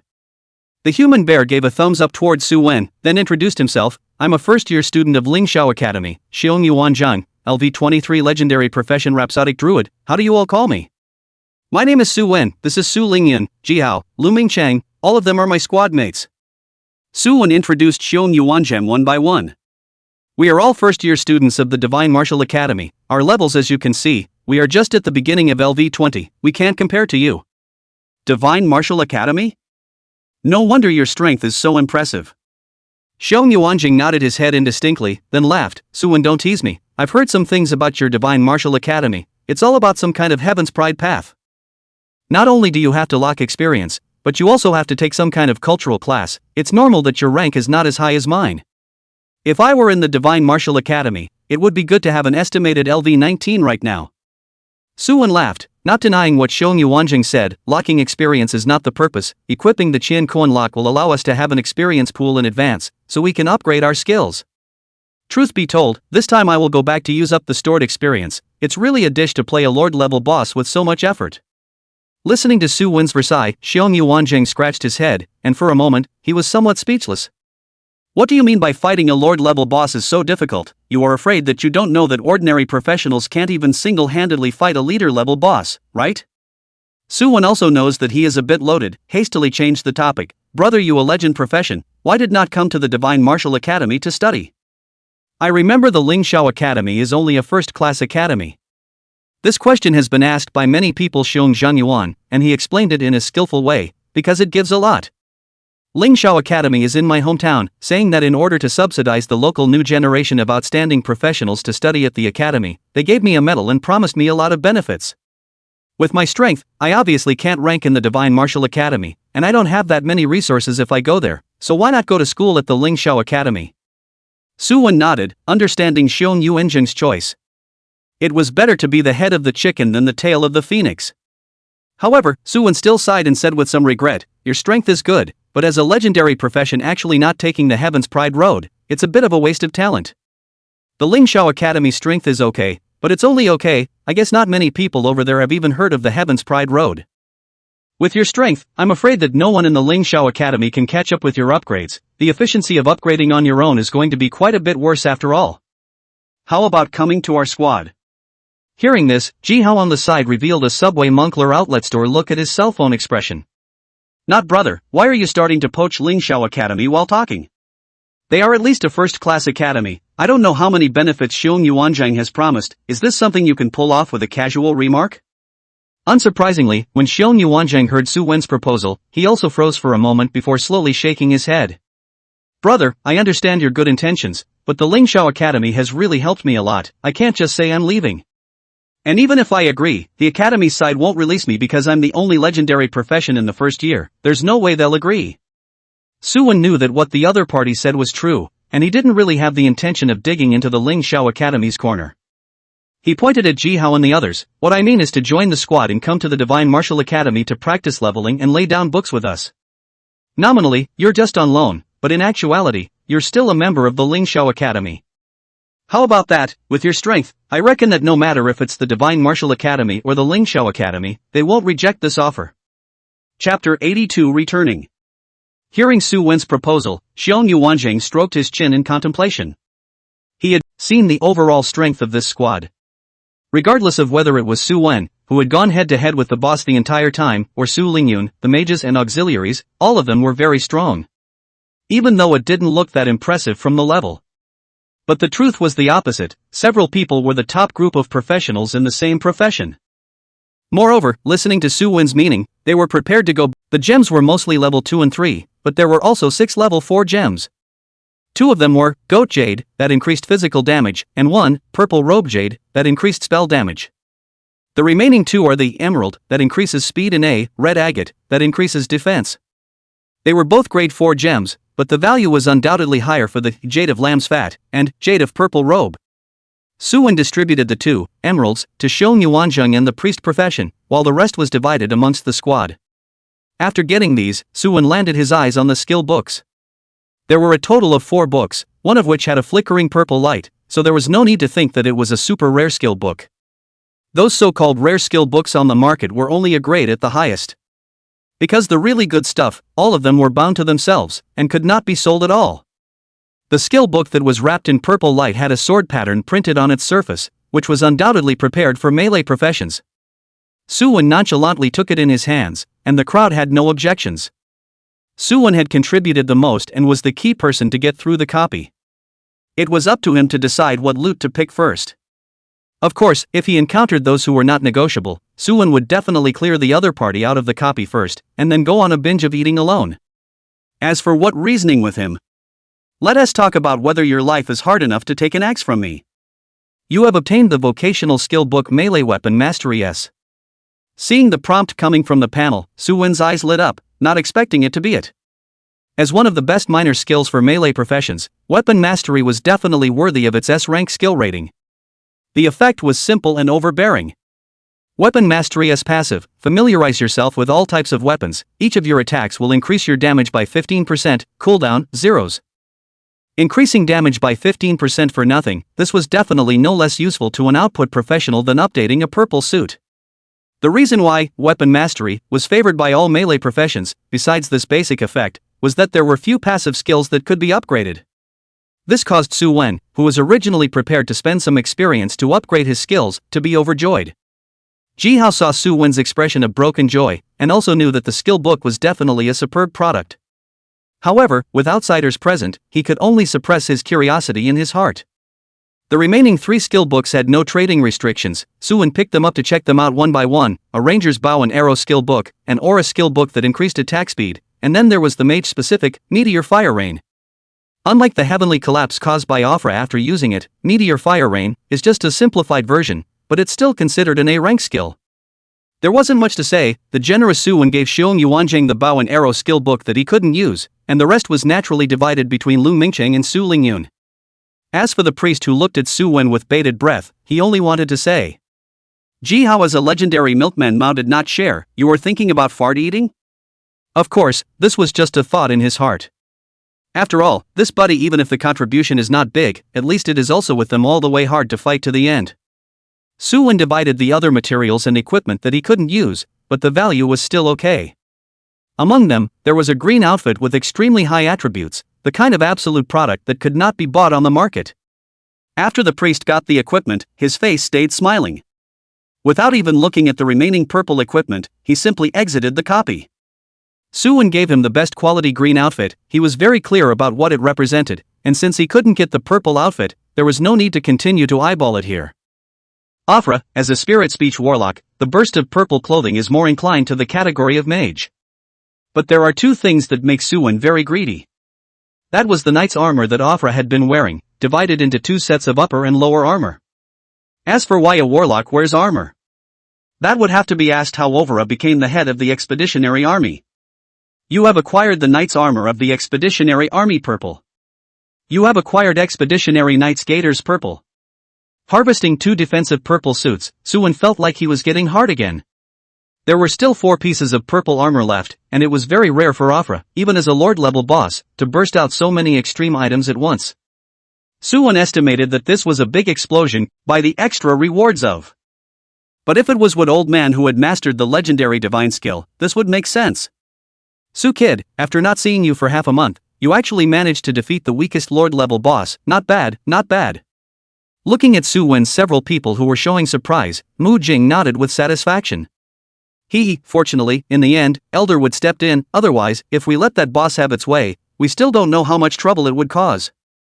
Speaking of this, Suwon was a bit puzzled again. "Elder Mu, do you know what's going on with our copy this time? That Afra isn't like a normal boss at all. He actually has the 2 means of cross-border teleportation and the Dark Ancient Domain. If he could have released these 2 tricks in their entirety, we might have come out long ago." "I'll explain this." At this moment, a well-mannered middle-aged handsome man walked over, and this person was none other than Situ Jia. "This large replica was encountered by me in a dangerous place somewhere outside the heavens. I thought it was an ordinary level 100 replica, but the aura it gave me was incomparably weak. In the end, after I detected it, I found that it was a low-level copy formed by a dying powerhouse that was transformed by the rules of the world. But what I didn't expect was that that person had such a means. Not only was he able to fake his death and resurrect, he also nearly activated the cross-border teleportation array. Speaking of this, even Situ Jia, who was a 100-level powerhouse, was quite frightened. Although that group of knights was not strong, or even weak to him. But the significance contained within it was not something that could be said by the level. Su Wen's few people listened to Situ Jia's explanation and also understood that the other party was the 7th grade teacher who had taken back the entrance to the large replica. However, according to the principle that large replicas had multiple entrances, what he had taken back in the first place was estimated to be only the remnants of the replica. The other entrances were scattered all over the world and were discovered and brought back by other strong people. Regarding the cross-border teleportation array, Situ Jia only mentioned it and explained too much. Even Elder Mu only briefly mentioned the origins of the group of knights. They were an expeditionary knight group called the Dusk Empire. As for why they were summoned and teleported by Afra, that would require mentioning the Dark Ancient Domain. Speaking of this, Elder Mu cautioned Su Wen, the Dark Ancient Domain is one of the more powerful forces among the known extraterrestrial civilizations we found. It's shrouded in eerie darkness, and all the monsters have mutated. From small monsters to bosses, their strength has risen to a new level. In recent years, a number of naturally occurring spatial passages have been discovered there, causing a lot of damage to the present world. I estimate that the other side sealed the spatial channel leading to the Dusk Empire inside the formation, which is why the cross-border formation is connected to the Dark Ancient Domain. And this time, the Darkness Gate appeared in the present world. Even though I have eliminated the remaining traces of darkness, I'm still worried that a new passageway will appear recently. Listening to Mu Zhuan's explanation, Su Wen felt a wave of headache. He just wanted to pass a copy. How did he cause so much trouble? Seeing Su Wen's bitter face, Mu Zhuan laughed. These are still far away from you guys, at the very least it doesn't matter now. As for the spatial channel formed from the Dark Ancient Domain, it's actually not that scary, and for you professionals, it could still be a chance. As for what the chance is, Mu Zhuan didn't say, Su Wen also didn't ask. When it really comes to that time, he will naturally know. After bidding farewell to Mu Zhuan and other teachers, the 4 of them returned to the dormitory. This time the harvest is too much, Su Wen has to organize it properly. Due to this trip down, Su Wen had harvested 3 purple suits, so he had to spend a lot of credits to start collecting low-grade gems. Among them, naturally, the main physical damage, Goat Jade, was the main one. As for the 2 obtained from the previous copies, they were not enough to inlay his 3 purple suits. After waiting for a day, Su Wen received an express delivery from the academy, a most ordinary storage scroll. However, it contained a large number of low-grade gems. After combining the gems to level 4, Su Wen then took out the purple armor and ring and started inlaying them one by one. Why Su Wen only synthesized the gemstones to level 4? Naturally, level 4 is the most cost-effective. The main focus is to spend a small amount of money to do big things. The process is very fast. After all, there is no failure inlay. Equipment fresh out of the oven. Looking at the attribute interface, Su Wen nodded with satisfaction. Expeditionary Knight Armor Purple. LV 20 or above can be used. Durability, 1000. Defense, 264. Physique plus 24. Physical fitness plus 24. Gemstone, Lamb's Jade level 4, physical damage 58 increase. Binding, blood 522 increase. Mana 214 increase. Expeditionary Knight's Gaiters Purple. LV 20 or above can be used. Durability, 1000. Defense, 178. Physique plus 23. Physical fitness plus 22. Gemstone, Lamb's Jade level 4, physical damage 58 increase. Binding, blood 502 increase. Mana 198 increase. 2 pieces of purple armor of main body quality worn on the body. It was really a sense of security. It's a pity that there is only 1 gemstone slot, or else he would have to install a piece of blue chalcedony to have a good time.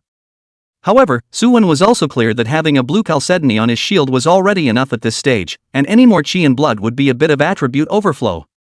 After all, with his current strength, it was barely enough to deal with a Lord-level boss.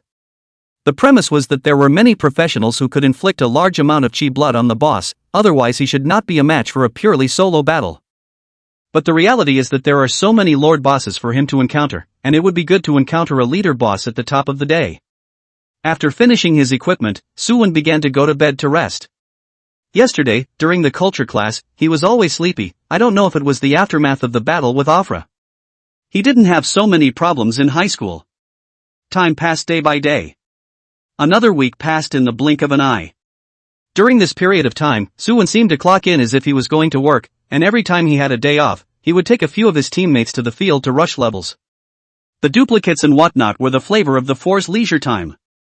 Whenever they had time, they would fight once, striving to break the record, and looking at the large amount of credits came in every day in their school cards, they couldn't mention how happy. Moreover, he also knew that the team that he had provoked earlier was none other than the popular Suwon squad.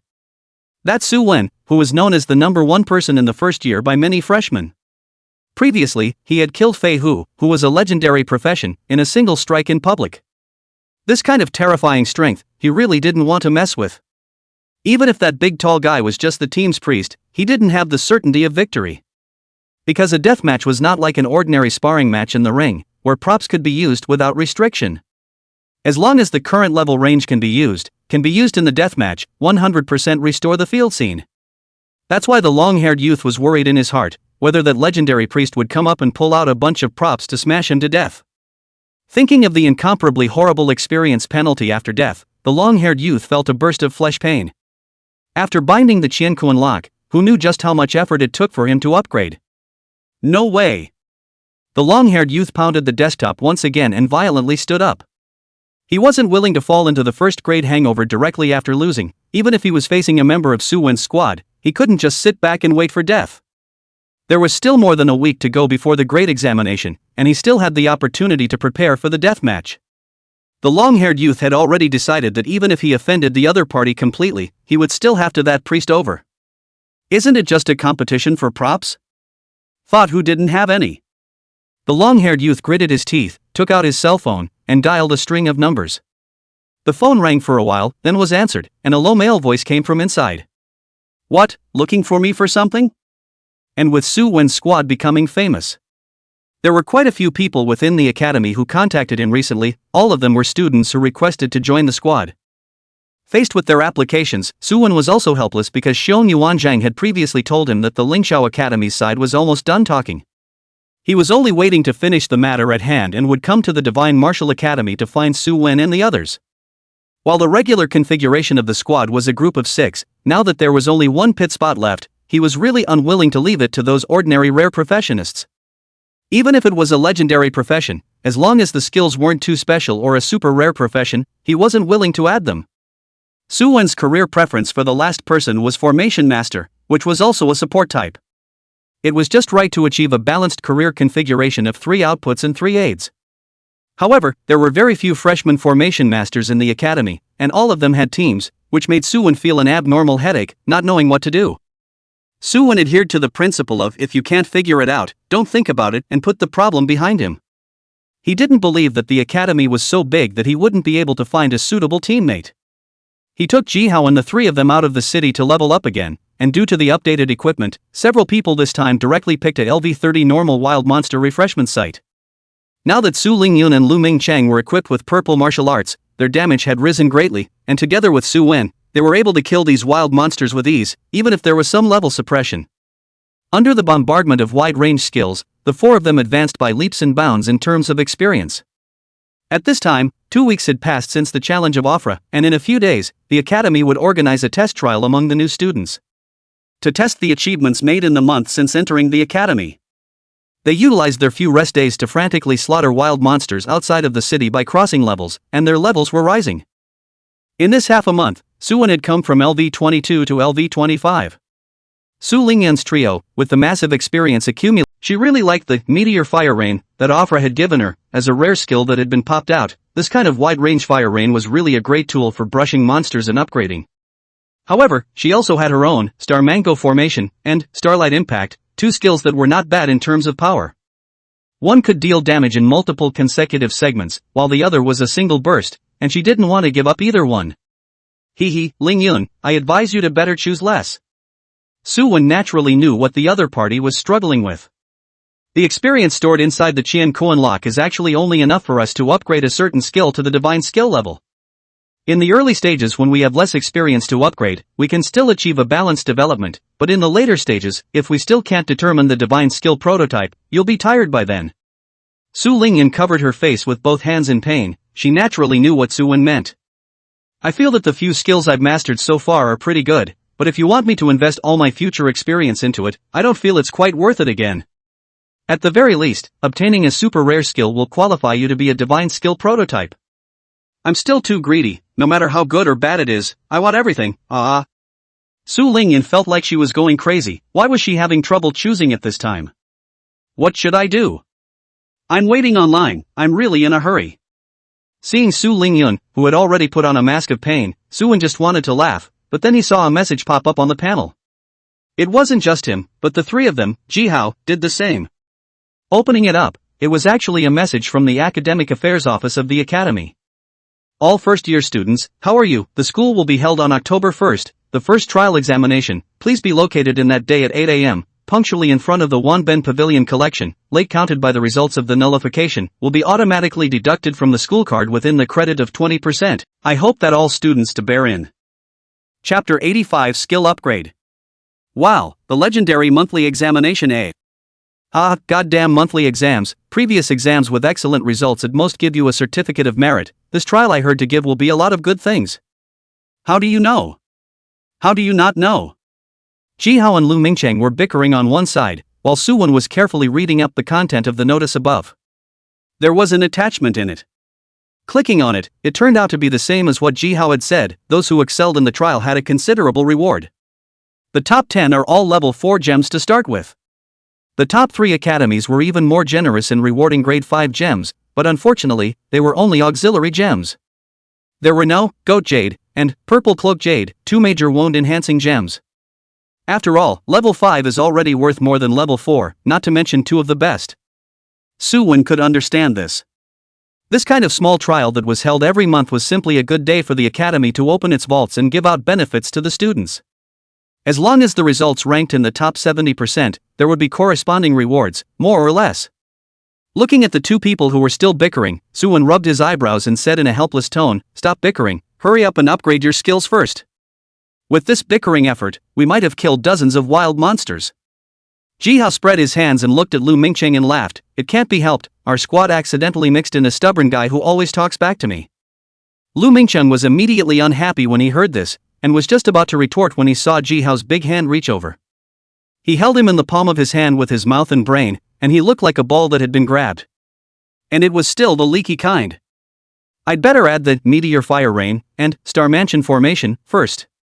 Su Lingyun had taken off her pain mask by this time.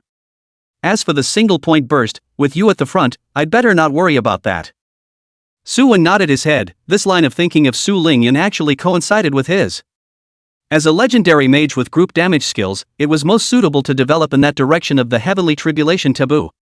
Just like Afra, any skill that went down would be able to kill a large number of people. It was so much more enjoyable to brush up monsters in the wildlife. Congratulations on your skill Shield Rise Counterattack, successfully promoted to LV4. Congratulations on your skill Shield Up Counterattack, successfully promoted to LV5. Congratulations on your skill Shield Up Counterattack, successfully promoted to LV5.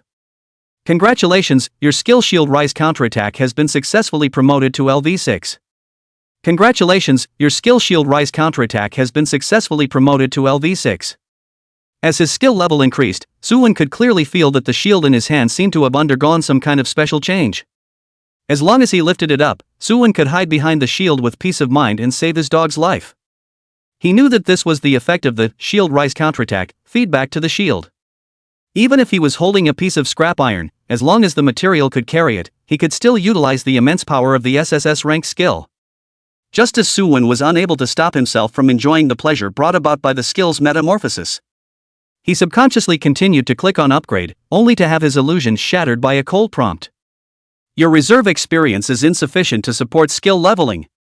This caused Suwon to be startled and hurriedly checked up on his remaining experience. When he realized that he still had 14 million in reserve, he quietly sighed in relief and at the same time became curious about the LV7 upgrade requirements. 10 million reserve experience wasn't enough. How much would it cost to advance? Individual, 10, 100. Million, 10 million. 17, 968, 750. When Suwon counted to 10 million, he had become somewhat silent. Upgrading skills consumed experience that increased exponentially. It was only LV7 to this horrifying extent. He didn't even dare to think about how many monsters he would have to kill in the future to fill this big hole. Luckily, the upgrading requirements in the early stages were still acceptable, so Suwon landed his gaze on weapon mastery. Congratulations on your skill weapon mastery, successfully upgraded to LV2. Congratulations on your skill weapon mastery, successfully promoted to LV3. Congratulations on your skill weapon mastery, successfully promoted to LV6. When the two major skills were all upgraded to LV6, Suwon looked at the stored experience that had shrunk by half, and his heart ached so much that he simply couldn't breathe. Fortunately, the explosive skill effects allowed Suwon to catch his breath, and he could only console himself with the fact that good steel should be used on the edge of the sword. Shield Rise Counterattack SSS LV6. After successfully defending against an enemy attack, you reduce the damage taken by 95%, are immune to attacks with strength and spiritual strength lower than your physical attribute, rebound 45% of the opponent's damage, and splash hostile beings within 5 meters around you for 35% of the damage. Also, your next counterattack damage is increased by 400%.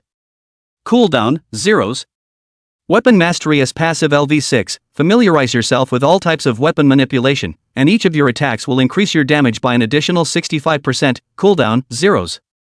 The enhancement that the two major skill metamorphoses brought to Suwon was no less than updating a few green suits on his body to purple suits. This special effect of Chinko Unlock that could upgrade skills in advance made Suwon deeply marvel at the power of this special equipment. The students who took the path of Heaven's Pride, appeared to be upgrading slower than the others, but the benefits they enjoyed by upgrading their skills in advance were something that those people could never compare to. Even the upgrade speed might not really be too much worse in Suwon's opinion. He waved his shield and battle axe in his hand and began to look forward to the trial test 3 days later somewhat. Who can receive an axe from me? Chapter 86, Academy Trial. 3 days passed quickly. During this period, Suwon's few people were honestly attending classes at the academy, but they didn't have many opportunities to test their newly upgraded skills on the professionals. It was worth mentioning that Xiong Yuanjing happened to rush over on the day of the academy trial. Looking at the majestic Divine Martial Academy, Xiong Yuanjing had a flash of emotion on his face. Worthy of being the strongest academy in the empire. Just based on its aura alone, it gave off an uncomplicated feeling. Walking in and following the map, Xiong Yuanjing arrived in front of the 10,000 Books Pavilion. At this time, this place was overcrowded, and a group of professional trainees were constantly wandering around, looking for their class location. That patches of dazzling green light, simply about to put Xiong Yuanjing's eyes are staring out. How damn magnificent, the Divine Martial Academy actually has a set of green clothes per capita. One must know that the Lingxiao Academy was at least a first-class academy, but it wasn't so outrageous as to have every student equipped with a green suit. Even if this could be bought on the market, it didn't mean that its value was cheap. Moreover, compared to the Divine Martial Academy where the elites gathered, most academies had tens of thousands or even over 100,000 trainees each year. Not all of these occupier trainees were from well-off families. Most of the parents are life-class professionals, equipment and whatnot can only fight on their own. After all, buying finished green equipment is still too much of a luxury for them. From this point alone, Xiong Yuanjing felt the terrifying gap between the two universities. In the Divine Martial Academy, even if you were poor before enrollment, you can change yourself into a good set of equipment through the credits awarded by the college entrance exam. Xiong Yuanjing walked a little farther away and stopped at a place where the location was still open, looking at the academy students who were assembling with mixed emotions. At this moment, Ji Xinyuan, who was a first-year counselor, was hovering in the air, his mana surging, transmitting his voice to the ears of each trainee. There is still half an hour before the trial starts. Please ask each class teacher to sign in on time for the students in their class. We will open the trial copy at 8 o'clock on time. Late students' grades will be nullified directly and 20% of the credits in the school card will be deducted. He shouted over and over again, and the trainees below were also busy, one by one heading towards the class teacher or class president. A black stone appeared in each class. When the trainees pressed their hands on it and its surface flickered with a shimmering light, it signified a successful sign-in. It would record the points earned by the trainee, as well as project the screen the character was on to the outside world, and was considered a good point display. Su Wen and Su Lingyun, who were in the same class, came to the class president, Li Yi, and placed their hands on top of the black stone. Li Yi dress and before no change, still tied a ponytail, freckles on the face also did not make up to cover. A clean appearance with a plain face. Looking at Su Wen and Su Lingyun, Li Yi's face revealed a smile. Both of you, we still have to work hard in this trial. Strive to help our class get first place back. The school year had already begun in January, and most of the first-year students had heard of Soo-won's squad's great name. The team leader Soo-won was even able to kill legendary professional Fei-Hu with a single strike. Although Fei-Hu hadn't reached LV20 at that time, but killing him in a second could also prove Soo-won's power. So this month, even Lee Yi was a little curious about what kind of level Soo-won's strength had reached. Facing his own class president's praise, Soo-won humbly waved his hand. It's not that easy to be number one or something.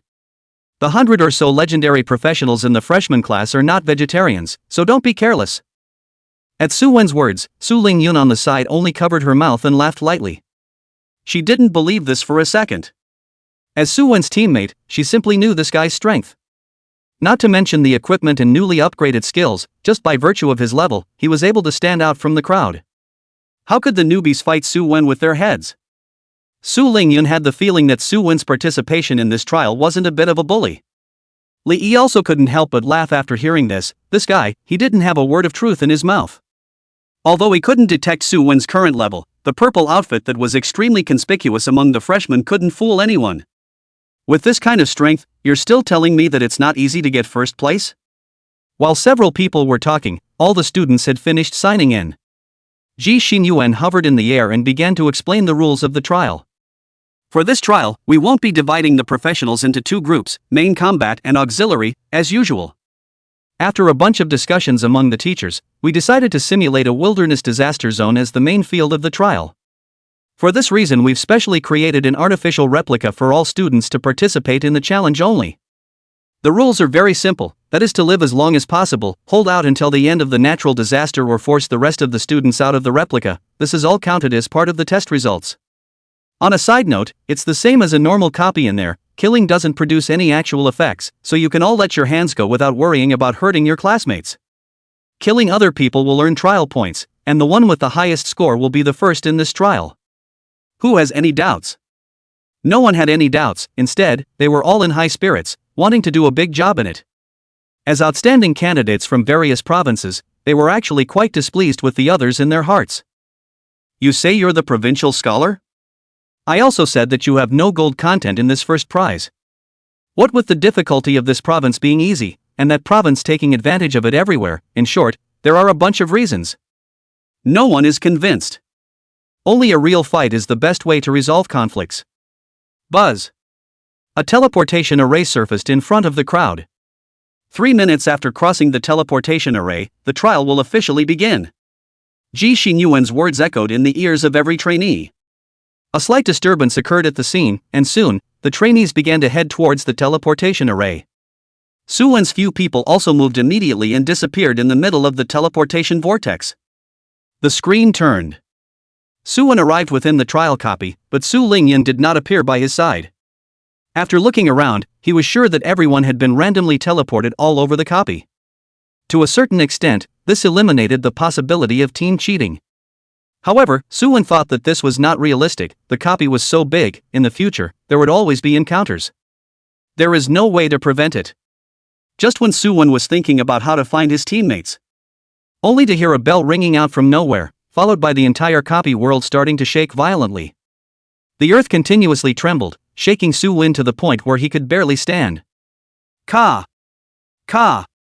A crack emerged from the ground, and blazing lava erupted from it, scurrying upwards more than 10 meters high. Immediately after, boulders wrapped in flames streaked through the sky. It shot straight towards the direction where Soo-won was. Facing this kind of natural disaster, even though Soo-won was confident that he would not be hurt too much, he did not lose his wits to give birth to the idea of having a hard top. Bang! The flaming meteor smashed out a huge crater, and the smoke and dust spread out in all directions. Soo-won hurriedly retreated a distance, only then did he not get caught in the earth-colored dust storm. Suddenly, a crack came from under his feet. At this instant, the copy world that was obviously a bit hot and dry, caused a touch of icy coldness to arise in Soo-won's crotch. Chapter 87, Who Can Take My Axe? Mother-er. Soo-won cursed and hurriedly moved away from here. And in the very next second, a fiery magma shot out from the crack. Although it was only a tiny bit, Soo-won didn't want to feel the excitement of a fire-roasted bird. He picked up his shield and battle axe and vigilantly patrolled his surroundings.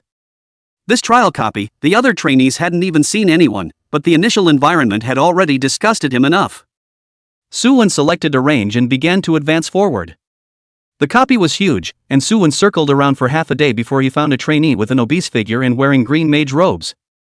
This person's face was full of fat and had a smile if nothing else on his face. Suwon saw a big 3 on top of the other person's head. It proved that this fat man had already defeated 3 cadets and his strength was quite good. The two sides were very close. The fat man naturally saw Suwon when he took out his weapon with an obscene smile on his face. The forward movement was violently lurched, and he suddenly realized that the equipment on the other party's body was actually emitting a faint purple light outwards. He blinked his eyes, and only then did he see the unique image of the opposite party holding a shield and carrying a battle axe on his shoulder. Even though he had never seen Suwon, there was no lack of legends flowing out about the other party throughout the circle of first-year freshmen. Adding this piercing purple outfit, Fatty already had 80% certainty in his heart that this shield warrior was that Suwon who was known as the invincible first year. Although he didn't know who had given Suwon such a big hat. But Fatty didn't want to test the other side's strength, even if he had the family's financial support, and embedded the whole body's green clothes with level 4 gems, he wasn't sure that he could defeat that guy on the opposite side of the room. Fatty did not drag his feet at all, turned around and ran. This put Suwon in a daze, and before he could understand what was going on, his left arm that was sheathed in his shield subconsciously probed forward. Come back. Controlled by a mysterious force, the fat mage's face turned bitterly into a pig's liver color. It was actually a taunt. You're asking me, a mage, to fight in close combat, isn't this asking for my old life? But the fact had already happened. Even if he was unwilling to do so, the fat man could only charge up. The mace knocked on Suwon's raised shield, only a soft sound came, then. There was no more then. A mage who was physically attacking Suwon would be damned if he could deal damage. The fat mage's face darkened a few more points when he saw this. However, seeing that Suwon had no intention of counterattacking, he was just about to raise his staff and release his escape skill to slip away. However, he saw a smile on his opponent's face that he couldn't understand. The giant axe was raised and landed on the fat mage's body on the eve of his skill being successfully cast. The fat mage had 2 level 4 blue chalcedony inlays on his body, which added an additional 8,000 points of chi and blood. As a mage, even though his body plate was brittle, with his full body equipment and gems, he had almost 10,000 points of chi blood in total. Even if he was facing Suwon, the fat mage was confident that he would be able to successfully escape under the other party with his. It was very much like having a big light bulb on his head. At the same time, outside the Wanben pavilion, the fat mage appeared wrapped in a white light. He flopped down and crouched on the ground, the fat on his face trembling, and a fine cold sweat emerged on his forehead. Even the mage robe he wore had a tendency to be soaked through. The fat mage gasped for air, recalling the scene just now, only feeling incomparable fear. The moment the giant axe landed on his body, the terrifying damage crazily tore through his flesh. So much so that he didn't even know if the extreme pain was caused by the decapitation of his body, or if it was because of the 30,000 plus explosion damage. What a nasty animal. I'm afraid that I don't need to have my entire body inlaid with level 4 blue chalcedony in order to resist the other party's strike. Thinking of this possibility, the fat mage's face turned green. He wanted to get a set of gemstone green clothes to get a good score in the trial, but who would have thought that he would meet that pervert Suwon before coming in for a while? What bad luck! Fatty was simply mad with depression, and ear-piercing jeers rang out at this time. Ha, Fatty, you can't do it either, you can only bully us civilian professionals. Why did you pull it the moment you saw Suwon? Can't even catch a single blow. Tisk. Seeing that it was the 3 professionals that he had eliminated earlier that were mocking him, Fatty hurriedly stood up and cursed at the few people. What do you guys know? That was just bad luck on my part, who else could have resisted that guy's move? Still talking smelly to me here? What, didn't you get beaten up enough? Come on, let's go to the ring and practice 2 moves with the Fat Master. The 3 people were not moved. The leader of a young man also rushed to the 2 classmates scowling. He's in a hurry. He's in a hurry. I knew it, this dead fat guy is only a bully. Showing off your broken jewels all day long, how about it, it's still not someone else's fight. After saying that, this person even pouted and shook his head up with a disdainful look. Fatty was enraged and stood in front of this person, clamoring to Chapter 88 Changes in the Squad. Inside the trial copies. As time passed, the trainees gradually began to meet each other, and under the lure of trial points, battles inevitably occurred. Even though there were countless natural disasters in the surrounding area, they could not resist the trainees' enthusiasm for killing. At this moment, within Xiong Yuanjing's perspective, Su Lingyun had encountered a four-man squad. The other party was teaming up to attack the three casual trainees, and with an excellent career match and a tacit understanding that was more than a step above the other side, the four of them eliminated the other party from the game one. Su Lingyun matched the harsh environment around her and utilized the skill to seal off all the retreating paths of the four. And then, a brilliant formation circle rose under her feet, and the star rays shot towards the other party at an extremely fast speed. Faced with the sudden high-speed rays, the four were startled and hastily dodged to avoid them. But the rain of fire falling from the sky quickly taught them a lesson. What it meant to be a true legendary-level mage. The rain of fire landed in the four surroundings and exploded, and the raging heat wave began to spread, engulfing their entire being. Large swathes of damage surfaced, densely packed like a spring. 7,021. 6,824. 6,788. 6,892. 7,104. 7,111. Up to 7,000 group damage continued to appear on the heads of several people, and before even a second had passed, the sword-wielding young man who had been a bit high and mighty earlier was transformed into a white light, and was teleported out of the trial replica. The other three also stepped into the dust and fell in a sea of fire. With just a single skill, a squad consisting of at least rare-rank professionals was directly exterminated. This kind of strength could be called terrifying. Xiong Yuanzhang in the outside world was simply shocked beyond words when he saw this scene. Even this legendary mage was this strong? With a damage of 7,000, even if he were to come as a LV-26 advanced professional, I'm afraid he wouldn't be able to do such a level of damage. Not to mention that this was only a group damage ranged skill for Su Lingyun. If he were to execute a single explosive strike on the enemy, Xiong Yuanjing estimated that even if he wore a purple belt in gems, he would be unable to withstand a single blow from the other side. This deduction made Xiong Yuanjing sigh. The speculation in his heart was confirmed by a few more points. He began to envy the professionals of the Divine Martial Academy. Being able to equip themselves with this kind of outrageous equipment in the early stages of upgrading, it would be hard for them not to have high battle power at the same rank. When faced with same-level copies and wild monsters, Xiong Yuanjing couldn't imagine what kind of carnage it would be. As the numbers above Su Lingyun's head changed, Xiong Yuanjing's gaze also began to shift. Constantly searching for Jihao and Lu Mingxing's figures, but unfortunately, these two had been dodging disasters since they entered, and hadn't encountered half of the schoolhouse professionals at all. He could only place his attention back on Su Wen and Su Lingyun. As more and more people were eliminated, the numbers on Su Wen's head also became more and more blinding.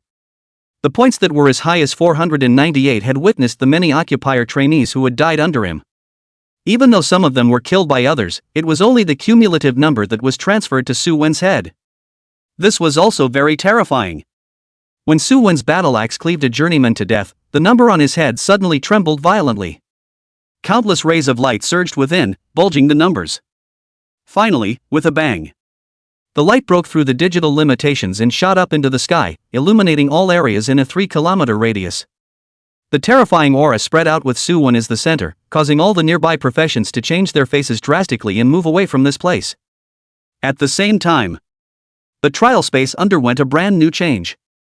One by one, monsters that were vaporized or dripping magma all over their bodies came out from the cracks in the ground or meteorite natural disasters. They floated in the air and wandered up aimlessly within the trial copies. When they saw a professional, the elements on these monsters would also tumble violently, much like a pressure cooker that was about to explode, making people not dare to approach them. Faced with the sudden appearance of unknown monsters, an assassin professional cast, Shadow Sneak, ready to test the opponent's details. But when the weapon landed on the gaseous monster's body, the assassin professional's face changed violently. 208. The damage of a mere 200 or so caused the assassin professional to be unable to even entertain the thought of fighting against it. A prompt came from his panel at the same time. You are attacking an elemental monster, physical system damage will be reduced by 85%, and spell damage will be increased by 5%.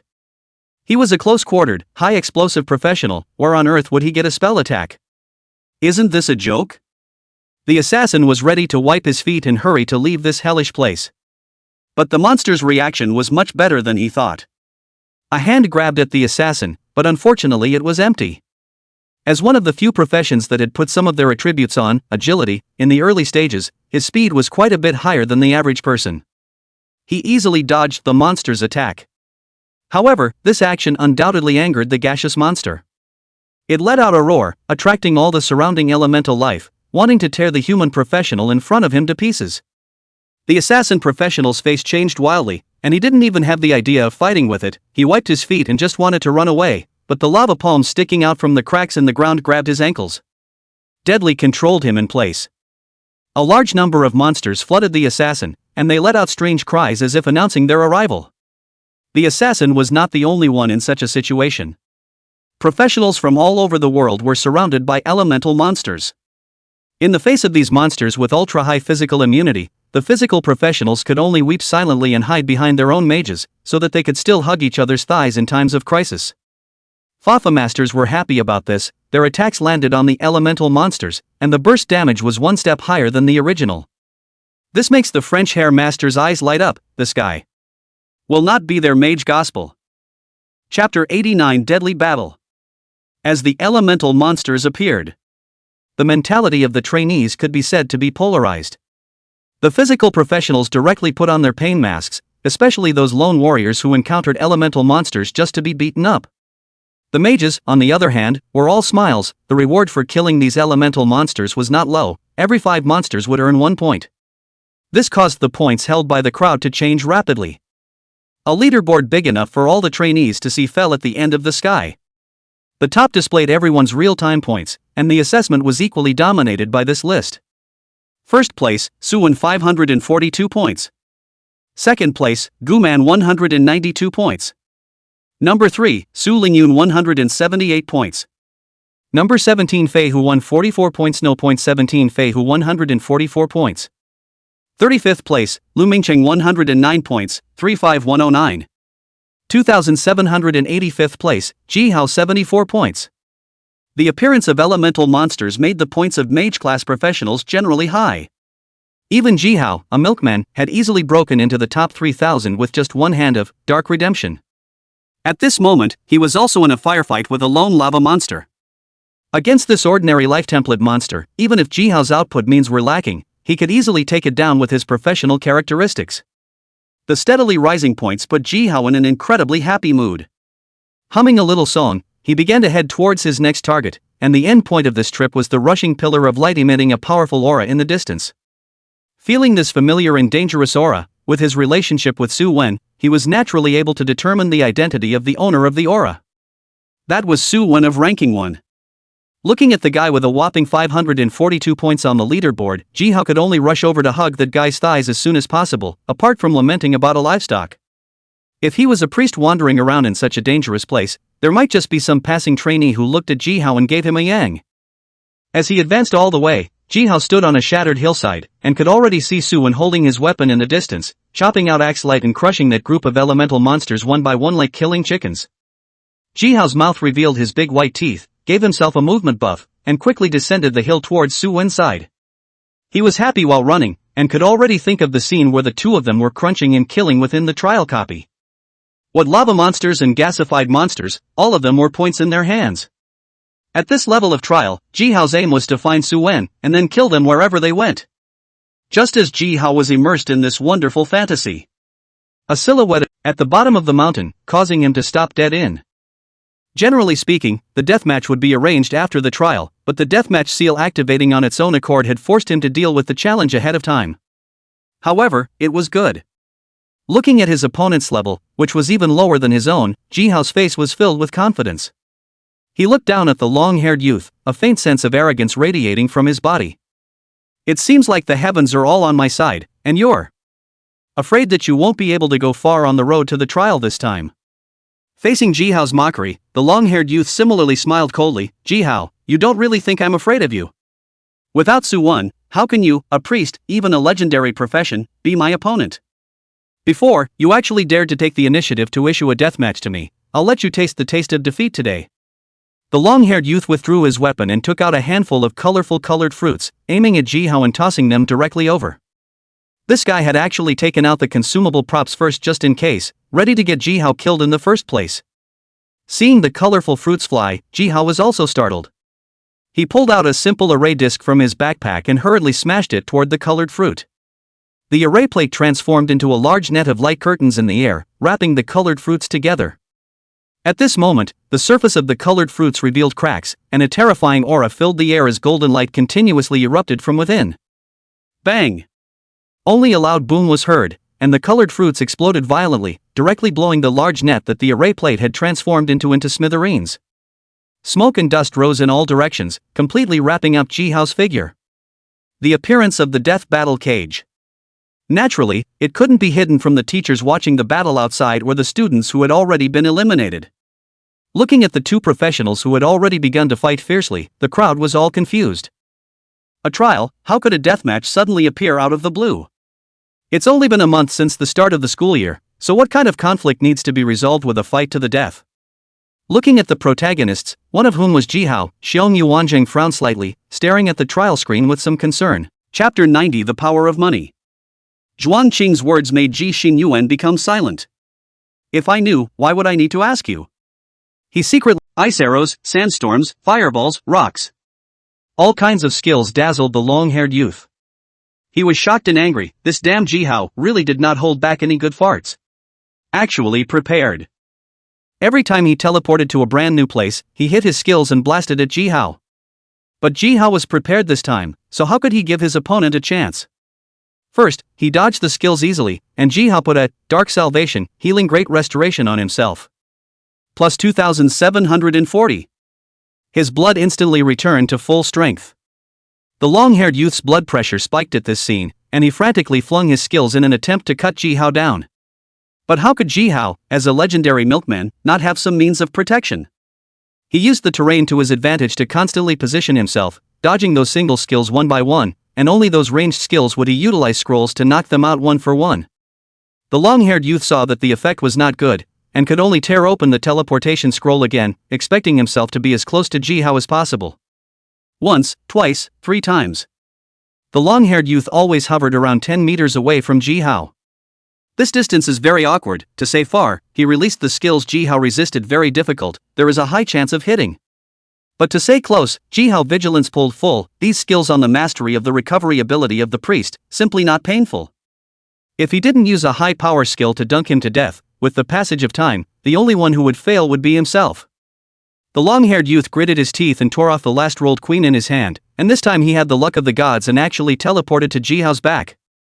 The distance between the two is less than 3 meters. The distance between the two was less than 3 meters. It was a level where the opposite side couldn't even dodge a random skill. He was so excited that he was about to scream, wanting to use the most powerful props in his hand to kill Jihao in seconds. But right at this moment, a cold killing intent enveloped the long-haired youth, and that terrifying aura made his heart skip a beat. Turning his head to look, the dazzling pillar of light had already arrived outside the deathmatch cage during the exchange of blows between the two. At this time, Suwon was carrying a battle axe on his shoulder and was looking at the long-haired youth with a playful face. Both sides did not speak, but it brought an unspeakable pressure to the long-haired youth. It was as if he was not facing a student professional, but an incomparably berserk lord-level boss.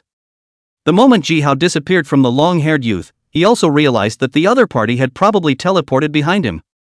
The faint sense of danger coming from his undershirt was also hinting at the opponent's approximate position. Without turning back, the staff in his hand flashed with extreme black light. However, when the long-haired youth checked his own experience, an icy prompt made his face become incomparably ugly. Chapter 91: The Meeting. You have failed in a deathmatch, losing 400,000 experience points as well as 3,600,000 reserve experience points. Your level has fallen, and you are currently at LV20. A dim glow enveloped the long-haired youth, and the attribute points from the upgrade disappeared from his body out of nowhere. The long-haired youth, who was already feeling a bit weak after his death, was affected by the loss of attributes, and his face turned red. His breathing was even more rapid, and his heart was beating rapidly, emitting a wail of being overburdened. He stared dead on at Suwon in the trial screen. If it wasn't for this guy, he would definitely have had the chance to cut down Jihao. At that time, even if he would have been beheaded by Suwon who was waiting outside, he wouldn't have lost such a terrifying amount of experience. He threw down his fists with force and opened the 10,000 books pavilion in the midst of many gazes. Only a sullen back was left behind.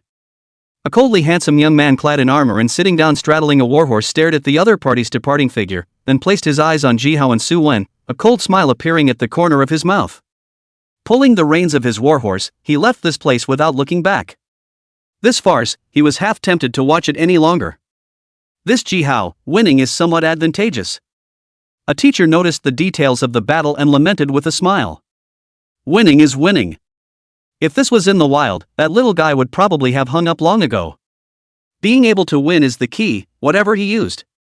Someone retorted, clearly not recognizing the previous one's point of view. If it wasn't for Su Wen's aura forcing him to do so, that little guy would have been able to unleash his skills, and at that time, it's still not certain who will lose and who will win. Someone snorted disdainfully, there's no such thing as a reason. It's already rare to open a deathmatch cage within a trial copy, and to be influenced by Su Wen's spirit through the pillar of light with points, instead of Su Wen influencing the deathmatch. I think it's more that guy's bad luck. It's unlucky that he crashed into Su Wen's side, it's a hell if he can win. This explanation drew a lot of laughter from the teachers, and even the onlookers also pointed out the battle just now. While lamenting the intense death struggle between the two sides, they also envied Ji-hao's power. As a legendary priest, it was not easy to be able to fight with a main combat class profession and narrowly win a move in the end. Xiong Yuanjing also couldn't help but clap his hands, feeling happy for Ji-hao's victory, while also confirming that Su Wen's squad strength had undergone a sea change. If it was the team's main sea damage that had increased dramatically, it could still be explained by replacing equipment, adding gems, and other reasons. But Ji-hao, as a milkman, just now issued the last strike, the damage actually broke 2,000. And he also noticed that the weapon in his opponent's hand hadn't changed. In other words, without changing weapons, even a support profession like Ji-hao could barely fight against a main battle class profession. This, I'm afraid, was the skill upgrade Su Wen was talking about. The boost it brought to a professional could never be compared to 1 or 2 purple suits. This thing, I have to get it as soon as possible as well. Otherwise, with this LV26 rank, I'm afraid I won't be able to beat the ordinary students of the Divine Martial Academy. These are all things that he could not recognize in the Lingxiao Academy. At this time, Xiong Yuanzhang made up his mind completely. After Su Wen came out, he asked a few people to tell him the conditions for obtaining the Qian Kuan lock. Inside the trial copy, Ji-hao had already come to Su Wen's side. He bared his big teeth and cheerfully showed off beside the other party. How about it, was my move just now cool? A set of moves directly killed the other party in seconds. That guy with the foul mouth, losing so much experience won't hurt his heart. Su Wen scratched his ears speechlessly, he really couldn't be interested in the two of them pecking each other. Even the bloody cage that had just appeared, he could think of the key to it with a little thought. Looking at Ji-hao, who was still full of excitement, Su Wen hurriedly interrupted him and then asked, "Did you see any other monster gathering places on your side earlier?" He looked at the light pillar above his head that was a few more points thicker, feeling a few points of helplessness and amusement. Originally, I was able to have a good chat with other occupiers when I ran into them. Well now, since this thing appeared, I haven't run into a single person in half a day, except for you. Hearing Su Wen spouting, Ji-hao only felt that the other party was pretending. What a half day of not being able to touch anyone. Do you know how I came over during this period of time? He squinted his eyes down at Su Wen without saying anything, and his chin was raised in a certain direction. The meaning was self-evident. Su Wen didn't care about Ji-hao's weirdness, he shouldered his battle axe and walked towards the direction he pointed out. Along the way, elemental monsters kept coming. Su Wen was like a gopher, one axe at a time, no pressure to speak of. The points were steadily rising, but unfortunately, the two of them didn't even run into a single professional. But anyone who wasn't stupid in the head would deliberately avoid Su Wen and look for other trainees or monsters to hunt. There was no need to be an iron-headed waif and send them to their deaths. While the two of them were leisurely wandering around the trial copies, another cadet who had broken through 500 points finally appeared. Immediately after that, as if some chain reaction had started, 6 more cadets appeared one after another, with enough points to form a pillar of light. Looking at the leaderboard, Su Wen realized that Su Lingyun, who was previously ranked 3rd, had already rushed to 2nd. The light pillar that appeared at the beginning was probably where Su Lingyun was heading. Sensing that familiar aura, Su Wen and Ji-hao slowly drew closer to each other. And the other party also seemed to have sensed something and similarly walked towards the two. 5 minutes later, the 3 of the squad assembled together. And the first words Su Lingyun said when she opened her mouth made Su Wen probably have some understanding of those trainees who had made a collective breakthrough earlier. I found the leader-level boss, inside a group of gaseous monsters.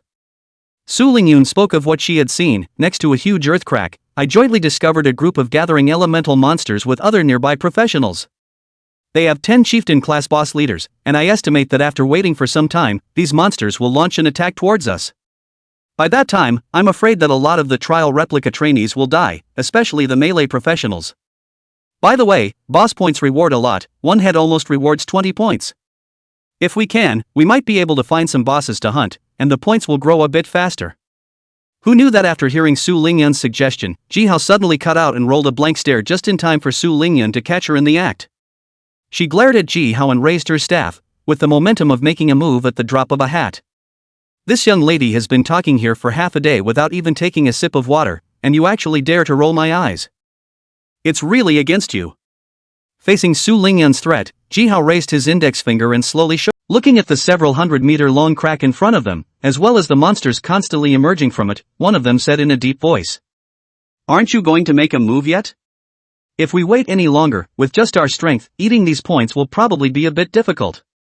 What are you? There were more than 30 of them here, not to mention Su Wen. Even those top seniors in the second year would have to suffer if they dared to find trouble with them.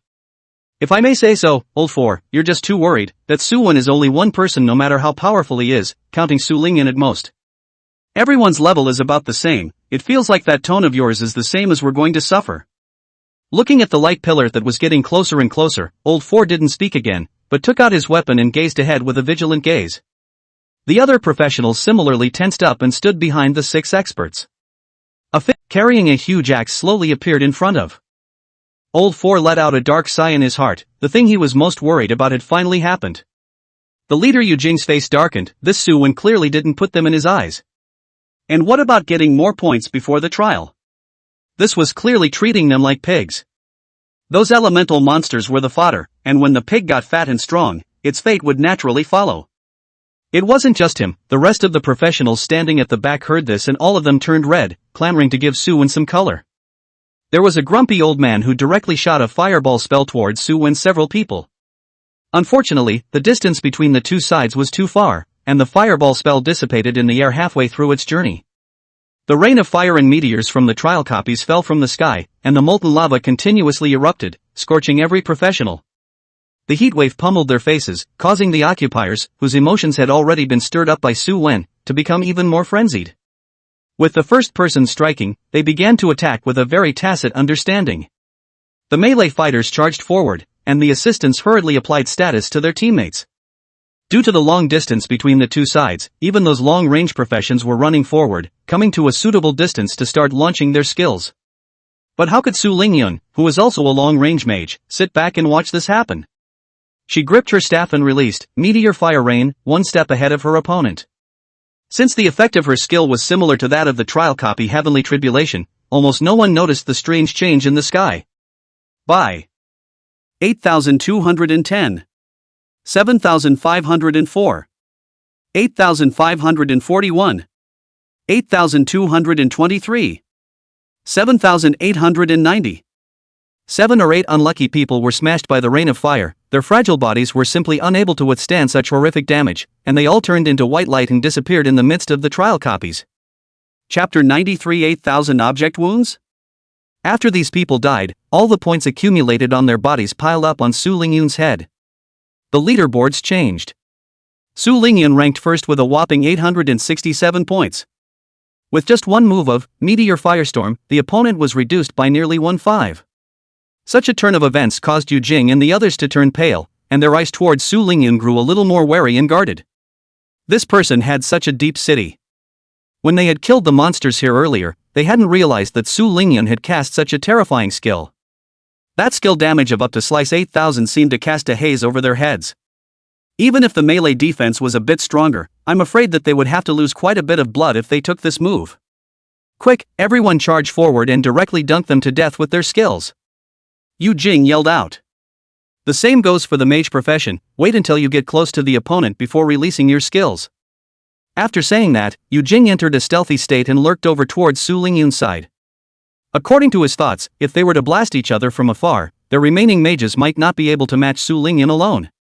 Instead of waiting to be killed by the other party from a distance, it would be better to surround them with a brain and kill the teacher with a chaotic fist. Even though Su Wen's strength was rumored to be very mysterious. However, facing a group of them as talented professionals, I'm afraid that with just his own strength, he would be somewhat inadequate. Outside. The screen of Su Wen and Yu Jing's two groups of people battling each other had been enlarged to the point where it could be noticed by everyone. Watching the 8 professionals with over 500 points mixing in fighting together. Many of the observing students were trembling with excitement, as if they were the ones fighting among them. This should be the first big battle of the top professionals among the first-year students since the beginning of the school year. Looking at such a disparate ratio of numbers. Many people were sweating for Su Wen's few people. How could they win against a team of over 30 professionals? But in the next second, a cry of shock rang out. They held their heads in their hands, looking incredulously at the somewhat delicate and thin Su Lingyun. This mage actually used only one skill to kill nearly 10 professionals on the other side? The leaderboards quickly changed. Su Lingyun had risen from second to first. It was only then that people realized that this mage from Su Wen's team was actually in the second position on the leaderboard. This kind of strength was almost unrivaled by the entire first-year students. The terrifying damage was even more numbing to the scalp of the people who watched it, and they secretly memorized this name in their hearts. Olji, 2 freaks came out of your class at once, TSK TSK. A teacher was also paying attention to the battle. Seeing Su Lingyun disrupt the opponent's layout with a single skill shot, he couldn't help but smack his lips and feel some envy in his heart. If only we had this kind of student in our class. Ji Xin Yuan laughed, luck. It's all luck. These little guys previously heard that they brushed a Lord class boss in a large copy and exploded a few purple suits, and that's how they raised their strength to this level now. In the past, they wouldn't have been able to do such an exaggerated job. Ji Xin Yuan didn't say anything, but once he did, it made the other teacher's eyes glaze over. Lord-level boss? Good lord, a group of level 20-odd baby dolls actually managed to beat a Lord-class boss. It's really something. When I first enrolled in school, not to mention Lord-class bosses, even the leader class, I had a hard time fighting them. The teachers were a bit emotional. At this stage, they were able to beat a Lord-level boss, and they were afraid that it wouldn't be too difficult to deal with these equally talented professionals. Earlier, they had said that Su Wen's few people might be in trouble. But now it seems that people dare to be so arrogant, treat Yu Jing and the others like pigs. Naturally they have a. The densely packed attacks were resisted and absorbed by the innate immovable king, emitting a crisp ringing sound like a weapon hitting steel. I told you to go kill elemental monsters to save points, but you don't listen. Su Wen swung his giant axe and spun his body up 180 degrees, successfully letting the axe blade slice through the chest of each professional. Now that you've been sent straight out of the trial by me, do you have any regrets? The words fell. A piece of scalp-numbing damage emerged from several people. 32,950. 31,887. 36,024. 29,850. They died very dryly and were directly wrapped in white light to exit the copy. Su Wen's axe seemed to have slit the throats of the opposite professionals. They stared blankly at what was happening in front of them, and their mouths could not make half a sound, not knowing whether they were in the real world. This damage is simply a magical batch. Compared to their silence at this moment, in front of the outside World Wanben Pavilion, the onlooker trainees simply exploded. This damage. Unreasonable ing full body green suit, even if the trigger weakness damage only 7,000 out of the head damage, why he casually hit with more than 30,000 high injury. I do not Lee's sister. Who the hell can understand? I now know why only Su Wen was rumored to be the number 1 in first-year strength. This is simply outrageous, not to mention one Yu Jing. Even if 10 come, to Su Wen it's still a bunch of stinky fish and shrimp. One axe can chop you all up. Currently, the mainstream level of the trainees was still at LV21, and the equipment was not even necessarily changed all the time. The shock brought by Su Wen's axe was truly incomprehensible. So much so that many trainees opened their own equipment panels to calculate what kind of data was needed to support Su Wen's damage. But it was fine if they didn't count, but this calculation caused a big problem. That hit just now, after deducting twice the weakness damage and 1.82.2 times the additional damage of the skill, the panel attack attribute would need to be around 8,000 to reach. But this is obviously not in line with common sense. It was important to realize that even many level 40 or 50 professionals didn't necessarily have this kind of panel attribute. Chapter 94 Gopher. So just how much was Su Wen's panel material injury? This made the students present incredibly curious. According to the previous speculation, 8,000 material damage is a bit too outrageous. Suwon should also have a means of increasing damage that they do not know. Perhaps it was the skill damage factor, or the auxiliary profession increase. However, according to the tradition of the Divine Martial Academy, because of the special efficacy of the Chien Kuan Lock, many people's guesses favored the former. But even so, the vaguely calculated attributes of Suwon made them feel a wave of powerlessness. Having only entered the academy for a month, why was the gap so large? This question was also something Yu Jing, who was inside the trial copy, wanted to figure out. Currently in a stealthy state, he was hiding in a corner, cold sweat sliding down his face like a waterfall. It was so close. If he hadn't tried to attack Su Lingyun in a roundabout way, perhaps he would have been controlled by Su Wen's taunt and then killed by the giant axe in a single blow. Thinking about that scene, Yu Jing felt a pang of fear. Previously, he had been riding roughshod over the trial world with his extremely valuable gemstone green outfit. However, he didn't expect that facing Su Wen, who was rumored to be invincible in the first year, he was like a boiled shrimp that could only hide in the corner and tremble. The difference in strength was so terrifying. There was no qualification for a hard encounter. Yu Jing made up his mind, even if he didn't want to lose face, he couldn't let his teammates who followed him go up one by one to die. This is just a copy of the trial, there is no need to fight so hard. But just as he was about to call out to his teammates to retreat, he found an axe light slashing diagonally towards him. Yu Jing was shocked and hastily prepared to escape. But the speed of the axe light was too fast, in the blink of an eye, it swept past his body. Yu Jing could feel his chi and blood frantically draining away. He wanted to struggle a little bit more, but he couldn't do anything about it. Until he died, he didn't understand why Suwon could see through his invisibility. Looking at the assassin's body that emerged, an odd color flashed across Suwon's face. Didn't this guy know that the integral light column on his body was 10,000 times more blinding than a light bulb? If he still wanted to be invisible in this situation, he was afraid that he wasn't thinking about fart eating. If Yu Jing knew that he had died in such a suffocating manner, I'm afraid that he would be furious and then vomit blood and die. Damn, this is the first time I've tried it without experience. After Yu Jing was finished, the remaining professionals had already started to flee. What about joining forces to siege and destroy Suwon? All of them should go to the side. Saving their lives was the most important thing. The three of them split into two groups and chased after the closest professional. A few moments later, the several people rejoined, and looking at the points that surged on the leaderboard, the corner of Suwon's mouth hooked up. This trip, it was worth it. Su Lingyan nodded, a happy smile on her face, but soon, she sighed. But this is only one chance. Now that we have these two light bulbs over our heads, I'm afraid we won't be able to meet any other professionals back there. Hearing Su Lingyun's worries, Ji Hao, the asshole, was sprightly. Then let's just wait until the trial ends where the next 500-point cadet appears. Unless they're all stuck at this stage of 499, avoiding us and no longer advancing, but that's not. Moreover, as long as he was able to stay at the top of the leaderboard until the end of the trial, he would be able to use enough points. Now this situation, and Ji Hao said no difference, had to wait slowly for the end of the trial. But things are not as they should be. Although the trial copy is big, there is always its own border. At this time, near the border, a large area of fire rain fell, covering the surface with a layer of orange-red coat. Countless surviving professionals fled. Want to find a safe place to stay until the end. However, when designing the replica, the academy teachers had already considered such a situation and naturally had corresponding means to deal with it. According to the number of survivors, every lesser part of the population, the border will be subjected to a natural disaster to wash the ground, a circle inward. The trainees continue to approach the same area. What was even more heartless was that even the number of those monsters would increase with it. They madly chased the trainees, wanting to kill them here. Mages were fine, but those melee professions were really suffering.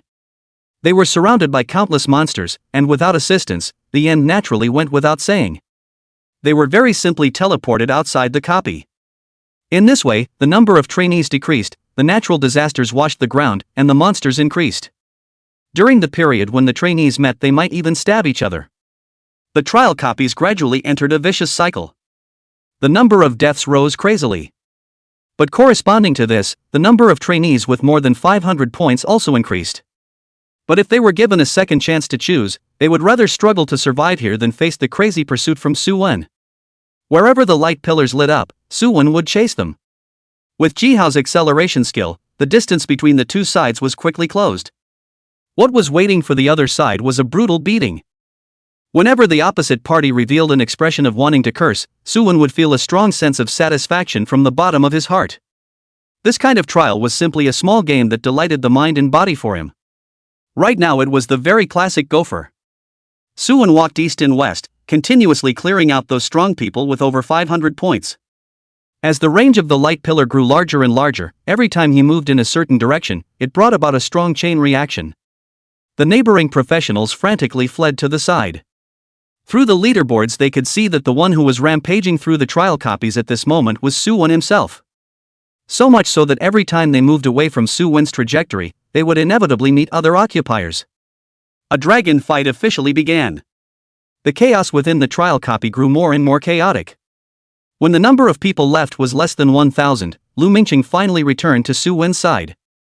At this time, he was bending down and panting, his forehead was covered with a layer of fine sweat, and his eyes were incomparably grudging as he looked at Suwon.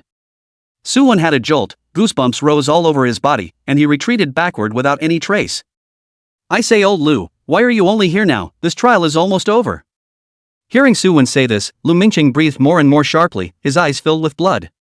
"Do you think I don't want to come earlier? After you. Every time I want to chase you, you run out far away. Every time. Do you know how I ran down this leg?" Facing Lu Mingqing's questioning, Suwon awkwardly scratched his head. "Good fellow. So you've been eating dust behind our asses for half a day?" Previously, he had wondered if Lu Mingqiang was hiding in some nook or cranny. After all, his points on the list hadn't moved for a long time. Even Suwon had the bad taste to think that there wouldn't be any warrior who had yanked Lu Mingqing in passing. He wanted to know that he had to reward the other party with a thumbs up, and then talk to him about the reasoning of a professional's life. He hadn't thought that in the end, it was Suwon who had punked him.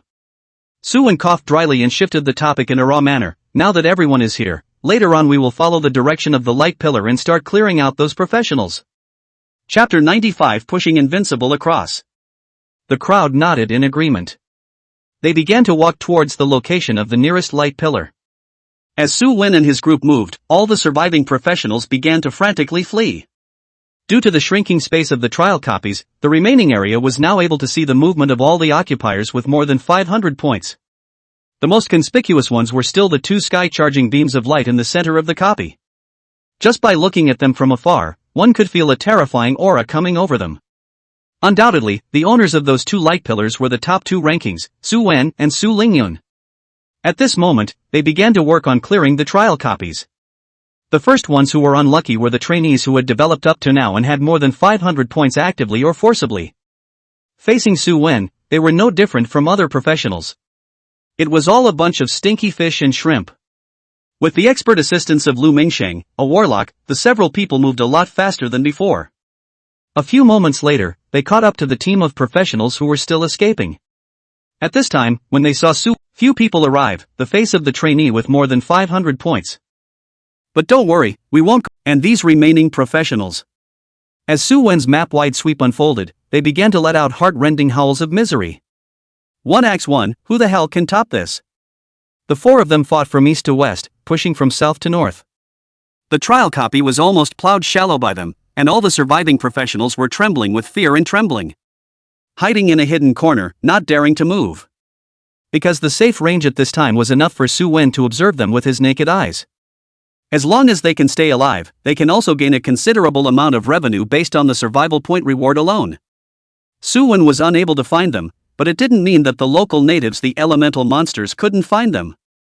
Another miserable scream rang out. Su Wen cooperated with these elemental monsters and cleared them out of the copy one by one. The number of professionals continued to decrease. 72, 54, 27, 12, 9. When the number of survivors was lower than 10, the grand bell sounded once again, and all of them were enveloped in white light and teleported out of the copy world together. The scene changed. Su Wen realized that several people were back in front of the 10,000 books pavilion. However, unlike earlier, whether it was the trainees or teachers present, they all glanced in their direction intentionally or unintentionally. Su Wen gazed at them, and certain trainees hastily shifted their eyes when they saw this, fearing that Su Wen would stare at them. That terrifying scene of the previous copy, they wouldn't dare to experience it again in the current world. It would really kill people. Su-wen, but you are really something. Xiong Yuanzhang came from the distance and patted his shoulder with a somewhat emotional tone. Where is this a trial? It's clearly your personal show, isn't it, killing everywhere you go. TSK. Can be really imposing. Since Xiong Yuanzhang was being pulled into the Gourd Six Brothers group by Su-wen after he decided to join the squad. After such a long time of online communication, there was no rustiness or awkwardness when they met. He whispered to the three, "You guys don't know, these teachers outside are about to blow up. I heard that the previous students who didn't have Su-wen and did what you did, eliminated so many legendary professionals early, that their class teachers all exploded with anger. Especially the class teacher of class 45, the several teams of professionals you killed earlier, Su-wen, were all his students. Being directly eliminated out of the game by your group this time, I reckon you're going to be out of luck, Su-wen." Hearing Xiong Yuanzhang's words, the corner of Su-wen's mouth twitched. The end of the month trial was just a trial, it wasn't so bad to hold a grudge, right? He subconsciously scanned over to the teacher's team. However, he noticed that a bald man was staring at him, and when Su-wen looked back, the man's eyes widened once again. It was vividly like a monster that wanted to eat people. His mouth opened and closed without making a sound. But a layer of fine sweat dipped out behind Su-wen, and he seemed to read the other party's lips. "You kid, don't leave after school." Su-wen was a little embarrassed and didn't know what to say back, so he could only scratch his head and dryly laugh there. Luckily, Ji Xinyuan spoke out and saved his life. The trial is over. The final scores of all the trainees will be calculated jointly according to the points earned as well as the time of survival. The top 10 of the trial is now announced. The rest of the students can check the results or details of this trial on the Academy's official website. First place, Su-wen. Second place, Su Lingyun. Third place, Li Tong. 8th place, Fei Hu. 10th place, Xia Zizhen. As the top 10 list was announced, many trainees wailed. All of them were the first over 500 points powerhouses to be liquidated by Su-wen. Due to being too conspicuous and being targeted by Su-wen, their super high points were not of any use at all. They weren't as good as the ordinary professionals who survived to the back. It was all that fellow. The crowd looked over, but they saw Su-wen scratching his head and giggling, as if he was an imbecile who hadn't grown up. Losing to this kind of person made the depression in their hearts even worse. Unwilling, really unwilling. Chapter 96, Harvesting Grade 5 Gems. How other people thought Su-wen was not clear. Anyway, he was quite embarrassed right now, accidentally eliminating people's students from the competition and making this bald class teacher win the bottom spot out of the 93 large classes of freshmen. This, not clear. The rest of the students, please keep an eye on the trial information on the Academy's official website, and the prizes will be delivered to your dormitories tomorrow at the latest. I announce that the first trial examination officially ends. As the words fell, most of the students present had happy smiles on their faces. This copy is currently something you can only brush solo, we have other things to do. If we are lucky enough to burst out the copy refresh scroll, a week is probably enough. Su-wen nodded his head as he ate his meal, but his eyes were fixed on the TV screen on the wall without blinking. Inside, there was the latest news being broadcasted by the news host. Among them was his old hometown, River Spring City. Recently, natural disasters have been occurring frequently in many parts of the empire. The number of occurrences of the wild mysteries has ushered in a substantial increase in a short period of time, and according to statistics, the number of dead and missing people in the affected places is as high as of thousands of people, and the local governments have all dispatched strong people to. Listening to Xiong Yuanzhang still talking to his teammates, he didn't say anything more and just quietly watched the TV. After the gathering, the few people moved separately. Xiong Yuanzhang came to the front of the 10,000 books pavilion and brushed the goblin scholars alone, wanting to pop the Qianquan lock before it was too late. Su-wen's four, on the other hand, came to the second floor and entered the copy of Afra that they had broken into once before. This time, it was roughly the same as before, but the trial copy didn't have the dark gate appearing like before. Overa's intelligence was completely wiped out, and all that was awakened was his battle consciousness. Having eaten the divine garden flower, his battle power hadn't jumped up to that of a lord-class boss. It was just considered an overpowered existence in the chieftain class. The few people didn't have to put in much effort before they managed to clear this large replica. The rewards were too much less than before. Su-wen had expected this and wasn't too surprised. The other unchallenged copies were brushed through, except for some copies with different clearance mechanisms and not much experience that met their Waterloo.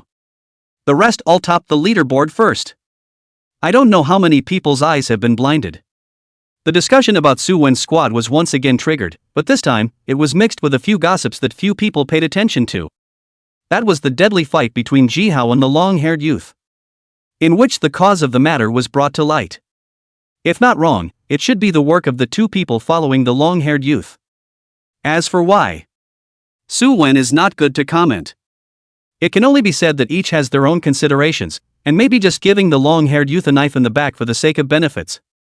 At this time, after he failed in the deathmatch, his rank has fallen to the first in the entire academy. Countdown. The long-haired youth's deeds had reached the ears of the other cadets. Now, in addition to losing his 10-year mating rights in the academy, he was also remembered by many cadets. Ranking number 1 in the countdown. Garbage.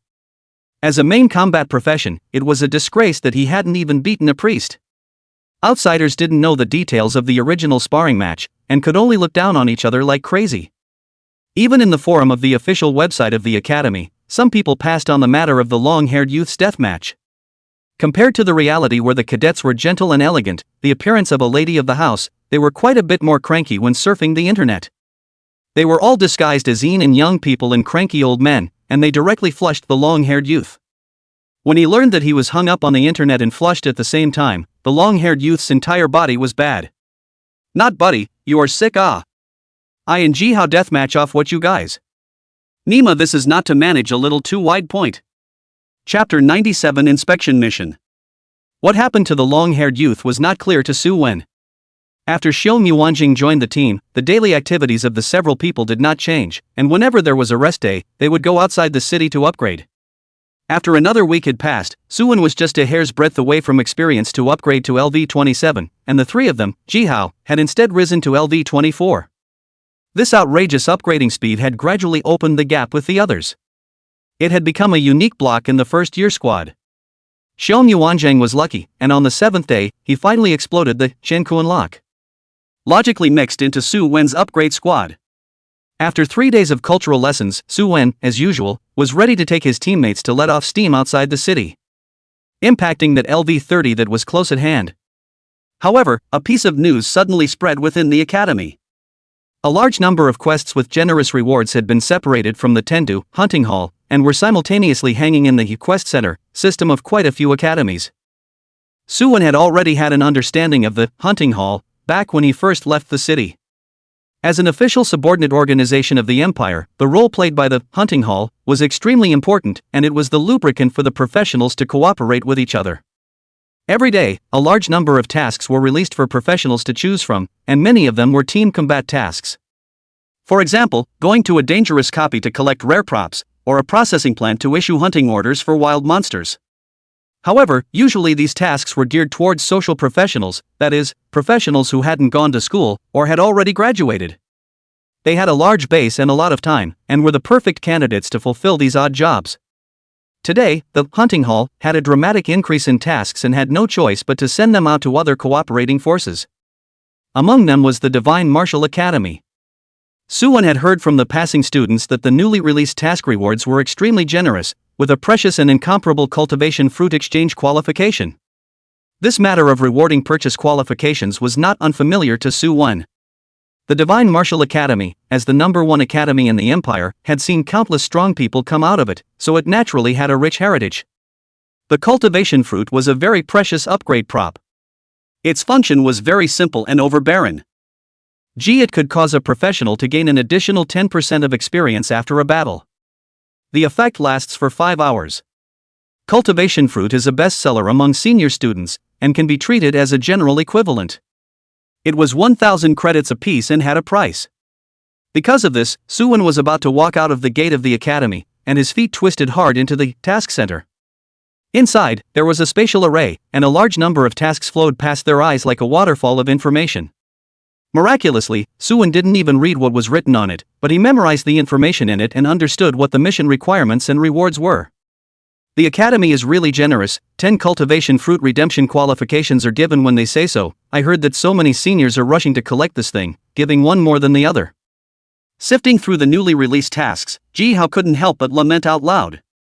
Because of the replica bully list, he actually had quite a few credits in his hand, with a large amount coming in every day. However, Ji-hao knew in his heart that they were just an extremely special handful of people. It was only with Su Wen, a pervert, leading the team that they had a substantial wallet today. Like other trainees, spending 1,000 credits to buy a cultivation fruit was truly too extravagant. So valuable? Shon Yuanzhang was a bit surprised, but it was just an extra 10% experience for 5 hours. Was it so exaggerated? He came to the Divine Martial Academy for nearly 10 days, and has a certain understanding of the prices here. An ordinary green suit is only a few thousand credits, and cultivation fruit as a consumable, the price is actually so high, simply incomprehensible. One step faster than the next. You think it's a joke? Suwon smiled and explained, don't underestimate this 10% experience. When we professionals upgrade, the time is measured in years. If we can always maintain this pace during this period, the time saved, especially for those like us with Qiankuan locks. Interested, you can do the math yourself. Suwon said as he reached out with his hand and brought over a list of tasks. Secret Realm Inspection. Suitable level, LV20 LV35. Task content, investigate the situation of Secret Realm descent around the disaster place. If found Secret Realm, need professional to explore the strength of the Secret Realm and form a simple report. Task reward, 10-100 cultivation fruit purchase qualifications. This newly appeared inspection task was assigned from the hunting hall side. Due to the simultaneous outbreak of a large number of natural disasters, the local government attached great importance to it and issued this mega inspection mission to the hunting hall. Most of the secret realms descended outside of the city, and how large was the range outside of the city? Just by looking at the densely packed leveling grounds one could guess a thing or two. The inspection range was divided according to the monster type, and a city had about several hundred similar quests sent out, just in different locations. Suwon picked half a day and finally landed his eyes on a place called Donghai City. There were more non-natural disasters over there, and the landscape was vast, so there was enough time for their group of student boys to explore. The difficulty of the mission was not high, and even if they failed to complete it, there was a minimum purchase qualification reward. It was completely a no-cost deal. Holding the list of East Sea City's missions in his hands, Suwon pasted the school card upwards. The list, which originally emitted fluorescence on its surface and resembled a magic prop, quickly transformed into an ordinary storage scroll. At the same time, the information of this mission was also temporarily deleted. Unless Suwon's squad failed in their actions or exceeded a certain time limit, this mission would not appear before the eyes of other professionals. This avoided vicious competition between trainees. Ji-hao brought his head over and just glanced a few times before losing interest. In his opinion, these quests were more or less the same, and whether or not they could find the secret realm depended on luck. How many days are we going this time? I don't see that it's clearly stated up there. Su Ling Yun asked. The rest day is just 2 days, will it be a bit not quite enough time? Suwon smiled and shook his head, pointing at Ji-hao. Teacher Ji is his third uncle, let's take a vacation, there's no delay. Being able to practice leveling more in the wilderness, isn't it better than being bored in the academy day after day listening to cultural lessons? The crowd glanced at each other and laughed unanimously, even Shon Yuanzhang did the same. He was the one who had come to the academy in the capacity of advanced training, and all arrangements must be made on this side. What with the horrible 4-day-a-week culture classes, they had simply never heard of them on their side. However, there are many benefits, that is, it can help most of the students to carry out a thorough literacy, so as not to go to the field with 2 eyes in the dark, not clear about anything. When Suwon several people left the task center, ready to go to East China Sea City, the system suddenly popped up a message. Clicking to take a look, actually the same came to the mission. The truth of the disaster. Mission difficulty. Mission content, go to East Sea City to investigate the location of the secret realm, and be careful of the secret realm lurking in. Mission reward, heavily tilting stone x 2000, mission reward, heavily tilting stone x 2000. Chapter 98, Traveling to East Sea City. Suwon roughly swept his eyes over the system mission, and his heart rippled. It was different from the hunting hall, an inspection task with a skeptical nature. The hints given by the system were already quite obvious. This time, the large-scale descent of the secret realm was perhaps caused by human interference. They had utilized certain methods to make the Blue Star site actively descend into the secret realm, allowing the two to form a spatial passage. Especially the last sentence of the mission content. Professionals from the secret realm? Suwon's eyes narrowed, not knowing what he was thinking. Getting on the train to East Sea City. Suwon's few people ordered 5 business tickets, which were not too far away. The location here was very spacious, and the front and back rows were aligned so as to be able to form a ring-shaped semi-confined space. Suwon called a few people over and began to make a deployment for this inspection mission. Xiongde, in the Lingxiao Academy's culture class, did they tell you the reason for the formation of the secret realm? Or anything about other aspects? Xiong Yuanzheng froze, not sure why Suwon suddenly asked about this. After pondering for a while, he shook his head. No, we only talk about some basics, the secret realm. But no one has said too much to us. What? Is it hard that there are other things that I don't know? Suwon nodded his head, his expression became serious, admonishing up everyone present. Deep in the secret realm there are huge empires at the same level as us, with very terrifying power. Last time, the large copy that suddenly changed, the boss of which, Wafra, was someone from the Dusk Empire, wanting to cross the border with the help of a teleportation array. I think you should still have an impression. Xiong Yuanzheng stared wide-eyed, not clear that there was such an inside story. That Afra felt wrong at first.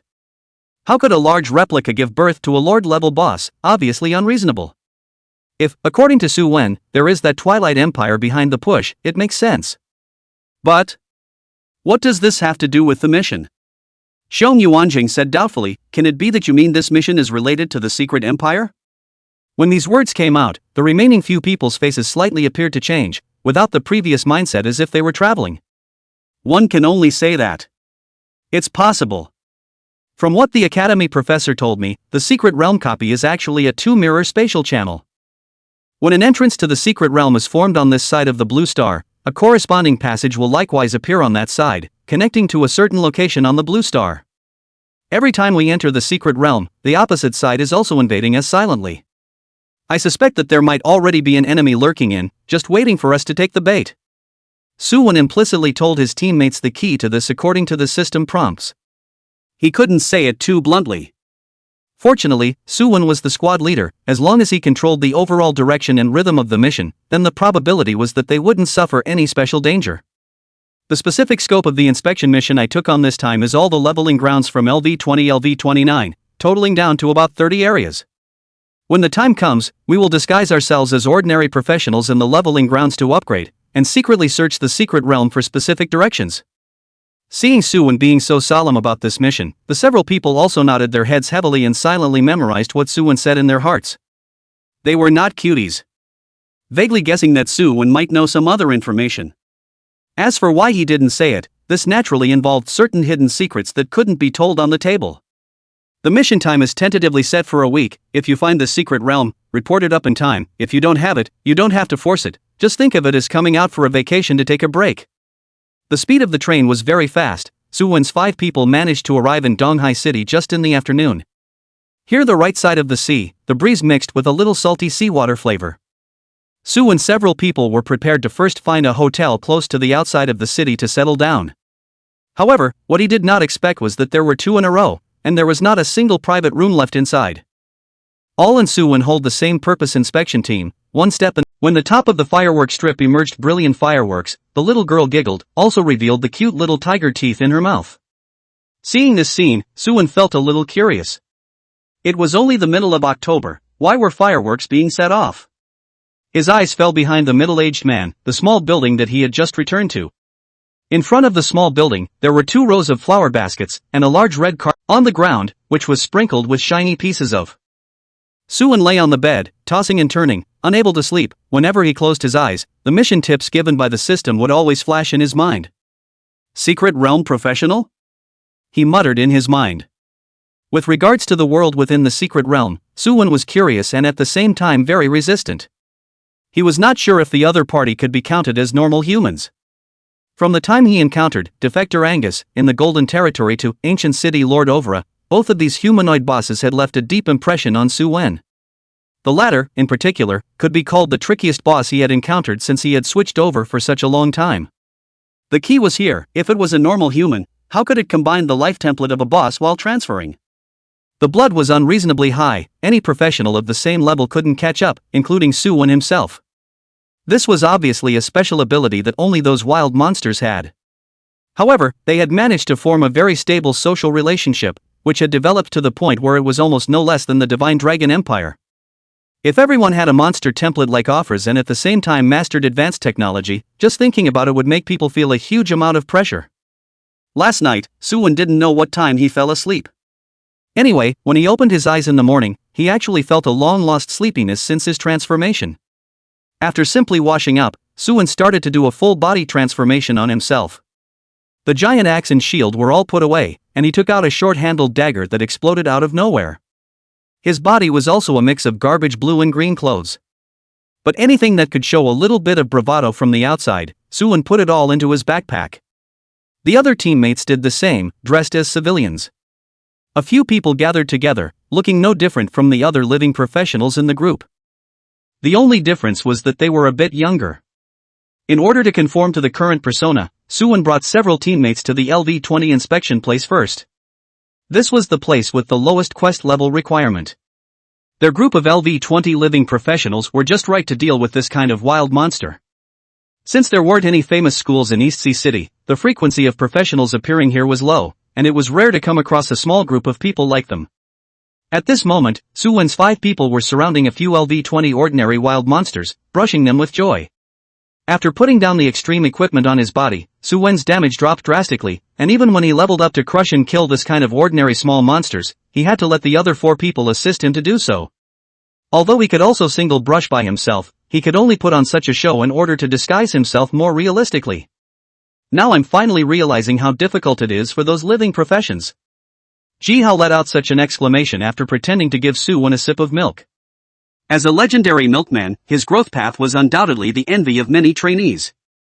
Before the college entrance exam, he had Su Lingyun to bring him along, and after entering the Divine Martial Academy, he even found himself a big brother-level bodyguard. Nowadays, the rank was even higher than those main battle-class legendary professions in the first year, which was unbelievable. During this period of time, he also just released some increased skills, and the rest didn't need him to make a move. So much so that up and now, Ji-hao was one of those salted fish priests lying down and upgrading, unable to experience the heartache of other professionals. Who says otherwise? Toughing it out, Xiong Yuanzhang hacked over the wild monster in front of him and said back. At the same time, he noticed his experience bar that had barely risen, and was more or less uncomfortable. Compared to the previous daily upgrades that were so fast that they flew, with this current progress, he didn't know how many years it would take to ascend to LV-27. His gaze fell on Suwon's several people, and he was more emotional about his own teammates than the life profession. Under the premise of equipping the Qiankuan lock, the level can be comparable to his own, really perverted. Suwon didn't get involved in the chatting of several people. Due to the system mission, he attached immense importance to this operation. It was not just the purpose of discovering the coordinates of the secret realm. More so because this was in the wild, and in the absence of other protective measures, a death was a death. He wasn't sure how strong the lurking professionals on the opposite side were, but the 3-star difficulty meant that there was still a certain threat to them. After sweeping for half a day, Suwon did not find any useful clues. Leading a few people towards the next area, he followed the same method and began to patrol up in the wilds of Donghai City. During this time, Suwon saw that there were so many occupiers just like them, wandering around the neighborhood as if they were looking for something. Suwon silently wrote down the looks of a few people and gave Xiong Yuanjing a wink, before walking to another direction as if nothing had happened. It was only until that team of professionals left that Suwon twisted around and asked, "Did you memorize the scent of those guys?" "Written down. Next time, as long as I see them, I will definitely not recognize them." Xiong Yuanzhang was incomparably confident, but still said one more sentence, "Unless they are spraying perfume or something like that on them now. Otherwise there is no way that there will be a mistake." Suwon nodded his head. He didn't see that group of people as professionals in the secret realm. The distance between the two sides was too far for Suwon to view valid information, and with the naked eye he could probably guess that the other side was some kind of occupier squad. The purpose was the same as theirs, they all came for the cultivation fruit exchange qualification. Of course, this is only Suwon's guess, it is not accurate, otherwise it will not let Xiong Yuanjing remember their odor in advance. This matter also gave Suwon a wake-up call. He wasn't sure if the professionals within the secret territory lurking over would change the panels they were looking at on their heads. But just in case, Suwon made Xiong Yuanjing memorize every team of occupiers he came across. Until the end of the day, Suwon's several people did not find any useful information, so they had to return to the hotel first and make plans tomorrow. But for 3 days in a row, as the level of the area continued to rise, more and more occupiers appeared in the vicinity. Su-wen's inspection mission also began to fall into a bottleneck. While searching for the secret realm, one also needed to be vigilant against the group of occupiers. When he didn't discover a way to recognize them, all the occupiers he encountered were treated as enemies. When he left the city on the 4th day, one of the 6-member occupier squads almost fought with Su-wen's men because of this. It wasn't until a passing LV-42 middle-aged man appeared that the outbreak of this conflict was barely stopped. Both sides parted unhappily and left separately, not forgetting to glare at each other on their way out. Su-wen recalled the scene and his eyes couldn't help but narrow up. Chapter 100 Clue Break. On the morning of the 4th day, a few people were on their daily patrol when they stumbled upon a field leader class boss. But before they could get close, a team of professionals rushed over first. Su-wen didn't have any nonsense, and directly went to work to pull the monster's hatred to his team's side. Even the right of ownership of the boss was also held in the hands of Su Ling-yun, who had sneaked out. The other side of the several people to see kill monsters cannot, actually backhanded attack Su-wen several people. The change happened too quickly. Su-wen did not expect that for a moment, he hadn't really thought of this idea. Su-wen took out his shield and took out the grade 5 blue jade chalcedony rewarded by the academy trial from within his backpack. Placing it in Xiong Yuanjing's hand, he explained, previously, within the secret world, I had obtained a piece of grade 4 blue chalcedony, which had already been set inside my shield. Compare it with the gems obtained in the current world and see if there are any new clues? Although the purple outfit could not be traded, it was still fine for outsiders to touch it. It was just that they could not see the equipment panel as well as could not utilize the additional attributes brought by the equipment. Holding it in the hand was the same as a 1:1 simulation toy. Xiong Yuanzhang received the 2 items and placed them in front of his nose and sniffed them carefully for half a day, his brows furrowed. After comparing them, he gave a not-so-good news. After the gemstone was set, and with the passage of time, the residual scent on the shield is just too thin. But the shield has the same aura that I don't like, and the only thing I'm not sure about now is whether the two are of the same origin. Su-wen sniffed and took out the dragon scale necklace again. This was the extremely high-quality green item that he had exchanged within the secret realm store back then, and he didn't expect that it could still serve this purpose now. The moment the dragon scale necklace appeared, Xiong Yuanzheng's expression became ugly to the naked eye. He took a deep breath, and with the anticipation of the crowd of onlookers, he determined the true identity of the group of professionals. Although people say that the secret realm and the present world are two sides of the same coin, but that belongs to the legends after all, and in my opinion, the two worlds should be fundamentally different. Just like the scent of the world that is tainted with it, the blue star's side has a peculiar flavor on the outermost layer of whatever it is. Previously, I attributed this flavor to the geographical aspect of the problem, but now after comparing the items produced by the secret realm, I finally understand that this is a unique scent for each world. After hearing Xiong Yuanjing's explanation, a few people came to a realization and determined. Even if there is no subsequent discovery, this mission is estimated to gain quite a few rewards. Su-wen was naturally talking about the number of rewards for the cultivation fruit purchase qualification. The base was 10, but they had discovered major clues this time. The rewards were estimated to be less. Even though he knew that Su-wen was comforting himself and picking up good words, he was still in a much better mood. As Su-wen said, quests were inherently full of uncertainty. No one could guarantee that they could successfully complete every mission.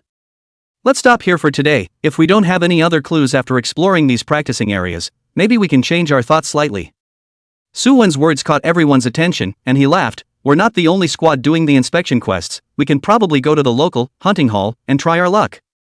Maybe the information that is useless to others is the key to completing the mission for us? It was thought that Su-wen had some kind of whimsical idea that could save this inspection mission. It turned out to be this? We are all competitors, even if it's useless news, we won't tell you for nothing, right?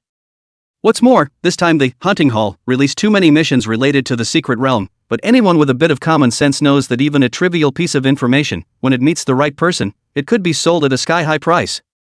At that time, even if they wanted to buy it, they would probably only be slaughtered as an ingrate, which was really not cost-effective. Chapter 101, Disappearance. Time passed quickly. After Su-wen and the others inspected all the mission areas, they had already arrived at the afternoon of the 6th day. At this time, several people looked a little tired, without the joyful look they had when they initially received the mission. Especially Xiong Yuanzhang. These days, he frequently used his own abilities, and the messy smell rushed straight from his nose to the sky. choking him, he almost didn't faint. During this period, some world scents from the secret realm were also found, but just like before, they disappeared without a trace after arriving at a certain area. This made Su Wen's few people overturn their previous guesses.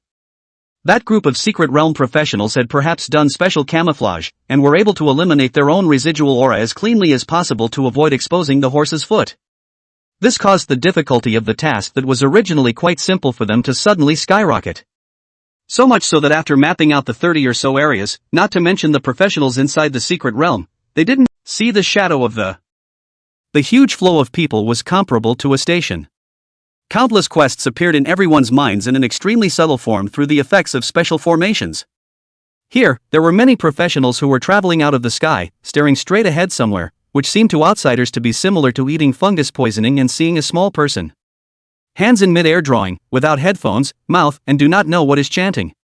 These people were actually establishing contact with the task hall, in their minds, inquiring about the quests that suited them. After circling around, as expected, there was no discussion here about the inspection mission that had recently become a big hit. Apparently, they also knew that the rewards for this mission were quite a lot and didn't want to divulge the information they had. Is there really no news? Su Lingyun sighed, her mood somewhat depressed. After nearly a week of intense patrolling, even for a legendary profession like her, her legs felt a little out of control at the moment. Her feet were numb when she walked. Unexpected. Lu Mingsheng was still somewhat spirited, looking here and there, with a look of having never seen the world. This task light a city to send out I do not know hundreds, really want to be so easy to complete still get our turn? Although. Ugh. Su Lingyan still wanted to say something, but when the words came to her mouth, she could only sigh helplessly in the end. At this time, a few more red urgent tasks suddenly appeared in front of the crowd. Seekers. Suitable level, none. Task content, searching for the missing Yao Yao. If you have any clues to provide or have found a real person, please contact Master Chen of Heji Bun Shop on Manhwa Street in Southeast City. Photo and details attached. Mission reward, 200,000 gold coins. Not only Su Wen and a few others, even the other professionals received the quest prompt at the same time, and a light eep escaped their mouths. Just as Su Wen was about to check the specific quest details in passing. Originally slightly quiet, hunting hall, a wail came violently, followed by the sound of heart-rending sobs. This startled Su Wen, who was checking the quest, and his body subconsciously shivered. What's the situation? He inclined his head and looked, only to see a man and a woman sitting on the ground in the distance crying loudly. What was being said in their mouths Su Wen didn't quite hear. He gestured towards his teammates and took a step towards the front. At this time, there were already guards at the door ready to go forward and pull people. How could such an absurd scene appear in the hall, hunting hall? How could there be such an absurd scene in this hall? But the guards did not wait for their hands. The man and the woman around the professional actually wiped up their tears at the same time, and then sat down on the ground and cried bitterly, just as they did. The guards got a little confused. What's going on? Here is the place to get money to receive the task, but not what the spiritual hall. Pay attention to the occasion, good not. At the same time, more and more red emergency missions appeared in front of everyone at the scene. The publishers were different, but the contents were all people seeking notices. When Su Wen's few people rushed here, the place was already in a mess, and the man and woman were still crying. But they could already hear the specific content. Lords of the professions, please also help my old he. The girl was fine before, but she suddenly wandered off yesterday. 2 consecutive days have not been contacted. This. Speaking to the excitement, the old son faced red, words were stuck in the throat how can not say out. Still next to the woman cried, everyone also please help to find my family Yao Yao, she just finished her 5th birthday, cannot have any accidents After approaching, Su and several people saw clearly, the person who spoke earlier was the father who brought his own girl to set off fireworks. Coinciding with the opening of the store and his daughter's birthday, this person gave his little girl a lot of fireworks. Su Wen was deeply impressed by this. The others were also residents of that neighborhood, all of them had lost their children just like this couple and were ready to come to the hunting hall to seek help. Red emergency missions just now were sent by the piercing sounds of sobbing in the surroundings and his own wailing made old he not hear what the young man was saying. He let out an ah, his eyes slightly dull. Su Wen repeated what he had just said, and old he was so excited after hearing this that he directly hugged Su Wen's thighs, shaking and continuously begging. Please. Please save Yao Yao, she's still so young. She should just be unable to find her home, she's lost, she can still find it. Old He's eyes reddened again as he finished speaking. The woman on the side also came over, grabbed Su Wen's thigh and kept sobbing. Su Wen has never suffered this kind of battle. Brain instantly became blank, hands do not know where to put, just one shouted quickly get up and. Lao he did not care at that time, thought it was just looking for other small children in the neighborhood to play. But when he searched the neighborhood all the little friends home, Lao he completely panicked. At this time there are other parents to find, said their children also disappeared. The old man realized that the problem is not right, rushed to Donghai City Public Security Report. After a series of monitoring, visits and investigations, never found these children figure. Can be seen from the monitor, the children were laughing and joking in the last second, the next second from the camera disappeared, completely disappeared. In the face of such a bizarre situation, the public security departments also know that a few people must have encountered supernatural forces. This is also often referred to as the main battle or auxiliary professionals. They mastered the power, it is called supernatural by ordinary people. It was only after the investigation was fruitless that old He and the others thought of coming to the hunting hall to seek help. But he was also a smart person, knowing that it was definitely too late to simply issue a mission. So he joined forces with the other parents and staged this crying drama. Can't say it's a play, after all, when he really cried, he couldn't control his emotions at all, and cried harder than his wife. After understanding the basic situation, Su Wen looked to Xiong Yuanzhang.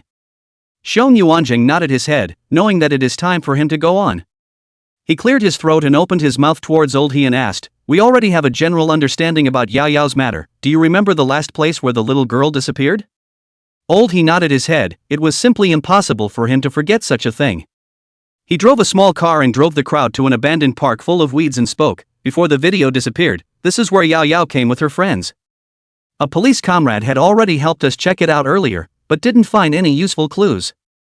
Originally this is something they've already fed back to the leaders, and a senior professional will come over soon, but I can't wait any longer. Every second of delay, the possibility of Yao Yao being in danger will be 1 point greater. Su Wen understood this kind of mentality of old He and could only comfort the other party not to be anxious first. Xiong Yuanzhang was already sniffing his nose all over the ground at this time, heading in a certain direction. The night he just arrived in Donghai City, he had a close contact with the little girl named Yao Yao. The oozing vitality that seemed to emanate from the forest in the early morning hours was still fresh in his mind. But now, that freshness was wrapped in a foul odor, causing a strong wave of disgust to come over him. The crowd began to advance along with Xiong Yuanzhang's footsteps. The stench was like a bright light guiding the crowd in the dark night. Although the stench began to gradually dissipate as time and distance lengthened, the freshness that belonged uniquely to Yao Yao's body left a route in space that only Xiong Yuanzhang himself could perceive. Sensing that the distance was too far, he asked old He to drive the car, and started to pursue it by walking and stopping. Old He who drove the car looked at Xiong Yuanzhang from time to time, waiting for the other party's next instruction. Looking at the other party's expression getting more and more serious, old He also couldn't help but get nervous. Little brother, how is it, can we find Yao Yao? Xiong Yuanzhang nodded, and then said with Su Wen, I reckon we need backup, the stench odor there is too strong. I suspect that the situation over there is very complicated, perhaps where Yao Yao is the other party's descending secret realm. After saying that, he then signaled towards old He, take this road in the suburbs and keep heading forward. The car began to drive towards the suburbs. Su Wen similarly started reporting at the Divine Martial Academy's mission center. A reply quickly came from there. A spin-off mission about the inspection mission was formed, and the reward had changed from the original 10-100 to the current 100-1000. An investigation mission was also sent up to other nearby Divine Martial Academy students. Soon, a friend request popped up. Shui Tianjiao LV46 Holy Glory Knight sent you a friend request. After seeing the name of the person who came, Su Wen could not help but reveal a strange expression on his face. If he remembered correctly, this Shui Tianjia was the Academy's claimed #1 genius in recent years. However, the embarrassing thing was that all the records of copies she could leave behind in the first 2 levels were all broken by Su Wen's few people. Even other ones that didn't make the list were broken by Su Wen. So much so that the nickname Shui Laoer was gradually circulating inside the Academy, which was obviously not so nice for a girl. Su Wen could only pray that this Shui Tianjiao would be more communicative, otherwise this mission would really be a bit difficult. He agreed to Shui Tianjiao's friend request. Not a moment later, a message popped over from the opposite side. Send me a localization, I'm heading back from outside the city now, wait for me to come back before you act if there's anything. Obviously, Su Wen's reported message had cranked up the difficulty of the mission by a few levels. It might have gotten out of the realm of what they could handle. Chapter 103: A Stronghold. Su Wen looked at Xiong Yuanzhang and asked, "About how far away can we get?" Feeling the aura of Yao Yao's body getting closer and closer. Xiong Yuanzhang pondered for a moment. "It is estimated to be less than 10 minutes away." Su Wen nodded and pointed somewhere ahead. "There's a supply station ahead. Lao He, you guys get off here, leave finding Yao Yao to us first. There may be danger ahead, it's not safe for you guys to follow." Su Wen added. Old He was a sensible person. Although he was anxious to death in his heart, but now he could only cooperate with Su Wen and strive to find Yao Yao as early as possible. After putting down Old He and his family, Su and several people continued to move forward until an abandoned factory appeared in the field of vision. Only then did Xiong Yuanjing slow down the speed of the car. He sniffed his nose and said in an incomparably certain tone, "It's inside that factory. Not only is there Yao Yao, there is also a large amount of secret realm aura hidden inside." Su Wen replaced his whole body equipment and solemnly said, "This is not a copy, everyone must be vigilant." "Old Lu, how many levels have you raised your soul return technique to?" Lu Mingcheng raised his finger and gestured a 6. "Don't worry everyone, the soul return marker now has 6, as long as the healing keeps up, it's still not that easy for everyone to die." These words undoubtedly gave everyone a tranquilizer, and they all breathed a sigh of relief. After all, the next thing they were facing was probably the secret world's professionals. No one could predict what the exact situation would be, and even Su Wen cautiously chose to report the situation upwards. When there was still a distance from the factory, Xiong Yuanjing parked the car and several people advanced on foot. Su Wen was discussing the details of the battle with several people while replying to Shui Tianjiao's side. "Where have you gotten to?" Su Wen typed in a reply, "The entrance to the other side's lair, come on. Positioning distance is still 20 minutes away. Wait for me."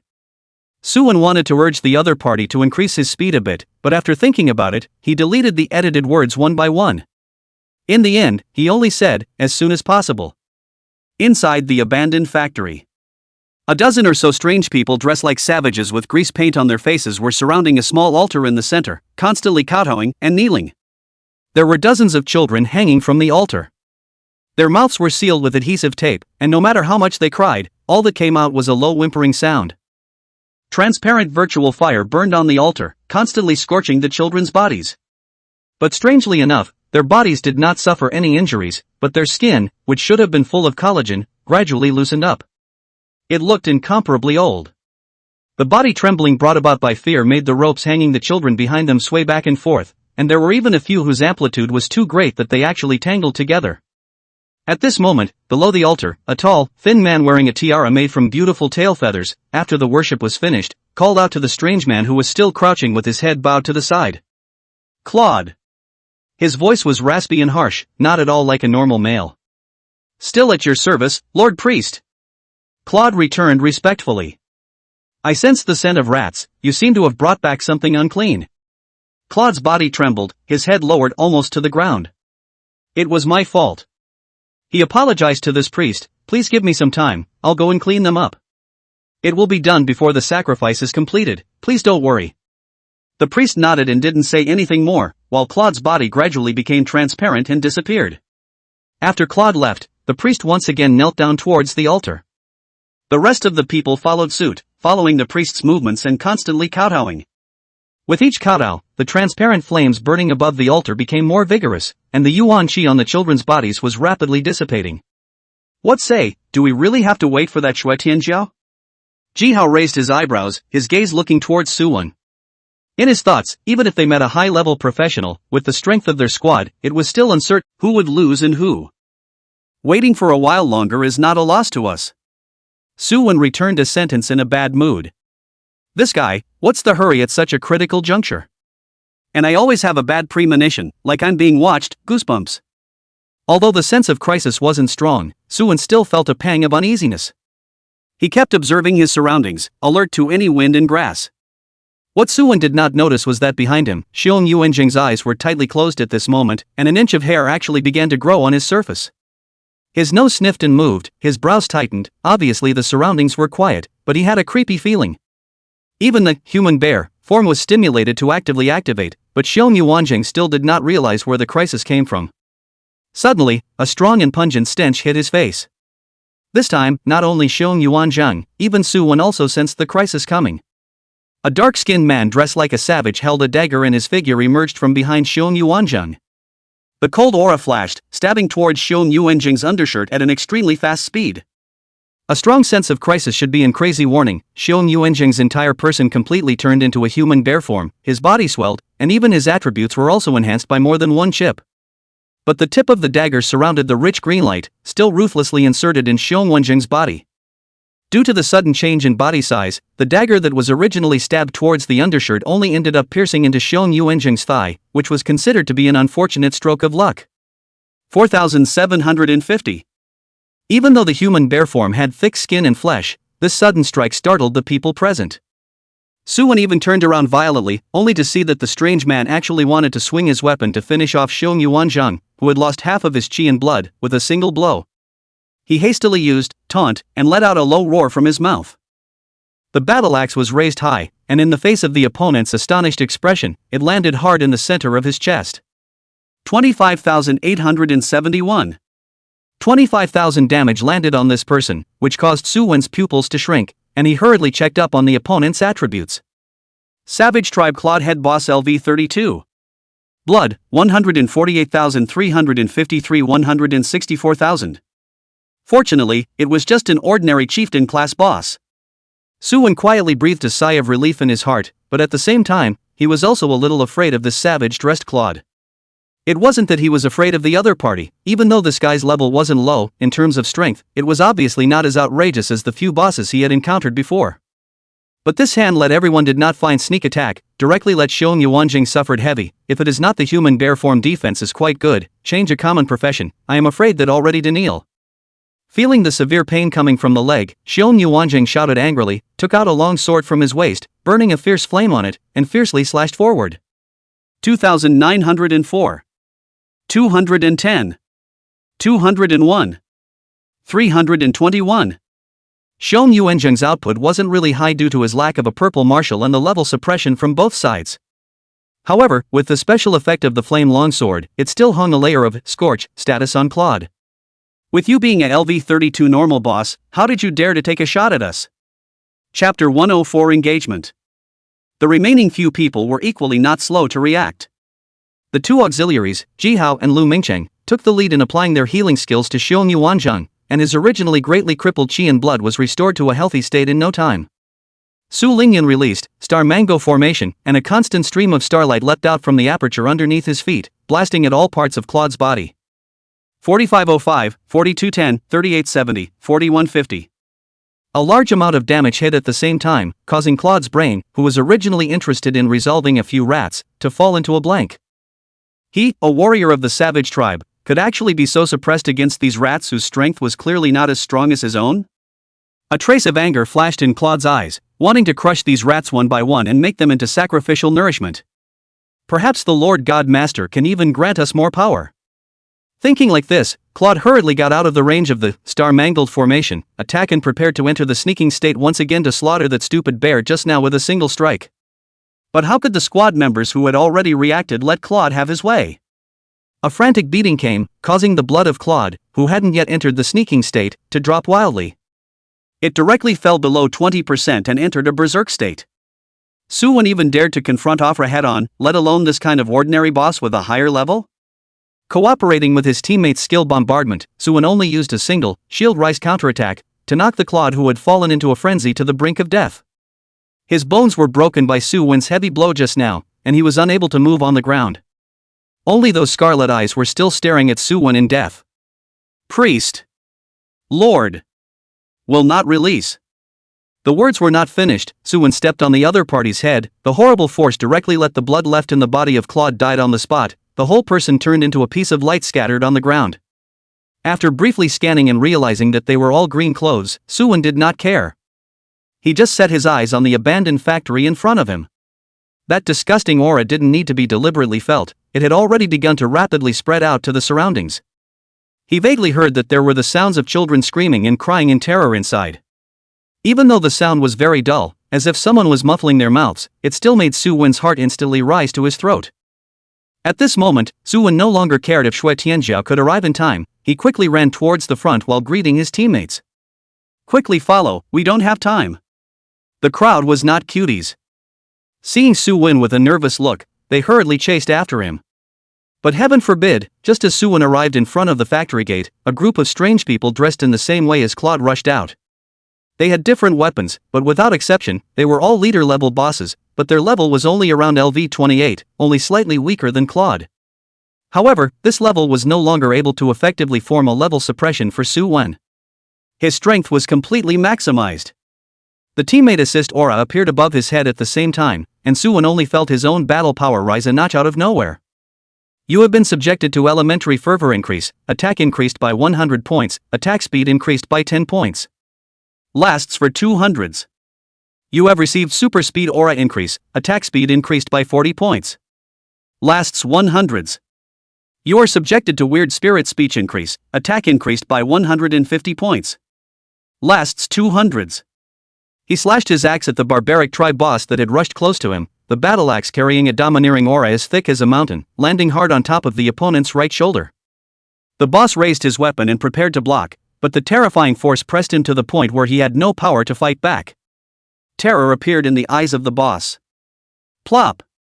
A bone-deep slash cut from his opponent's right shoulder to his left chest. Terrifying damage rose from the top of his head. 40,808. That wasn't all. Suwon exploded his blood and quickly chopped out 3 consecutive strikes, ruthlessly imprinting on the boss's chest. 12131, 14720, 17,391. The boss's blood level dropped wildly, and in just an instant, half of Suwon's blood was knocked out. If other professionals saw this, they would have to drop their jaws in shock. This was a leader-level boss of the same rank. Although for many people, soloing a monster of this level was far from stressful. However, the unparalleled shock brought about by this horrific damage was something that no words could describe. That boss howled miserably and fell out, and when the rest of the Savage Tribe bosses saw this, they subconsciously took a step back, a hint of fear flashing across their faces. They just wanted to retreat back to the factory, but as if they recalled something, their bodies lurched, and then they picked up their weapons and rushed towards Suwon's side. There were about 10 people in this group. There were no mages, all of them were that kind of melee profession. But the bad news was that all of these people had a leader-level boss template. This put Suwon under a lot of pressure. He and Xiong Yuanzhang protected Ji Hao's 3 people behind them, and then a super battle started. Both sides started releasing powerful skills at the first time.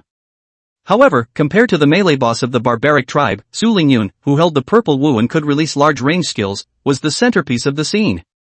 Her long hair fluttered as she waved the staff in her hand, and her entire body began to vaporize hot air.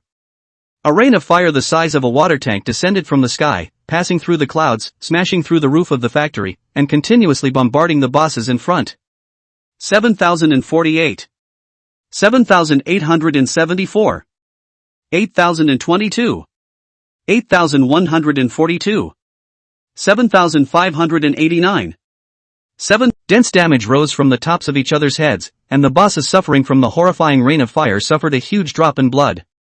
The flames obscured their vision, and the huge enveloping range of that skill left them with no place to escape.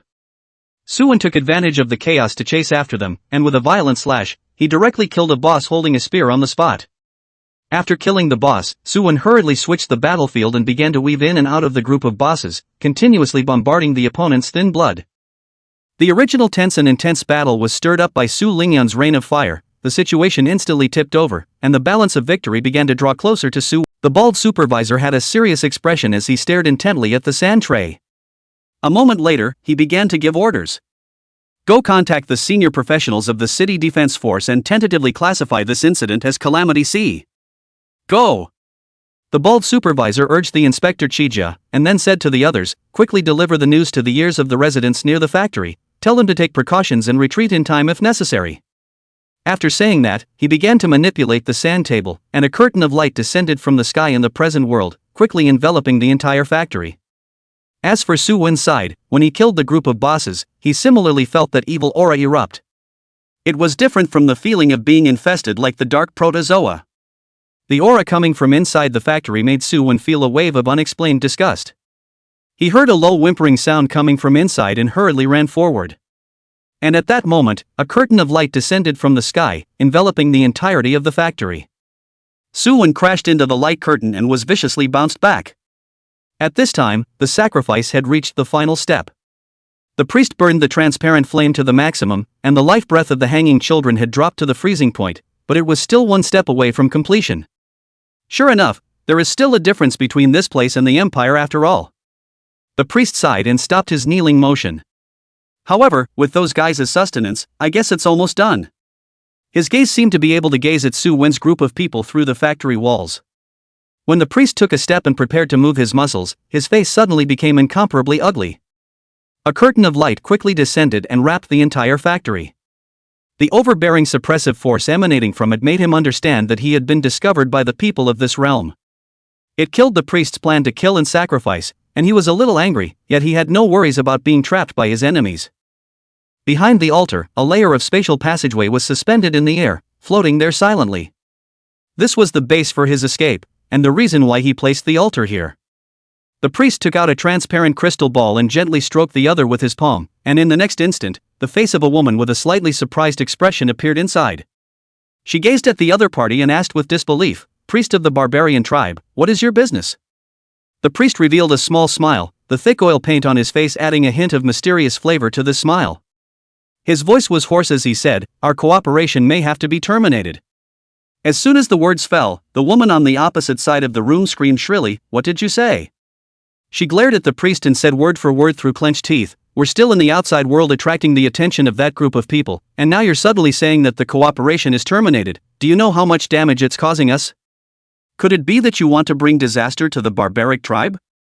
Facing the angry woman in the crystal ball, the priest shook his head and said in a sincere tone, "Miss Zhuangyi, I apologize and forgive me for not collecting enough breath of the dead. While extracting the life essence with a living young child, it was discovered by the people over here. The soul crystals are also just one last trace of Yuan Qi away from being molded." He raised the crystal ball high above his head, allowing that huge light shield outside to present itself to Zhuangyi's eyes. "I'm trapped here by them. There are only two options now. One is that I will directly withdraw to the Dusk Empire and return to my barbaric tribe, but I'm afraid that the soul crystals that have been sacrificed for so long will never have the chance to take shape again." He paused and added, "Unless we kill again and cause mass deaths." The priest knew that this was not realistic, because while they were coming over, their own hometown should be suffering the same silent destruction and invasion. Every time the secret realm opened, both sides suffered varying degrees of destruction. Zhuangyi simply couldn't accept the ending of spending such a large price without getting any harvest. Especially since the soul crystals were still a hair's breadth away from being successfully condensed, she was even more unwilling to give up on it. Her voice became incomparably shrill with anger as she shouted towards the priest, "What about the second one?" A faintly imperceptible and eerie smile appeared on the priest's face, and through the gap in the door wall, he mapped the figures of Su-won several people within the crystal ball. "I know you're close to me, come over here and kill them, let me drain their life essence, and the soul crystals might be able to condense completely." As the words fell, Zhuangyi on the opposite side calmed down, and there was a silence within the crystal ball. Only after a long time did Zhuangyi spit out a word in an icy tone. "Okay. Somewhere within the city." Zhuangyi's chest rose and fell, his expression unusually cold as he stared at the crystal ball. "This damned fellow actually dares to use me." How could she not see the priest's purpose, but unfortunately, the soul crystal was something she desperately needed, and it was just what she wanted. Knowing that it was a young plot, she had to go over to the factory site to behead Su-won several people. Even if it might end in death. At this moment, behind her, there were nearly 15 professionals who were no different from normal humans. If someone probed their information, the odds were that the results they would get would be incomparably normal. Bang! Zhuangyi crushed the crystal ball fiercely and turned to look at her subordinates. "Each of you send the information from the previous probe back to the Empire. This time, we have a new mission." The instant the sacrifice was exposed, the multiple forces had already made a quick choice. As for Su-won's few people who were located in the center of the vortex, they were looking at the light screen that suddenly landed with a grave expression on their faces. This was a small formation evolved from the East Sea City's City Protector Formation. There was no need to say more about what it represented. The enemy hidden inside was no longer something they could meddle with. In addition to Shui Tianzhao arriving later, there would be other official powerhouses coming to support them. But so, inside the group of children's lives, He couldn't think of what kind of enemy would give him 5 stars of danger within the Eastern Sea City. He turned to a few of his teammates and shouted lowly, "Get in the car and prepare any props you can use on your body, there's an enemy coming. Don't save all the gems and heaven tilting stones, set them all on top of your equipment. Hurry!" Suwon took the lead and took out all the gemstones stored on his body, especially there was also the grade 5 blue chalcedony rewarded by the academy trial. Jihao and the others saw how eager Suwon was, although they didn't know what was happening, they still obeyed and did as they were told. Xiong Yuanzhang possessed special probing means, so it remained him to drive. Stepping on the full throttle, he began to move away from the factory. Suwon was lucky enough to find a purple necklace among the more than 10 bosses he killed, and without even looking at the attributes, he set the level 5 blue chalcedony directly on it. Barbaric necklace purple. LV 20 or above can be used. Endurance, 1000. Chi and blood, 1025. Physique plus 21. Strength plus 22. Gemstone, blue chalcedony level 5, Chi and blood 8000 increase. Bound, blood 521 increase. Mana 224 increase. Looking at the attributes unexpectedly good, Suwon directly replaced the dragon scale necklace, and his chi and blood instantly skyrocketed to over 20,000. The rest of the few people also followed suit and began to set the blue chalcedony and red onyx, which were most capable of preserving their lives, onto the green outfit. Now was not the time to be heartbroken about money, but with this look on Suwon's face, something big was bound to happen. Suwon took out the heavenly tilting stone and was just about to give the equipment a makeover when a thick wall of earth suddenly sprang out from the road. It stopped directly in front of the car. Xiong Yuanzhang was startled by the sudden change and hurriedly killed the steering wheel and braked in a hurry. But the distance between the two sides is too close. The car was too fast to make too many changes, and crashed straight into it. Bang! The front end of the car was directly smashed into pieces, and Xiong Yuanzhang and Su Wen in the front row lost thousands of chi blood on the spot. The 3 people in the back row were also hit hard, and their already fragile bodies almost didn't catch their breath. The moment the car hit the earth wall, Su Lingyan felt the world spinning, and her eyes briefly went blank. But fortunately, she reacted quickly, realizing that the impact was inevitable. She subconsciously released Starlight Impact towards the roof of the car, and the terrifying burst of mana directly overturned the top. Suwon had the shelter of innate immovable king, so he wasn't really injured, and at most he lost some shield value. Seeing that the front of the car was already on fire, he hurriedly escorted a few teammates out from the roof of the car. Before going out far, the car exploded, several torn pieces of iron flew by at great speed, one even stuck under Suwon's feet, scaring the crowd out of a cold sweat. Boulders rising from the road, such a bizarre scene, even if they were stupid, they could guess that a professional was striking at them. But who could it be? Those secret realm savages had all been pretty much decimated by them. With such doubts, Xiong Yuanzhang spotted a tall figure that walked out from the sea of fire. She wore a sky blue mage gown, and an ancient book similar to the spirit speech manual in Lu Mingqing's hands floated beside her. Behind her, there were 15 other professionals following, their chi deadlocking Su Wen's several people. However, the tall woman's appearance caused several people to change their faces in unison, because the moment they saw the other party's attributes, they knew that a vicious battle was in the offing. Maybe someone would die here. Although there was Lu Mingqing's soul recovery technique under the hood, there was no one who wanted to experience a real death. Vanguard Officer Zhuang Yi Head Boss LV. Pity! The ancient book in her hand emitted a glow, and a ball of orange light flew towards Su Wen's several people. The ball of light, which was originally only the size of a bowl, grew larger and larger during its flight, and when it approached Su Wen, it had already turned into a huge fireball with a diameter of 2 meters. Su Wen raised his shield. "Brothers, kill them, Lord Zhuang Yi will heavily reward you." As the words fell, the secret realm professionals behind him surrounded Su Wen's several people. Pulling out their weapons, they swarmed. Facing the LV-39 Zhuang Yi, Su Wen didn't dare to be reckless, but this group of the poor rebound damage, on the other hand, wasn't even enough to tickle Shui. If pointing at the counter damage could kill the other party, Su Wen and the others wouldn't be in such a sorry state at the moment, being whisked around. Seeing Su Wen blocking his own ice pick, and then still able to live and lead his teammates to run away, Zhuang Yi couldn't help but have a hint of surprise appear on his face. This guy, a bit interesting. Strength wasn't as simple as it seemed. She led a few of her men to chase after him, and the powerful level difference brought an incomparably obvious advantage at the moment. Even if Zhuang Yi was not good at speed. But Su Wen, whose attributes were greatly reduced, was moving slower than her. Not a moment later, the distance between the two sides closed again. A several-meter-long fire dragon flew out from Zhuang Yi's hand, rushed to the clouds at a very fast speed, and then rushed straight and stuck in the path in front of several people.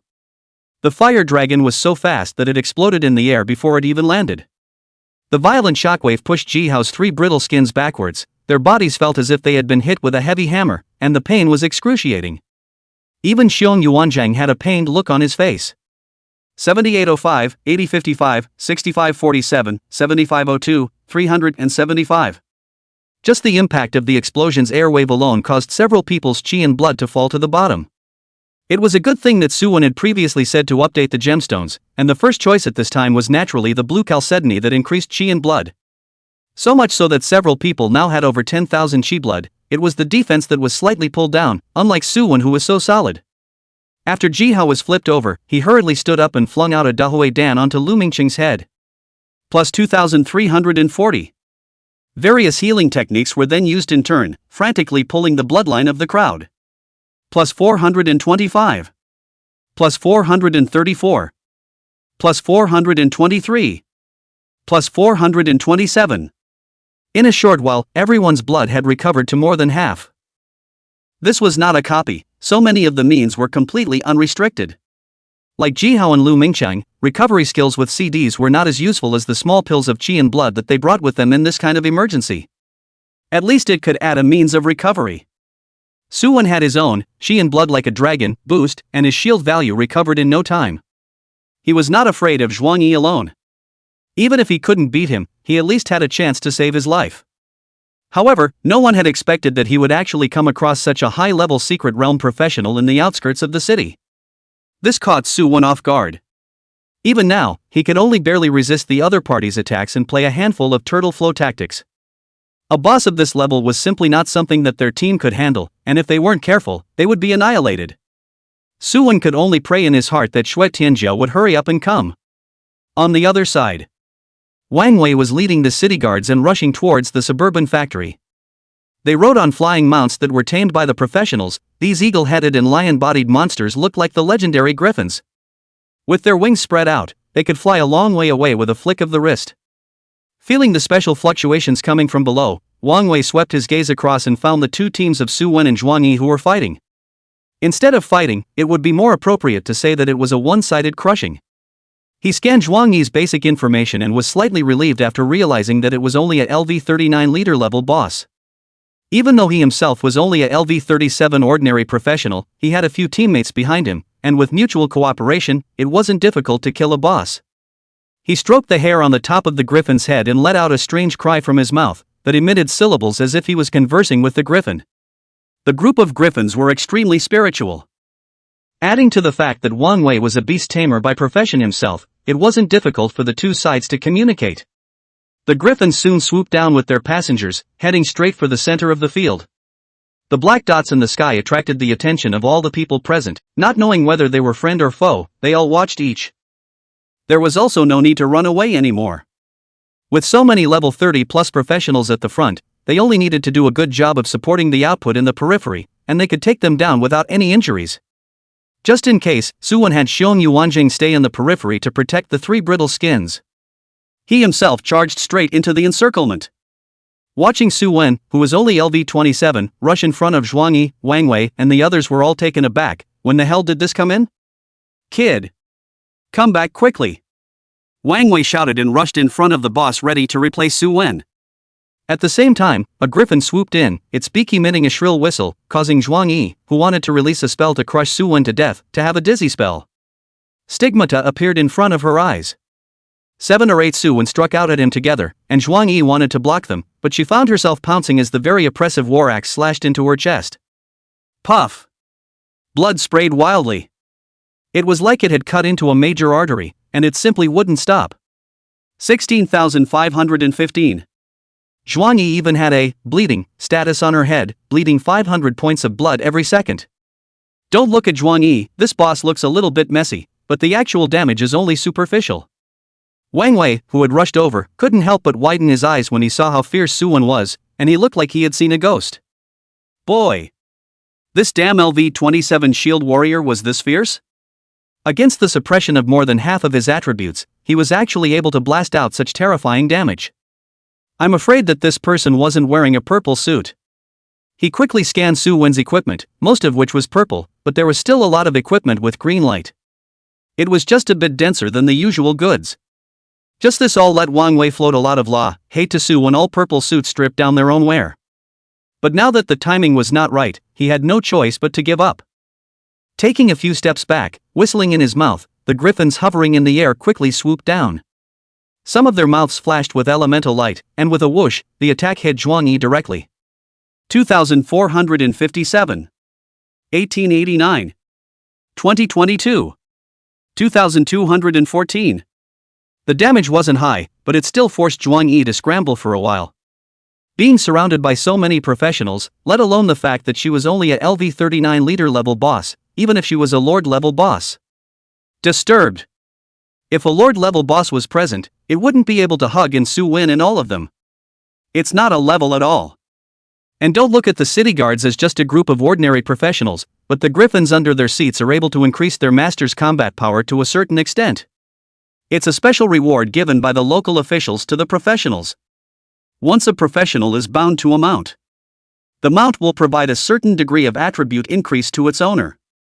Depending on the quality and level of the mount, the value is much higher than a weapon of the same level. Not to mention this kind of flying combat mount, it was even more expensive. Without Zhuang Yi's firepower suppression, the output environment of Su Lingyun's people in the periphery was much better, and they could pour out their firepower to their heart's content. 80%, 68%, 54%, 37%. Zhuang Yi's blood was falling furiously, and soon lost most of it.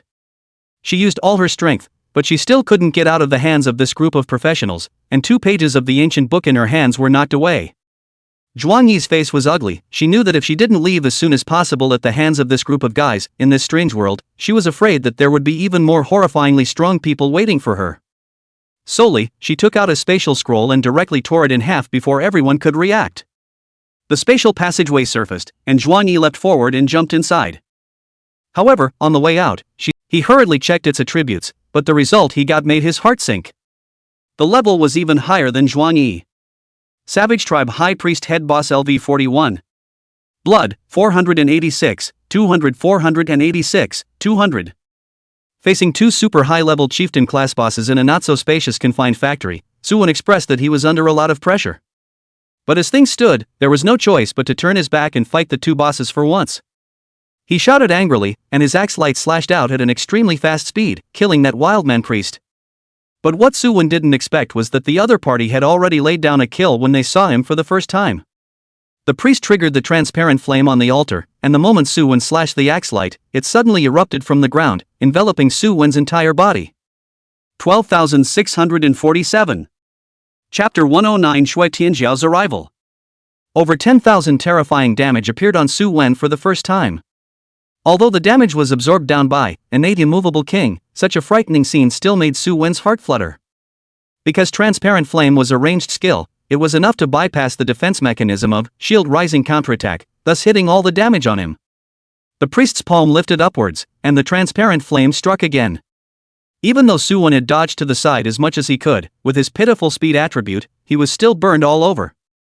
12,445. In just a few moments, Su Wen's shield value dropped by nearly 30,000. Now Su Wen sort of knew where this 5-star quest difficulty actually came from. The source was actually here. Plus 2,200, plus 2,200, plus 2,200, plus 2,200. Luckily, Qi in Blood Like a Dragon was constantly recovering Su Wen's shield value. Although it wasn't high, he was confident that if the priest boss only had this flame attack, it would still be very difficult to break his innate immovable king. But Su Wen forgot about the boss Zhuang Yi who brought him in at this moment. The ancient book in his hand surged, majestic elemental particles converged in it, and a remnant of a sea wave emerged in the air. As Zhuang Yi cast the spell, the sea wave became more and more solidified until it finally swooped out of the void completely. The violent wave swept through the entire abandoned factory. In just an instant, the seawater drowned Su Wen and then crashed into the surrounding walls. Only a bang was heard. The factory walls turned into countless debris, and the building rapidly collapsed as the support at the bottom disappeared. The entire abandoned factory was directly shattered by Zhuang Yi's single force. At this moment, the transparent light shield outside was still emitting soft light, maintaining the destruction within the formation. But the huge commotion could not be hidden from anyone at all. Not to mention that Xiong Yuanzhang had long since rushed over with his men based on the scent lock. As they looked at the incomparably tragic battle scene inside, they couldn't help but pinch a cold sweat for Su Wen. Wang Wei's face turned blue and he hurriedly called up the observatory side. "Remove the formation in the city, someone on our side is trapped." His voice was loud, but in the noisy scene, no one could hear exactly what he was saying. Not to mention the group of inspectors on the opposite side. In desperation, Wang Wei had no choice but to text input and roughly explain what happened. The opposite side quickly reacted. Hurriedly, they withdrew the defense formation back. Even though they reacted quickly, the battle within was always going on. The two chieftain-level bosses continuously bombarded Su Wen. Damage surfaced like a tidal wave. Especially the savage priest, the transparent flames he controlled managed to deal a large amount of damage to Su Wen every time. Zhuang Yi was no cutie pie either. After realizing Su Wen's weakness, he quickly adjusted his strategy. and suppressed him with a wide range of spells. Receiving heavy damage one after another, even Su Wen was dazed for a moment. His eyes were pitch black, and he could only vaguely perceive skills falling on him, which were then blocked by the immovable King of Heaven that appeared. The output speed of the two bosses continued to accelerate, and the transparent light shield around Su Wen's body was shaky, as if it could break apart, not to mention being able to face off with the bosses. However, they were not aware that in this short period of time, even with the protection of the innate immovable king, Su Wen was almost beaten out of the sky. Even though he didn't take much damage, it was also true that he was being pressed by the two bosses the entire time. Luckily, the handsome image was preserved at the last moment, and it was considered a successful salvation. While Jihao and the others had a much smaller reaction, even though Su Wen hadn't revealed any news about the SSS rank skills with them. But after teaming up for a long time, it was inevitable that they would learn the specific details of it. For example, they knew that the ball of light that surrounded Su Wen all day long was a super strong defense skill. They hadn't seen anyone who could actually break him. And when combined with that unintelligible recovery skill, it made people's heads spin even more, not knowing how to face Su Wen. At this moment, Zhuang Yi and the wildling priest were in this mood. Looking at Su Wen, who was shaking, but just couldn't fall down, the two of them were filled with anger in their eyes, but at the same time, they were somewhat helpless. All the methods that could be used had been tried. But the two just couldn't break which looks very thin, but actually incomparably tough protective body light shield. The transparent flames that were effective earlier, after Su Wen's shield value fell below 50%, it also completely went out. Plus 6,600 recovery per second, who could stand this? With the frequency of the savage priest's attacks. How could he play when he didn't recover as much as he did when he hit him? The two looked at each other and both sighed somewhat helplessly. Originally, they thought that grabbing someone in would replenish the last piece of soul crystals, thus directly retreating to the secret world. But who would have thought that what Zhuang Yi had captured was an ultimate invincible turtle shell? Even when combined with the level suppression of over 10 levels, he froze and couldn't do anything about the other party. The savage priest was a bit annoyed inwardly. This damn soul crystal condensation failure, where to say? This can only be attributed to the bad luck of the two, not that chance.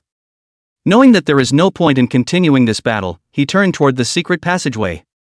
He turned around and walked towards the secret passageway, ready to end this bad trip. But just at that moment, a sound of horses came from the distance. 6 figures on white biplane warhorses quickly rushed over from afar. At the head was a female rider. She was clad in silver-white thick armor, and her right hand held a 3-meter-long spear, the tip of which swept across the ground, bringing up a whistling wind-breaking sound. Seeing the visitor, Su Wen's face was delighted. The Dao Protector expert that his heart had longed for had finally arrived. Chapter 110: The Tough Shui Tianjiao. Shui Tianjiao's arrival undoubtedly gave the crowd a shot in the arm. That high LV-46 rank gave an incomparably fulfilling sense of security. Su Wen noticed that the lance and armor in Shui Tianjiao's hands were surrounded by a purple halo. She raised the lance high, with a silver dragon shadow emerging from it, and her aura locked onto the two wild priests and Zhuang Yi. The intense sense of crisis caused their hearts to plummet and their sweaty hairs to stand on end. It was as if an ant had met a giant dragon. The difference in strength was unimaginable. It was a huge gulf in the essence of life. Previously, they had also formed a hierarchical suppression of Su Wen. Several people, but now that the two sides had switched their identities, they instantly felt that the god of death was choking their necks.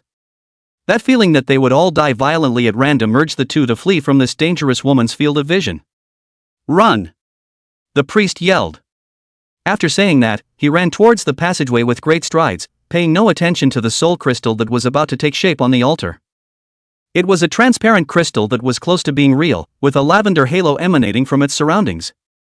It was obviously a treasure. But the wild man priest didn't have the time to pay any more attention to this. Saving his life was the most important thing.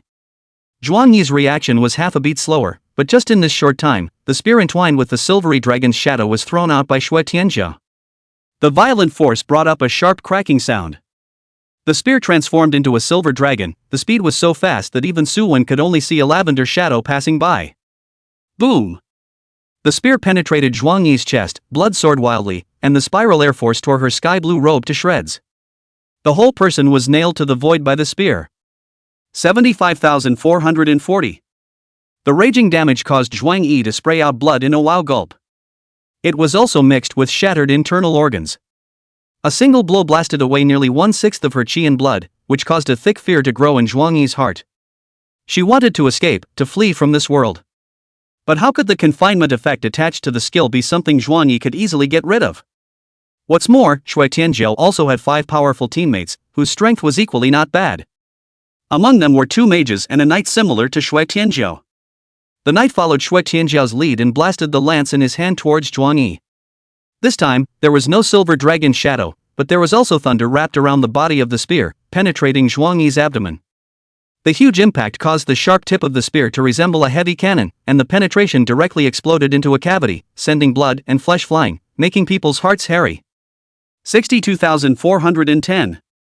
The damage was slightly lower than Xue Tianjiao, but in the eyes of Su Wen's few people, it was equally terrifying. Immediately after that, 2 fire attribute skills landed and hit Zhuang Yi's body, and together with the damage caused by Su Wen's previous counterattack, it caused this poor professional to fall directly into a berserk state. 54,120. 56,088. The battle happened too quickly. From the time Xue Tianjiao appeared until now, Wang Wei and the other city guards also rushed over, and when they saw these children, their hearts were in this sparsely populated suburb. A few people had no car and no ride, so there was no telling how long they would have to walk back. After getting into the car, Su Wen saw a nurse injecting it. The guards didn't stop them and allowed them to rush into the camp hospital. Old He's 2 families were among them, but compared to the others, he still appeared calm. After all, Su Wen had already cleared a series of things with him on the phone before. Several people had completed the mission quite well. So the final reward was also set at 785 redemption qualifications. Counting the previous ones, several people had a total of 885 copies in their hands. Due to dominating almost all the lists on the first 2 levels of the 10,000 books pavilion, Su Wen undoubtedly had an exaggerated amount of credits in his hands. The nearly 800,000 credits were spent without any hesitation. In the exaggerated eyes of the onlookers, the few people took several boxes of cultivation fruits and swaggered out of the place. As for why they don't put the cultivation fruits into their backpacks, this you have to ask the fishing guy why he always likes to catch a big fish and patrol the street. To the extreme, even if he cruises the streets and stinks up the fish, he still wants everyone to know that he caught a big fish. That was the mentality of several people right now. This scene was photographed by the onlookers and transmitted to the official website forum above. A newly released post quickly rushed up the hot list and squeezed into the top 10. Begging all of you big brothers who are good at math to calculate just how many points are needed for a few boxes of cultivation fruits. Shocked. The first-year students actually have such strong financial resources. The major copies of the bully list credits gain calculation, Chicken Brother, to take you to understand the real strength of Su Wen Squad. A series of news related to Su Wen inadvertently caught fire in the Divine Martial Academy. Anyone who saw these posts were all shocked by the financial power that Su Wen's squad possessed. This could be more money than a 3rd or 4th year senior student. There was even a certain female teacher who had lost a red-eye bet and saw this news and couldn't wait to rob Su Wen all over again. This was the real fat sheep. Su Wen didn't pay any attention to all this. Returning to the dormitory, Su Wen directly closed the door to his room, throwing aside the matter of the cultivation fruit. Right now, what was on his mind was the purple mount egg that the system gifted him after the mission upgrade. This was the first time he had encountered a quest with such a generous reward. After all, it was reasonable to say that even the most ordinary mounts were not something they could obtain at their level. Unless you were a relative professional, all of them had to follow the above principle. The reason for this was that new students didn't have the chance to deal with mounts at all, so much so that no other professions could have mounts except for beast tamers and other situations. And there was no need to mention the benefits of mounts, increasing one's attributes in all aspects. Just this time, I don't know what will be opened. Suwon had some expectations for this and took out the special pet egg rewarded by the system. With a thought, an ostrich-sized egg appeared in Suwon's hand. And then, just like opening the blind box before, the pet egg began to slowly rotate as Suwon silently opened it in his mind. A soft clicking sound echoed in the room. A palm-sized gray animal opened the egg shell and climbed out from inside with difficulty. The little guy had bright eyes, and due to being just born, its skin was hairless and only showed a light gray-black color. However, on top of its head, a handful of long hairs exploded out very abruptly. It was very much like the pothead Suwon remembered. Especially its long face, with a smile hanging at the corner of its mouth, gave Suwon a bad premonition. Look at the ears. Again Nima. The illusion was shattered. This bastard's double ears were narrow and long, standing upright, completely different from the short and cute type he expected. Plop. Suwon squatted on the ground and looked up at the ceiling with a raw face. The little guy waddled to Suwon's side and rubbed his pants leg affectionately. Even though the looks were not yet visible to see exactly what species it was, this pure purr was revealing the roots and feet. Suwon's head grew big when he heard this magical cry. I damn well want a purple mount, not for you to torture me. Suwon let out the heaviest sigh since his transformation. He didn't say he wanted the same griffin as Wang Wei and the rest of them, Shui Tianjiao's biplane white horse, just give him a purple qualification normal looking mount. But this? What's wrong with giving him a donkey? That's right, this gray, a small eye reveals the wisdom of the little guy, it is the bloodline pure donkey. With thick eyebrows and big eyes, it looked very smart. All of Suwon's happiness disappeared the moment the donkey appeared, and the facts prove that smiles don't disappear, they only shift. The little donkey revealed 2 rows of slate incisors, his big tongue licking Suwon, his long face hung with a human-like smile. Suwon looked a moment of silence. It wasn't until he saw the information panel Suwon's eyes lit up. Good guy, really good guy. Chapter 112 Seong Yun Divine Donkey. The moment Suwon saw the donkey's attributes, he was stunned.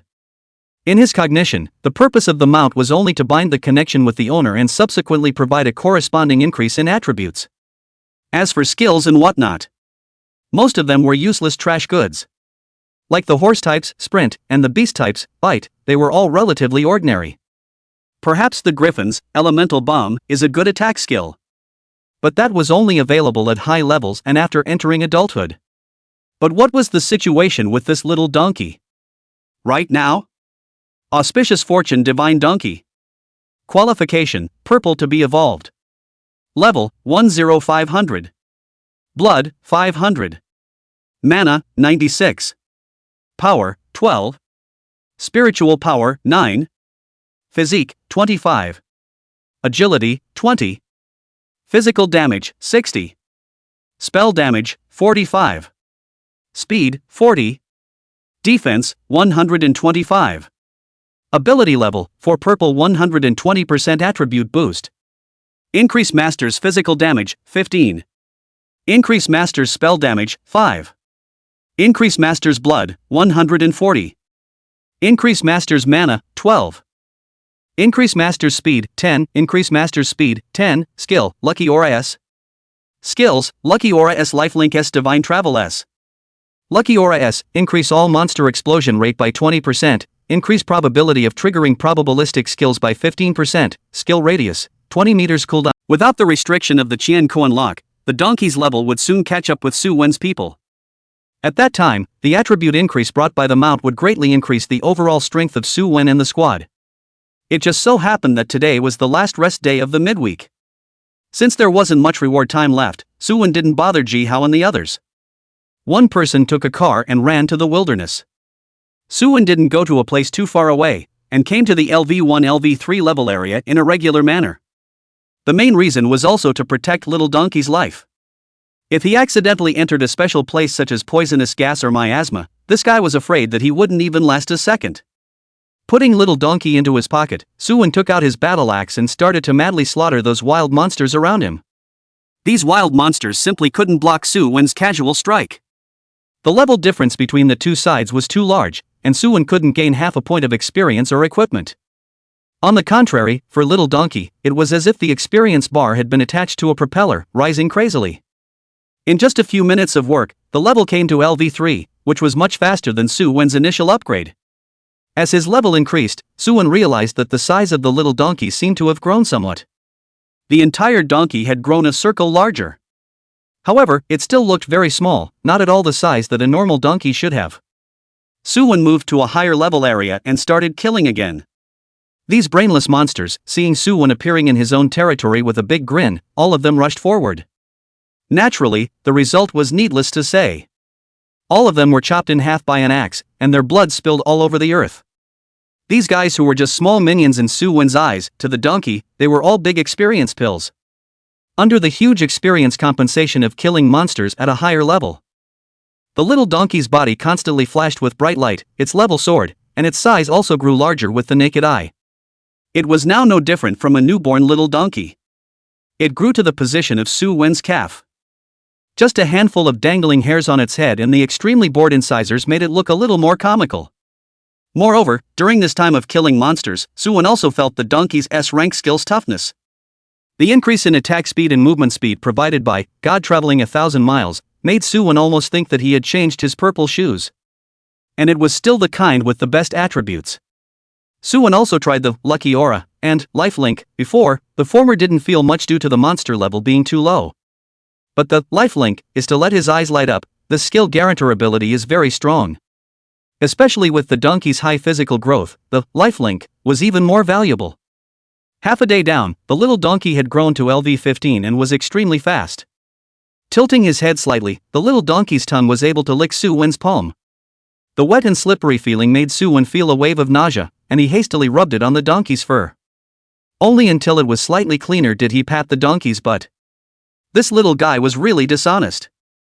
The little donkey didn't care and flicked its tail as it skipped along behind Suwon's butt. Due to its small size, it was unable to activate the riding state, and the speed advantage of the God traveling 1,000 miles in the non-riding state could not be utilized at all. However, compared to before, Suwon's speed was also much faster. Returning to the academy, Suwon bought a few boiled corn, ate one for himself, and tied the rest around the little guy's neck.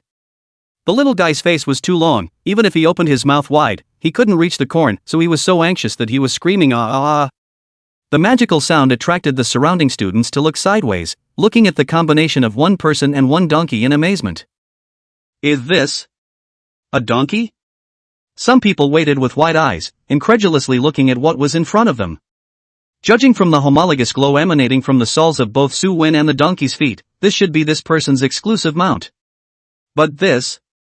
Chapter 113, Eat a Fruit. This person had taken a donkey as a mount? The crowd was puzzled. After all, a creature like a donkey was not very suitable to be used as a mount. Regardless of its face value or battle power, it was in existence at the bottom of the circle. Is this person here to be funny, casually binding a donkey as a mount? This attribute bonus is afraid that it's not even lower than the white qualification? It's hard to say. This donkey has some kind of special talent too. Don't you see that guy is covered in purple equipment? He's not stupid. Holy, how many pieces of purple equipment does this ING have? It's so bright. I just spoke a bit loudly. So the equipment that was the most important to a professional's improvement naturally entered their eyes. Especially after word spread out from somewhere that Suwon had reaped a full harvest from the large replicas. The 10,000 books pavilion had just become a stronghold for first-year students. Every day, new teams came to challenge them in an attempt to obtain the very best equipment and get rich overnight. But the outrageous thing was that while they were still preoccupied with finding new equipment, Suwon turned around and threw himself into the sequence of cultivating mounts. This was a sequence that the lower graders could barely come into contact with. Suwon brought the little donkey back to the dormitory and received it into the mount space. This was a storage space similar to a backpack, but it could store a bound mount, and it was given to Suwon synchronously when he drew the little donkey. The value was very high. At this time, Ji-ha was in the dormitory taking large mouthfuls of dazzling rice. Seeing Suwon come back, he moved the bag filled with stuff on the side to the side. Back? He chewed something in his mouth and slurred. What did I do in the afternoon? Didn't see you people. Suwon sat across from Ji Hao and opened the bag. Inside was a tantalizingly fragrant food. Look at the lunchbox printed on the Scent House logo. Suwon knew that this goods and go to eat cafeteria. The Scent House was very famous in the academy. However, due to the cost of a lot of money, and payment is based on credits, which leads to a lot of students to its eyes, but the card does not have too many credits, cannot be extravagant enough to use credits to eat. But Ji Hao was different. He was now very rich in credits, and usually went there to eat after class at noon and night, which made him recently resound in the freshman group with another nickname. Soft Rice Hao. A tall man of more than 1 meter 9, but he had switched to become a professional milkman, and the most outrageous thing was that he mostly played the role of a soft rice eater in Suwon's squad. There was no way around it. The squad members were so strong that it was rarely his turn to take action, and once Ji Hao got really busy, that's what meant that the encounters with the enemies were too strong, and even he, the nanny, had to take action. Went for a stroll in the wilderness and found a good thing. I'll show it to you in a couple days. Suwon had a happy face. The kind of smile that couldn't be concealed at all, anyone could see it. Ji Hao looked at Suwon with curiosity. Just this afternoon, what kind of good stuff could he get out? Could it be that he had picked up some special treasure?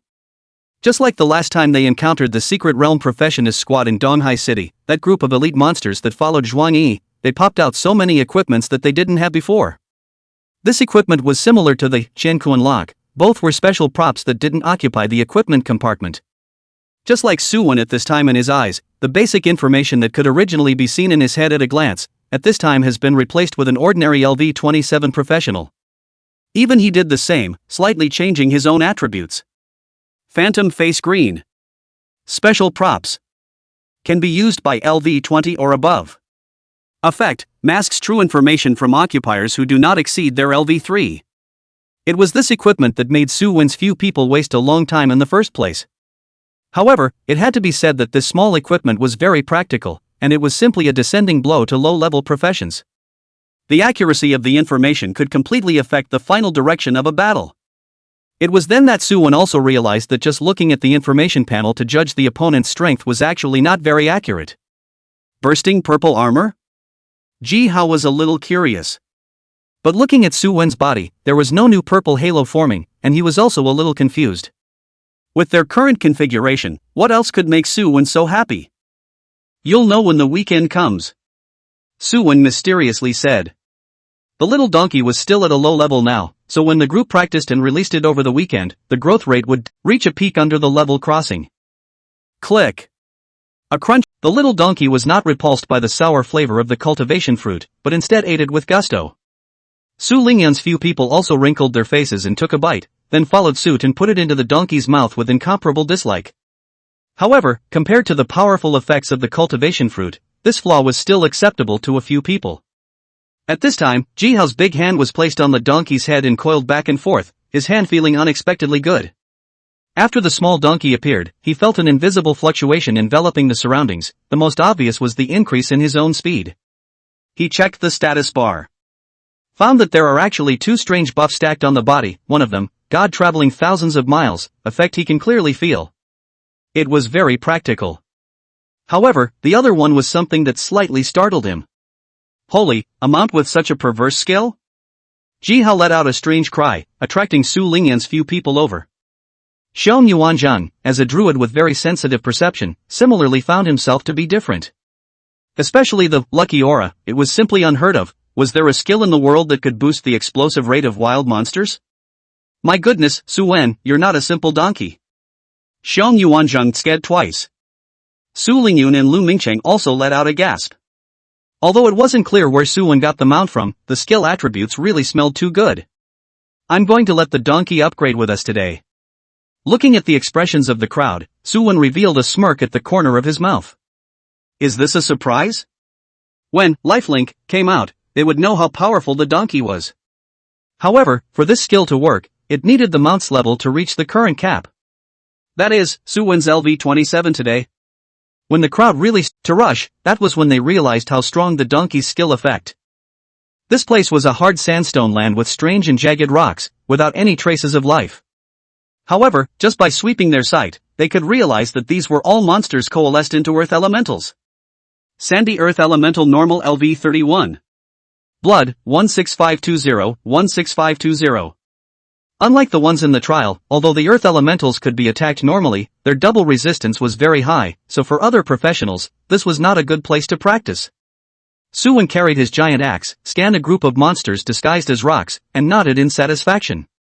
The reason why he chose this place was because earth elementals were naturally slow-witted and highly sleepy, and if they weren't home, they wouldn't normally. As for the green clothes, there was none. After all, this did not belong to the drop category of ordinary monsters. Sue and several people pushed all the way across the road. Not a moment later, there was a pile of rags in the backpack. However, they were happy to keep killing the stone monsters, and every now and then a piece of equipment popped out. Xiong Yuanjiang was enthusiastic at the moment, and his flaming longsword split the elemental monsters into smithereens, popping out a LV-30 blue ring. With a delighted face, he looked at the newly acquired ring in his hand and exclaimed, "Suwen, your mount skill is really heaven-defying. A blue ring popped out so easily, it looks like we'll have to rely on it for all our future equipment." Saying that, he also touched the little donkey that had grown another round. Although this fellow was a bit strange-looking, the abilities it displayed were not comparable to ordinary mounts. Even the purple qualified mounts he had heard of before couldn't. Ha, that's for sure. With the lucky aura enchantment, we'll have our purple equipment in the future. Even the legendary pink equipment we can look forward to. Suwon responded with a smile, a slightly flat tone, but the words he said made the hearts of the crowd jump, followed by a look of excitement on their faces. Pink outfit? That was a divine artifact that was out of reach for even many high-level professionals and even 100-level powerhouses. For no other reason than the fact that Lord-level bosses of the same level were too difficult to deal with. Not to mention the extremely low explosion rate of the powdered armor, it was not something that ordinary professionals could even covet. Not to mention the powdered armor, even if it drops a purple armor, I'm going to wake up at night with a smile on my face. First expect and then realize, with our talent and strength, sooner or later, we will one day follow the footsteps of those seniors and enter the void to fight for humanity. Little Donkey's arrival added a lot of joyful atmosphere to the team, and also filled the crowd with hope for the future. It was a visible path of prosperity. As long as one went along, one would naturally become a top-tier powerhouse, relying on the little donkey's skill itself. Jihao lovingly stroked the hair dangling from the little donkey's head and played with it. The donkey didn't care either, but instead happily let out an ah-ah sound in response, followed by a ray of light that shot towards Jihao, causing a circle of light green light to emerge on both of them. Jihao was startled by the sudden appearance of the green light, and then reached out to touch the light mask, and then looked at the newly appeared skill introduction on the panel. His mouth gradually opened wide, itching to be able to swallow an apple in one gulp. Is this Nima going to be so perverted? Jihao gulped down his saliva and looked at the little donkey with a fiery gaze. If it wasn't for the fact that this thing really didn't look in line with his aesthetics, he couldn't wait to rush up and hug and furiously kiss it twice. This, lifelink, was simply the gospel of priests like him. With the rest of the lives sharing the damage, he was no longer afraid that one day he would suddenly be killed by a certain powerful boss in a single move. What's wrong with this?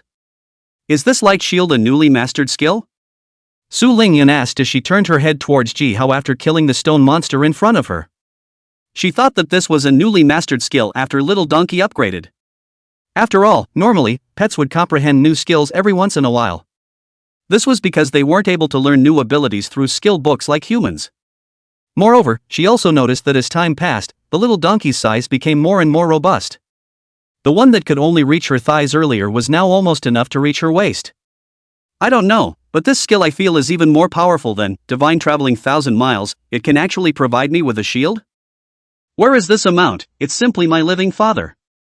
Jihao wrapped his arms around the little donkey and let out a Gigi weird laugh. The other few were envious beyond measure. Who wouldn't want a mount with strong skills to protect them? This caused certain thoughts to rise in their hearts. If they had an equally strong mount in the future, what would be the use of envying soft rice hoe? Looking at the small donkey's appearance like an ordinary domestic donkey, it shouldn't be a particularly rare breed, so he could probably get something similar. If Suwon knew the inner thoughts of several people, he would have to die laughing here. Good guy, system rewarded donkey you also want to find? I'm afraid that you're not drinking a little too much. Even if you don't look at the skills, the purple qualification alone is enough for an ordinary professional to work hard for a lifetime. Not to mention the possibility that this is a small donkey that can evolve. Even if he took a pink suit and exchanged it with Suwen, he would not hesitate to refuse. One day passed quickly. the donkey leveled up by leaps and bounds. Without the restriction of the Qiankuan lock, along with the assistance of the cultivation fruit, the experience eaten from killing monsters all the way across the levels directly allowed it to rise to LV22. The size was also larger than a normal pony, reaching the standard for preliminary riding. Although after growing up, it was not as cute as it was when it was a child, but the clear and stupid eyes and the iconic hanging hair and slate teeth, it was so that the donkey still maintained the wise atmosphere that was uniquely its own. But even so, Suwon was still not satisfied. After 3 more days of culture classes, Suwon brought the little donkey and once again came to the outside of the city. After a day of dull and boring monster brushing, not only did little donkey reach the current level cap LV27. Even the rest of the few people had their levels increased accordingly. Xiong Yuanzhang had gone from LV26 LV27, Jihao and the others had also arrived at LV25, and Suwon was the only one who still lacked some experience to upgrade. But even though his level hadn't changed, Suwon's strength had undergone a sea change under the donkey's attribute bonus. Auspicious luck divine donkey. Qualification, purple to be evolved. Level, 27 676,676,000. Blood, 10,640. Mana, 1728. Strength, 66. Spiritual power, 36. Physique, 133. Agility, 101. Physical damage, 660. Spell damage, 360. Speed, 404. Defense, 1330. Ability level, for purple 120% attribute boost. Increase master's physical damage, 405. Increase master's spell damage, 135. Increase master's blood, 3780. Increase master's mana, 324. Increase master's speed, 270. Increase master's speed, 270. Skill, Lucky Aura S. Skills, Lucky Aura S Lifelink S Divine Walking S Skills, Lucky Aura S Lifelink S Divine Walking S. Such an exaggerated increase in attributes made Suwon satisfied beyond satisfaction. Except for the defense attribute, the rest of them were significantly increased, which was a lot greater than the bonus brought by a purple suit. Moreover, Suwon also noticed that there was something not quite right with the little donkey's attributes. It seemed like the growth coefficient corresponding to its own attributes had changed as it grew a little bit larger in size. This was also the unique evolutionary route of Mount-type beings. They were more obvious and exaggerated than human professionals in terms of the improvement brought about by their level. Suwon felt the impact of the additional attributes. Originally, he was just a shield emperor with high offense and thick blood, and very distinctive occupational characteristics. But now after Little Donkey's increase, even the speed attribute, which had always been a weak point, had soared to the first in the whole team. Other attributes also increased significantly. It was like Suwon had been given a new set of equipment. Moreover, the little donkey had already reached a mountable size. Suwon straddled its back and just thought of a certain direction in his mind, and the donkey rushed out on its own. The speed was so fast that Suwon almost didn't open his eyes from the gusty wind. Moreover, he finally knew what the real use of divine traveling 1,000 miles was. The ride status was based on the speed of the mount, and then increased the movement speed by 200%, so fast that you couldn't even see the shadow. Especially Little Donkey's growth in speed, physique, it was a perfect fit for this skill. Suwon felt that just now that instant was faster than many cars. Just as Suwon was feeling the power of Little Donkey, a lost wild monster appeared right in front of him, looking very strong. Sandy Earth Elemental King Head Boss LV32. Blood, 334,500 334,500. I actually encountered a fallen boss, hee hee hee. Suwon saw the information floating on the panel, a bad smile appeared on his face, and with his battle axe in hand, he swaggered towards the opponent. A bumper stance, shield up counterattack, was thrown out, and the weapon directly smashed onto the boss. 36,631. Under the 25% attribute suppression, Suwon had only brought an extra mount donkey, and the damage actually reached such a level. With just one axe, this boss lost more than a tenth of its blood. Not to mention the two outputs of Su Lingyun and Xiong Yuanzhan following behind. After just a few rounds of attacks, this boss couldn't withstand a few people's frenzied strikes and turned into a massive light that scattered on the ground.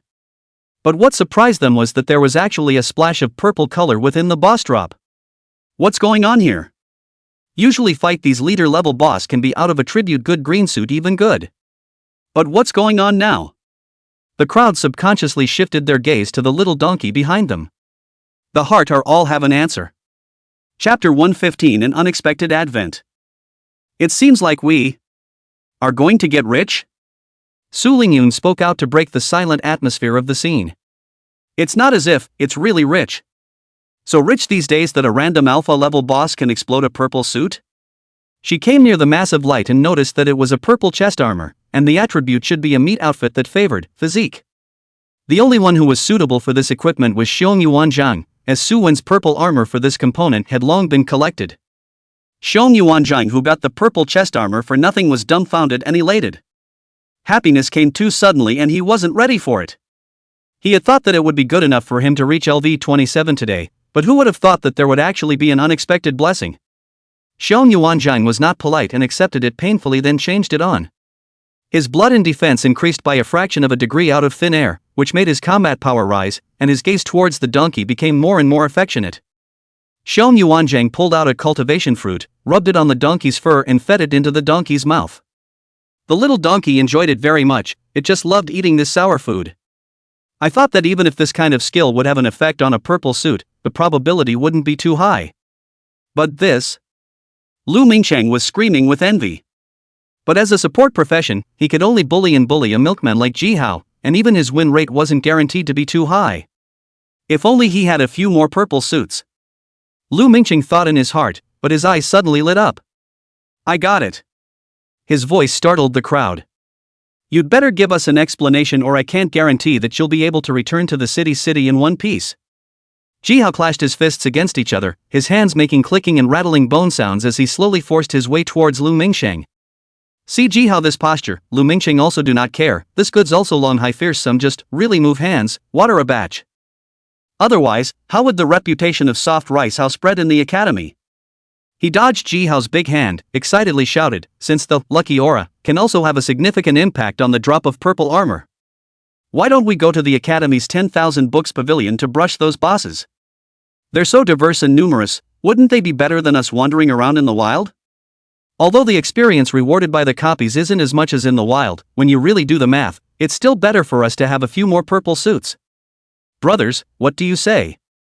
Lu Mingchang's proposal made Su Wen froze. He hadn't really thought about this before, but it was himself who had fallen into a blind spot in his thinking in order to ascend to LV30 as quickly as possible. He only thought about it briefly and realized that this method was indeed feasible. There were an odd number of copies of the 10,000 books pavilion, and although they had set many records, there were still so many they hadn't beaten when comparing the entire first and second tier copies. It's possible, but if you want to play a copy, you'll probably have to wait until next Thursday. Su Wen said helplessly as he saw the end of reward time prompt that had just appeared. The main purpose of today had been reached. Besides himself, several other teammates, including Little Donkey, had all leveled up. Especially Little Donkey, the levels had all risen to today's upper limit. The harvest could not be described as not rich. Su Wen didn't have any grievances either. It's fine. Plans are always changing, it's something we can't control. As long as the end result is good, we can accept it. As for how many detours have been taken in the process, who cares? Ji Hao blew his not so long bangs and coolly said. His idea was this: with the strength of the crowd today, even if something unexpected happened in the middle, it could be corrected in time. It wouldn't waste much time at all. Right. Even if we don't go to the 10,000 books pavilion next week to brush our equipment, we'll always have to go there again when we've risen to LV30. Su Lingyun laughed. Alright then, let's tentatively start next week and go to Wanben Pavilion to meet those bosses, just to see if Donkey's skill is really effective or not. I'm afraid that today is a coincidence and purely our luck. The crowd laughed at the words. Even if the lucky aura only had an effect on purple suits and below, they would still be able to harvest even more extreme green suits than before. It wasn't a loss at all. Looking at the sky, Su Wen's few people began to return towards the schoolhouse. The misty stone forest was relatively far away from the heavenly capital, but fortunately, the divine walk of 1,000 miles provided enough movement speed, and the few people quickly finished half of the journey. But when Su Wen was riding on the donkey, humming leisurely, an invisible fluctuation enveloped the night, silently isolating this area from the present world. Su Wen's few people didn't notice anything wrong, but after they walked for almost 10 minutes but remained trapped in the familiar environment, their faces gradually became gloomy. Rebel Secret Realm. Type: Cooperation Competition Exploration Combat. Introduction: A stronghold of the rebels has been identified by the Empire, and the army is now being dispatched to sweep the area. You can choose to help the Imperial Army annihilate the rebels, or help the rebels to successfully escape from the pursuit, and you will receive the corresponding rewards. As soon as the Secret Realm introduction came out, many pillars of light descended from the sky and appeared within this special space. There were about 100 of them. They had solo warriors, but more of them were teams of LV-20 to LV-29 professionals.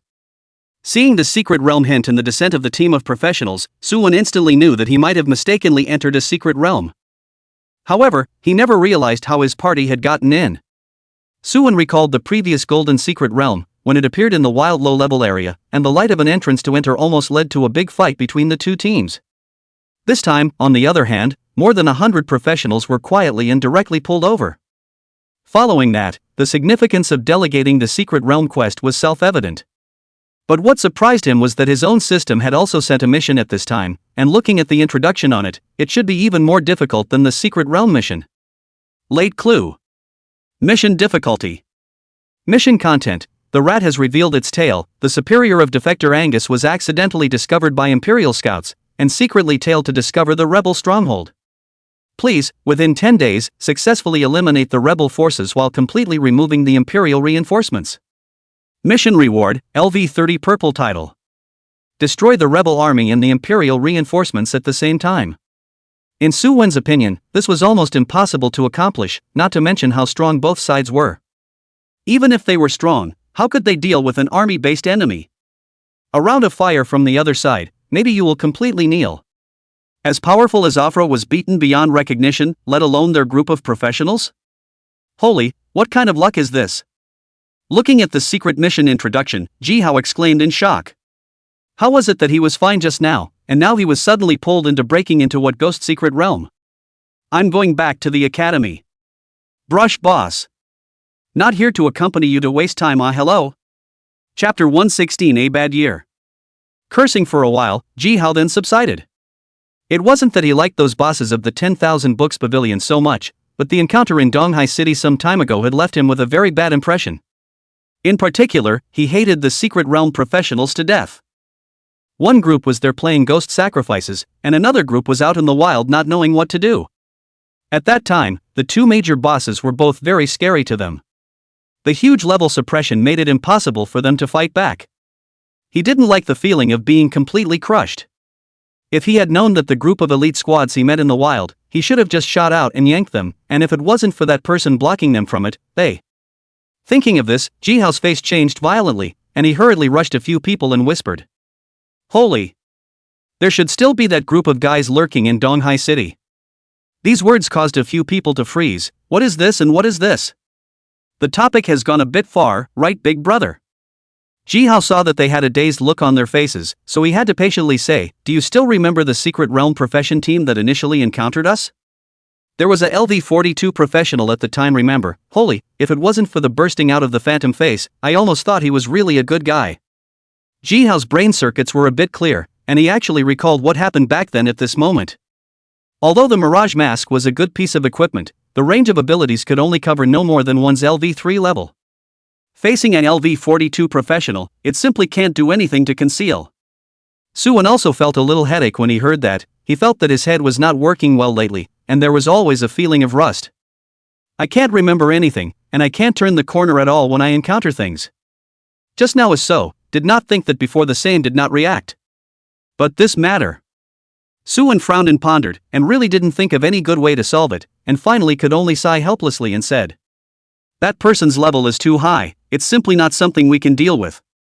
Now we can only get in touch with the hunting hall over in East Sea City to see if we can send police experts to find them out. Having said that, Suwon didn't expect much from this. If LV-42 invaders could exist, what about LV-52, LV-62? Anything was possible.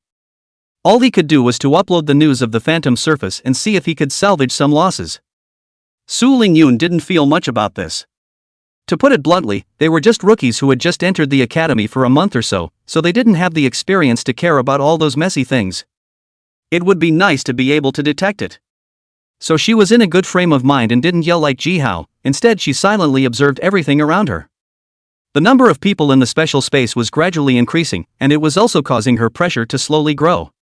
Would such a large number of professionals going to the secret world directly expose their identities? Would the sight of the current world open up a wider passageway, the kind that would be enough for the Imperial Army to descend? Su Lingyan took a deep breath. She knew that her worries were superfluous. There was a tall man to hold the sky when it collapsed. It was not her turn to be in charge of these matters. At this point, nearly 300 professionals had already gathered here. The space gradually became noisy from the original quiet state, until at a certain moment, a huge pillar of light appeared out of nowhere, enveloping all of them. Suwon subconsciously covered his eyes, and when he opened them again, several people had already arrived in a dark valley. There were no shadows of other professionals nearby at all. However, Suwon and the others took their weapons out at the same time. Because at the entrance of the valley, there was a group of armor-clad and sword-wielding patrols that happened to walk in. There were only 10 of them, and their level wasn't very high, only LV-25. But what made the crowd's hearts tremble was the fact that their gazes had been locked on a few people from the moment they entered the valley. A flare rose into the air from the leader's hand, illuminating the somewhat dim sky with incomparable brightness. Now, no matter how stupid one was, they all knew that they were definitely exposed. Holy! You are affected by dead soul tracking LV3. Your location will be sensed by a master of this skill for 1800s. You are affected by dead soul tracking LV2. Your location will be sensed by a master of this skill for 1800s. You are affected by dead soul tracking LV3. Your location will be sensed by a master of this skill for 1800s. Since Suwon was the closest, 3 of these marks hit his body, and the remaining few had 1 or 2. Chapter 117 Frantic Pursuit. Rebels Vanguard Cavalry Normal LV-26. Blood, 16,440 16,440. A group of LV-26 Vanguard Cavalry stopped in front of them, and the leader was a chieftain-level boss. This made Suwon and the others feel a hint of trouble. But it was just a hint. Suwon copied the giant axe and rode on the back of the little donkey, charging in front of this group of riders at a very fast speed. When Su Lingyun and the others saw Suwon doing so, they also understood what the other party meant. One after another, they released their skills and blasted forward. The originally silent black forest instantly overflowed with light, illuminating half of the night. The knights reacted quickly, raising the spears in their hands, forming an array and charging towards Suwon's few people. However, it was different from any of the previous battles Suwon and the others had experienced. These ordinary knights, led by the leader boss, collectively charged, forming a light red airflow around them, and huge spear-tip shadows emerged, stabbing towards Suwon. With a huge 50-to-1 difference in numbers, even an invincible monster of the same rank like Suwon could not stop the opponent's attack. Ka! The spear-tipped shadow nudged above Suwon's shield with a crisp sound. 4,852. Huge damage surfaced above Suwon's head. Before Suwon had the chance to strike, he felt a terrifying force traveling down his shield, lifting his entire body out. Fortunately, Su Lingyun's meteor fire rain descended in time, and the hot fire elements directly smashed the charging battle formation of the knights. 9,570. 8,570. 8,775. 8,894. Although the opponents had dodged in time, there were still a few unlucky ones who were almost smashed into mush and ended up being burned alive by the flames. The gray sky was obscured by a layer of cloudy clouds, while the sound of loud explosive thunder rang out. Many thunderbolts passed through the black woods that blocked the moon and fell on those knights who barely survived. 6,545. 6,240. 5,889. It was important to realize that even though Lu Mingxing was only a support profession, the moment he picked up a purple outfit, he was a god. The increase in equipment didn't make any sense at all. These unlucky people who had just gotten out of the fire and were struck by lightning were considered completely dead this time. The original 50-person Knight Legion, after a wave of spells washed the ground, was instantly reduced by a dozen people.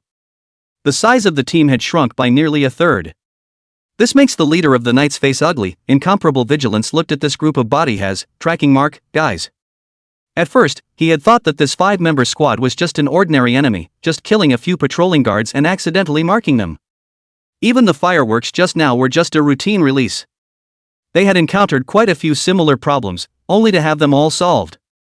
But this time, he raised the longsword pinned to his waist, his body flickering with inexplicable fluctuations, just like the red spear tip just now, and surrounded the crowd en masse. Little by little, green recovery markers lit up on his head, and his chi and blood slowly recovered. This scene Jihao and the others just coldly watched without any action.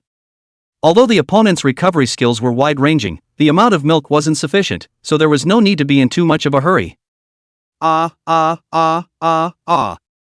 It was then that Suwon returned to the battlefield on his donkey.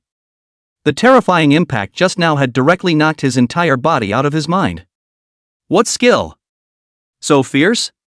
Suwon didn't believe that this was the opponent's unique legion skill. It must be some kind of powerful generalized skill. Even a super meat shield like him could be sent flying, so the power was evident. Suwon thought that Xiong Yuanzhang had a legion technique, but when he asked him about it, he realized that it was purely an ordinary blessing skill that increased the damage of the attack. At most, it consumes less to launch the skill. Previously suffered a loss, now Suwon naturally will not had iron rushed forward again. Even though the red glow around the opponent's body had faded a little, he still tried to attack remotely just like Su Lingyun and the others. 3 axe lights landed on the flanks of the military formation, and with Suwon's current damage, these ordinary knights couldn't hold up to his chopping attacks. 5 people were directly sharply reduced. The knight leader's face changed. This donkey riding kid that they had previously sent flying, his long-range attacks were actually so terrifying. He instantly realized that he would have to make some sort of decision to solve today's predicament. The knight leader clenched his teeth and took out a flare that looked quite familiar to Suwon's few people. Before there was time for the several people to react, the flare shot up into the sky, once again illuminating the dark night. I'll do it. Jihao's face was red with anger. What was wrong with this group of rebels, having a flare in their hands? Should they be so exaggerated? Suwon also encountered this situation for the first time and was rather speechless. How come he shook up people while fighting? However, Suwon had no choice but to kill the knights and seek a new escape route. But the next second, the scene that made Suwon almost vomit blood appeared. Just now, this group of knights who were still brave and fierce even chose to take the initiative to retreat at this moment. Without the mounted status enhancement, it was simply impossible to catch up with the other party. He didn't dare to let the donkey leave the crowd too far away, fearing that this was a ploy by the other party to lure him in and then go to surround his teammates. Suwon also tried to run straight away, but the knight leader and the dog pile were as sticky as each other. The enemy advances and I retreat, the enemy retreats and I advance. The small setup was for them to play clearly. Just when this group of guys wanted to hang behind a few people's asses again, waiting for reinforcements to arrive, Suwon completely exploded this time. He mounted the small donkey, turned violently, raised his axe and hacked towards the front. Under the riding state, he was incredibly fast. The knight captain couldn't react at all, and saw Suwon charging into the team, his axe swinging and bringing up flowers of blood. The original team that was still quite tidy suddenly tumbled over, the horses were frightened and all of them stood up on their feet, dropping the knights on their backs to the ground. Not to mention the knight leader didn't react, even Jihao and the others were confused. However, their long-time cooperation still allowed them to subconsciously throw their skills over. After a set of combinations, this group of knight legions that were still hanging on Suwon's ass were immediately rushed to pieces. The numerical advantage was scattered. In this way, these people posed no threat to Suwon and the others. Within a few clicks, this group of smart-ass was killed to the bone. It was a good thing that there was no more outbreaks of tracking mark on their bodies, otherwise it would have taken a lot more effort. Due to the existence of the lucky aura, the knight leader exploded a green suit with decent attributes, but unfortunately, it was a spear, which none of the people present could use. Picking up the rest of the loot, he rushed towards the front. This piece of Black Forest territory, in addition to the head of the damned tracking mark, almost cannot see what light source. But right at this moment, the sky suddenly flashed with several explosive bombs in succession, following a straight line from afar and hitting the sky above the heads of several people. This was followed by a slight sound coming from the surroundings. It got closer and closer until it came close to the crowd, and only then did they realize that it was a group of knights that had come from nowhere. Just like earlier, it was all configured with 50 people. But this time, there were 3 of them, coming from Suwon's front and back flanks in a pincer attack to surround him. Holy! Jihao looked at the pursuers coming from behind with a constipated expression. To not be so outrageous, we are ready to go, but also to chase? How much money to give so desperately? Xiong Yuanzhang was somewhat helpless as he transformed into the human bear state and protected in front of the 3 brittle skins. He currently had no long-range attack means. Against that group of knights who knew how to combine their skills, it was really a punch that didn't squeak. Even Suwon was knocked out of more than 3,000 chi blood at once. If he were to do it, I'm afraid that he would have an extra hole in his body, and then die here miserably. Looking at the three knights chasing after him, Suwon was also very helpless. He could only pull out his battle axe and shield to deal with the next challenge. Fortunately, after the last round of fighting, several people were already familiar with the characteristics of the Knight's Order, which was invincible in close attack and long-range pull across. Not to mention Suwon, he felt that a different professional below LV40, even with attribute suppression, would still get smashed in the face of this group of knights. But as long as they mastered the means of long-range attacks, these people are purely experienced babies for a few people. Suwon also did not have any nonsense, and this group of knights have not yet charged, the first step to start. A rain of thunder and fire then landed. The big battle was about to start. Suwon's squad, which had the advantage of first strike, had disrupted the frontmost knight's formation in the first round of attack. A few people used little donkeys, divine travel, to increase their speed, and quickly came to the center of the knight group, and fought with them in close quarters. In one go, they dissolved the onslaught of knights from the side and back. After all, they couldn't attack their own teammates for Suwon's sake, could they? The charge stopped there. But these knights, under the command of the leader, dismounted and drew their swords, and once again surrounded Suwon. Seeing this situation, Suwon's eyes lit up. Good fellow, breaking the horse's legs, right? If the knights formed a battle formation, perhaps he would still be afraid of 3 points, but if they dismounted and became ordinary melee wild monsters. For him, it is just a limp shrimp that can move. Suwon swung his giant axe to kill a bloody path, and even had the leisure to take out a fruit and throw it on the ground after only taking a bite. Brothers, eat the good fruit, it's the welfare bureau now, let's go. Suwon laughed out loud. Shield up counterattack was constantly triggered, every swing of his weapon could take away several lives. At this moment, a pleasant reminder came to his ears. Successfully strike Rebel Army Vanguard Cavalry Ordinary, experience plus 135, Cultivation Fruit Extra Bonus Experience plus 13.5, Group Extra Bonus Experience plus 270. Successful attack on Rebel Army Vanguard Cavalry Normal, experience plus 135, Cultivation Fruit Bonus Experience plus 13.5, Team Bonus Experience plus 270. Successful combat against Rebels Vanguard Cavalry Normal, experience plus 135, extra bonus experience from Fruit of Cultivation plus 13.5, extra bonus experience from Group plus 270.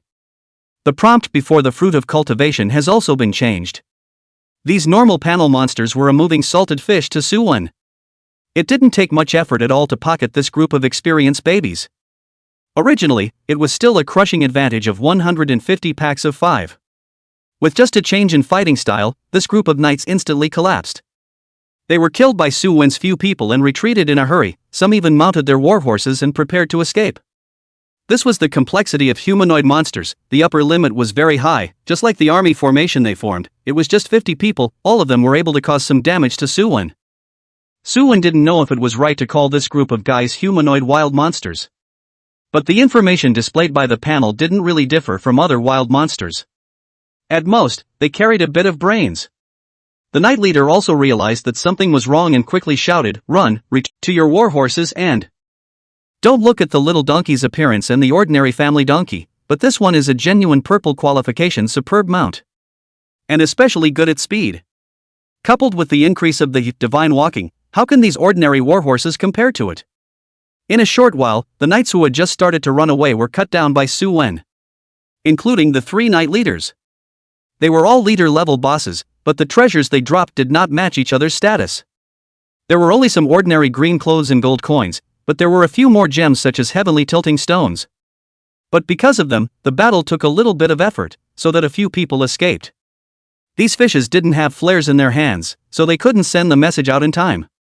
This also made Suwon stop pursuing. Returning to the battlefield just now, Suwon found Jihao and the others talking around a few pieces of equipment that emitted a green halo. Looking closer, Jihao had already picked up a pair of armor on the ground and directly put it on his body. A miraculous scene appeared, only to see Jihao's face shrouded in a layer of mist, which dissipated to reveal an unfamiliar face. Jihao looked at himself, and then picked up the gauntlets on the ground and similarly set them on. This time, directly even the information changed. The false information of the original phantom face was masked down to form a new message. Rebel Army Vanguard Cavalry Zhang Ada Normal LV 25. Blood, 15, 840 15, 840. This is the information of the Obviously, this kind of functional equipment should be the effect of a certain set. As the name implied, a suit was a combination of several pieces of equipment from the same vein that were able to exert a greater power than normal equipment. This suit, on the other hand, was equipped with special abilities such as fraud, face change. Too bad, there are only 2 pieces, not enough for us to share. Xiong Yuanjing searched around the scene and only found 2 sets of fraud set. Together with Ji Hao's side, there were a total of 3 pieces. He was a bit sorry, and hated to have the squad manually have a set, so that they could avoid danger to a greater extent. However, these were all alpha-level boss drops, and to be able to drop 2 at once was considered the squad's luck, so how could they ask for more? After storing the loot away, the few people advanced again. With the passage of time, the marks on everyone's body slowly began to disappear. The most deeply affected is Su Wen, but the effect is only lasted half an hour. When the mark disappeared, several people changed directions and moved some positions, in order to avoid the knights to come after them again. But now look at this dark environment, probably no one will have nothing to do to come over to find their trouble. Why don't we all have a good night's rest? But this was destined to be Su Wen's wishful thinking. In the distance, a man dressed in night clothes, with only his eyes showing, stood on a tree trunk, looking at the people who had already started to build a fire. There was doubt in his gaze. Just now, he had clearly seen rebel flares being fired, and there were sounds of battle coming from before, so how come they were all gone now? Could it be that it was them? The black-clothed man was a bit stunned. The commotion just now was not small, at least 2 knights were charging at the same time. His speed is not slow. Soon after the battle started he came running at breakneck speed, looking at the fallen horses and soldiers' corpses along the way. His heart also lifted a little bit. As an Imperial Advance Intelligence officer, his task was to scout and monitor every move of the rebel stronghold. The man in black had come to Black Scale Valley to scout for rebel intelligence through clues, and he hadn't even had time to confirm the specifics of this place before he was attracted to the battle over here. Judging by the flares, there was indeed a hidden rebel garrison nearby. What we need to do now is to further probe for more detailed information and then send it back to the Empire's internal intelligence system. The man in black took out a scroll. With his palm imprinted on it, he closed his eyes and floated all that he had seen, heard, and guessed in his mind. Lines of text appeared in it out of thin air. When the record was finished, the man in black looked at Su Wen and the others from afar, before hiding his body in the darkness. This scroll, on the other hand, was transmitted back to the Imperial Intelligence Service by a special spatial means. 5th Intelligence Team. The news about Su Wen's 5 people and the situation of the rebel stronghold was presented in front of a certain tall man. His face was stalwart and he was clad in heavy armor, with a heavy Xian longbow hanging from his back.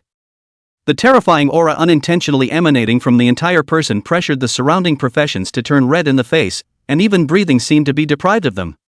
This person was the leader of the 5th Intelligence Team, a 100-level expert Pei Yongwang. Looking at the intelligence scroll that had just been passed over, Pei Yongwang looked calm. Only after a few minutes did he faintly say, "Dispatch a grain officer and a vanguard army to Black Scale Valley to sweep out the rebels. Zhaojia County, I will only give you a week. If the mission fails, there is no need for you to come back." Yes. Below him, 2 rows of people stood, and one of them, a short, fat man with a strange look, shouted out. After saying that, he turned around and left the place, starting to prepare all the equipment for the advance crusade.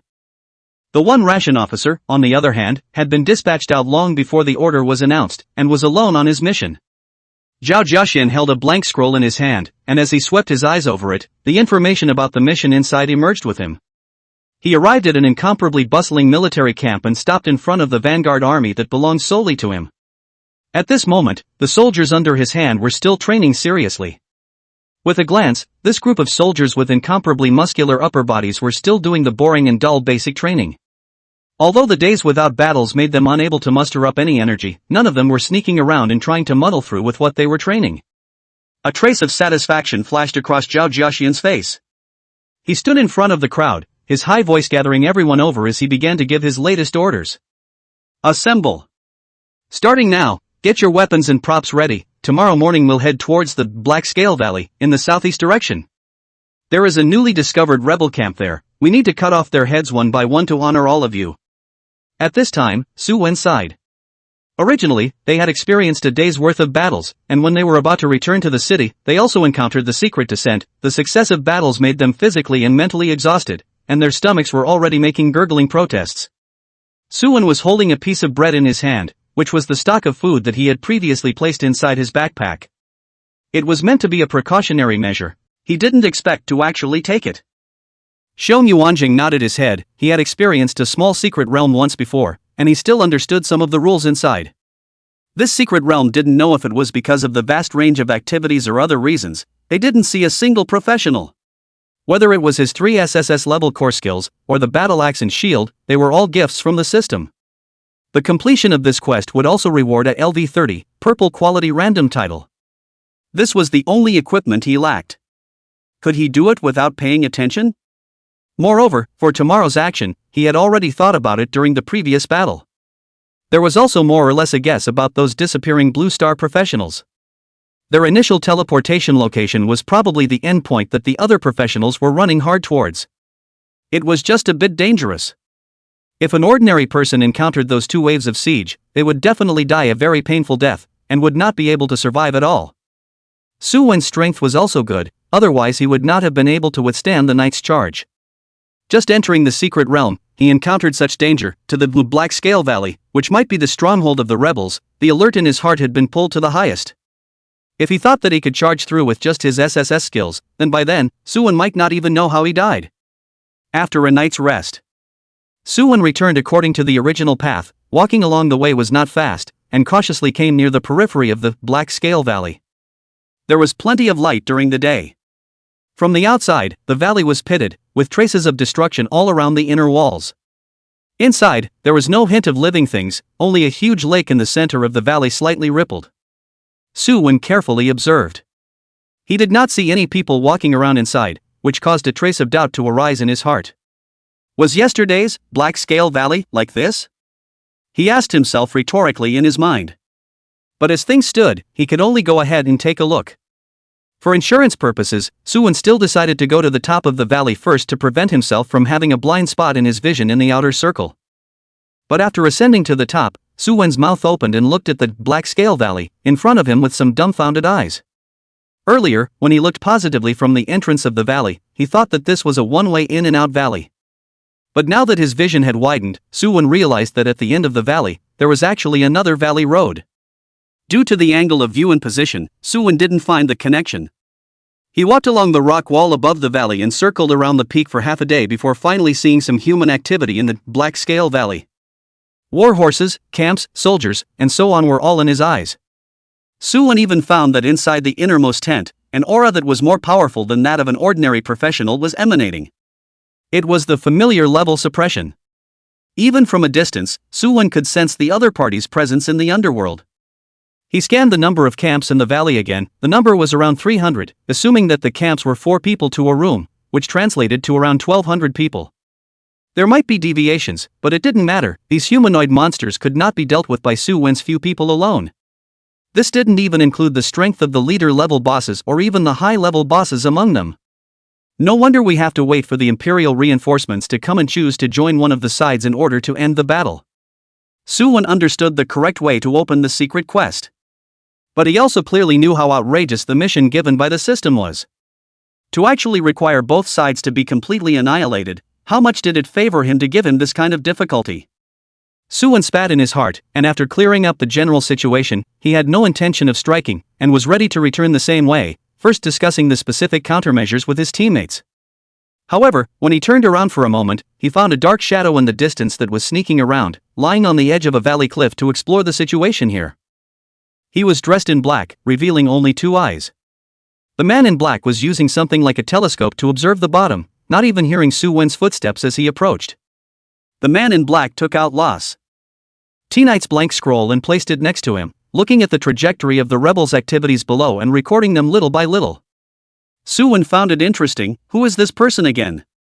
How come I haven't seen it before? Is it hard to be an Imperial scout? He did not act rashly. Some experts were particularly sensitive to probing means. As long as it came with a probing gaze falling, it would sense the source of the other party. Very scary. Fortunately, Suwon had learned the Imperial language of this side of the secret realm in his daily culture class. With the strong memory of a professional, he was able to recognize most of the information recorded by the man in black. Suwon looked for a while and found that what the other party had recorded was not far from what he knew. At the same time, he was disappointed, but he was not interested in continuing to watch. Suwon took out his battle axe and raised it high, and at the moment the axe was about to fall, the black-clothed man's hairs exploded in sweat. Without the slightest hesitation, he directly rolled over and leaped up, preparing to retreat towards the established route. As an Imperial Advance Intelligence officer, he couldn't be more clear about what kind of work he was doing. Encountering a sudden attack from an expert in the process was not something the black-clothed man had encountered once or twice. Despite the panic in his heart, his muscle memory trained over the years allowed him to save his life in the midst of danger, and then use his excellent speed to throw off the enemy. Unfortunately, the man in black had misjudged one point. That was that Suwon was Suwon and others were others. With just one move of taunt, the man in black with fast reaction speed stumbled back like a wooden dummy, and then came towards Suwon. Shock surfaced on the black-clothed man's face as he tried to do something to save his life, but all to no avail. Suwon had seen a lot of these kinds of professionals who would only struggle haphazardly when they were taunted. So against these guys, he was also slightly skilled. With just one touch of shield rise counterattack, Suwon chopped the black-clothed man in front of him into two sections. The light clusters were scattered all over the place, all blue sky and white clouds, but Suwon took out a few scrolls that he had seen earlier. He opened it and saw that it was the map of the geomancy of this place, which had a special location marked by the man in black himself. Bringing the other scrolls over and flipping through their contents one by one, Suwon's expression instantly became incomparably wonderful. Vanguard Army Marching Route. Draft of the plan to eliminate the rebel army. Rebel strongholds roughly distributed map. Suwon was simply stunned by the content, and there were even direct orders from the leaders of the Imperial Intelligence Agency. Including the Vanguard Army's marching routes, as well as some unique information from the ration officers, Suwon's side had seen it all. He glanced at the dead black-clothed man, and the corner of his mouth hung up with an unstoppable arc. "Good brother, actually gave me a big one before dying. How do you think I can repay you?" Chapter 119 Ambush. As Suwon organized the information left behind by the man in black, he could not help but have a perfect route to pass the secret realm appear in his mind. He looked back at the rebel stronghold below and a smile appeared at the corner of his mouth. Truly the heavens are going to die for you. He walked down the valley and followed the traces back to the squad stronghold. At this time, Jihao and the others were bored and were sitting under a tree chatting, and when they saw an unfamiliar man suddenly appear, they all grabbed their weapons and prepared to exterminate the man. "It's me!" Suwon hurriedly waved his hand to stop them. Although the skills could not cause much damage by hitting himself, he was not willing to take a beating for nothing. Xiong Yuanjing narrowed his eyes at Suwon and sniffed his nose a little before recognizing who the person was. He was a bit speechless. How come he came back and didn't take off the fraudulent suit? Scared them a bit. Suwon put away his equipment. Su Lingyun understood what Suwon was trying to do and opened her mouth to explain. Suwon's meaning is to rob the Advance's food officials, so that when the larger force comes and realizes that the logistical supplies haven't kept up, there are only two options waiting for them. One is to give up the fight and directly retreat back to the camp, but this is obviously impossible. How can spending a lot of manpower and material resources easily end the fight? And the rebels aren't little darlings, the strongholds are exposed and will definitely need to be replaced, so this will almost never happen. Su Lingyun looked at Lu Mingqing's seemingly understanding eyes and continued, "There's really only one option left for those imperial troops, and that's to fight hard. Settle the rebel army before the basic rations they brought with them are consumed. Only then will the ultimate goal of this operation be accomplished. The snipe and the muscle are fighting, the fisherman gains. During the fight between the two armies, we can act on the opportunity, so that we can also maximize our gains without having to limit ourselves to the framework of the secret mission." Saying this, the people present finally understood. They looked at Suwon, all of them somewhat eager to try. The next one to face was the Imperial Army's grain officer, although the strength might not be too strong, but rich was really rich. Perhaps after a battle, the harvest was so big that it could make them fine even if they didn't eat or drink for a few months. So what we need to do now is to crouch on the outskirts of the Black Scale Valley, to guard the rations officer. Killing him will make our plan half complete. Next, Suwon began to discuss in detail with his teammates regarding the specific details. In the blink of an eye, 3 days passed. At this time, dark clouds filled the sky and the moonlight was almost invisible. The top of the Black Scale Valley. Suwon did not know where to get a black suit on his body, and like the black-clothed man before, lying on the high ground overlooking the rebel stronghold below. The nearby area was dotted with rocks and weeds, and with the dim night color, it hid Suwon well.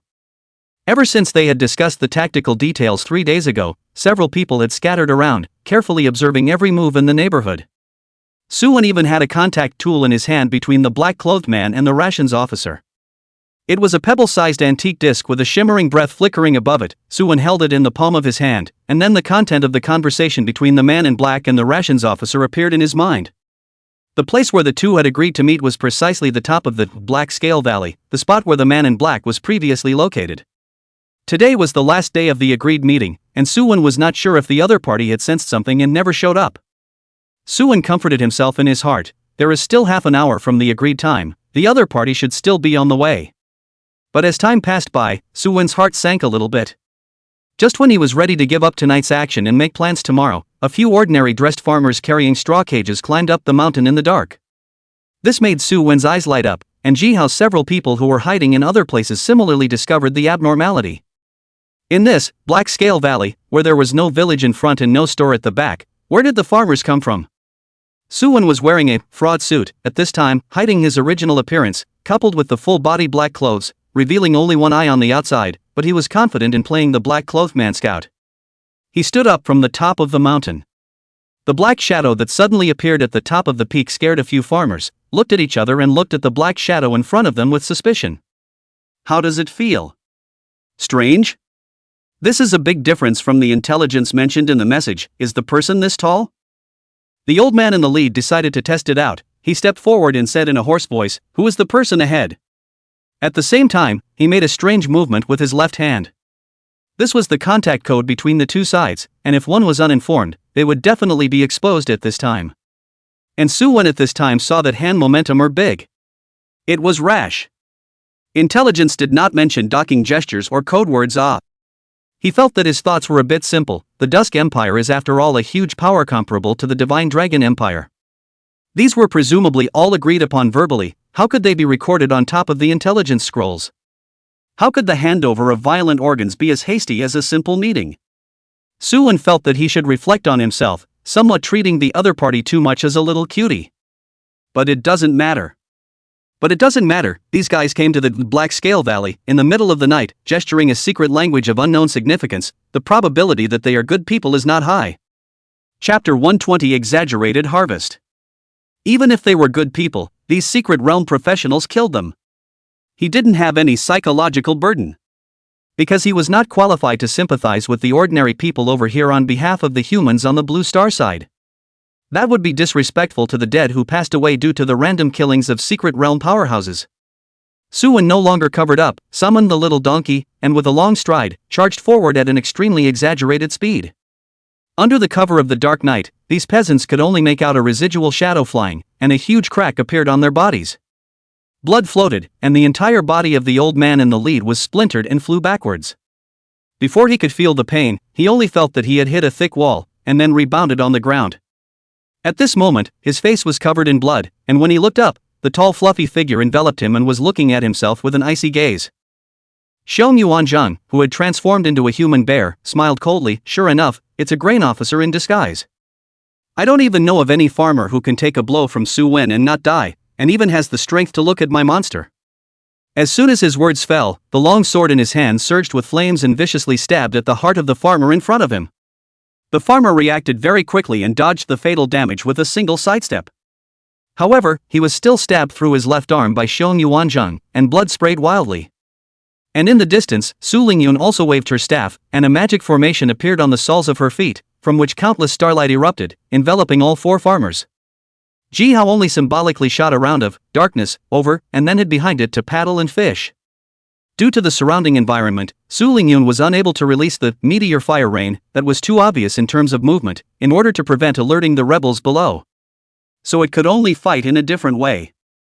However, after the battle began, the information that originally displayed LV-12 on the heads of these four farmers suddenly changed. One was a LV-26 Imperial Grain Officer, and the remaining three were all LV-29 Imperial Elite Guards. 4 head-level bosses only. The one that had been hacked away by Suwon earlier and was currently being ravaged by Xiong Yuanzhang was none other than the Imperial Grain Officer.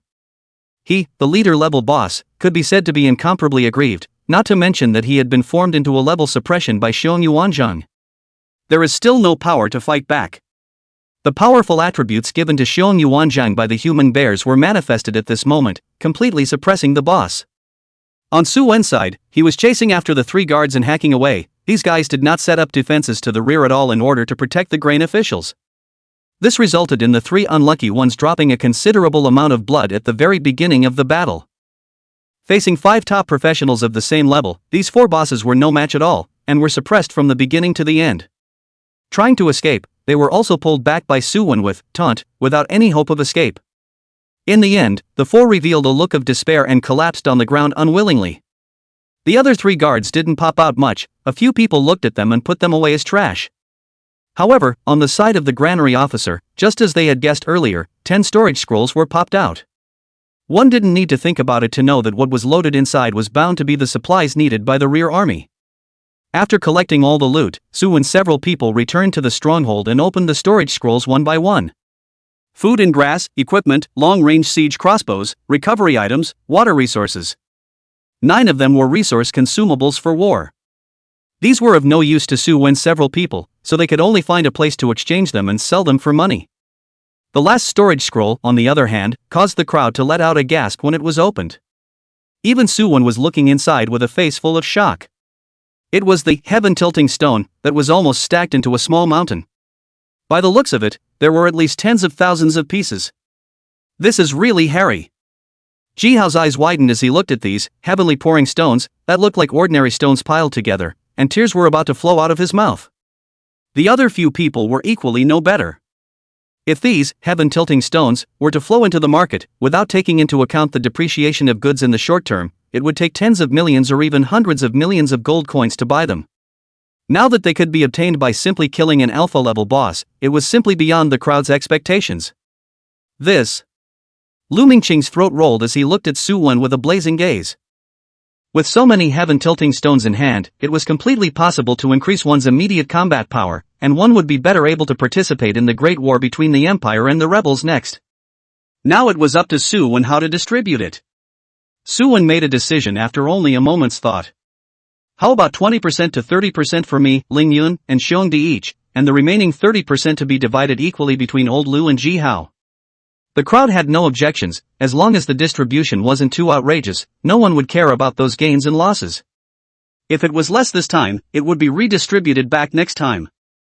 The crowd followed Su Wen, at first perhaps attracted by his strong strength. But in the process of all the way, they also realized that their own captain's personality was really good, a reliable character who could trust everything to the. That's why the duo didn't use it, preparing to wait for LV30 for a big wave. Su Wen's side already had a clear target, and that was the purple title given by the system. However, anything that occupied the equipment bar could be strengthened using the heavenly tilting stone. Jihao's trio also understood this. In fact, by the time they reached an intermediate level like LV25, so many people would leave their resources to be used at the next stage. So a few people also simply piled their equipment up to the level of +4, +5, and then they no longer continued to waste heavenly pouring stones. After a remodeling session, the 3 of them quite literally had the ultimate feeling of spending a lot of money at the mall. There was also a partial increase in strength. Jihao looked at Su Wen expectantly with a red face and asked a sentence that made everyone's jaws drop. Since the Imperial Army has food officials, then the rebels stationed within the valley must also have a lot of supplies, right? Then is there a possibility that the rewards we get from simply going to steal the supplies are more than what the secret realm rewards us with? Not to say more, having half of the assets of a food officer isn't too much. The crowd looked at me and I looked at you, all of them sucking in cool air. Gee, how this brain circuit is still a bit messed up. Chapter 121 Patrol. Some Blue Star professionals had already found the Black Scale Valley, according to the clues in the Secret Realm Guide, and were ready to go up and explore it. To these ones who dared to drill into the valley without a brain, Su Wen had no intention of reminding them at all. There was no surprise. These guys all died inside. During this time, a night army came out to patrol the area, and so many scattered people had recently discovered this place that the stronghold leader wondered if he had been exposed. Under these circumstances, the professionals who rushed here all suffered the same old crime. Just after arriving at the Black Scale Valley, they were rushed to pieces by the group of night armies, unable to even block each other. Although they didn't leave any survivors, the rebels in the valley already had the intention of relocating and were ready to give up this stronghold. This discovery made Suwon furious, mad. The Imperial Army has not come yet. If he lets the rebels run away, then where can he complete his system quest? Coincidentally, Suwon saw a small team of Sakura Empire professionals. 4 men and 2 women, with ranks of LV-23 LV-26. A few people were sneakily leaning towards the direction of the valley. One of them, a female professional with a delicate face, stuck to the captain's side and complained in a small voice. Half of the quest time has passed, and now we haven't even seen the shadow of the rebel army. Seongda equivalent to the meaning of Lord. Do you think we can still complete the quest? The delicate woman's hands held onto the left arm of the man named Yudai, her softness squeezing into a ball, causing the cold-faced captain's breathing to suddenly become a little short. He backhandedly wrapped his arms around the other party and kissed in public under the strange gazes of several people in the squad.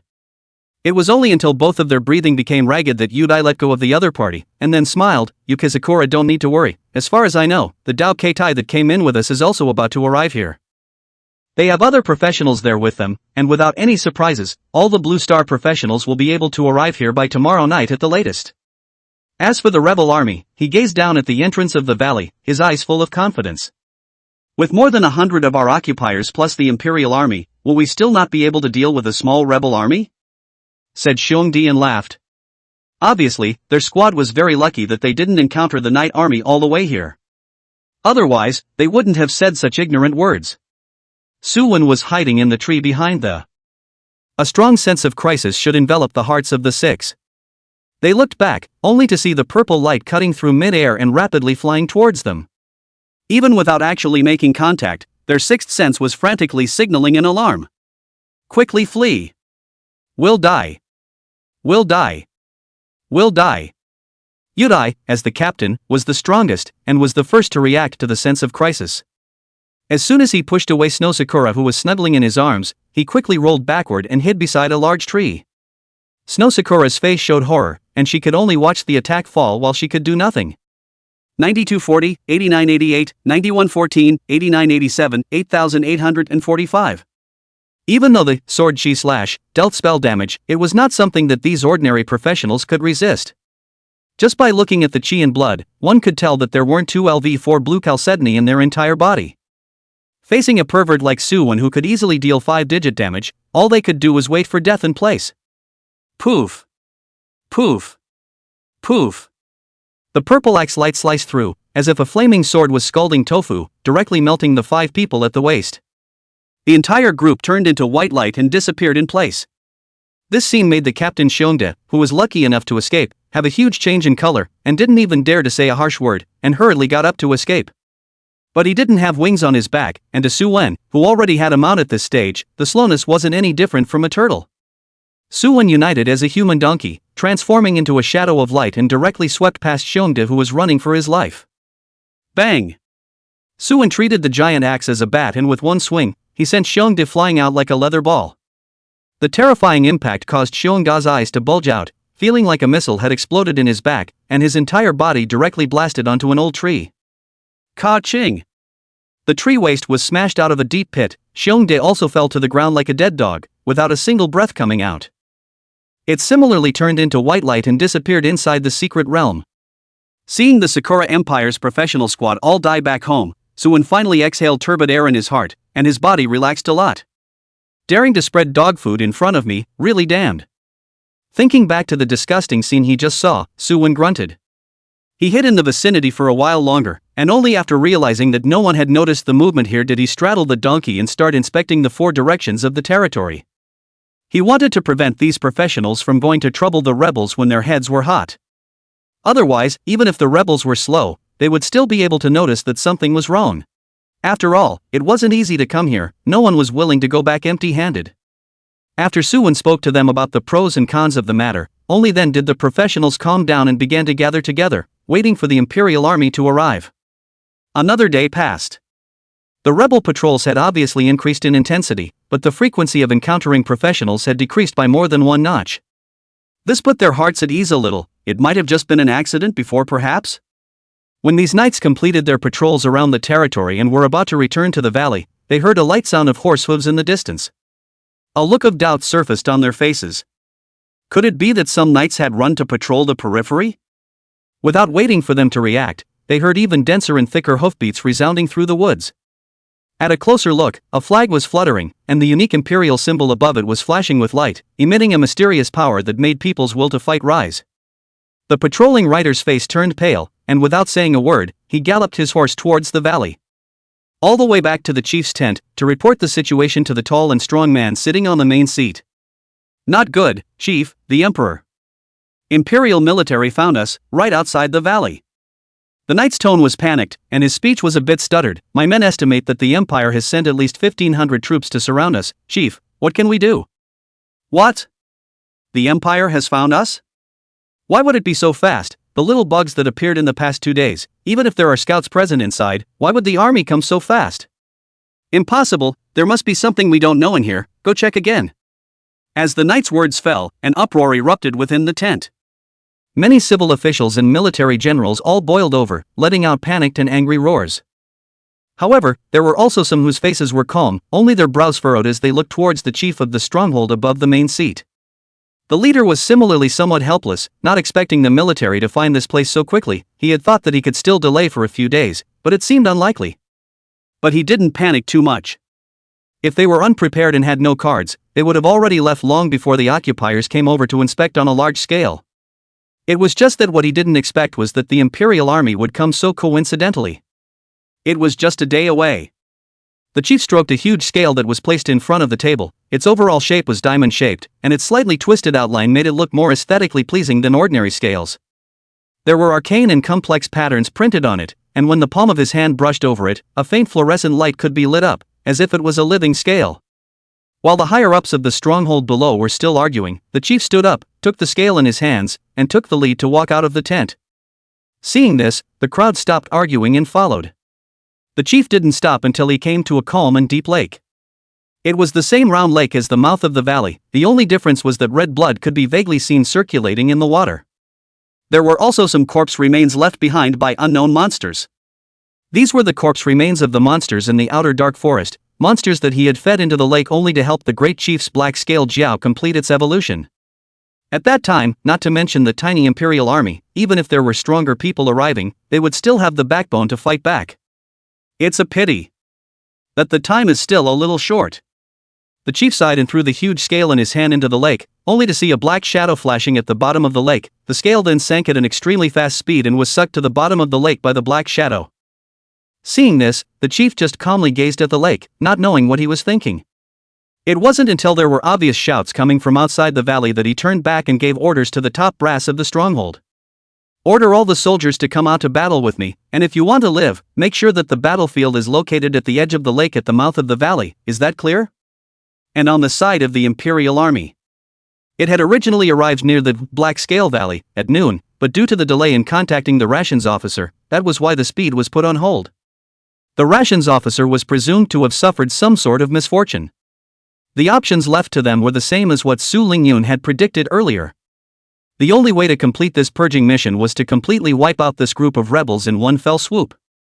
The leader of the vanguard army, Zhao Jiaxian, looked at the rebel soldiers that had already gathered at the mouth of the valley, a hint of disdain flashing across his face. The vanguard army he brought with him had a full complement of soldiers, totaling more than 2,000 people. Those miscellaneous soldiers on the opposite side, what were they going to fight him with? Zhao Jiaxian took out a longbow from behind his back, took out his special bow and arrow, and as his mana surged, it actually began to have a dense fire element attached to it. Whoosh! The bow and arrow cut through the air and directly pierced into the crowd of rebels, then with a boom, an explosion sounded, sending the surrounding group of soldiers all flying backwards, blood spilling wildly. Charge! Zhao Jiaxian, as the leader, took the lead in charging forward with his horse. His LV-38 rank allowed him to emit a horrifying aura fluctuation all over his body, pressurizing the rebel soldiers to not dare to come forward. Knights, warriors, mages, archers, and one other type of professional at the back released their skills. The originally fairly quiet valley suddenly exploded with sound. Both sides of the men and horses quickly churned together, slashing and killing sounds rose and fell. The scene was incomparably chaotic. Su Wen and the others who were hidden in the shadows, seeing that the war had already started, greeted the crowd and marched towards the valley. He shouted, "This time, we're going to cooperate with the Imperial Army and clear out the rebels. Make sure we take them down quickly. I'll say one more thing, this time we'll act in small groups. We won't be forced to cooperate with each other. If you can give a hand, give a hand. If you can't help, count yourself unlucky. That's it." Charge! Su Wen's side of the man also began to advance towards the center of the battlefield. But he played a little smart, that is, during the charge, he put the Jafraud set on his body and directly stealthily detached from the crowd. Rendezvous with Ji Hao's 4. They had tasted the sweetness on the grain officer once, so naturally they wanted to make another profit. Several people broke away from the battle circle and climbed up to the top from the far side of the valley, heading towards the rebel stronghold. Ji Hao had excitement on his face, rubbing his hands back and forth like the world's most annoying creature. His mouth was still chanting words like equipment, materials, and gems. Seeing Ji Hao's unimpressive appearance, Lu Mingcheng laughed disdainfully, this naive bastard, as if he had never seen anything good in his life. He is different. Lu Mingcheng wiped the tears from the corners of his mouth and looked down at the empty rebel stronghold below, as if it wasn't an enemy camp but a gold mine full of treasures. His throat rolled uncontrollably. How do we get down there? He spoke with a stutter, but his eyes remained bright. Chapter 123, Making a Big Fortune. Looking at Lu Mingcheng, who was equally unproductive, Su Wen smiled faintly and took out a bundle of rope made of rattan from his backpack. Since he was prepared to come and dig out the other party's lair, he naturally wouldn't be unprepared. Su Wen took out an ordinary longsword weapon and inserted the tip of the sword completely into the ground, leaving only the hilt exposed. This was a kind of anti-dislodgement hilt with a rounded head at the bottom, which allowed the rattan to be locked onto it without worrying about slipping off and other problems. Connecting several bundles of rattan together, Su Wen threw it down. Looking at such a simple descent equipment, a big question mark popped up on the heads of. If you let him and Lu Mingcheng practice against each other, I'm afraid that he would be able to beat the out of you. Looking at that provocative and arrogant expression, Ji Hao decided to let him off the hook and wait for the best equipment to get back. He looked at Su Wen, and then looked at the somewhat small flowers and trees below. I'll make a sample first, don't worry, with little donkey and old Lu, you won't die. Su Wen laughed. After saying that, he tugged on the rattan and let his body leave the top of the mountain, his hands gathered strength and slowly slid downwards. The rattan within the dark forest was quite a bit sturdier than he had imagined, and there was no risk of it breaking at all. In no time at all, he reached the ground without any problems, waving his hand to the few people watching him from above, signaling them to hurry down. Although 100 meters was very high, to a professional, as long as they didn't fall straight down like their heads were stuck in the earth, they generally wouldn't fall to their deaths. Other than pain and a wild collapse of chi and blood, there weren't many other problems. Ji Hao on the top of the mountain saw Su Wen land smoothly, gritted his teeth and similarly slid down. The process was going well until Ji Hao looked up above and saw Lu Mingcheng placing his hand on the edge of the rattan, the corner of his mouth revealing a smile like the crooked mouth of the Dragon King. Old Lu, wait for me. Ji Hao was startled and slid downward in a hurry. Although he was less than 20 meters from the ground at this point, and would not be in any danger at all, he was still so frightened by Lu Mingcheng that his legs tightened and his entire body shivered. Lu Mingcheng above him hemmed and hawed. After Ji Hao went down, he similarly slid down. Compared to Ji Hao's nervousness, he didn't have any psychological burden, and reached the bottom in only 20 seconds. Su Lingyun and Xiang Yuanzhang followed suit. As for the donkey, it was put into the mount space by Su Wen below and then released again, successfully realizing a space travel. Let's split up, Ji Hao and Lingyun together, Xiong De and Lao Lu together, collect from the very center outwards, the speed must be fast. Before the war ends, we have to successfully return to the mountaintop, we can't get wrapped up by those guys here. Ji Hao and the others nodded their heads and without hesitation, they quickly selected a target and started searching for it. Although the logistical supplies were usually not placed in the center of the camp. But Su Wen was clear that these tents in the center were all occupied by the rebel high command, and whether there were any residual treasures inside was unknown to anyone. There was always a need to search. Walking into the big tent in the center, Su Wen began to inspect them one by one. It was different from the imagined affluent situation. These rebels were very poor, even in the chief's tent, he didn't rummage through anything good. As for the other higher-ups, they were even more out of stock. This made Su Wen not only a little skeptical, it was hard to believe that all these guys had put their things in storage scrolls and carried them with them. This made him a little depressed. In case this was really the case, they could only look for their army's basic supplies hidden there. The three groups searched for half an hour.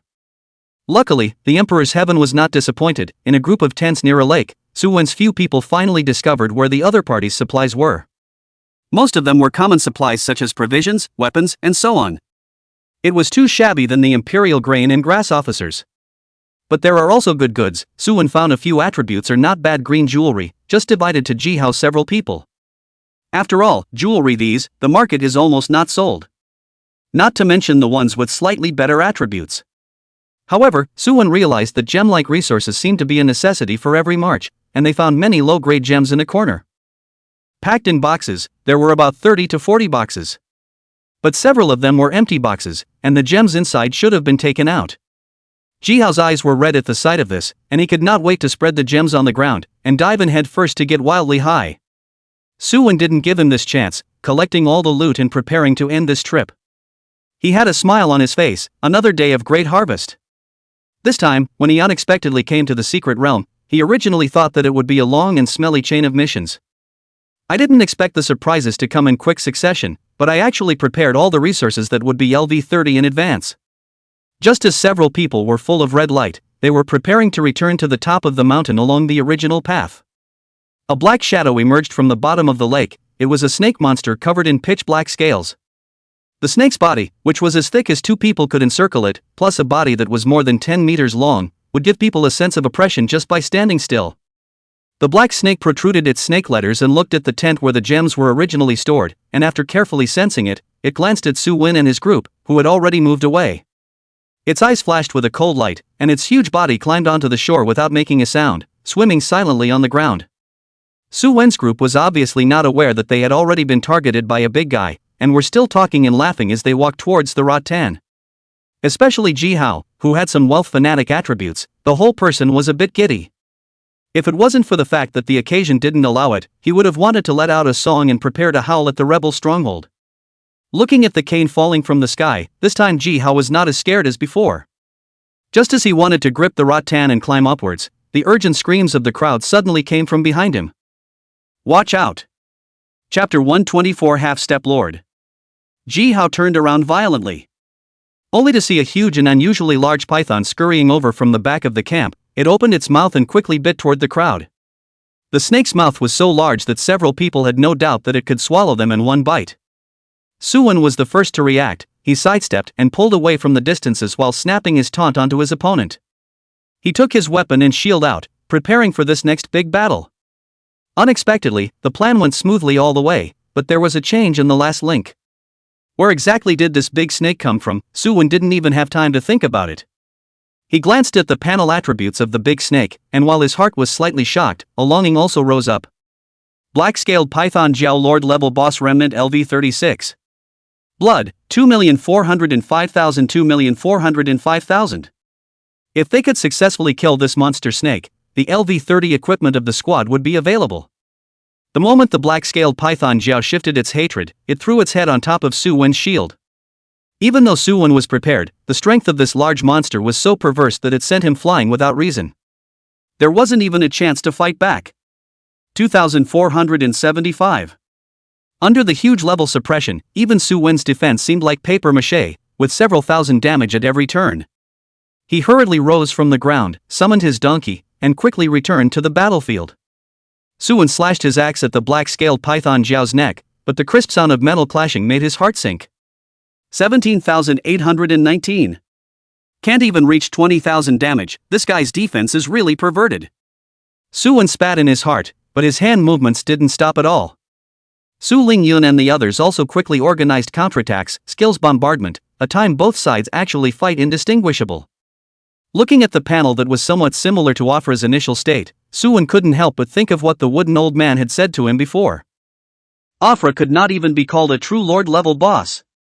He was forcibly promoted up by some sort of external force. 1 or 2 could be seen just from his Baranchian blood, 1 million or so, although it was much more than a comparable chieftain-level boss, it was far from being enough to reach the lord-level threshold. The chi blood of a normal LV27 level boss was at least 13. Jihao, on the other hand, hung the healing skills on Xiong Yuanzheng and Su Lingyun's heads. These two are the deputy C, absolutely must be protected. When encountering a boss of this level, it is true that if you rub it, you will be injured, and if you touch it, you will die, and you won't play half-heartedly with you at all. Outside the mouth of the valley, the rebels and the Imperial Army are also having a large-scale group battle, and there are Blue Star professionals involved, so I'm afraid there will be a lot of variables. So much so that Su Lingyan didn't dare to use her signature skill, Meteor Fire Rain, and could only put some of her own skills to deal some damage. Even so, under the rounds of bombardment from several people, the black-scaled python's blood was falling rapidly. As long as it couldn't break through Su Wen, it would never be able to harm Ji Hao and the others at the back. But how many bosses that had grown to this point didn't know how to attack from a distance? The black-scaled python Jiao tilted its head and roared, the water element converged crazily on top of the snake's letter, and the cold air condensed and slowly became 3 cold ice spears. Whoosh! The power of the ice spears converged to the limit, directly toward Ji Hao and the others. Obviously, the black-scaled python Jiao was not low in intelligence, and knew to first address the stray fish that were constantly harassing it from afar. Ji Hao and the others were startled by the speed of the ice spear, and even though they had already begun to dodge during the opponent's skill swing, they were still caught by the black-scaled python. However, they were still prejudiced by the black-scaled python Jiao's route. Xiong Yuanzhang, who had into a human bear at the moment and was protecting the side of a few people, had an extremely fast reaction speed and reacted the instant the spear flew out. He grabbed Su Lingyun and Lu Mingsheng, who were closest to him, like he was grabbing a small chicken, and violently retreated backwards. Boom! Boom! The spear penetrated through the earth, blasting a large crater on top of it, and dirt flew up, making it impossible to see what was in front of them. The 3 of them managed to dodge the black-scaled python Jiao's attack, but Ji Hao wasn't so lucky. The spear directly penetrated his body, and the huge inertia carried Ji Hao flying backward for a long distance, not stopping until it was nailed to the surrounding rock wall. 52, 104, 5, 320. The raging damage directly sent Ji Hao to meet his 2 mil. The snake's mouth opened and let out a sorrowful hiss. Chapter 125 Meeting each other. While Su Wen's squad and the black-scaled python Jiao were fighting fiercely. The army battle at the mouth of the valley was even more grueling. The rebel leader's face was hideous, his body was sprinkled with the blood of his enemies. Even though he was frantically killing, he couldn't stop the iron cavalry from the empire. Even the engagement ground he had set up earlier was forced to move back a few dozen meters. According to his initial idea, through the living sacrifice to let the black-scaled python Jiao complete its evolution ahead of schedule, he would definitely dry up in this great battle. But now for some reason, the black-scaled python Jiao still hadn't appeared even though such obvious battle fluctuations were emitted from this side. Swoosh! A stream of light arrow attacked, directly piercing through the rebel leader's left arm and the moment he froze. Blood sprayed wildly as a large hole was penetrated through the wound. The rebel leader screamed miserably, but did not lose his bearings as the priests in the back row had already flung their healing skills over. This would allow him to survive longer on the battlefield. Zhao Jiaxian in the distance was not surprised to see this. He and the rebel leader were half as strong as each other. The reason why he was able to suppress the other party was all because of the Imperial Vanguard army he brought with him. In a situation where the levels were generally not high, the strength in numbers decided everything. Looking at the rebels still struggling to resist, Zhao Jiaxian gave a cold snort of disdain, then took the general's flag in his hand and waved it vigorously. All generals, take down the rebels with a single blow, and those who behead the generals will be greatly rewarded. Zhao Jiaxian roared out. And then all the generals of the vanguard army seemed to be pumped with chicken blood, charging forward with desperation. There was only one target, and that was the head of the rebel leader. The Blue Star professionals who were mixed in the army were mistaken for enemy scouts in the early stages of the war due to their strange attire. However, as the number of scouts increased, the rebels were attacked as if they had a huge grudge against each other. This makes Zhao Jiaxian and other generals temporarily suppress the idea of questioning each other. These might be the rebels' enemies, who had come to the door with them. Facing such a dense concentration of fire, even though the rebel leader was a leader-level boss with a high level, he was still beaten back. It was only a matter of moments before he was blasted into serious injury by the skill. The rebel leader's face changed drastically as he forced himself to endure the pain and drove his horse backward furiously. He was afraid that if he stayed for one more second, he would be pulverized by countless skills, the kind that didn't even leave a bit of dregs.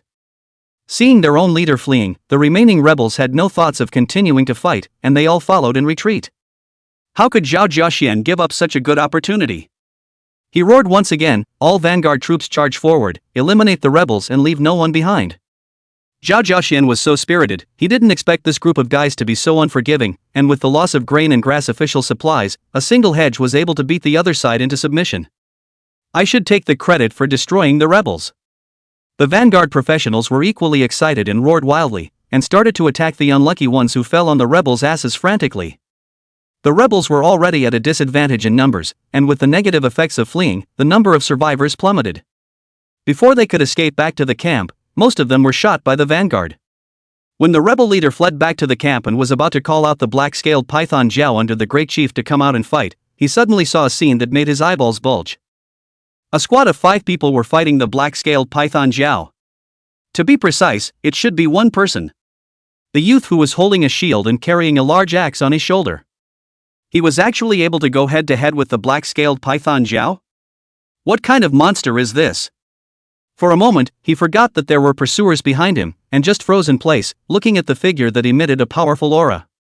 It was as if he had seen the great chief's young appearance. Shoo! Arrows carrying thunderbolt lightning shot in, waking him up at once. The rebel leader then remembered that they were escaping and had come to seek help from the black-scaled python Zhao. But what was the situation now? The black-scaled python Zhao was also fighting someone? Was it someone from the imperial military? The rebel leader didn't know, but he looked at the pursuers close behind him, gritted his teeth, and still took out a transverse flute from his bosom. Under the cover of the many rebels, it played a strange melody. The sound was very soft, but it magically reached the ears of everyone present. The sudden sound of the flute caused Su Wen and the others to subconsciously turn around, only to see that at some point, the rebels and the imperial army had already rushed in front of them. The two sides were once again fighting each other. But what surprised him was that after the sound of that strange flute, the black-scaled python Zhao in front of him had strangely stopped attacking. And then twisted its body and quickly charged towards the rebel leader. The black-scaled python Zhao was moving very fast, and in the eyes of those imperial vanguards, it looked as if it was a huge rock that crashed over at a flying speed. Under the command of the rebel leader, it charged into the crowd without having to perform any skills at all. Just the level suppression alone could crush the majority of the enemies. But inevitably, the rebels also had a lot of unlucky people who were smashed into meat patties and died an incomparable death. The sudden appearance of the huge black snake made Zhao Jiaxian and the others incomparably wary. The powerful aura emanating from its body was definitely the strongest of all the people present, almost on the verge of reaching the lord level. His face was unsightly, as he was looking at the completion of his work, when a powerful monster suddenly appeared to stir things up. No one could be in too good of a mood. Seeing the rebel leader blowing a horizontal flute, he knew that the key point of this victory or defeat was here. Zhao Jiaxian shouted, "All of you, surround the rebel leader. Those who behead the general will be rewarded twice as much." The reward for beheading a general was already generous, but now that it was raised by 2 times, who wouldn't covet this? The vanguard army, just like before, once again aimed their spearheads at the rebel leader, preparing for a set fire spike scene. Unfortunately, the black-scaled python Zhao was present, so how would it let them really get their hands on it? It rampaged through the crowd without any opponents at all, and even a vanguard leader like Zhao Jiaxian was unable to restrict the other party in the slightest. The rebel army's original numerical disadvantage was quickly followed by the good news that their troop strength was about to equalize after the black-scaled python Zhao joined in. Zhao Jiaxian's face was blue. He knew that if this continued, they would definitely lose. This black-scaled python Zhao must be dealt with first. Luckily, Su Wen had inflicted a lot of damage on him earlier, and after wreaking havoc on the battlefield for such a long time, this guy wasn't unharmed either. The vanguard had the complete strength to completely decimate him. After all, it wasn't like it was a real lord-level existence. There was nothing to be afraid of. After the change in tactics, the black-scaled python Zhao was attacked by pouncing skills, and even the blue star professionals all aimed their spears at it. But accordingly, the rebels were without human restriction and launched a frantic massacre on the vanguard again. But where would Su Wen sit back and watch the rebels' Jedi turn the tide? He rode a small donkey and rushed into the battlefield, moving so fast that these ordinary miscellaneous soldiers couldn't see his figure at all. They could only feel a ray of light passing by, and the companion beside them was sliced into 2 halves. Chapter 126 Crazy Battle. Su Wen's entrance was like a tiger entering a flock of sheep. In his opinion, these soldiers were all experienced babies that could be handled at will. This group of rebels was not like the knights who had chased them before. They were all ordinary infantrymen who wielded their weapons haphazardly on the battlefield. Although Su Wen also didn't know any battle axe techniques, but a force of 10, those who were struck by him would be greatly disabled even if they didn't die. The surrounding rebels seemed like a bunch of weeds, constantly being harvested by Su Wen. Such an exaggerated scene was naturally noticed by the people in the surrounding. They looked at Su Wen in dismay. Where did this reckless man come from? 1 man and 1 donkey, how could he be invincible on the battlefield? This is really outrageous. The surrounding soldiers had wanted to form a battle formation to surround and kill Su Wen, but they had underestimated Su Wen's strength. The strongest freshman of the Divine Martial Academy was no joke. No heavily armored shield warrior, knight, or meat shield druid could stop a light axe from him. Blood spread all around, causing these rebels who had been clamoring and shouting to overthrow the empire all day could not help but show expressions. This bizarre phenomenon made Su Wen look blank. He could see his own face through the reflection of the axe blade, and Su Wen gazed at it for half a day and didn't find anything scary about himself. As for making the rebels scared like this? Su Wen wasn't aware that the way he rampaged across the battlefield, his intimidating power was simply comparable to the black-scaled python Jiao. It was too much higher than the rebel leader and Zhao Jiaxian. It was simply a humanoid killing machine. Those imperial troops, these ordinary rebels could still handle one or two, but facing Su Wen, wherever the terrifying giant axe appeared, people would die. If you look down from high altitude, you will find that the battlefield has formed two vacuum-like vortices. One was the black-scaled python Jiao with an incomparably exaggerated appearance. The other was Su Wen, who was carrying a huge axe on his shoulder. No one dared to get close at all. But the leaders of both sides gave a death order: no retreat. If they retreated any further, they wouldn't be able to survive. Even those Blue Star professionals who participated in the battle were completely swept up in the vortex, and there was no way to get out. There was a professional whose chi and blood had been damaged and who wanted to break away from the battle circle, but was recognized as a deserter by the Imperial Army. He was killed directly on the spot. Although not many professionals saw this scene at the time, with the passage of time, more and more professionals were killed, and they slowly understood the rules of the battlefield.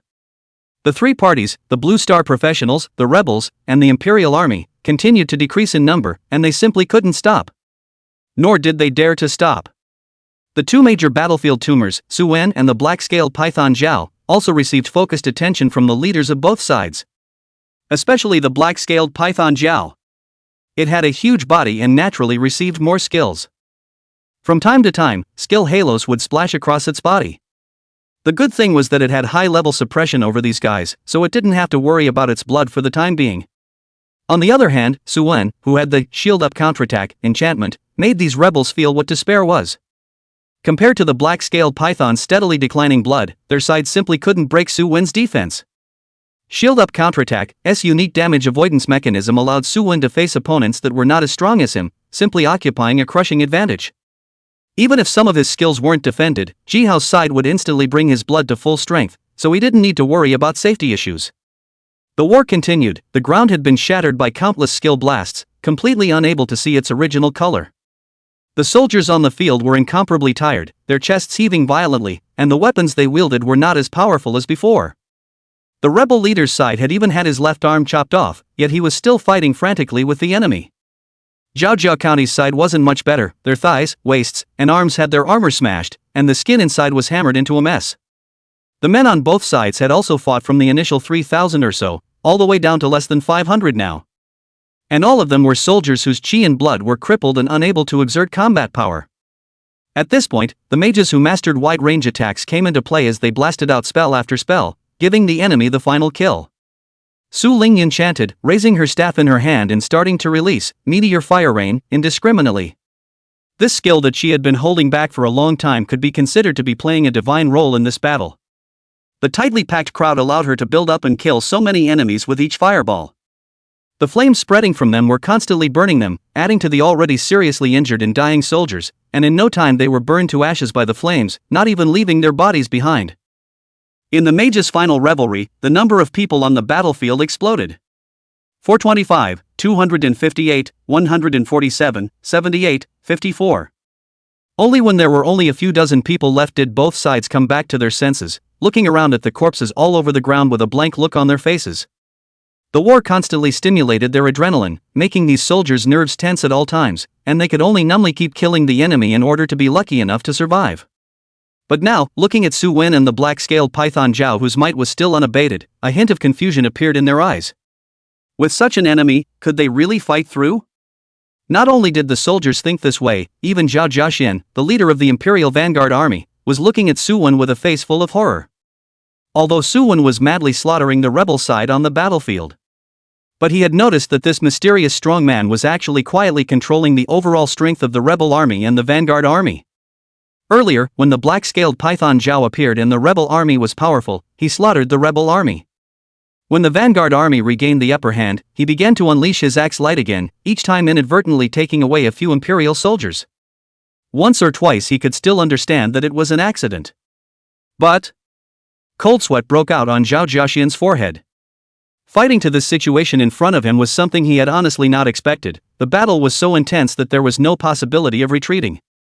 Now that both sides had fallen into a brief calm, he also had to make a decision. Looking at the surviving imperial vanguard, they were covered in blood and almost no one was intact.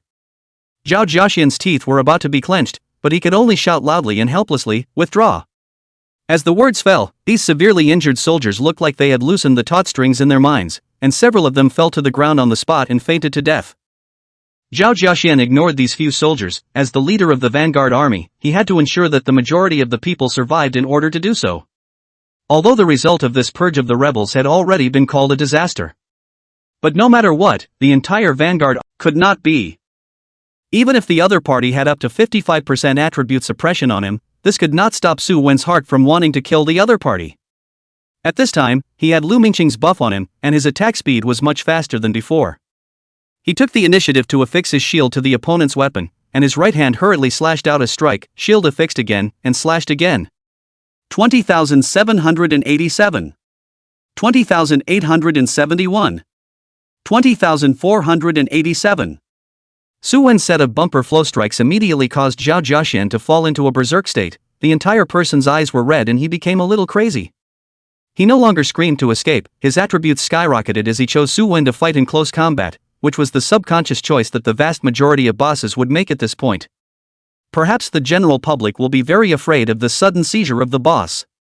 Many squads, regardless of whether they were in a copy or in the field, had records of being massacred by a boss in a berserk state.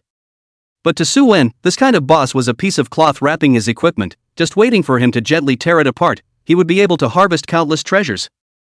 Boom! Boom! Boom! Su Lingyan's attacks were falling from the sky. As the team's vice, she wouldn't just watch Su Wen face the boss by himself, even if it was nothing to him. Similarly, there were rebel mages who unleashed their skills on Zhao Jiaxian.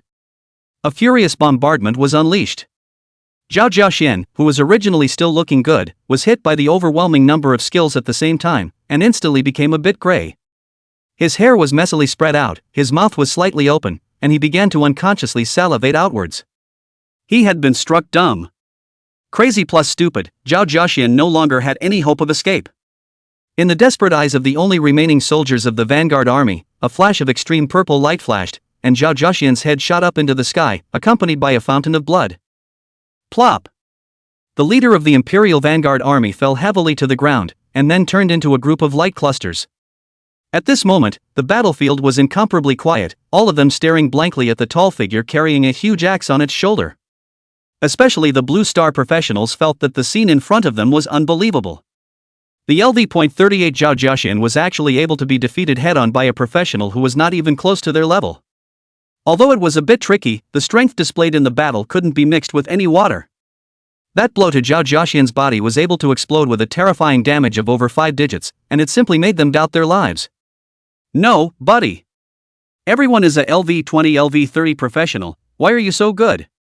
Looking at the cloud of green light bursting out from Zhao Jiaxian's body, they couldn't help but swallow hard. These could be the very best green clothes that bosses popped out, and they were somehow better than the ones on the market. Unfortunately, the right of ownership of the boss belonged to Su Wen, and even if they had the heart, they couldn't take away those glowing equipment on the ground. Seeing is believing. They kept comforting themselves in their hearts and forcibly diverted their eyes, but the scene in front of them was out of their expectation. After beheading Zhao Jiaxian, Su Wen began to slaughter the ordinary soldiers around him until the last one died. The professionals also got the alert message that the secret quest was completed. However, the axe-carrying reckless man's movements did not stop. He turned around and rushed in the direction of the rebels, looking at that exuberant appearance. Could it be that he was going to kill the rebels as well? This was a force that had a half-step Lord boss guarding it, and thought it was the same as the Imperial Vanguard? With wide eyes, they all thought that this guy Su Wen was crazy. It wasn't enough to kill a group of people, but he actually wanted to kill the rebels. What was this guy up to? These professionals had different expressions, some were shocked, some were disdainful, and a few had a thoughtful look on their faces. Their expressions already said it all. All of them looked like they were waiting to see what was going on. After all, that black serpent was a half-step lord-level superboss. It was simply not something that one person could beat. Moreover, the boss was only one step away from LV40. It wasn't something Su-won could get his hands on.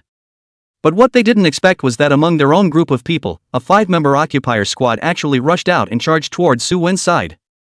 They released spells and continuously removed the rebel soldiers that survived to be present.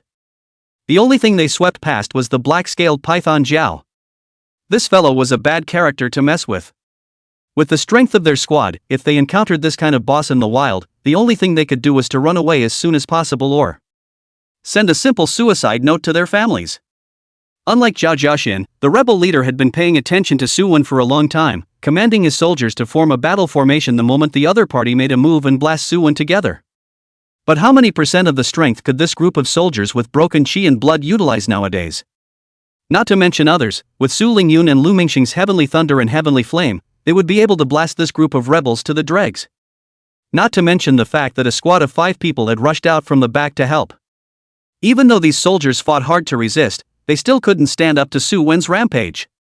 The rebel leader was so enraged that he hurriedly played his flute and maneuvered the black-scaled python Jiao to counterattack. But at this time, the rebel soldiers were already dead and wounded. Even if the black-scaled python Jiao joined the battlefield, it could not restore the trend. Most importantly, Su-won saw the black-scaled python Jiao coming over and charged towards his opponent with his shield on top. Under the faces of those Blue Star professionals watching from afar, Su-won was sent flying over 10 meters away by the snake's head. He rolled on the ground for an unknown number of times before stopping. However, the damage on his head was barely above 2,000, but this group of guys stared wide-eyed, with their mouths wide open and able to stuff down an egg. What the hell damage? 2,000? Are you messing with me? Chapter 128 Siege of the Great Serpent. They had all seen the strength of the black-scaled python Jiao before. Dealing with those ordinary soldiers was no harder than crushing a few ants. Including them, these Blue Star professionals, there was also an unlucky person who was hit by the black-scaled python Jiao, and his chi and blood directly collapsed, turning into white light and exiting the secret realm on the spot. And that person's strength is not weak, the equipment at least Heavenly 2 grade 4 blue chalcedony, blood over 10,000. This is not enough to stop the black-scaled python from charging. But how did this person's chi blood only drop by about 2,000 ah? They didn't understand, but they were shocked. This mysterious expert who had gathered the professionals from the beginning was actually so terrifyingly strong. Seeing Su-won fall to the ground and then quickly get up again and charge towards the black-scaled python Jiao, they knew that this guy didn't suffer too many injuries at all. Just by looking at the rippling chi and blood, they could tell. While Su-won was fending off the black-scaled python Jiao, Hao and the others were dealing with the rest of. With the help of other people, the boss blood dropped even more rapidly. This makes the group of people watching from afar see the same hope. In the first person to come forward to help, the whole team will be scattered at once. They all leaned towards Su-won's side in 2s and 3s. They wanted to get a piece of the pie in this big siege. The weaker professionals had already consciously accepted themselves by the side of the rebel leader. Those with good strength were surrounding the serpent, continuously releasing skills to blast the boss. However, the black-scaled python Jiao was worthy of being a half-step lord-level boss, and in the face of so many professionals surrounding it, its attacking posture was not the slightest bit weak. Professionals with long-range attacks were fine, but those bitter melee professionals could only risk their lives to ruffle the black-scaled python's scales. The python was surrounded by a bright earth-yellow light, and when the melee professions tried to dodge it, the bright earth-yellow light spread outward rapidly with its body as the center. Immediately after that, a loud bang came from within the valley. Boom! The bright earth-colored light exploded without any anticipation. Its power was even more terrifying than the fire elemental riot. Other than Su-won, everyone who was near the black-scaled python was blown away. Even he himself was blown away. Luckily, with the support of innate immovable king, and chi and blood like a dragon, he didn't suffer too much damage, stood up and returned to the battlefield with a pat on his ass. The rebel leader's eyes stared unblinkingly at the battle on the black-scaled python scow's side. Seeing Su-won remain unharmed under this kind of skill burst, a faint feeling of powerlessness rose in his heart. The black-scaled python Jiao was a half-step lord life close to LV40. Even it couldn't kill Su-won in a single blow, and it didn't even know what to use to turn the tide.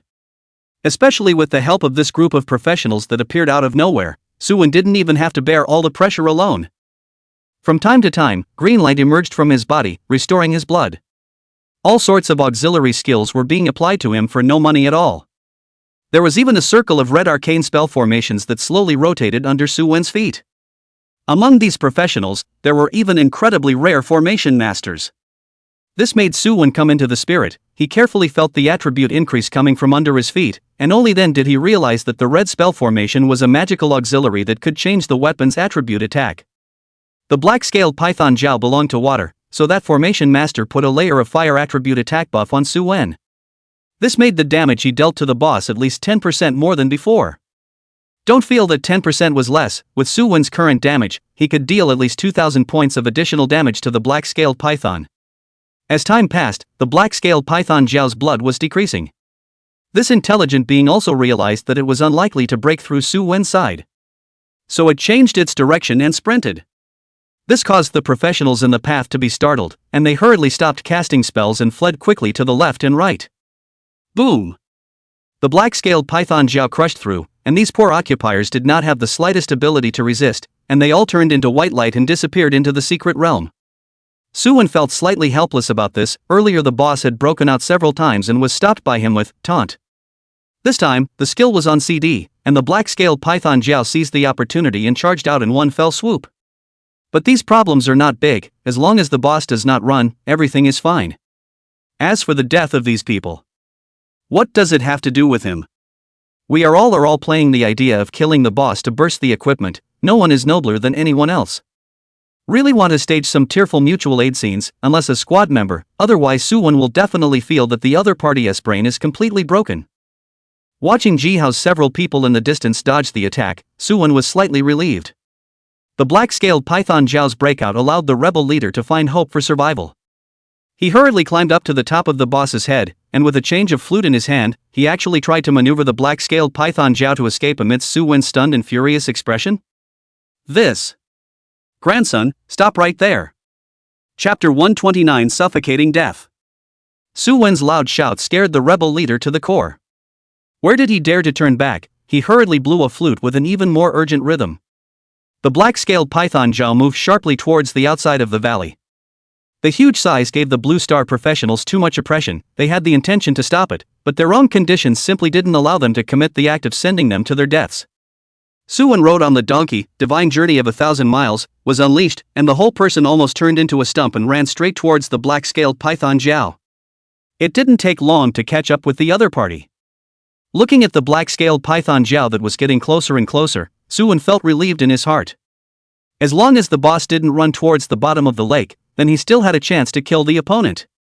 However, he didn't choose to do it right away, but only got up and leapt towards the rebel leader after the black-scaled python Jiao escaped from the valley by a few hundred meters.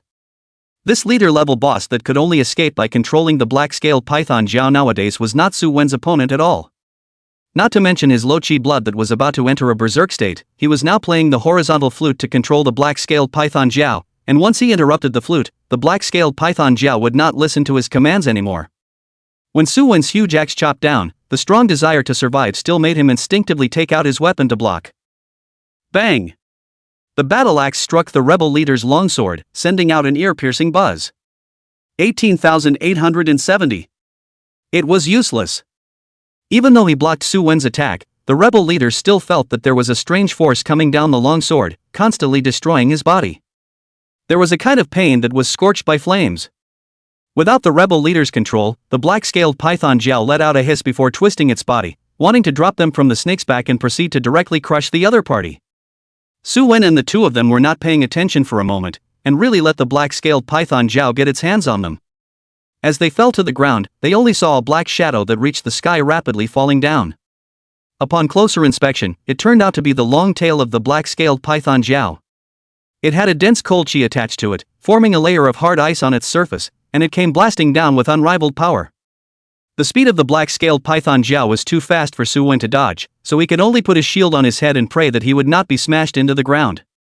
And the rebel leader, faced with this situation, was tempted to play the crossflute to regain control of the black-scaled python Jiao. But in the black-scaled python Jiao's resistance just now, his crossflute was flung away to who knows where, and he himself was not a shield combatant like Su-won, so naturally, he did not have too good a way to resist. Bang! The long tail was like a whip, the power of this blow shook the ground.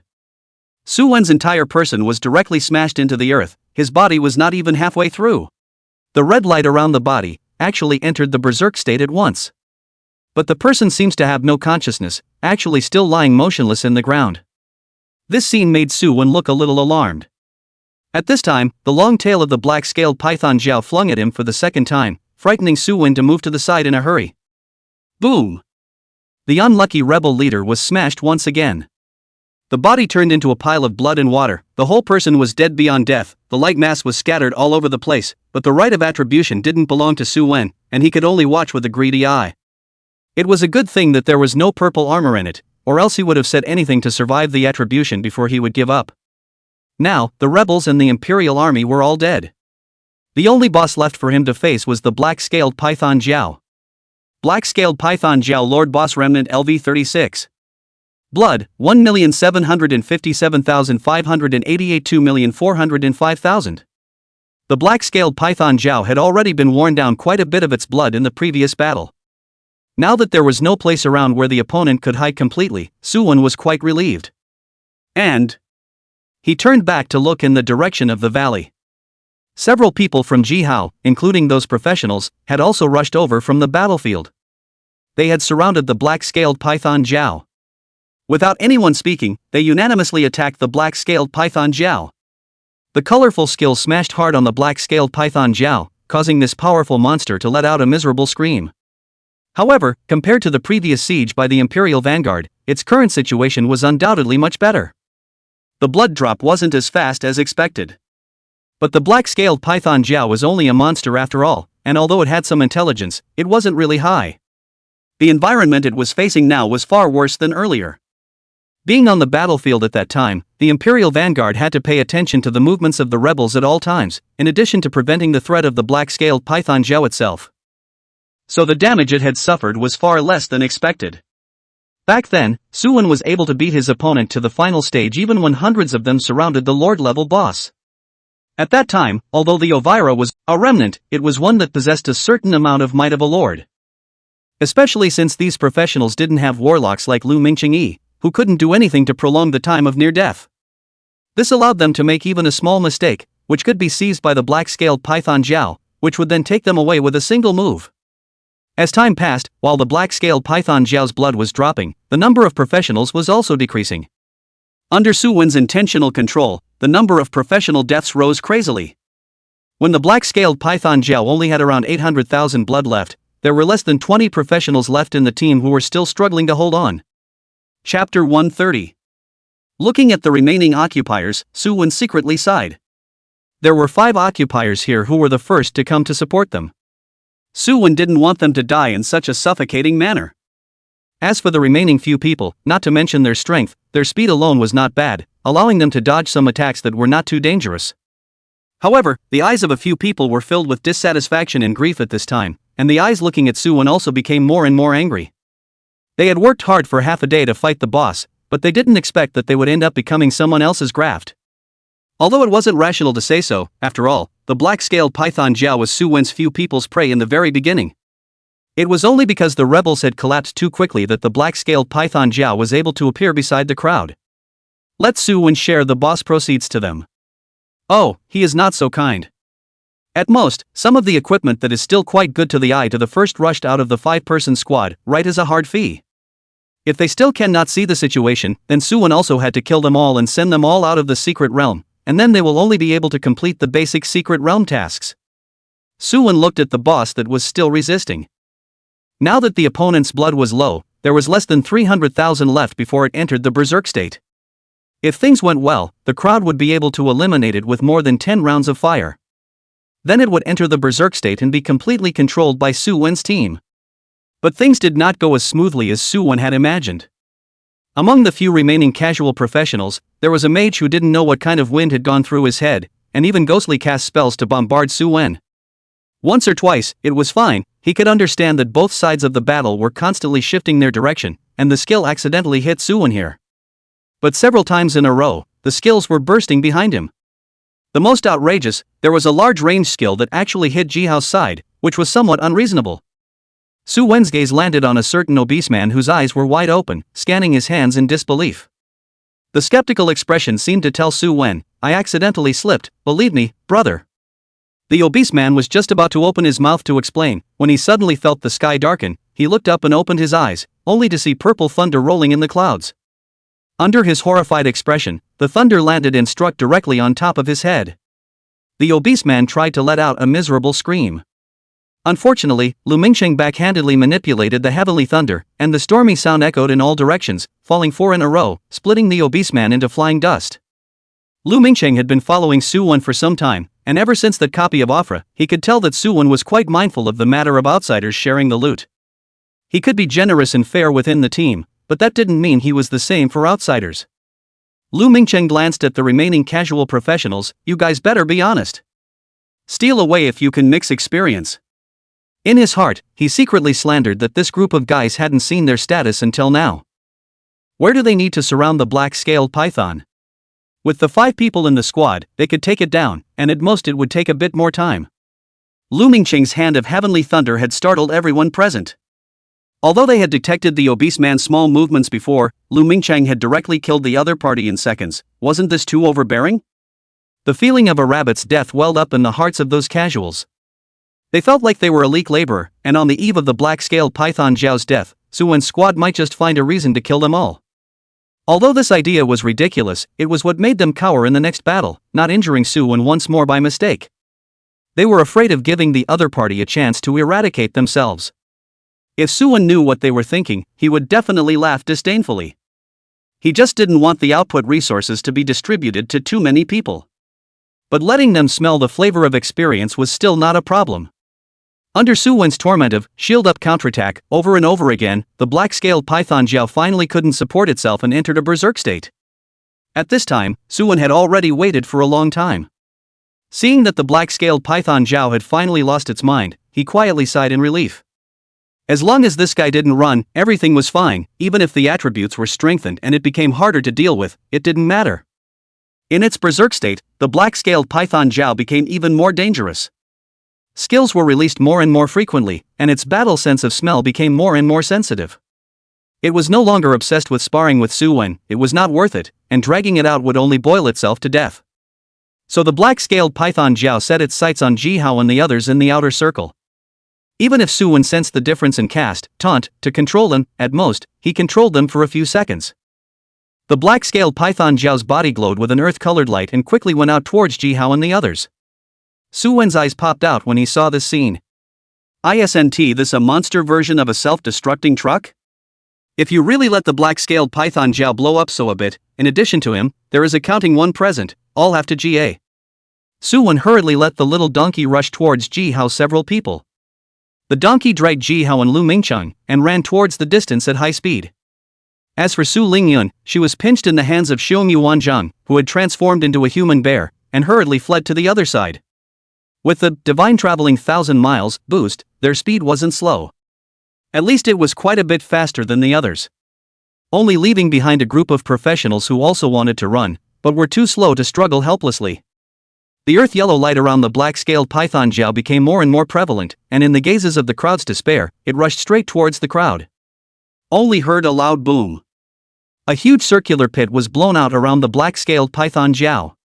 The radius of the wave was nearly 10 meters.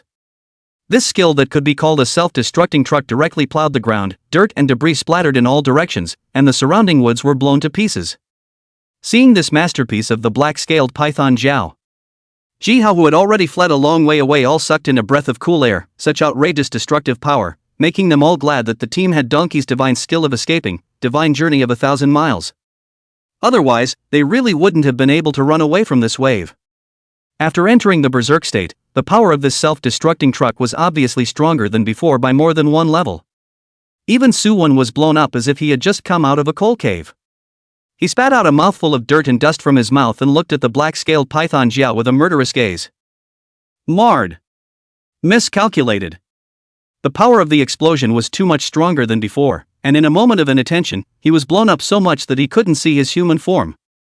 Su Wen looked at the black-scaled python Zhao that still had 300,000 blood left, gripped the battle axe tightly in his hand, spat, ran to the opponent's body, and ruthlessly slashed downwards.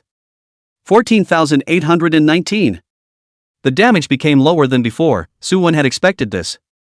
But the black-scaled python Jiao itself had very little blood left, so how many attacks could it withstand?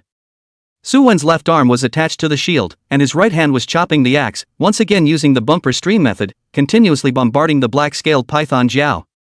Although this powerful boss fought back, it was still no match for Su-won's ultimate porcelain blast. After bombarding it more than 20 times in a row, the black-scaled python Jiao let out a hiss of unwillingness, and the snakehead fell down heavily. Chapter 131 Great Harvest. Late clue quest completed. You have obtained the title 1000 Killing Purple. Secret Realm quest completed. You have obtained Scorched Energy Seed Purple 10. You have gained Random Teleportation Scroll Medium 3. You have gained Random Teleportation Scroll Medium 3. You have acquired Algati's Alchemical Oil Fire 20. You have acquired Algati's Alchemical Oil Ice 20. You have acquired Algati's Alchemical Oil Fire 20. Successfully struck Black-Scaled Python Jiao Lord Boss Remnant, experience plus 37,000, Cultivation Fruit bonus experience plus 3,700, Group bonus experience plus 51,800, Level Crossing bonus experience plus 53,650. Congratulations on your leveling up to LV28, Full Attribute plus 1, Strength plus 1, Physique plus 2, Free Attribute plus 6. The moment the black-scaled Python Jiao collapsed, Su-won's ears did not ring with system prompts, and his own level finally reached LV28. This was a level that made the freshman of the same level enough to feel despair. Obviously there was not much difference when he enrolled in school, why now? Su-won had a face of surprise at this moment, looking at the two clusters of purple light that fell from the corpse of the black-scaled Python Jiao. He felt as if he was falling into the clouds at this moment. It was like being surrounded by soft cotton candy. The same was true for the four of them. Jihao, the rewards of this trip to the secret realm were just too generous, making them all somewhat unresponsive. Not to mention the purple quality, Scorched Energy Seed. Just the rewarded alchemy oil and teleportation scrolls, which were such rare consumable props, were enough to keep them happy for half a day. And their gazes looked towards the two purple light clusters, and a hint of expectation showed in their eyes. The black-scaled Python Jiao was leveled at LV36, and the purple clothes that were popped out were naturally all LV30 capable. This was equivalent to helping them get their next stage of equipment together in advance. I don't know how much effort it saved them. All of them went over, and when they got close, they realized that in addition to the purple suits, there were also a few green suits with a particularly strong halo. Su and several people first put away the green suit, a scale armor, a ring, a necklace, and two handsome staves. Whoever could use it took it. After all, it was the equipment popped out by the Half-Lord, and the attributes were all extreme. There is no scale armor. Additional attribute is spiritual power, agility, and other strange words. In addition to this, there are two skill books. One is a rare skill for druids, Fiery Eagle. And one was a rare displacement skill for warriors, Phase Shock. Su-won's eyes lit up when he saw this, and he used it to learn the skill on the spot. Phase Shock ALV1, perform phase shift to sprint forward at 200% speed for a distance depending on the level of mana consumption lasts for a maximum of 5s, your next strike will deal 180% damage. Cooldown, 100s. Class A rare skills are the highest level skills that can be bought on the market. It was also one of the rarest types of materials. When Su-won saw the first sight of Phase Impact, he knew that it was definitely a big killer second only to Weapon Mastery. To others, Phase Shock might be precious, but that was all. However, Su-won already had the Shield Counterattack, a skill that matched its characteristics, all of which increased the damage of the next strike. If the two can be stacked, the power of the outbreak will be incomparably amazing, and is expected to directly break Su-won's damage to more than 60,000. A happy smile appeared on Su-won's face. With such a harvest from just the edges, he didn't dare to think about the remaining two purple suits. He moved his gaze to the light cluster that emitted a purple halo. Su-won sucked in a sharp breath of cold air as he was surprised to see a weapon whose shape was even more exaggerated than the Randy Love's comrade. It was a giant sword. Unlike a weapon in the traditional sense, it was more like a thick and sharp door panel. The overall length was 2 meters, the hilt was about 20 centimeters, and the remaining 180 centimeters was all sword. But its width was a full 40 centimeters. There was also a scene of a dragon beast prancing around on it. If one didn't look at the sharp sword blades on both sides, at first glance one would think that the door panel had become refined and actually evolved into a purple item. There was no hesitation. Suwon took the giant sword in his hands. The equipment properties immediately appeared in front of him. Seeing such luxurious properties, even he could not hold it. A trace of saliva was obviously flowing out of the corner of his mouth. Dragon Scale Giant Sword Purple, temporarily unavailable. LV30 or above can be used. Melee class professions can use it. Durability, 1000. Damage, 3544. Strength plus 34. Strength plus 33. Strength plus 34. Binding, blood 1130 increase. Mana 547 increase. Fragrance. It was too damn flavorful. The damage added by a mere weapon was almost higher than Suwon himself. How exaggerated is this? Whether it was the sky, the earth, or the sea, they were all his home turf. So much so that the weapons he could use were also varied. Swords, axes, staffs, spirit words books, bows and arrows, and spears were all within his range of abilities. Previously, they had also exploded longbow-type weapons, but the attributes were so trashy that Xiong Yuanjing didn't even look at them. However, if one wanted to utilize the characteristics of the weapon, it was still related to one's own attribute additions and how many change forms one had mastered. Now that he has mastered the human bear power form, he has no problem using a bow and arrow. Druids were originally the favorites of nature.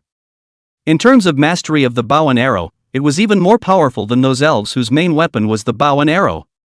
Chapter 132 1000 Choppers. Seeing Xiong Yuanjing's happy expression, Su and several people sent their sincere blessings.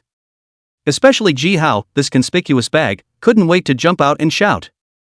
Congratulations Xiong Di, successfully kicked out Ling Yan to become the second thickest leg on the team, congratulations. After saying that, he even snapped and led the applause. Black lines surfaced on Su Lingyan's forehead as her long leg kicked Ji Hao directly in the butt, gritting her teeth, die you. Ha ha ha, deservedly, who made you kids so indebted?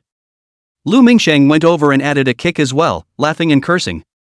If I let you learn the resurrection technique in the future, you're afraid that you're not going to usurp the throne and run directly to on my head. Everyone laughed at this. With Ji Hao's character, I'm afraid that he could really do something this detrimental. Ji Hao patted his butt and didn't care, looking at Xiong Yuanjing with a smile on his face, his mouth urging. Come on Xiong Di, what are you still inking about, quickly pick it up. Ha, don't rush, it's coming. Xiong Yuanjing laughed, following which he took the longbow, which was also engraved with a dragon pattern, in his hands. Python Jiao Xian Bao Purple, temporarily unavailable. LV30 or above can be used by long-range class professions. Durability, 1000. Damage, 2747. Strength plus 31. Strength plus 30. Binding, blood 1024 increase. Mana, 504 increase. Xiong Yuanjing saw the attributes of the moment sucked in a breath of cool air. Boy, really violent. The best of the best can no longer be the best of the best. They could all think of the scene where Suwon would kill everyone in the future. It was simply too beautiful. Misty Grass, Big Daddy, you're my long-lost Big Daddy. Suddenly, a male duck call broke the silent atmosphere. Ji Hao hugged Suwon's thigh and rocked back and forth, his mouth still shouting continuously. Suwon, you are the guiding light on my way to upgrade, the guardian on the way to become stronger. I'm willing to accompany you on this road until I grow old, tell me out loud, are you willing? Put. Ji Hao said this directly. Suwon dry sprayed a large mouth of saliva. Team, physical, attributes belong to his highest, this okay hanging not be a breath choking to death. Cough cough cough. He kept coughing, looking at Ji Hao eyes full of resentment. Good guy, this is a way to mess with me is it? In addition to Suwon, no one has ever felt let a 1.9 strong man hugging the thigh, mouth also shouted together to the old strange experience. This is not the place to mess with non-tongue hey. Today he counted to see what is called thicker than the walls of the city cheek. He threw his thighs hard and directly threw Ji Hao out. At this time, Su Lingyun's few people had long since laughed so hard that they couldn't make a sound, and even their tears. Returning to the dormitory, Suwon laid down on the bed and began to check up on the purple title rewarded by the system. He took a deep breath, recalling the rewards given by the last 4-star mission. His heart couldn't help but thump. His eyes landed on top of the title named 1000-Man Slash, and the attributes naturally surfaced. 1000 People's Decapitations Purple. Can be used by LV30 or above title. Endurance, 1000. Strength plus 34. Strength plus 34. Base damage plus 15%. Attacks add additional, ice, attribute damage. Binding, blood 1024 increase. Mana 509 increase. Deeds, though millions of people, I will go. Hiss. This title. Looking at the title that was slightly sketchy compared to the other purple suits, Suwon's mood was quite unsettled. Because this title was simply beyond his expectations. The double added, strength, attribute was topped to the extreme, belonging to the highest increase. Not to mention the 15% damage increase equivalent to the S-rank skill, weapon proficiency. Just the additional, ice attribute, damage alone was much better than most purple titles. Because this was equivalent to putting a magic damage charm on the weapon, it would allow Suwon to directly change from his original pure physical output to a super shield battle with dual training in magic and objects. Thinking of this, Suwon took out the rewards from the secret quest and looked at them again. Algati's Alchemical Oil Ice. Consumable props. Can be used by LV 20 or above. Effect, lets the weapon attach an ice attribute attack for 600s. The effect was very simple and similar to Suwon's title, but this alchemical potion could be sold on the market at an incomparably terrifying price. Although a bottle of potion, even if it is expensive, as long as it is a consumable, there are people who can afford to buy it. But only last 600s can do what, at most in front of the boss burst a little, simply cannot be used as a daily consumables. If you use attribute potions continuously, your family can't afford it even if they are mining. Now Suwon can do unlimited enchantment with a single title, which is really a big step forward for others on the road to saving money. And the rewards didn't stop there. He took out another reward and checked the specific properties. Scented Energy Seed Purple. Consumable item. Can be used by LV 20 or above. Effect, immediately increases experience by 20,000 points after use. Can choose whether to put it into the experience pool or not, and can be cultivated into Scorched Energy Fruit Purple. Note, Energy Fruit is a consumable item for LV 40 or above. Chapter 133 Hunting Order. The Scorched Energy Seed was a special prop that could be taken directly, capable of increasing experience by 20,000 points. Although this experience was nothing in Suwon's opinion, it was still quite good to be able to use it directly without having to apportion it to the experience pool. As for cultivating this thing to a higher level of energy fruit, Suwon said that he didn't have the time. Hell knows how long it would take to rise to LV 40? At the current rate, at the very least, it would be half a year from now to go. By that time, he would have even more good things in his hands and probably wouldn't be able to look at this so-called energy fruit. Without hesitation, Suwon put the energy seed into his mouth and clicked and chewed it. The taste was good, it had the feeling of eating salty fried melon seeds. You have consumed Scorched Energy Seed Purple experience plus 20,000. Watching the experience bar scurry forward a small amount, Suwon was in a good mood and stuffed all 9 remaining seeds into his mouth. You have consumed Scorched Energy Seeds Purple experience plus 20,000. You have consumed Scorched Energy Seed Purple experience plus 20,000. You have consumed Scorched Energy Seeds Purple experience plus 20,000. Just by moving his mouth, Suwon's experience bar was already filled up by almost half. No wonder this kind of prop that could directly increase one's experience would be classified as purple quality. However, whenever it was of green quality, the gap between the luxurious families and the commoner class would definitely be magnified countless times. It might even cut off the pathway for the commoners to rise. However, it was said to have touched the threshold of the Lord level, and still had some potential. If the Zhao family county encountered this python, it really wasn't a match, but what happened to the fact that none of them survived? Could it be that it was this guy? A profile portrait was presented in front of him. It was the figure of a warrior who rode a donkey wildly. With a shield in one hand and an axe in the other, his left and right arrows were unusually conspicuous even on the battlefield. The information was passed back by the liaison officer who was in the vanguard at the time. There are also some professionals who are obviously casuals. Pei Yongwang closed his eyes and contemplated, stringing together all the clues and eliminating other factors, finally forming a theoretical guess within his mind. Blue Star. He opened his eyes and recalled the intelligence about that side. 9 empires, god-level powerhouses, void coordinates. That was a side of the world that was extremely powerful, and the overall battle power was quite a bit stronger than theirs. According to the intelligence he had learned, the Blue Star side was at war with at least 20 to 30 void forces at the same time. How terrifying was this strength? The Source Realm had only come into contact with the other side in recent decades, and apart from small-scale friction, there hadn't been any violent conflicts. Was it a coincidence this time or was it premeditated?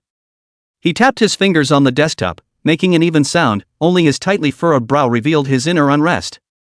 Perhaps it was a backlash operation after the last infiltration plan was exposed? In addition to the stricken vanguard, perhaps there had been unknown changes elsewhere. He called the intelligence officer over and commanded, "Go have those guys from the past life Dow make a trip to the Black Scale Valley. I want to know the specifics of what happened at that time." Yes.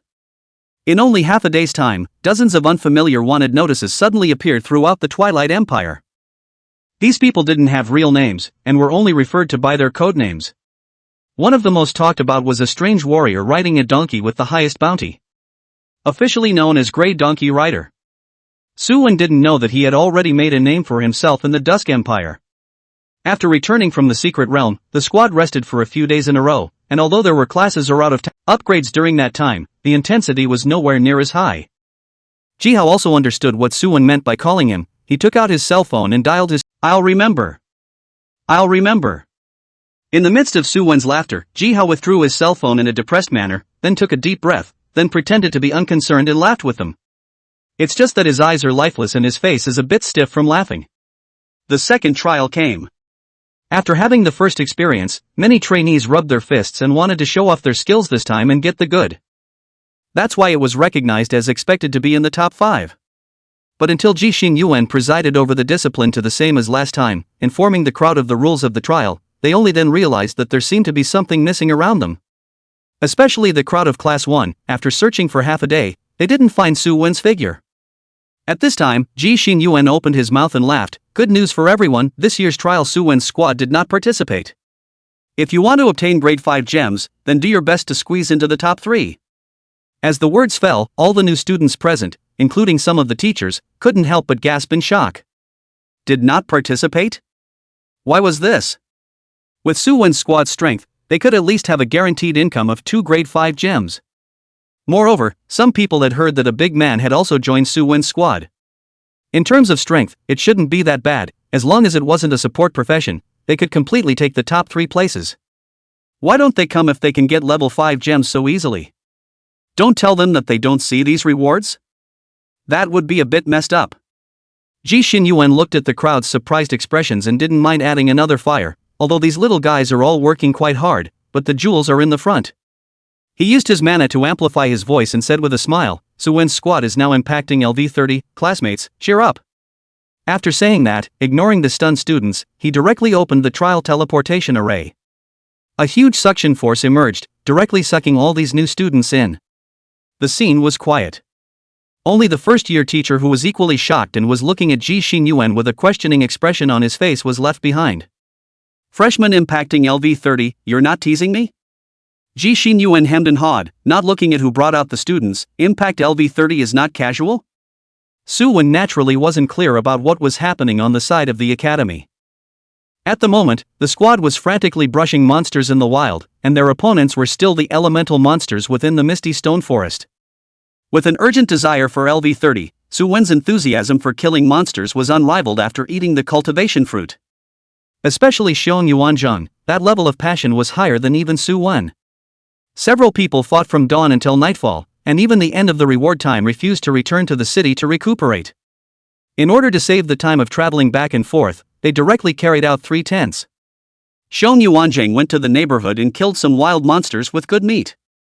Dragging it back allowed a few people to make a pile of large meat skewers. Raising the campfire, Suwon stuck the meat skewers on the ground and brushed a circle of oil before letting them be nourished by the hot fire. He turned the stick from time to time until the meat was cooked through and gave off a tantalizing aroma, and only then did a few people feast on it. Jihao took a bite of the meat skewer into his mouth, and then his mouth quickly mashed up as he swallowed it directly into his belly without even tasting a bite of the meat flavor. Delicious, Jihao said without blushing.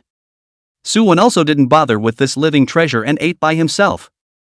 Until nightfall, several people began to return to the tent to recuperate in order to prepare for the next few days of upgrading. LV28 to LV30 appeared to be only 2 short levels, but Suwon still spent 8 whole days to finish this path. Congratulations on your leveling up to LV30, full attribute +1, strength +1, physique +2, free attribute +6. After the special light representing the upgrade lit up on his body, a wonderful system prompt was heard in Suwon's ears. This moment was finally coming again. SSS Rank Desire Quest completed. You have obtained the exclusive SSS Ranked skill Berserk Blood Shadow. Berserk Blood Shadow SSSLV.1 instantly consumes 50% of one's own chi and blood, obtains Blood Shadow Blessing, attack speed increased by 140%, movement speed increased by 200%, blast chance increased by 20%, attacks become ranged decapitations, current decapitations have a distance of 1 meter, in Blood Shadow Blessing, loses 1% of one's own chi and blood per second, can be turned on and off at any time. Note, the second time you turn it on, your blood needs to be above 60%. The SSS skill that his heart had been longing for so long, the power of the effect was completely worth all of Su-Wen's effort. After seeing the Blood Shadow Blessing status description, Su-Wen only wanted to let out a howl. At this moment, apart from the high-level limited skills, he had already achieved his own limit amongst the low-level professionals. Shield Rising Counterattack, S Immunity and Attack. The invincible recovery of Chi Blood like a Dragon. The ultimate defense of Innate Immovable King. Berserk Blood Shadow's Ultimate Explosion. The 4 SSS skills left Su-Wen with no more obvious shortcomings in his body, allowing him to utilize strength far beyond the ceiling of professionals of the same level. This was the power of SSS skills. Even if there was a Lord-level boss standing in front of him, Su-Wen still dared to let out a bold statement. I'm going to fight 10 of them. Chapter 135 The Sky Turns Over. After Su-Wen was promoted to LV30, a few people in the squad stopped moving their hands, and their gazes couldn't help but gather towards Su-Wen. LV30 it's really powerful. However, the upgrade speed of several people was also not slow. Xiong Yuanzhang was right behind him, LV29, at most half a day's time he would also be able to cross into LV30. But he was just the unlucky one in the who gained the least amount of experience. Because Su Lingyun's level was low, the rewards for killing monsters were higher, and the total experience gained was naturally higher than his. Especially since Su Lingyun was a legendary mage, massively brushing monsters was simply her specialty. She wasn't at all weak when it came to the team's output percentage. Therefore, she was promoted to LV28 before Jihao and Lu Mingshang. The other two were still hanging around at LV27, but they were in a similar situation as Xiong Yuanzhang, just a little bit of experience away from another level. As the levels increased, the experience required for the people to upgrade also increased, and the level gap was slowly narrowing. At this time, Su-Wen finally came back to his senses from the SSS skill, Berserk Blood Shadow. Seeing the expectant eyes of the crowd, Su-Wen grinned. As a teammate, he certainly knew exactly what a few people were thinking, but he did not equip the Dragon Scale Giant Sword at the first opportunity. Instead, he took out the Heavenly Tilting Stone and scattered it on the ground until it piled up into a small mountain before stopping.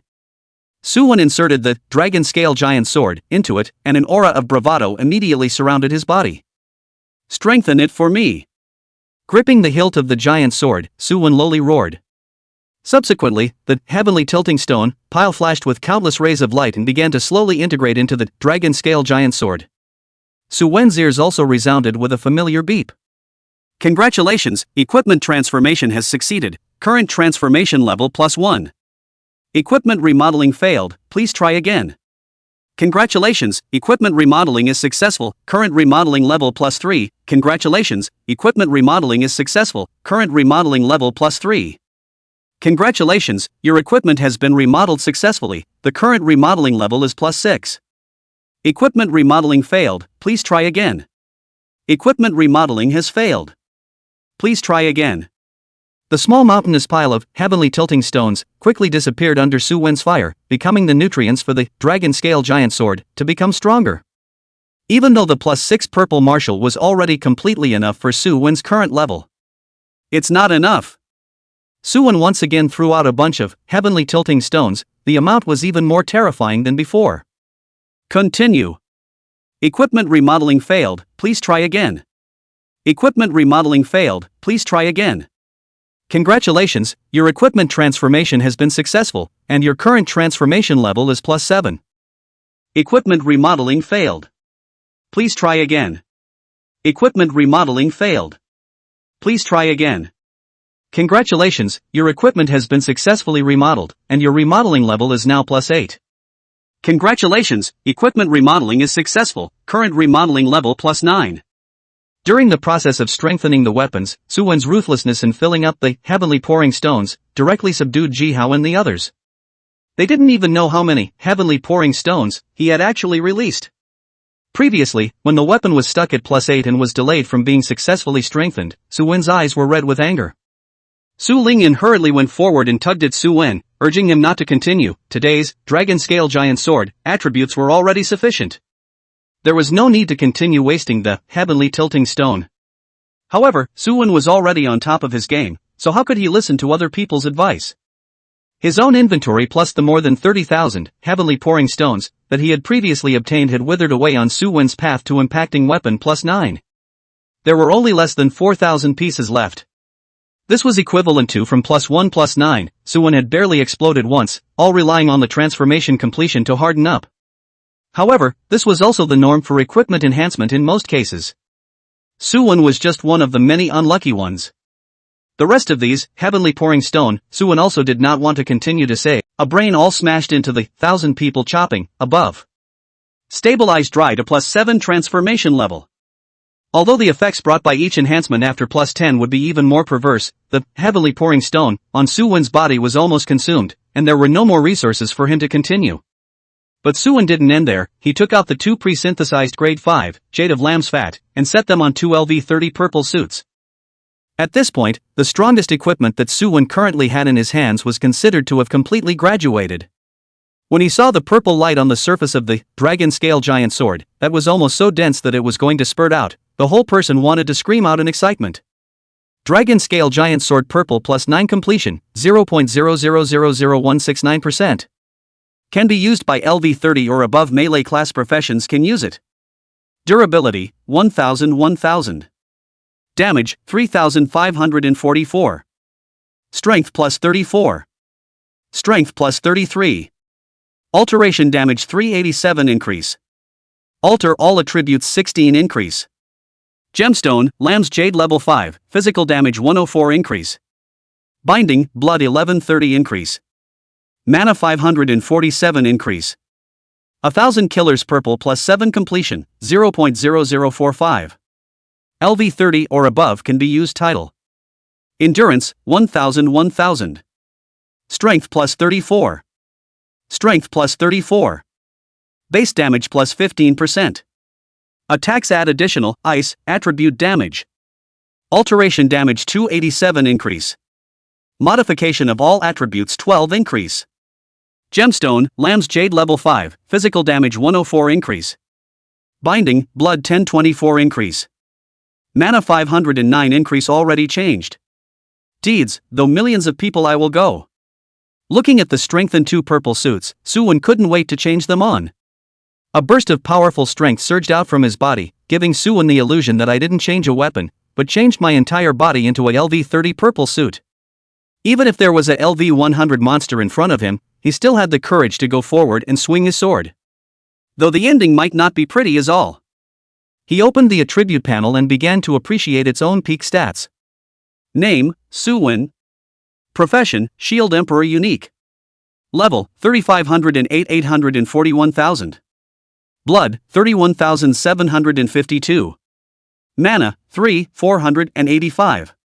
Power, 394. Spiritual power, 83. Physique, 448.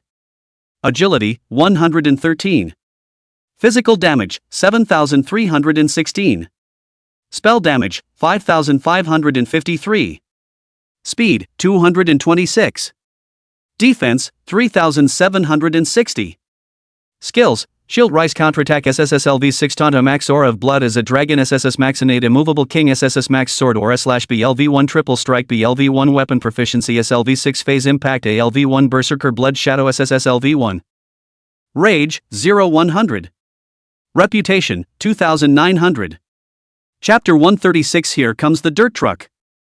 Looking at his luxurious attributes to the extreme, Su Wen felt that certain LV40 plus experts who were miserable were not necessarily as strong as himself. After all-round reinforcement, Su Wen only wanted to find a monster to try his hand at, to test how powerful he was now. But looking at those motionless elemental beings in the surrounding area, Su Wen still suppressed the hot thoughts in his heart. No way. We need to find a stronger one. Thinking this way, Su Wen looked at a few of his teammates and inquired, how about we go back to the school copy? My hands are a bit itchy, I want to find a copy to brush. The treasure vault was exceptionally sturdy and was not at all something that an unusual professional could break through. But interestingly, after time evolution, the door of this treasure vault underwent an unknown change and became a mutated turtle with a huge body size. Its attacks were high, but its speed was too slow, and it could barely kill the occupiers who came to challenge it. Occasionally casting some ranged spells, it could be easily dodged. However, this mutant boss had an unusually high level of blood, and none of the LV-30-LV-39 profession squads had been able to kill each other within the time limit. As a result, there was no way to get the final reward for clearing the level. However, there was still a steady stream of students coming to challenge it, the reason being that when professionals attacked the boss would randomly drop treasures based on the level of damage. This made the Golden Feast a veritable playbook for the 10,000 books pavilion. Although the harvest didn't appear to be much, the fun of it was worth the challenge for all the squads in the academy. However, this didn't mean that the boss wouldn't drop top-quality equipment. Since the rumor came out from this place more than 10 years ago that some people had hit the boss and popped out purple equipment, this place had turned into a daily mecca for ordinary squads. The sense of anticipation was simply drawn out. Su Wen, in order to test his limits, naturally wanted to challenge a fairly difficult copy to prove his strength. The list next to Golden Feast was blank. It was because no one could truly clear the copy. Entering the copy, Su Wen realized that several people were inside a wide underground cave. The surrounding gold was radiant, full of sparkling and beautiful crystals. He approached and placed his hand on it, and after a message came through, Su Wen instantly lost his mind to continue exploring. They were all ordinary goods, almost falling below the lower limit of white quality, and only good looking. Ji Hao and the others were very interested in this playbook with a great reputation. They looked here and there, but they didn't find any gnomes. Su Wen, who was familiar with the cultural lessons of the academy, naturally knew clearly that the goblins were at the very center of the underground cave, delivering nutrients to the mutated boss.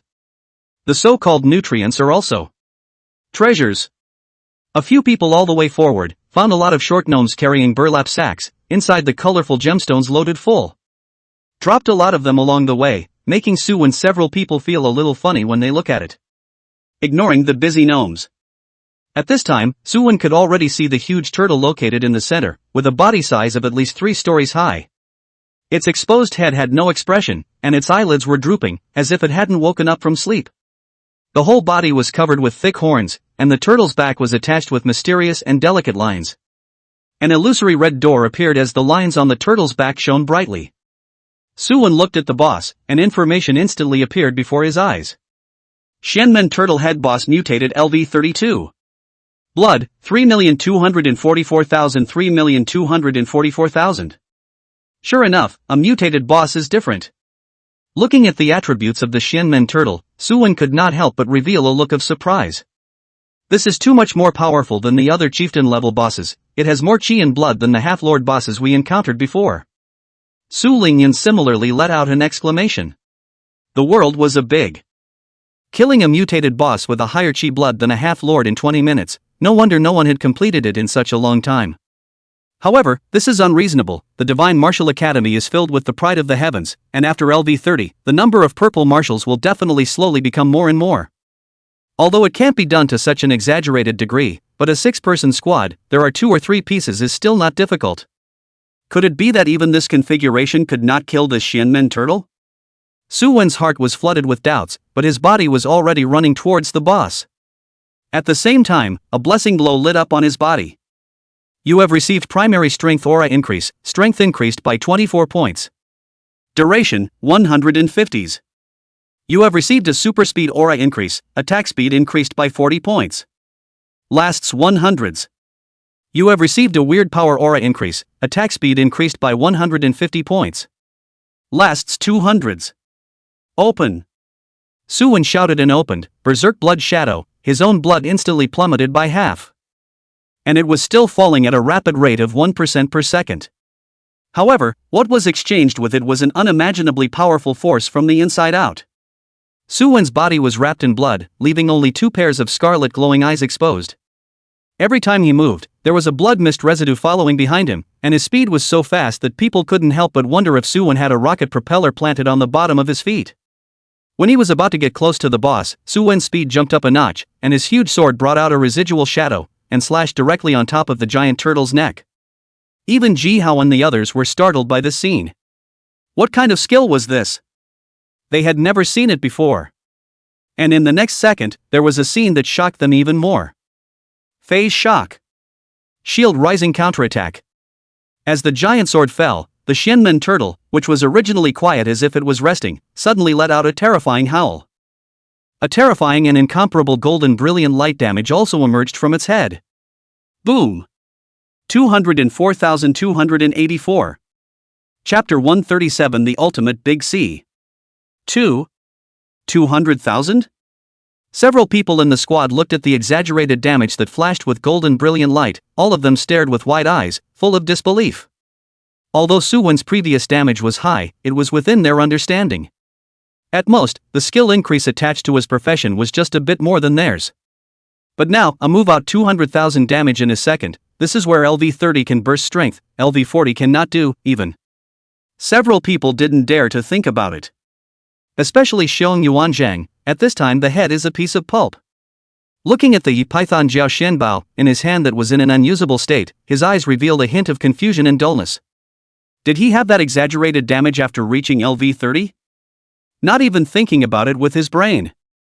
However, looking at Su Wen, who was wrapped in blood shadows, and remembering the golden brilliant light damage that had appeared earlier, a sudden realization came to his heart.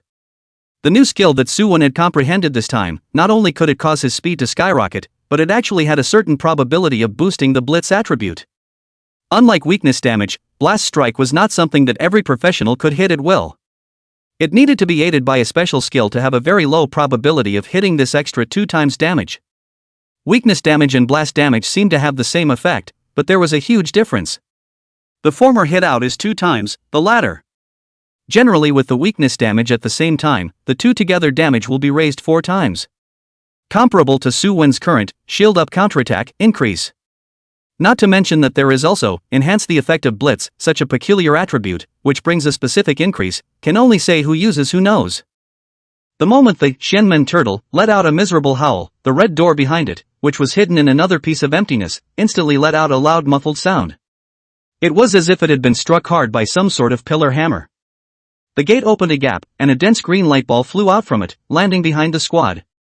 It was a palm-sized, transparent-colored magic bead.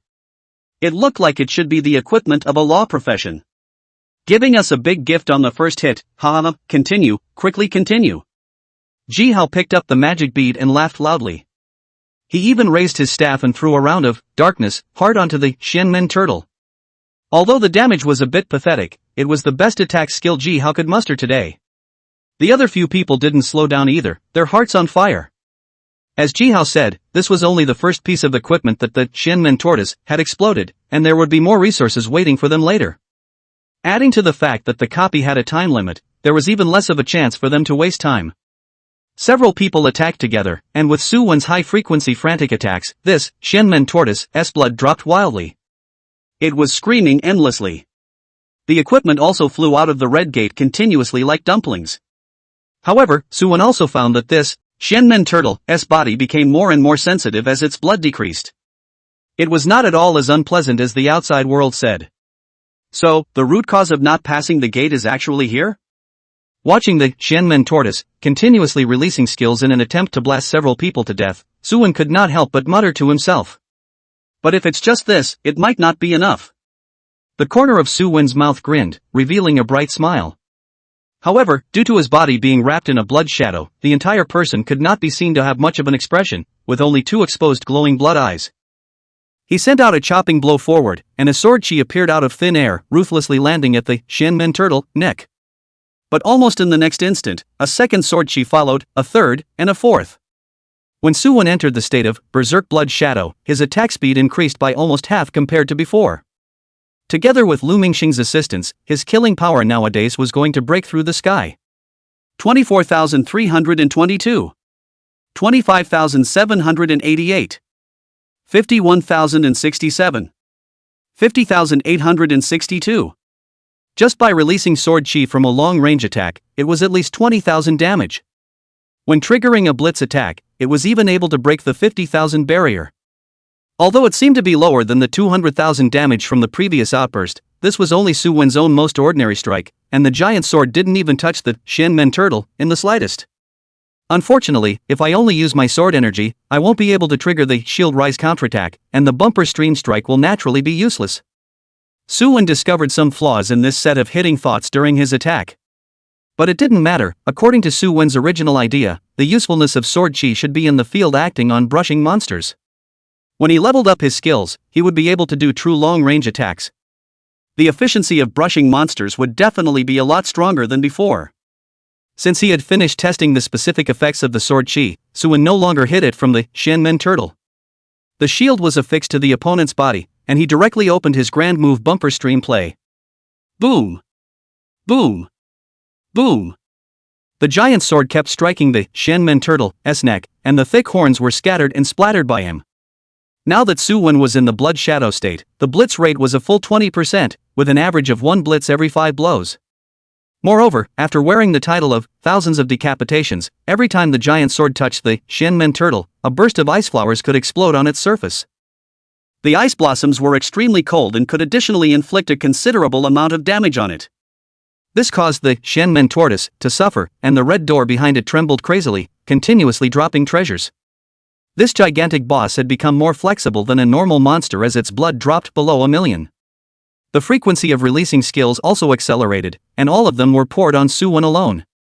But how could Su Wen be afraid of an alpha-level boss that was only 2 levels higher than him? Not even if this Shenmen turtle was a mutated species. Su Wen hardened himself against the boss skills and ruthlessly landed his attacks on the other party, once, twice, 3 times.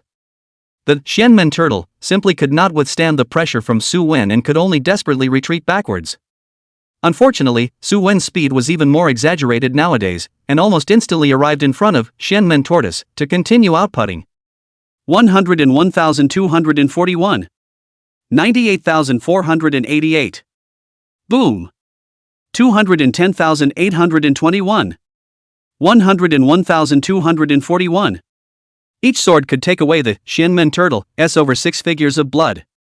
And when it encountered a bludgeon, it could deal a terrifying damage of over 200,000, even though the lower the blood, the stronger the Shenmen turtle was. But even if it went into a berserk state, it couldn't stop Su Wen's terrifying attack. For a small sword falling on its body could cause a huge burden on its entire body. As Su Wen completely shattered the horns around its body, he once again unleashed phase shock, and his body's aura rose violently. Even though its consciousness was already confused and unclear, the Shenmen turtle subconsciously retracted its neck, wanting to escape from this place. Su Wen could not let the Shenmen tortoise escape from his attack range. He pulled it back with a taunt. In his opponent's terrified and angry eyes, Su Wen's sword finally landed on Shenmen tortoise's head and blasted out a horrifyingly high damage that once again shocked the entire audience. Boom! 250,256. Chapter 138 Moment of High Production. Ow! A low growl came from the Shenmen turtle.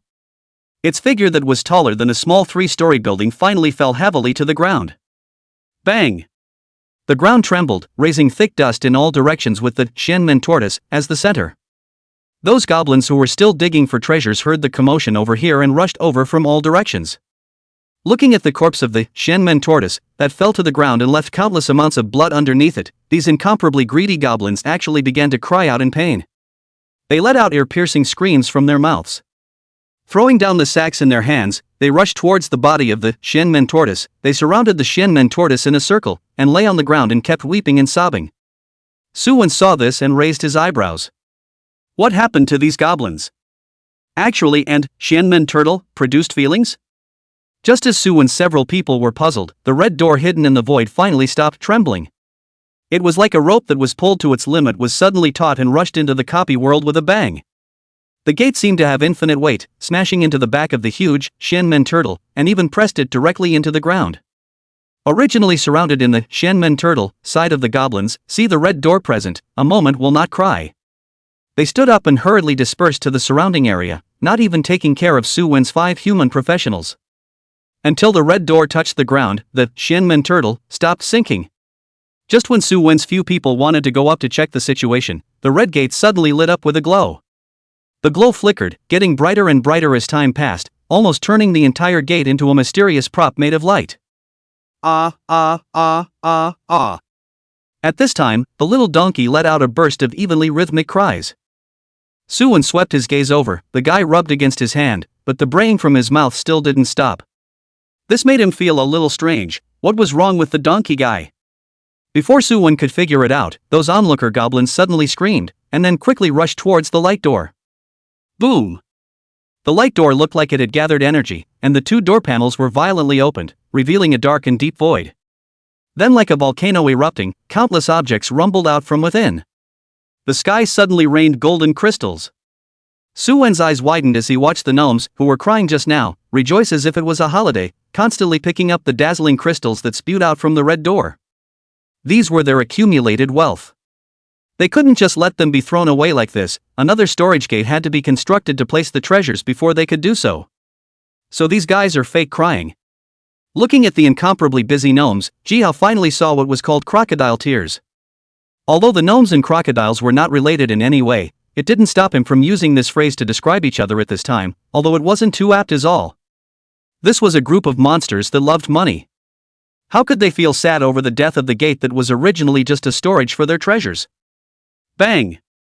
Slashing a goblin holding beautiful jewelry to death with a sword, Suwon laughed at the several people. We've worked hard for half a day to fight the boss. We can't let this group of little guys snatch the loot away. Xiong Yuanjing similarly stomped a goblin under his feet at this time. This guy was thieving looking and did not look like a good thing at first glance. Nope, it was that the goblins all looked the same, and a single glance could make one feel disgusted with them from the bottom of one's heart. Poof! The flaming longsword swept through, and this gnome was cut down by Xiong Yuanjing without any resistance. After determining their target, the several people began to split up, killing this group of hateful goblins that wanted to take away their loot. Even though these treasures were all stored by the goblins, it was only reasonable for them to let them run into them and naturally change their ownership. In a short while, these goblins were slaughtered by Suwon's men.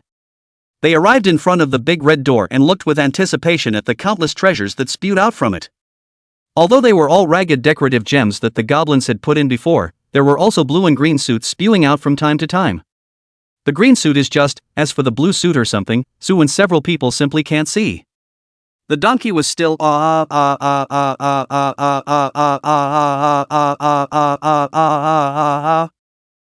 didn't know what it meant, and let it run around the red gate. Until after a few minutes, the red gate finally slowed down the eruption of treasures, but Suwon's eyes were instantly bright. Because what appeared now were actually equipment, gems, props, and some other practical treasures. As fewer and fewer props appeared and the eruption intervals became longer and longer, Suwon's several faces instead flashed with a strong sense of anticipation. Because just the last two times, what the red gate sprayed outwards were all precious and incomparable skill books. One book was the Archer's, Running Thunder Arrow, and the other was the Assassin's, Shadow Sneak. Both were ranked rare skills, the best skill resources available on the market. Other than Xiong Yuanzhang, no one met the learning requirements. It was too much more comfortable than buy type consumption. In response, Suwon only wanted to LOL twice. Kid, you don't understand the joy of the rich. If I had money, I would directly buy all the heavenly tilting stones on the blue planet and then strengthen the dragon scale giant sword to the highest level. Although Suwon wasn't sure if he could do this with the current circulation of heavenly tilting stones in Blue Star, there was no harm in daydreaming about it. After waiting for a few more minutes, the glow on the red gate finally faded, but in the final stage, it still spewed out 3 light clusters one after another. 2 of them were surrounded by a rich purple color. The little donkey's voice sounded at the same time. Suwon turned around violently and wrapped the donkey's head into his arms.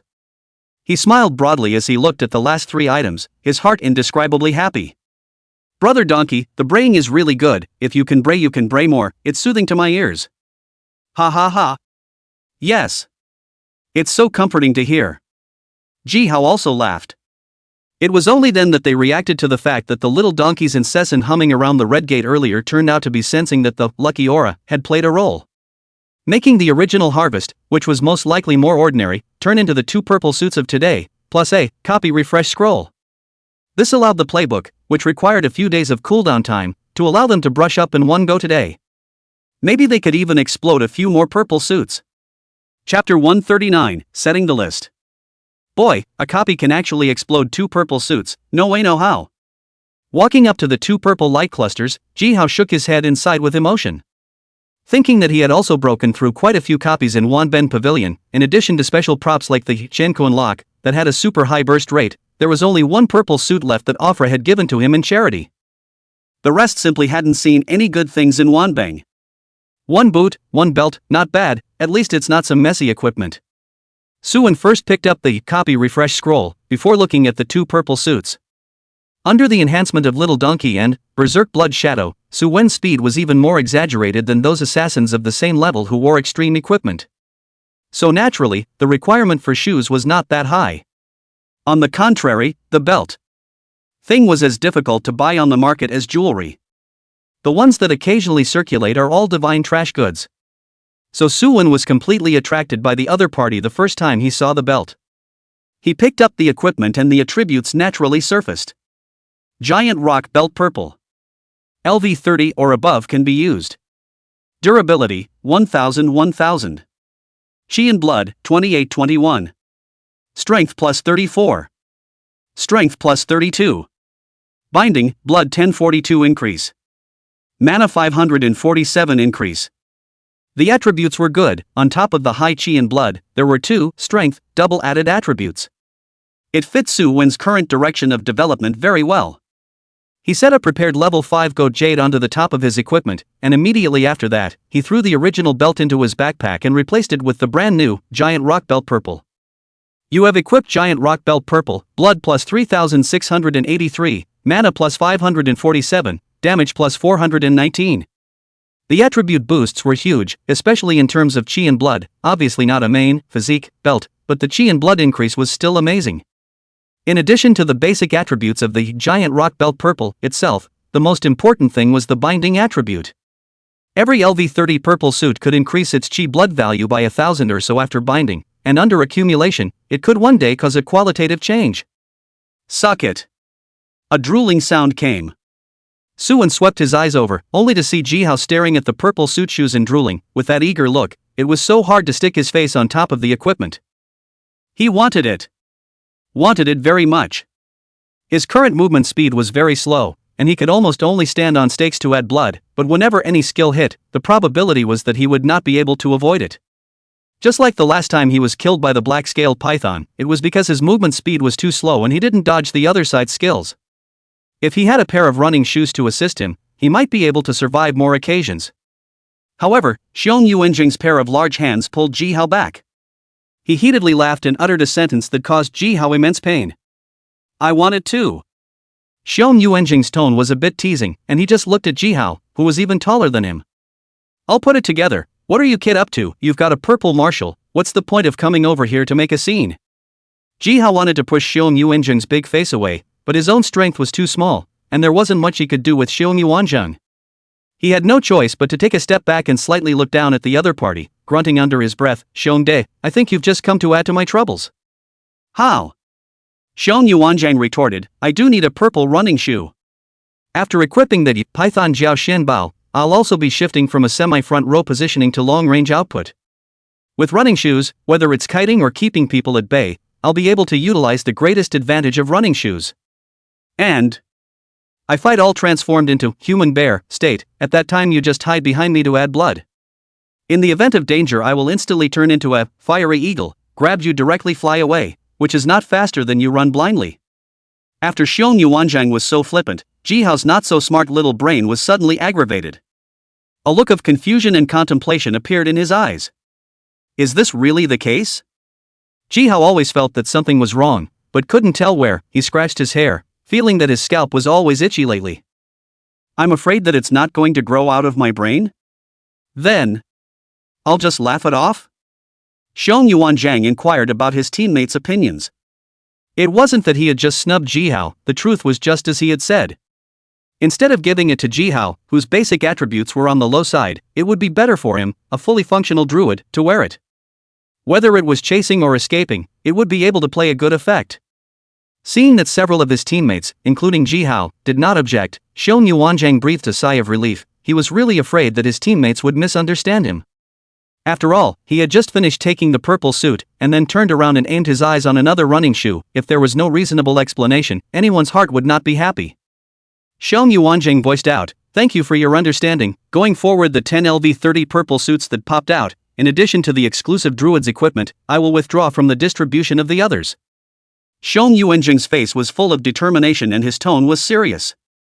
This, on the contrary, made Jihao on the side a little embarrassed. It wasn't just a purple suit, was it necessary to make such a big battle? Su Wen's few people just nodded in support of Shom Yuanjing's choice and did not say anything more. They and Jihao thought pretty much the same thing, although the purple suit was precious, as long as it was reasonably distributed to the hands of the squad members, there was no major problem.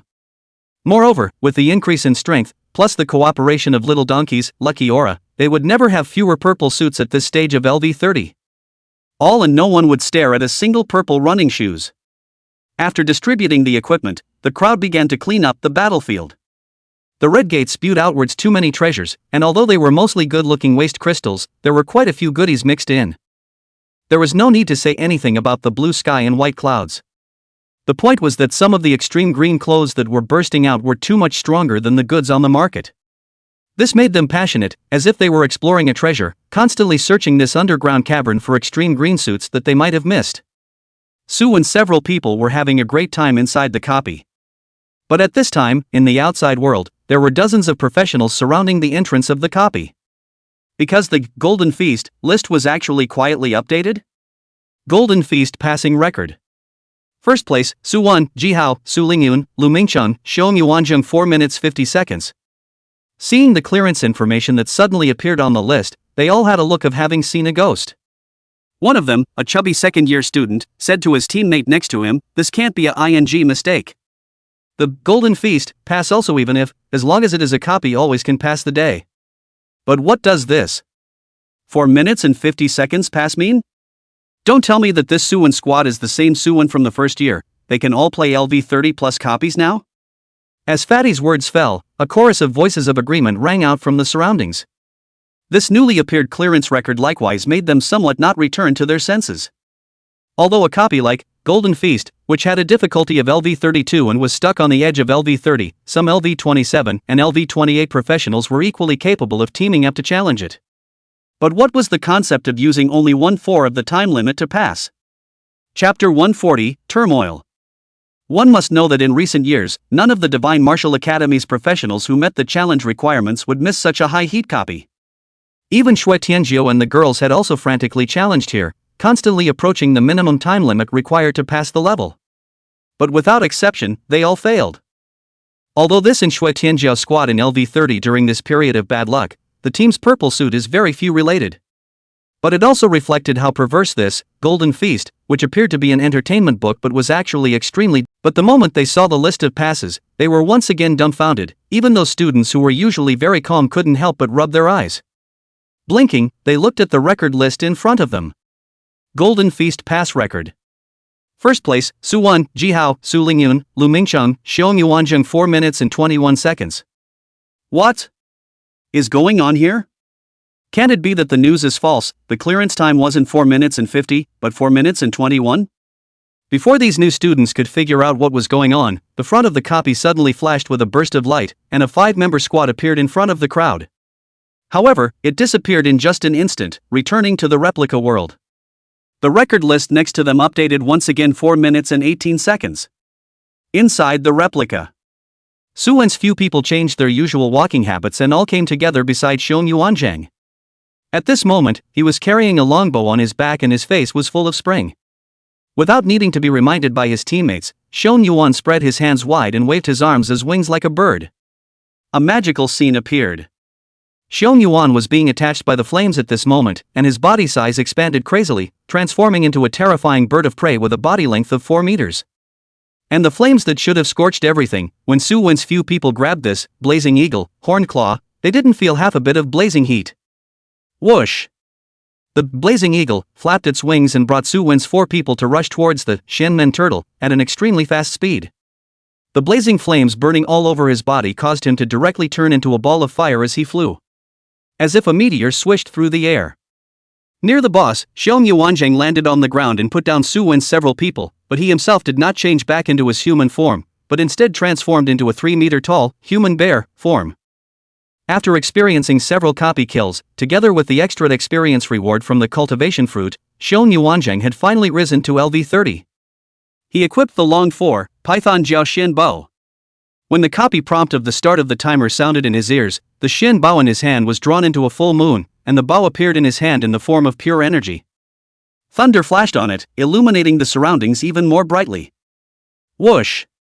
The running thunder arrow shot out and struck the Xianmen turtle's massive eyes with a series of sharp bursts.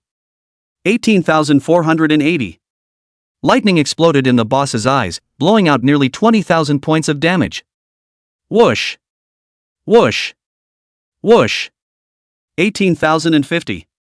17,725. 17,899. 18,899. Xiong Yuanzhang preferred this thrill of killing the enemy from a distance than wielding a sword in close combat. His attack speed was very fast, and with Su Wen blocking in front of him, Xiong Yuanzhang didn't have to think too much at all. As long as he was at ease with his output, he would be able to cause horrific destruction. Perhaps the other squads also had professionals with very impressive outputs, but they didn't have a top-notch shield battle like Su Wen. No matter how terrifying the boss was, he dared to go up and hold it for you. That kind of full sense of security was something that no one could give. After Xiong Yuanzhang advanced to LV30 and updated the equipment he could, his strength received a qualitative transformation. The previous flimsy attacks were replaced by this arrow wrapped in lightning, leaping to become the team's second battery C position. Under the frantic bombardment of the squad, the Xianmen turtle's blood was like a flood that had unloaded its gates and was frantically draining away. Even if it entered a berserk state and started to fight back, it couldn't withstand the skill bombardment of several people.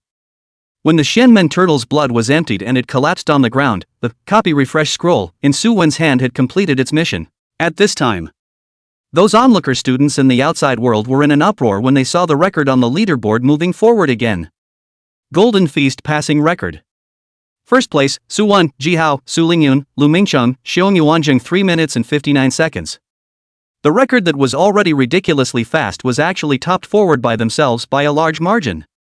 How did this make those students who were still struggling hard inside but could only get a guaranteed damage reward play?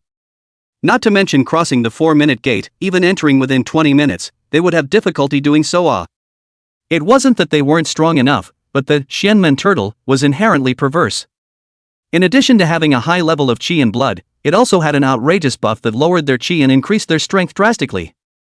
They had the strength to kill the boss, but the time taken was definitely more than 20 minutes. And Su Wen's squad only used 3 minutes and 59 seconds to pass the copy. Is outrageous. Chapter 141 Upgrading again. Out. Isn't it them?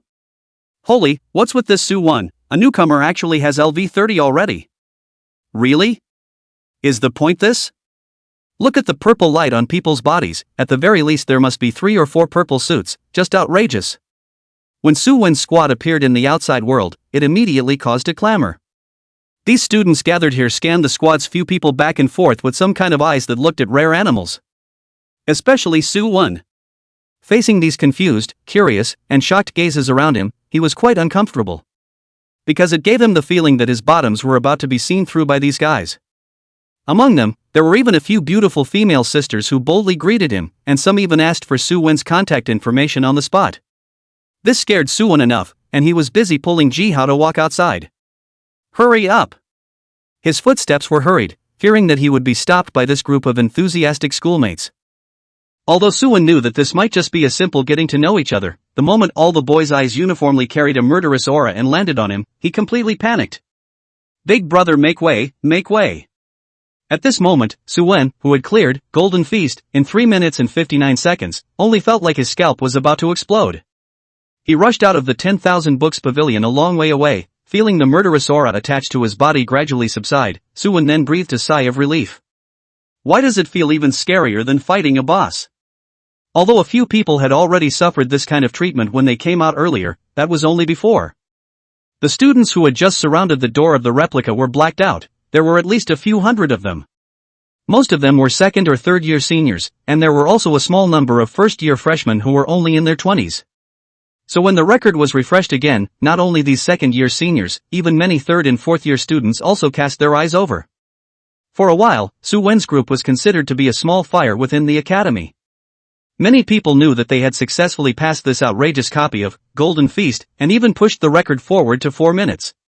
Even many teachers had received the news. The news quickly spread throughout the schoolhouse. But Suwon was obviously not aware of how outrageous the news had spread at this time. While the few people were eating, there were so many unfamiliar faces that came to say hello, and some of the students from the social cattle even tried to pull Su. When they learned that Golden Feast was cleared by a team of first-year professionals, the expressions on their faces were not much less than those of the onlookers at the beginning. Those third and fourth-year seniors were equally so. Only the first-year students, after knowing that Suwon had done another great thing, just let out a cry, and then there were no more emotional fluctuations. To them, Suwon had already created quite a few outrageous deeds. This time, it was just clearing a copy, no big deal. Ugh, the experience is all a bit insufficient, headache. At this time, Suwon had already returned to his bedroom. Looking at the several skills in his hand that needed to be upgraded, he felt that he was getting farther and farther away from the day when he would upgrade Shield Rise Counterattack to a divine skill. Both Phase Shock and Berserk Blood Shadow were very practical skills. Especially the latter, as a newly acquired SSS regular burst skill at LV30, Suwon was going to upgrade it no matter what. But the problem he was facing now was that although he had stored enough experience, what about a few more times in the future? No one could afford him to be so ho-hum. Everyone else was mainly upgrading one skill and then selecting a few more. Suwon was good, he couldn't wait to upgrade all the skills in his hand. Because LV6, Shield Counterattack, and Weapon Mastery brought too much help to Suwon. The increase was comparable to 1 or 2 pieces of high-grade purple armor. Now that there were new skills added, how could he stand it? After dwelling on it for half a day, Suwon finally made up his mind. He focused his attention on Berserk Blood Shadow, and the experience in the Genku Unlock began to drop violently. Congratulations on your skill Berserk Blood Shadow, successfully promoted to LV2, attack speed plus 5%, movement speed plus 10%, strike chance plus 2%, chopping distance plus 2 meters. Congratulations on your skill Berserk Blood Shadow, successfully promoted to LV3. Congratulations on your skill Berserk Blood Shadow, successfully promoted to LV4. Congratulations, your skill, Berserk Bloodshot, has been upgraded to LV6. After consuming 4,490,750 points of stored experience, Berserk Blood Shadow was finally promoted to LV6 by Suwon. Berserk Blood Shadow SSS LV.6 instantly consumes 50% of one's own chi and blood, obtains Blood Shadow Blessing, attack speed is increased by 165%, movement speed is increased by 250%, chance of bludgeoning is increased by 30%, attack becomes ranged chopping, current chopping distance is 11 meters, in Blood Shadow Blessing state, 1% chi and blood is lost per second, can be turned on and off at any time. Note, when opening for the second time, one's own chi and blood should remain above 60%. Looking at the comprehensively improved skill attributes, Suwon nodded his head in satisfaction, the corner of his mouth curved up in a pronounced arc that he couldn't even suppress. His most valued strike chance had reached 30%.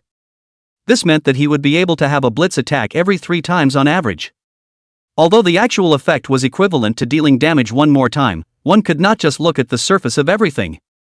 For example, if Suwon and his teammates were brushing monsters together in the wilderness, the other party's level was very high, and under normal circumstances Suwon would need 2 hits to kill the other party. However, if a bludgeon was dealt, only 1 sword was needed. 1 or 2 times may not be able to see anything, it's just the difference between hitting more and less. But the monster time will be stretched to days, weeks, months to calculate, the difference can be a C. Moreover, after upgrading his Berserk Blood Shadow, Suwon had become a genuine long-range warrior. In the field, he no longer had to use his weapon to cut down monsters one by one. After upgrading Berserk Blood Shadow, Suwon turned his attention to Phase Shock. A huge amount of experience had been invested once again, and while Suwon's heart ached, he also began to look forward to the effect of the skill after upgrading Phase Shock. Congratulations on your skill Phase Impact, successfully promoted to LV2, sprint speed plus 10%, move sprint time plus 2s, next strike damage plus 10%, cooldown time 5s. Congratulations on your skill Phase Impact, successfully promoted to LV3. Congratulations on your skill Phase Impact, successfully promoted to LV4. Congratulations on your skill Phase Shock, successfully promoted to LV6. Phase Shock ALV6, perform Phase Shift, sprinting forward at 250% for a distance depending on mana consumption lasts for a maximum of 15s, your next strike will deal 230% damage. Cooldown, 75s. Chapter 142 Full Sprint. Comfortable. Seeing the effect of LV6, phase shock, skill, Suwon felt like his entire body was permeable. The 230% damage combined with the 400% damage of Shield Rise counterattack was absolutely destructive when it exploded. Like a leader-level boss of the same level, Suwon was able to abuse his opponent like a chicken. Not to mention those elite monsters and even ordinary wild monsters. The reason why Suwon's strength was so much stronger than a freshman of the same level was because of his powerful skills. Equipment could only come second. Now, apart from the 2B rank skills on his body, everything else that could be upgraded had been upgraded to LV6. This made Suwon even more curious about what level his strength was at today. He looked out the window at the moon, and in his mind, he began to think about his future development strategy and direction. Now that he was not alone and could do whatever he wanted, Suwon was also carrying the high hopes of several people in the squad. If one step was wrong, it could bring disastrous consequences to them. At that time, the 5 people would lose more than just some insignificant experience, and in severe cases, it would even cause their months of effort to go down. As they leveled up, the leveling area suitable for a few people kept moving away from the city. If they didn't get up early, they might have to waste the whole morning on the road. Thanks to Suwon and Xiong Yuanjing's overall increase in strength, this time, they targeted the Sharp Whistling Forest side, which was leveled at LV38. A group of weird apes with strange temperaments lived here all year round. They were huge, and their thick and powerful limbs allowed them to have good growth in all 3 attributes of strength, speed, physique. Most of them are small monsters with elite life templates. This also made this place very popular with professionals. Just by rushing, Suwon encountered many teams of professionals. Looking at the level and direction, it was obvious that they were all rushing towards the Tsunami Forest side. From afar, Suwon saw several ironback silver apes playing in the forest. They were constantly swinging on the trees, and their flexible hands and strong upper body strength could allow them to travel freely through the rainforest. Ironback silver ape elite LV38. Blood, 117,700 117,700. Looking at the elite small monsters with only 100,000 out of 100,000 chi blood, Suwon drew his giant sword with great vigor and pointed at those ironback silver apes, and let out a rampant loud laugh. Good guys, you're it. As the words fell, Suwon's body flickered with various colors of light, and then a cloud of chi and blood suddenly burst out from the surface of his entire body, completely surrounding him. Only a pair of eyes that flashed with violent bright red light remained. He slashed several icy blue sword lights forward with extremely fast speed, and in the blink of an eye, he struck the head of the ironback silver ape. 20,979. 3,154. 42,126. 3,154. 42,841. Ow! One of the ironback silver apes only had time to let out a wail of pain before it was chopped into pieces by the sword light, and then frozen by the extreme coldness attached to the sword light. It froze into a single block of ice and scattered on the ground. Successfully killed ironback silver ape elite, experience plus 975, additional bonus experience for crossing levels plus 390, additional bonus experience for cultivation fruit plus 97.5, additional bonus experience for group plus 2,437. When this ironback silver ape died, the surrounding few were greatly frightened and all screamed and howled. Their voices were completely inversely proportional to their size, sharp and thin. Suwon felt his eardrums hurting even from a distance. However, although apes and monkeys have a certain degree of spiritual intelligence, in most cases, their thinking is still in a chaotic and unorganized instinctive state. Just like now, after they finished screaming, they realized that the several Suwon people who came over were actually a few small ants that were not as high as their waist. The ironback silver apes slammed both of their fists into their chests, emitting a dull low thumping sound. Their chests rose and fell violently, and several swirls of transparent airflow visible to the naked eye were emitted from their mouths and noses. The eyes gradually. And with a single push of its limbs, it swooped down in front of Suwon's few people. Ha! A bunch of fools, actually still not running. Suwon's few people let out an unrestrained laugh, and even Su Lingyan couldn't help but laugh softly as she looked at these elite monsters. They were previously afraid that the ironback silver ape was more intelligent than the other monsters and would selectively retreat when they saw their companions die, but they didn't expect that they were actually a bunch of cuties who couldn't see the situation. Since this was the case, there was no need for Suwon's few people to stay their hand. They faced the monsters in both directions, Suwon on one side, and Xiong Yuanjing's 4 on the other. As the ironback silver ape approached, the several people simultaneously exploded their skills. 62,042. 9,344. 61,814. 11,880. 10,764. 10,245. 11,231. 5,481. 6,012. 5,121. Under Su Wen's berserk skills, the ironback silver ape, whose life template was only at the elite level, couldn't be stopped at all. Even with the huge level suppression, these wild monsters were no match for Su Wen and the others. Successfully killed the ironback silver ape elite, plus 975 experience, plus 390 bonus experience for leveling up, plus 97.5 bonus experience for cultivation fruit, plus 2,437 bonus experience for teaming up. Successfully killed the ironback silver monkey elite, experience plus 975, extra bonus experience for leveling plus 390, extra bonus experience for cultivation fruit plus 97.5, extra bonus experience for team plus 2,437. Listening to the experience prompts coming from their ears, Su and several people were in a rather beautiful mood. These elite monsters were very good to kill and gave a lot of experience. It was really an excellent choice for battle upgrades. Relying on the powerful firepower output, Su Wen's squad went all the way to kill all the ironback silver ape within their sight. A lot of equipment popped out along the way, but unfortunately, all of them are useless trash goods. A dozen days in a row, Su and 5 people all in the tsunami forest spent, which killed the ironback silver ape, countless. Anyone who encountered Su Wen's team of professionals in this area, they all retreated, all were scared by their crazy slaughtering style. They were all scared by their crazy slaughtering style. They were afraid of accidentally bumping into each other and then leaving their lives here. Chapter 143 Weird Silver Ape. As the prestige of the squad's few people spread, Season, Su Lingyun, and Lu Mingcheng also successfully advanced to LV30. The two of them, Su Wen and Xiong Yuanzhang, had killed more wild monsters and naturally harvested more experience, advancing their level to LV32 in just over 10 days.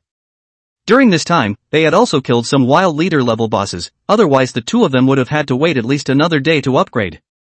Continuously being in the wild for nearly half a month. The smell on the several people was a. In case one day the Empire's defense line in the starry sky breaks down, and the situation reverts to 100 years ago again, is a house in Tiandu able to save your life? Looking at the crackling pile of firewood being burned, Xiong Yuanzheng shook his head and retorted, his mouth still saying, "Strength. Strength.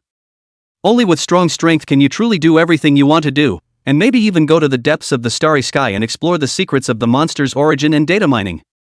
Xiong Yuanzheng's tone changed. It was regretful but with a firm yearning. This made Su Wen's few people come to be interested. Could it be that Xiong Yuanzheng still had some pasts that they didn't know about? However, his teammates' curiosity did not impress Xiong Yuanzhang. He didn't say too much, he just sighed and shifted his gaze, sweeping over the moon in the sky. The cool sky was not covered by too many clouds, and it was easy to see the stars and the crescent moon hanging in the sky. He quietly admired the night sky, and with his whole body relaxed, the natural chi around him was constantly drawing in on him, the druid. They contained the coolness of the rainforest at night as well as the incorrectness. Xiong Yuanzhang, who originally had a comfortable expression, suddenly furrowed his brows, stood up, and looked suspiciously into the dark depths behind him. Previously, there was still some ironback silver ape roaring, but at some point, the sound gradually faded, and the silence of the night enveloped them. Even the sound of insects and birds chirping in the night did not come. Even though it was approaching winter, there were monsters everywhere in the wild, so it was impossible for such a situation to occur. Moreover, he had just caught a familiar and disgusting scent. It was very faint, but it was keenly captured by him as a druid. What's wrong? Xiong Yuanzheng's strange behavior naturally caught the attention of Su Wen's few people. They looked towards the surrounding woods but did not find anything. After all, everyone had different routes of development and naturally perceived different things. Xiong Yuanzhang did not reply, but swept back and forth from left to right, his nose constantly sniffing. At this point, even someone as nervous as Ji Hao detected a hint of something wrong. There was a feeling that something big was going to happen. Suddenly, Xiong Yuanzheng's body swelled violently, and exuberant hair grew from his body surface, transforming into human bear form on the spot. Taking out the longbow on his back, he aimed an arrow somewhere in the darkness. The arrow rapped with thunder, whooshing into the darkness, illuminating the surroundings exceptionally brightly. Poof! Under the watchful eyes of Su Wen, the thunder-rushing arrow did not enter the chest of an ironback silver ape, but strangely enough, this monster did not make any cries. It let the blood flow out.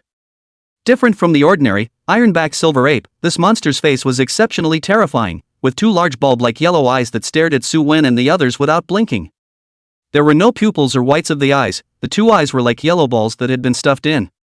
The mouth had also changed from the previous humanoid shape to the short beak of a bird today.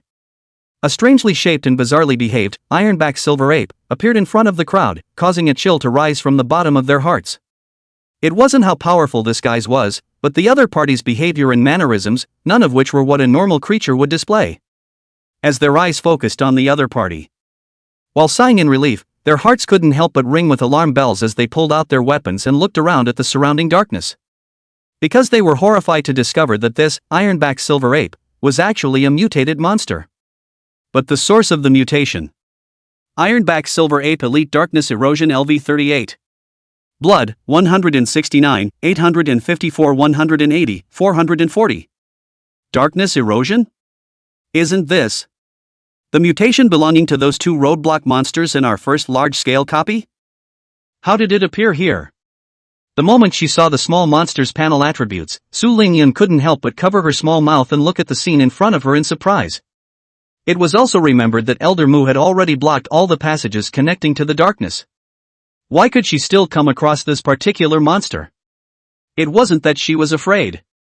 Rather, this kind of dark creature was really too powerful than normal small monsters and gave the same amount of experience. It really wasn't a qualified target for leveling. I guess something is going to happen, Su Wen said indifferently. When Mu Lao told them about the dark ancient domain, Su Wen had specialized in understanding the relevant information. Not only the dark ancient domain, even other worlds appeared in the blue star with a spatial passage, and once it appeared, the two sides would permanently establish some kind of connection.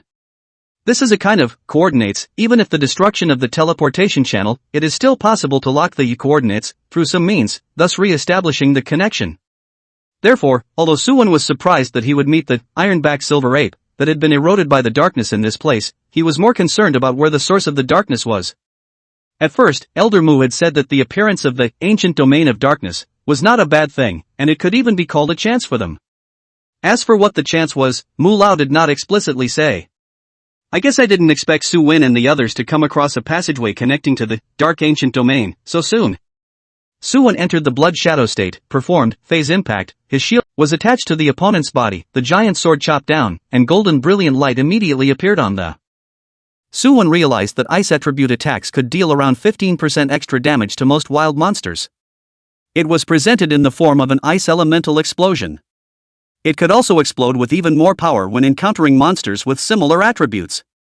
After resolving the monsters, Ji Hao and the others came together and looked at the ground of ice crystals at their feet, speaking in a serious tone. Remember those two bosses from back then? All of them came out of the Gate of Darkness. If I'm not wrong, there should be a teleportation channel nearby as well, and the darkness eroded this ironback silver ape, turning it into this appearance. Su Lingyun looked worried. Clearly everything was normal around her earlier, but now it gave her an incomparably strange feeling. It was like there was something greasy and oily that wrapped her entire body. The disgusting scent filled the air, making her entire being less comfortable. Can you sense the exact source? Su Wen opened his mouth and asked. We've been killing in the Simshatsui forest for so many days, we've never seen any mutated monsters, and for it to suddenly appear tonight, there are only two possibilities. Xiong Yuanzhang felt the dark, gloomy and strange aura around him and said after a long while, one is that the passageway happened to descend tonight, and the location is right near us. 2. The passage from the dark ancient realm appeared in the nearby leveling area and spread to the Simshatsui forest. But judging by the intensity of the dark aura, I'm more inclined towards the latter. Xiong Yuanzhang gave the answer as he pointed his finger out in the direction, over there. After saying that, he looked at Su Wen, waiting for the other party to make a choice. After all, they had been out of the city for nearly half a month, and all of them had crossed LV30, so their goal was considered to be reached. As for whether or not to go on another adventure. Go! Su Wen gave the answer.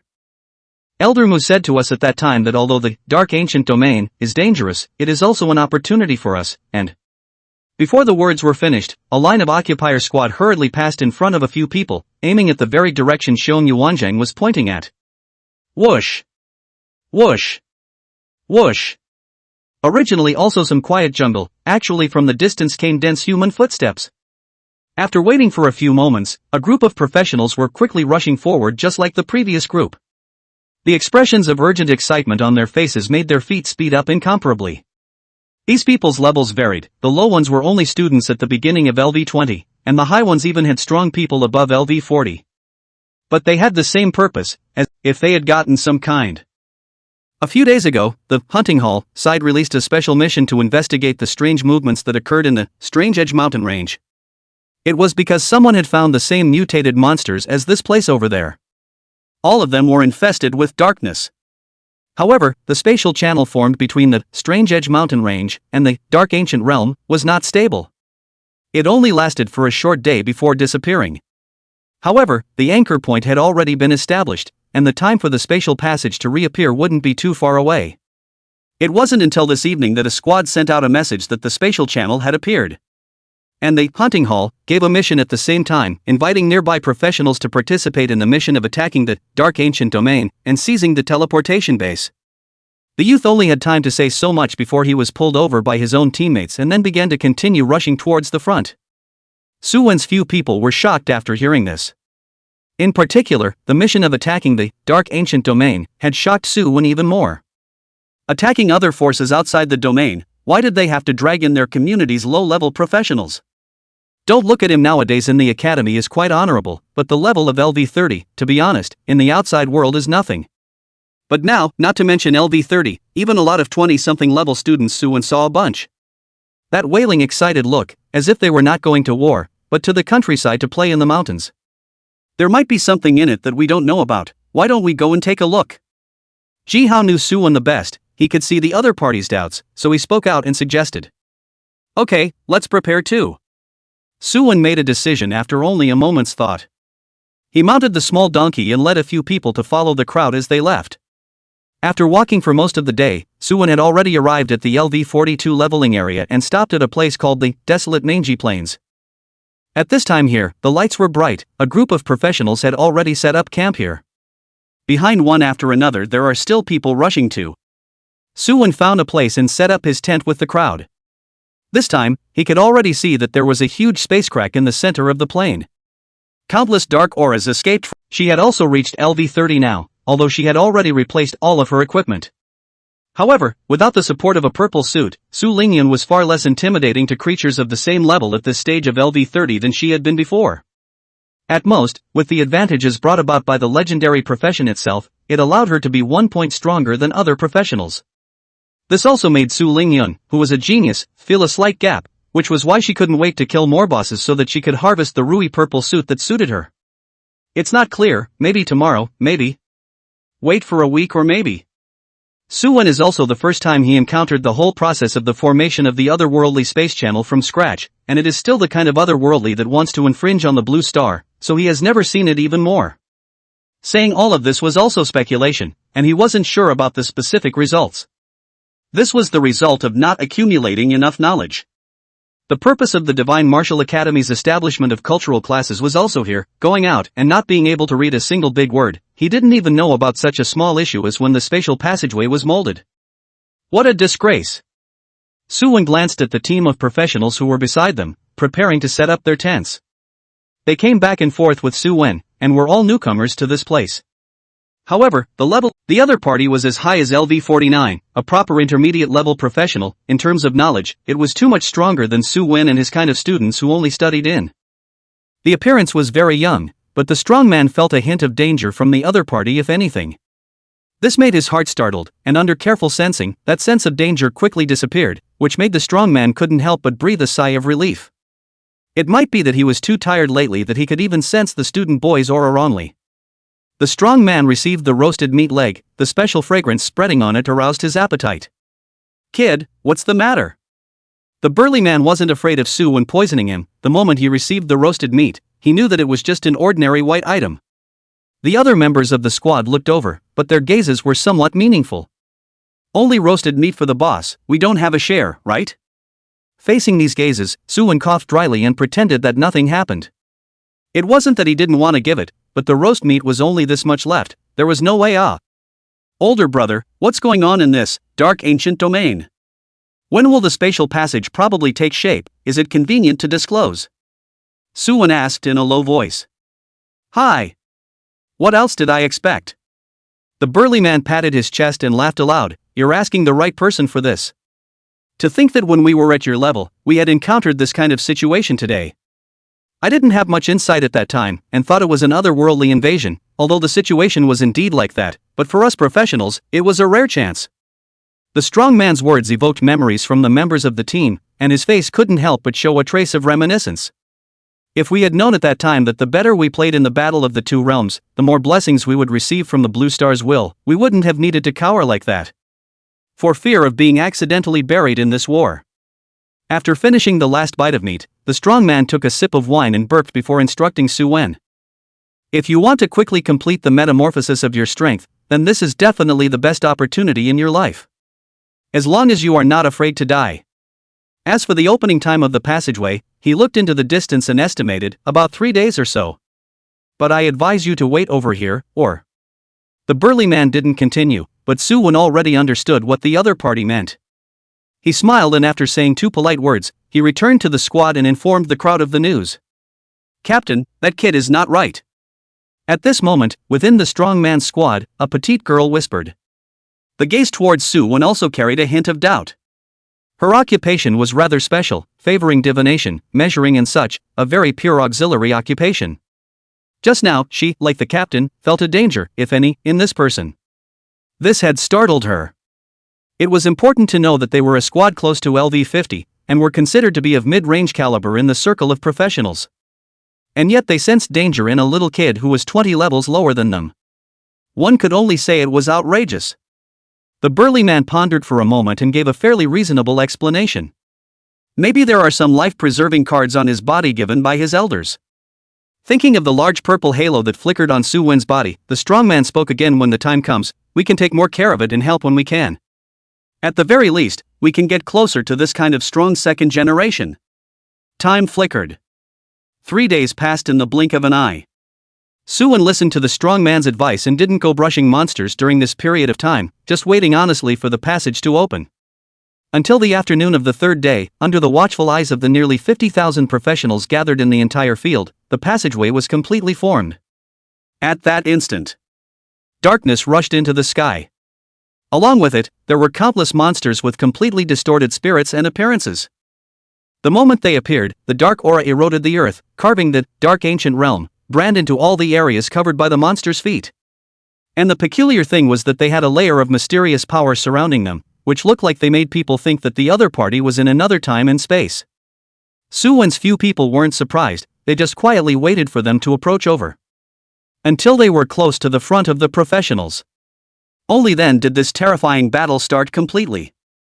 The professionals pulled out their weapons and went straight for the dark monsters that were rushing towards them. A surprising scene appeared. When someone approached those monsters, the professionals would be enveloped by the mysterious power around the monsters, pulling both sides into a new space. Isolated from the present world. Each level had a corresponding monster, like Suwon and the others. The counterpart was the monster with a flashing blue mysterious aura on its body. The moment of contact. The 5 people of Suwon's squad were pulled into another battle space. Along with them, there were hundreds of dark monsters with ranks ranging from LV-30 to LV-39. Kill. Suwon didn't have any nonsense and rode the little donkey to kill them on the spot. His entire body was wrapped in blood, like a red lightning bolt killing into the monster group. At the same time, his body flashed with colorful light. The giant sword was like the scythe of death, slashing at the leading dark monster. Boom! 325, 602. Chapter 146 Crazy Killing. Terrifying damage surfaced. After phase shock was raised to LV6, the damage that erupted together with shield rise counterattack was simply terrifying. Even quite a few LV50 professionals with average skill sets couldn't hit them. The small monsters with normal life templates simply couldn't withstand such an onslaught. On the spot, they were exploded into a pile of ice shavings by the ice elemental. Boom! Boom! Boom!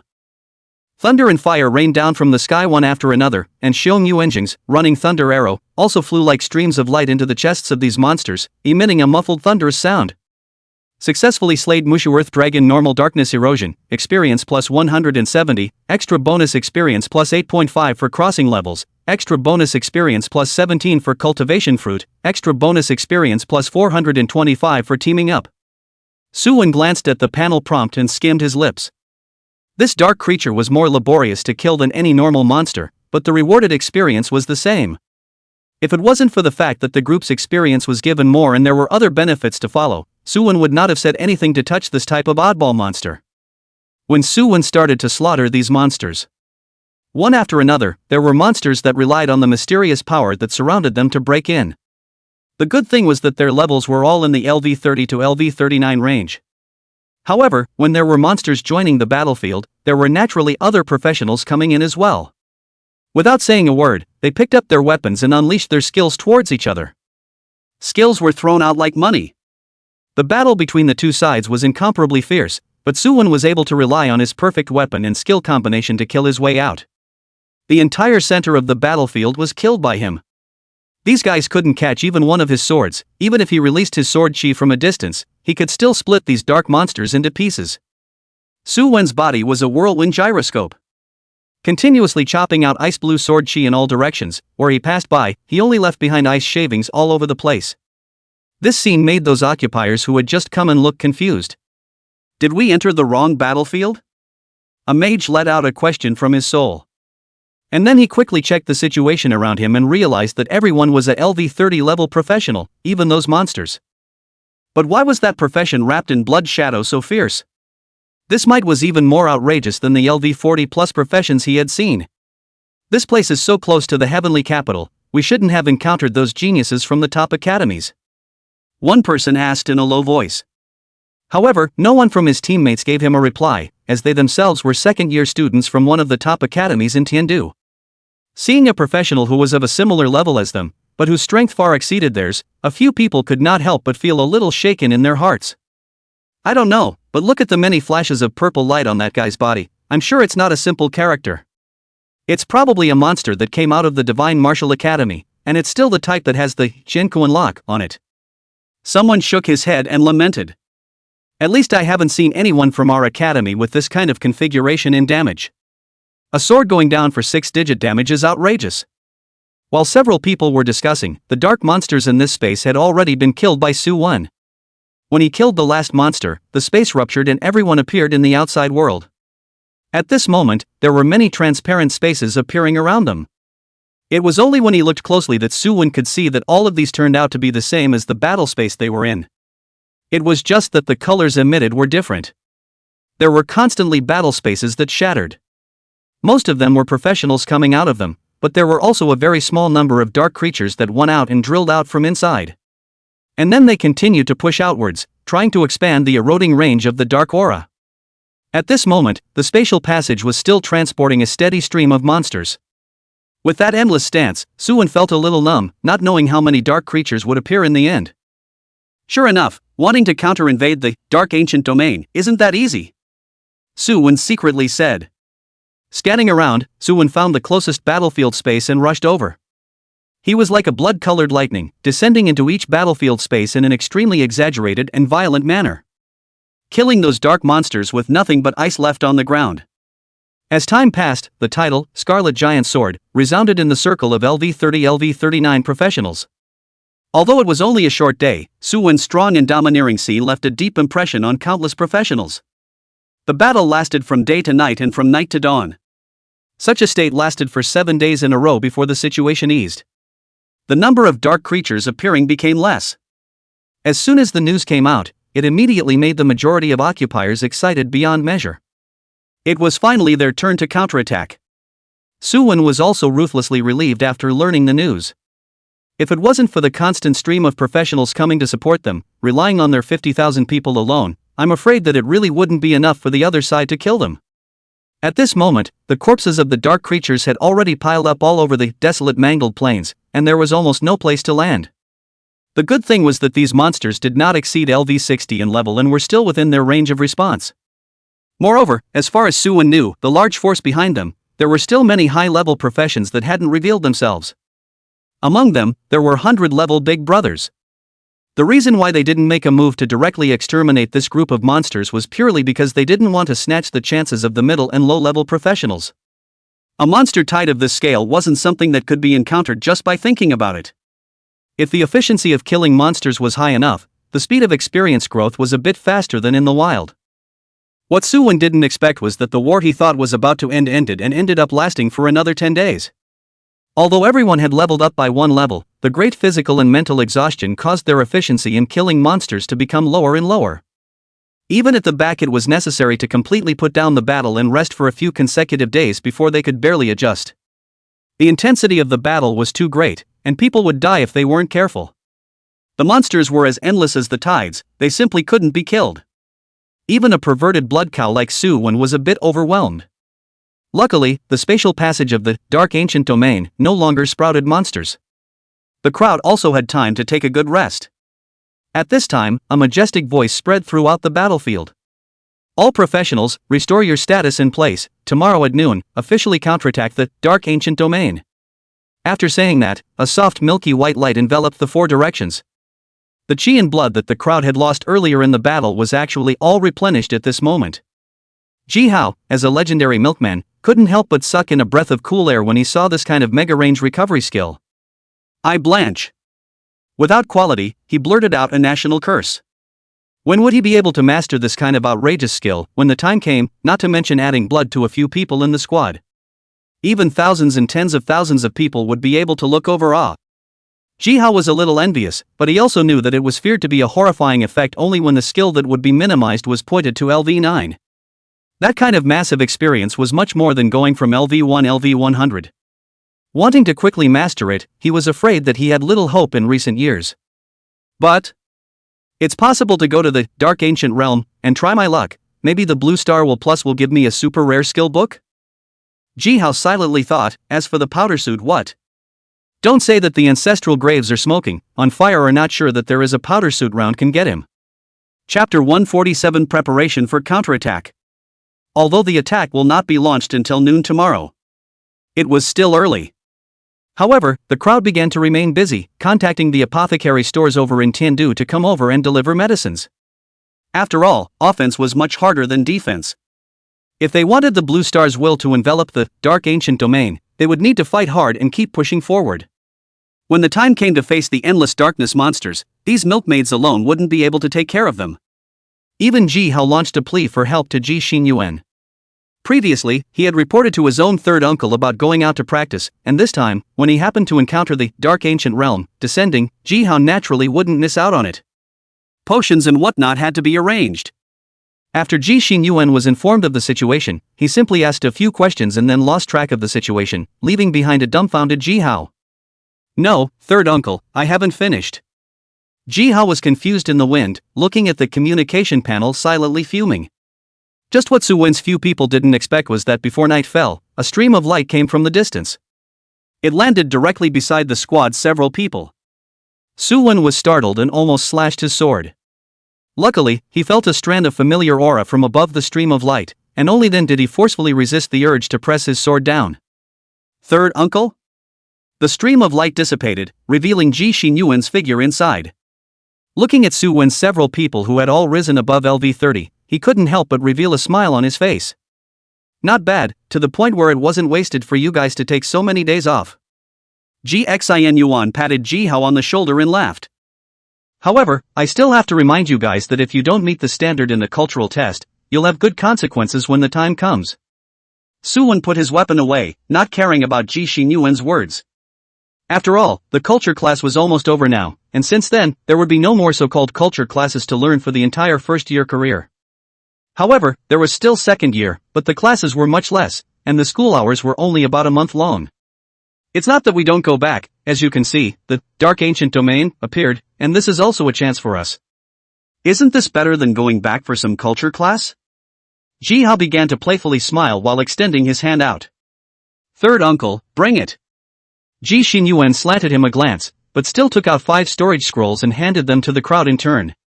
Inside are potions to restore chi, blood, and mana, as well as some props to save your life and explode to escape. The ancient domain of darkness is a chance, but it also contains great dangers. Don't just look at the surface benefits and everything. And this trip action is not as simple as you think. Just go over and play soy sauce. Don't try to show off for the sake of what Blue Star will plus body. Otherwise there are so many intermediate level professionals present. What do you think they are doing? The so-called intermediate level professionals were the group of people whose ranks ranged from LV30 to LV59. LV60 LV89 were the high-level professionals, while LV90 LV100 were the top-level professionals. Su Wen and the others were at the bottom of the intermediate-level professionals. Just as Xin Yuan said, the strength of a few people couldn't compare to those old guys who were close to touching LV60. Competing with each other. But there was no need to tell Xin Yuan about this. After instructing Su Wen and the others for a while, Xin Yuan didn't stay much longer. He still had a bunch of things to do on his side. Being able to find the time to personally come over for a trip was not easy enough. Before flying away from the tsunami forest, he glanced at Su Wen and then turned into streams of light and completely disappeared. One day passed quickly. Before noon, together with the professionals who came after them, there were nearly 100,000 people present, all of them silently checking their status. Including equipment durability, supplies, props, and a series of other things. No one knows what the situation is on the opposite side when we go in. Let's not risk our heads first and try to retreat as far back as we can. Don't cutie. Don't rush forward like that. Put. Su Wen's words had just fallen, when he heard a light laughter coming from behind him. Turning his head to look, it turned out to be this girl Su Lingyan who was destroying the atmosphere. He furrowed his brows and glared at her in a feigned angry manner. But Su Lingyan wasn't afraid at all. Wiping the saliva that had just accidentally sprayed out from the corner of her mouth, she laughed lightly. I don't know who it is, rushing to the front of every fight. It's you who should be careful. Besides, several of us are now long-range professions. There's no way to rush even if we want to.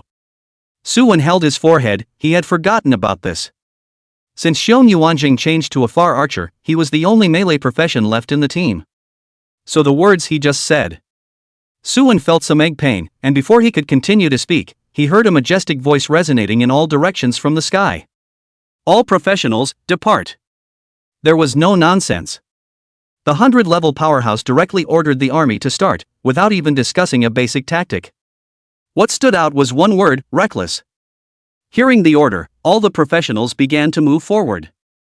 However, after a day's rest yesterday, the professionals had spontaneously lined up according to their rank. Higher ranks were at the front and lower ranks were at the back. Su Wen's 5 people were at the back of the line, and as they walked towards the spatial passageway, colorful halos began to flash on the entire professional army. All of the auxiliary professionals were brushing buffs on their own squads. Even the 100-level powerhouses that had never shown their faces sprinkled a mist of blood-colored light from the sky that landed on each and every one of the professionals.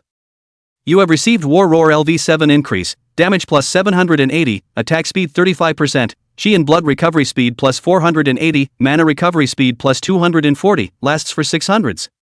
Compared to the previous super wide-range healing spell, although Roar of War also applied the skill to everyone. However, Su Wen could clearly feel the difference. That 100-level powerhouse was clearly using the healing technique as a route to prepare for a sprint towards divine skills. If the healing technique was his own son, then Roar of War was at most an adopted one. However, Su Wen was still very satisfied with the effect brought by War Roar. His damage had increased significantly again. It had truly reached the point where ordinary monsters couldn't take a single hit from him. As the large force advanced, Su Wen's squad was getting closer and closer to the spatial passage, and it was clear that the back of the passage and the present world were in 2 different spaces. However, he still vaguely heard waves of roars like a tsunami coming from the back. There were dark monsters as well as many human professionals. Su Wen took a deep breath and removed the huge sword behind him, clutching it in his hand. Following that, he stepped into the dark passage with firm footsteps. Chapter 148 Black and Red World. Boom! Boom! Boom! As soon as he crossed the spatial passage, Su Wen felt a gloomy aura coming from the surroundings. The line of sight swept through.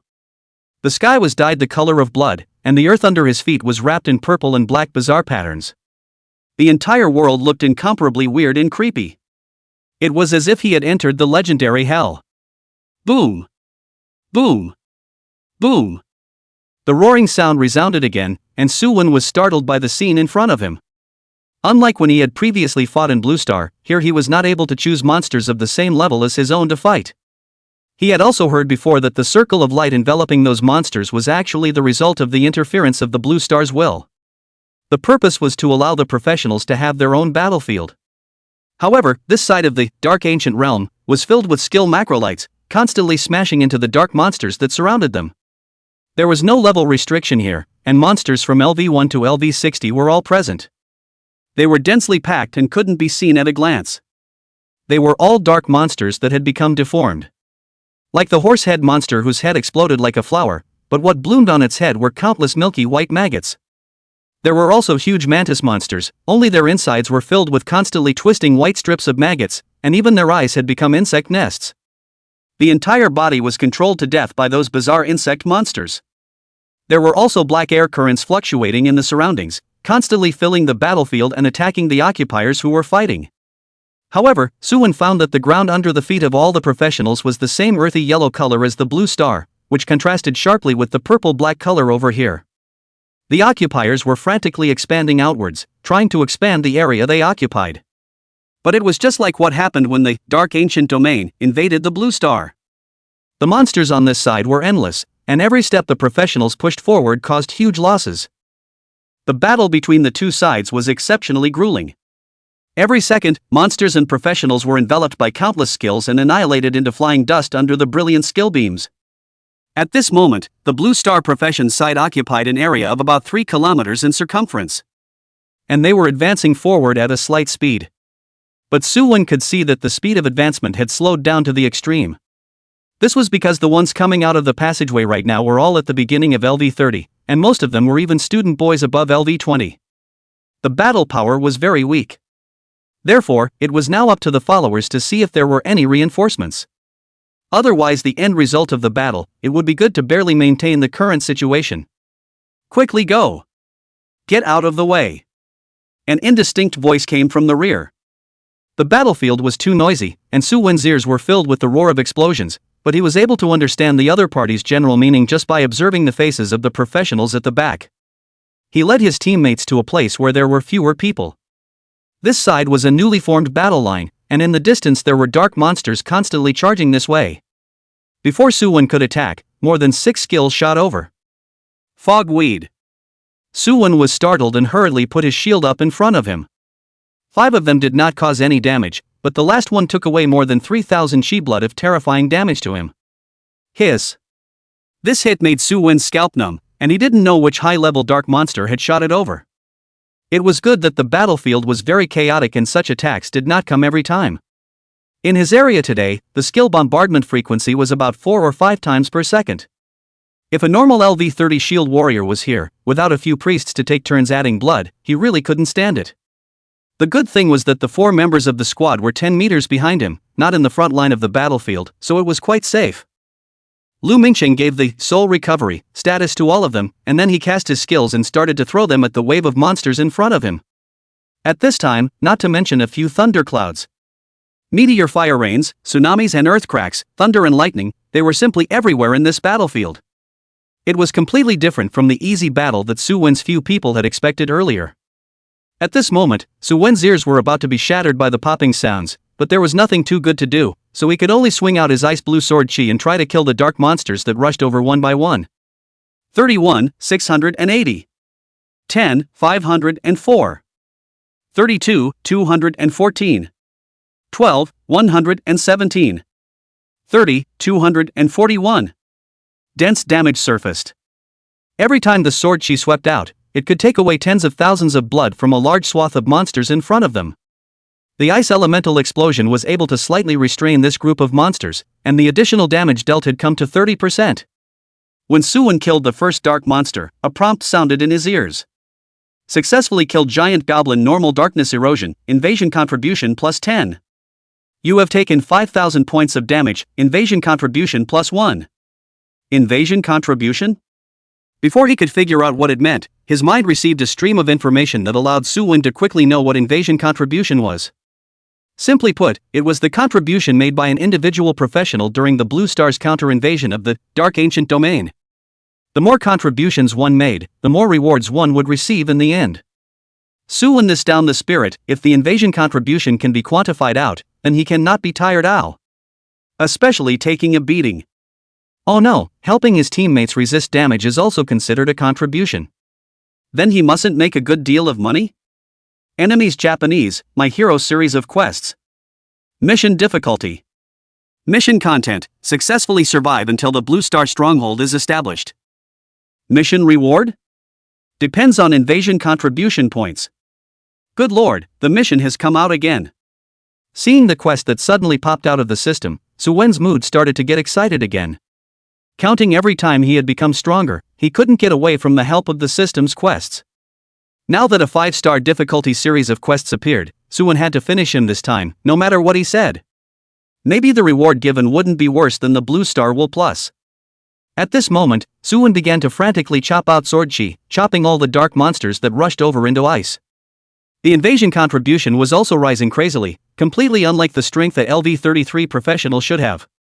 Even the other shield warriors who were by his side had changed several batches long ago, taking turns to recuperate in the back. But Suwon was like nothing. Not only was he as fierce as a tiger on the offensive end, even his defense was iron-blooded. Not taking a step back, he was always at the front line of the battlefield. Those professionals beside him were already dumbfounded, looking at Suwon as if he was looking at a monster. Damn, where did this kid come from? LV-33 guys are so perverted now. Someone roared loudly. Even though it was loud, in the chaotic battlefield with explosions, it was no different from whispering. It couldn't be heard at all. But that didn't affect the shocked expressions that spread across the faces of the people around them. There's a pervert coming from this side of the battlefield. Doesn't he have to rest? Rest? That little red guy has been there for half a day and his blood hasn't dropped. What a pervert. What kind of pervert would be this strong? Calling him a pervert is just belittling him. What are those 3 ghost light orbs? Such a strong defense. Looking at it I want it too. Chapter 149 The Wave. Suwon's prolonged violent output and absolute defense finally caught the attention of the people around him. They swept their eyes back and forth over Suwon's body with that eager gaze, like a monster seeing some kind of novelty prey. Wanting to find out more about it. Although Suwon's level had come to LV-33, it was still not enough for them. However, these people were also clear that the power held by a professional was entirely their own and could not be plundered by outsiders. Especially the purple suits, and these, even if they were looted, they would serve no purpose. This was also the main reason why in the Blue Star's wilderness, the professionals kept each other calm and did not interfere with each other. Now, these people gathered their eyes on Suwon. In addition to being curious about the source of his terrifying damage, they also wanted to see just how long this guy could last. But they hadn't thought that a day would pass with this look. Suwon! Suwon! Come back quickly, it's time for you to rest, we'll do the rest instead. At this time, the sky had already darkened, and the blood-red sky slowly shifted towards a blackish-purple color. It gradually merged with the ground. After a whole day of killing, the Blue Star's professionals had become exhausted, some of them couldn't even lift their fingers for a moment, and returned to the rear camp and fell asleep. Facing the endless dark monsters, they had almost drained themselves of their last ounce of energy and mana. They were able to hold out until now, relying entirely on their willpower to hold out. Since they were all casual teams, they had never participated in a cross-border battle with such a large number of people, and usually brushed wild monsters and played copies. So for the cruelty of war does not have a clear cognition.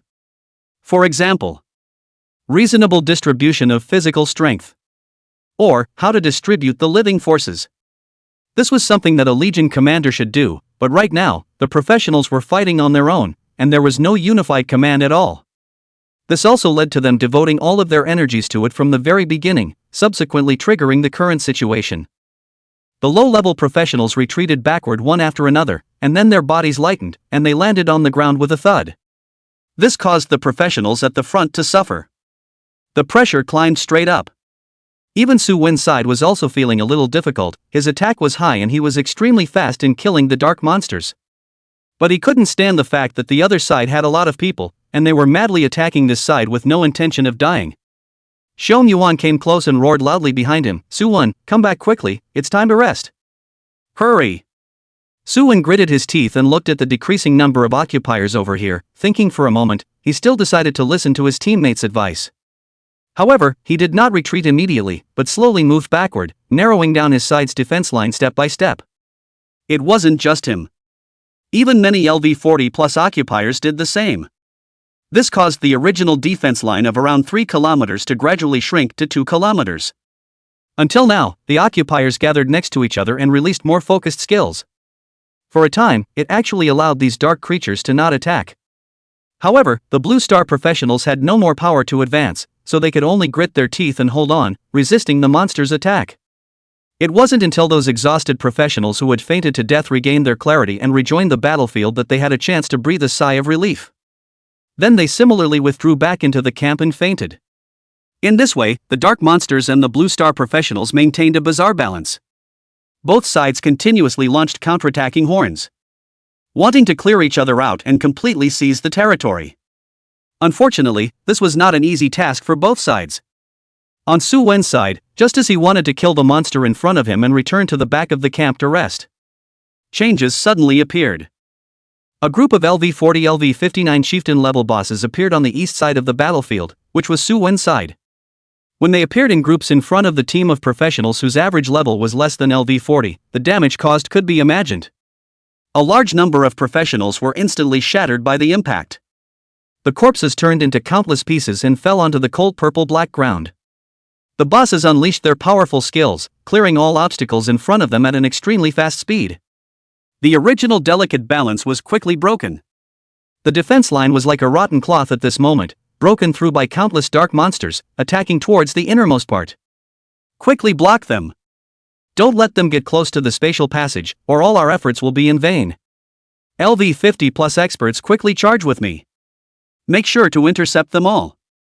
Kill these monsters. Roars rose up all over the battlefield, and if one didn't distinguish them carefully, it was impossible to hear whether they were hissing from professionals or dark creatures. The defense line was broken and the situation was precarious. Even Su Wen's face changed drastically as he quickly retreated backwards. This group of bosses was simply not something he could deal with. A group of LV-40 plus leader level bosses, where could his small arms and legs twist through each other? However, Su Wen still underestimated the sharpness of these bosses. Their skills were like super missiles constantly bombarding this side. Even though Su Wen's speed was amazing, he was still hit by most of these skills. 15, 425. 2, 577. 2, 878. 6, 874. 7, 225. As Su Wen used Shield Rise counterattack, he was preparing to block these attacks and even use the opponent's strength to quickly withdraw. Only then did he realize that each of these skills was fierce beyond words. One of the attacks even knocked over 10,000 points off his shield value, which almost didn't give Su Wen a heart attack. The shield that was originally impenetrable was actually shaking at this moment. Even though the actual shield value was still quite a bit, it couldn't stop the continuous bombardment of terrifying skills. Run! Without the slightest hesitation, Su Wen summoned Little Donkey to his side and then flew backwards. Fortunately, Ji Hao and the others were farther away from him and retreated in time, which saved them from the torture of those bosses. That horrible damage. Simply rub that is injured, touch is dead. It simply didn't give ordinary professionals a chance to live. Only experts of the same level could fight with them. Sweeping over the occupier experts that were running towards this place, Su Wen couldn't help but breathe a sigh of relief, but when he shifted his line of sight to another corner. Frightened, Su Wen's eyes almost didn't glaze over. Quick! Don't let them come in! Block them all! Su Wen let out an angry roar from the depths of his soul, and before the man could rest his breath, he rushed towards the west. Chapter 151 Man becomes an army. The defense is about to break, top it off. Cover up. All free occupiers, all advance to the western battlefield. All of them. It was no wonder Su Wen was in such a hurry. The eastern boss swarm was pulling in too many high-level occupier forces. This caused the already unstable situation on the western front to instantly collapse. Without the high-level warrior power to hold them back, these dark monsters were simply unbridled. They swaggered towards the professionals' position. The remaining people's weapons were almost smoking, but they still couldn't stop the many monsters from attacking. Just by retreating a little slower, they were torn to shreds by the countless attacks. Damn! Damn it! Su Wen cursed in anger. Even though he and these professionals were strangers, However, from defending against the invasion of the Dark Ancient Realm, together to the current counterattack on the Otherworld, Suwon had established a not-so-shallow connection with these unnamed comrades. Kill. With the enhancement of Divine Walk for 1,000 miles and Phase Shock, Suwon's entire body transformed into a blood-colored lightning, sprinting across this purple-black land. In just a few moments, he arrived in front of the group of riot monsters. The huge sword was raised above his head, and amidst the roars of the surrounding people yelling at him to retreat, he ruthlessly slashed at the monster's chest. Boom! 391, 243. Nearly $400,000 of terrifying damage exploded. The dark creature, which had torn a female professional to shreds the previous second, directly turned its entire body into pieces under the incomprehensible damage infused into it. Following that, it was wrapped in ice mist and frozen into slag. Suwon didn't stop and roared as he furiously danced his giant sword furiously. The icy blue sword chi was like a death scythe, sweeping through the bodies of these monsters while taking away their lives in the process. At this moment, a strange scene appeared in the southwest corner of the battlefield. The originally gloomy and depressing battlefield suddenly had a splash of brilliant icy blue color. A single monster was either frozen into an ice sculpture or turned into ice shavings and spread on the ground, giving this purple-black earth a touch of otherworldly vitality. 37, 270. 36, 898. 74, 124. 73, 878. Under the Blood Shadow Blessing state, Suwon's attack speed was terrifying, and the originally incomparably thick, dragon-scale giant sword was on the verge of being danced out of his residual shadow. The icy blue sword light swept in all directions, chopping all the dark creatures that wanted to get close into ice crystals. This was true even for LV40+ monsters. Looking at Suwon, who was still struggling to output, the surrounding professionals who were about to retreat all stopped in their tracks. They looked at the scene in front of them with disbelief.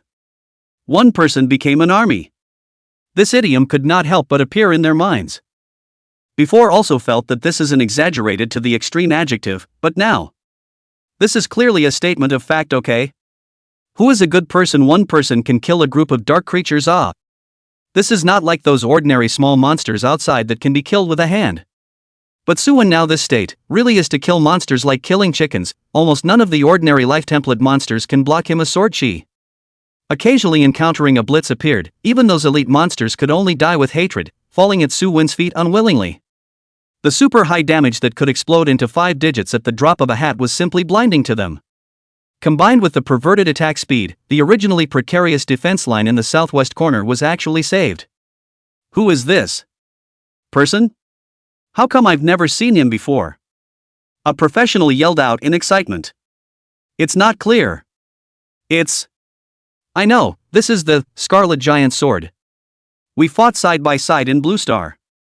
Someone recognized Suwon and roared angrily, explaining to the surrounding professionals. I heard that he's a heavenly pride from Divine Martial Academy. Quick, assist the other party with all our might and snatch back the territory that belongs to us. Kill him, charge. After a slight commotion, the professionals stabilized their emotions and rushed back into the battlefield, blasting their skills hard on top of the brains of this group of monsters. Seeing that the battle line was re-established and even showed signs of pushing back, this caused the experts who originally wanted to return for support to let out a sigh of relief. Their gazes landed on that unique blood shadow, and they secretly made a note of this person. In fact, what Suwon didn't know was that not only those LV50+ experts were paying attention to him. Even the 100-level Big Brother who had been hiding in the shadows couldn't help but feel secretly shocked when she saw the terrifying strength that Suwon had erupted. It couldn't be that after she hadn't returned for so many years in the starry sky, the little ones of Blue Star had already grown to this point? One person and one sword, alone, subduing the attack of dark monsters of the same level.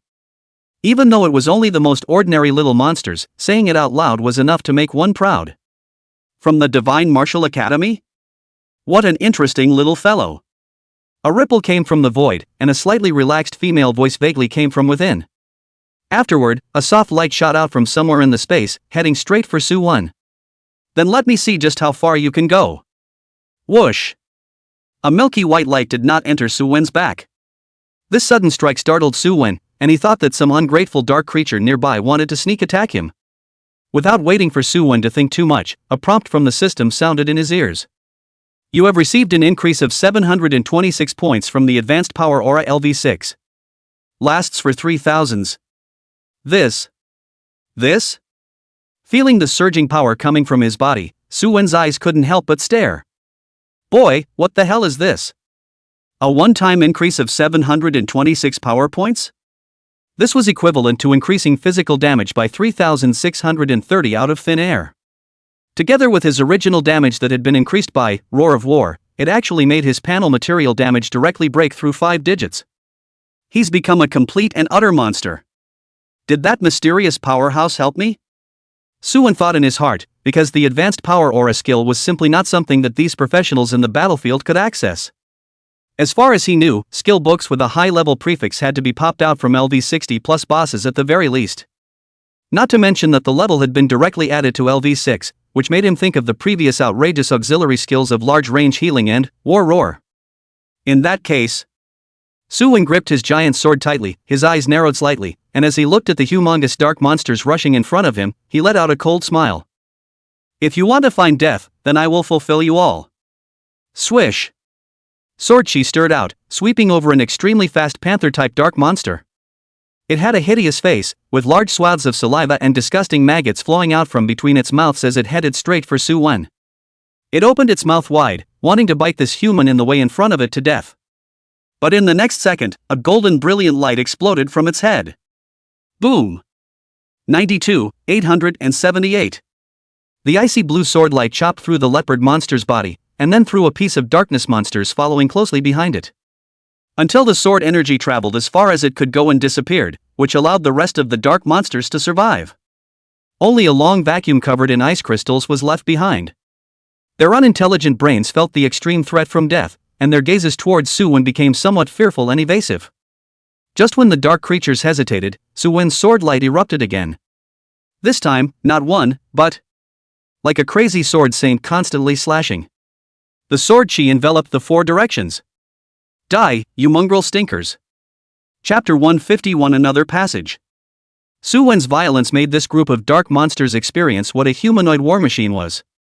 After being strengthened by the advanced power aura, he was able to take away the lives of a large number of dark monsters just by sweeping his long-range sword chi. This caused Su-wen's ears to be filled with alerts, and his experience kept climbing upwards like a rocket. Successfully killed one-eyed ghost bear normal, experience plus 170, cultivation fruit bonus experience plus 17, group bonus experience plus 425.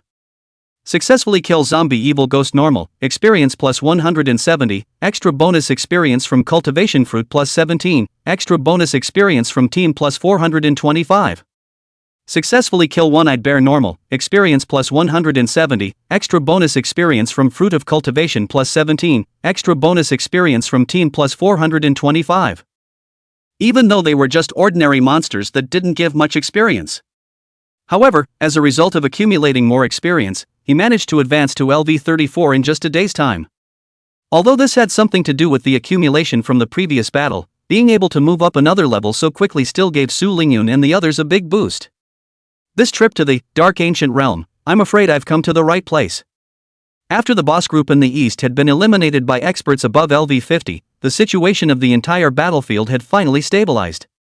There was even a tendency to expand outwards again. Another 3 days of fighting in a row. They finally waited for the follow-up reinforcements, and a large number of newborn forces came out from inside the spatial channel and joined the battle for the 2 worlds. After the intense killing of the crowd in the previous few days, there weren't many dark creatures left in this place. It was far from being comparable to the time of the descent. Su-wen's few began to take turns resting with the other professionals. No one could fight day and night without sleep. Before entering the Dark Ancient Domain, Su-wen's few people had first wandered around the field for half a month, and then experienced 10 days of intense defensive battles. After coming over here, they fought almost non-stop for another 4 or 5 days. After coming here, they fought almost non-stop for 4 or 5 days. Not to mention that his giant sword is fast-swinging smoke, the fights hit the dog's brain are going to come out. Su-wen's entire body was now in a trance, his eyes were godless, and he could only hold himself up to prevent himself from falling asleep. But suddenly, Su-wen's eyes glared, looking at Jihao's several people, uttering an inexplicable sentence. Vacation. Ha! The several people whose basic attributes were not as high as Su-wen's were even more tired to the point of blurring, and did not hear what Su-wen was saying at all. The academy is on vacation. Misty grass. The first half of the year is over just like that? I don't feel anything yet? However, it still couldn't stop a large number of top students from happily coming to look for trouble every year. Either for the sake of their own elders, teachers, or to make a name for themselves. At the end of every semester, there was always a lot of fun to be had between these academies. When we go back this time, let's see who dares to kick in the door and have their brains blown out for them. Jihao spoke nonsense. His third uncle had been bullied like this back then. His face was swollen. Although he retaliated ruthlessly afterwards, he was not relieved. I'm not sure if I'm going to be able to do that. Jihao said this. Su-wen naturally understood something, but he waved his hand and interrupted the topic. This is still early from us. Wait for this side of the stronghold to finish establishing. Maybe the time has long passed. Think so much why? If it doesn't work this year, then next year. If it doesn't work again, then the year after next. There will always be a time to catch up. Right now, it's better to take care of the matter at hand. Su-wen yawned and returned to the battlefield with his giant sword. There was no way around it. Despite being exhausted, they saw that the professionals who were preparing for their turn were signaling them. The several people could only return to the battlefield again. Fortunately, the number of monsters was not too high at this time, so they were not as tired as they were earlier. At this time, at the back of the battlefield, on a plain not far from Su-wen's group, a sound of a mirror breaking suddenly rang out. A wisp of breath that did not belong to this world spread out. It was like a sweet and savory delicacy that blended into the surrounding air and began to spread out in all directions. The nearby dark creatures let out restless roars. All of them rushed towards this place. They were in groups, numbering at least 100,000, all the dark monsters that were active in this place.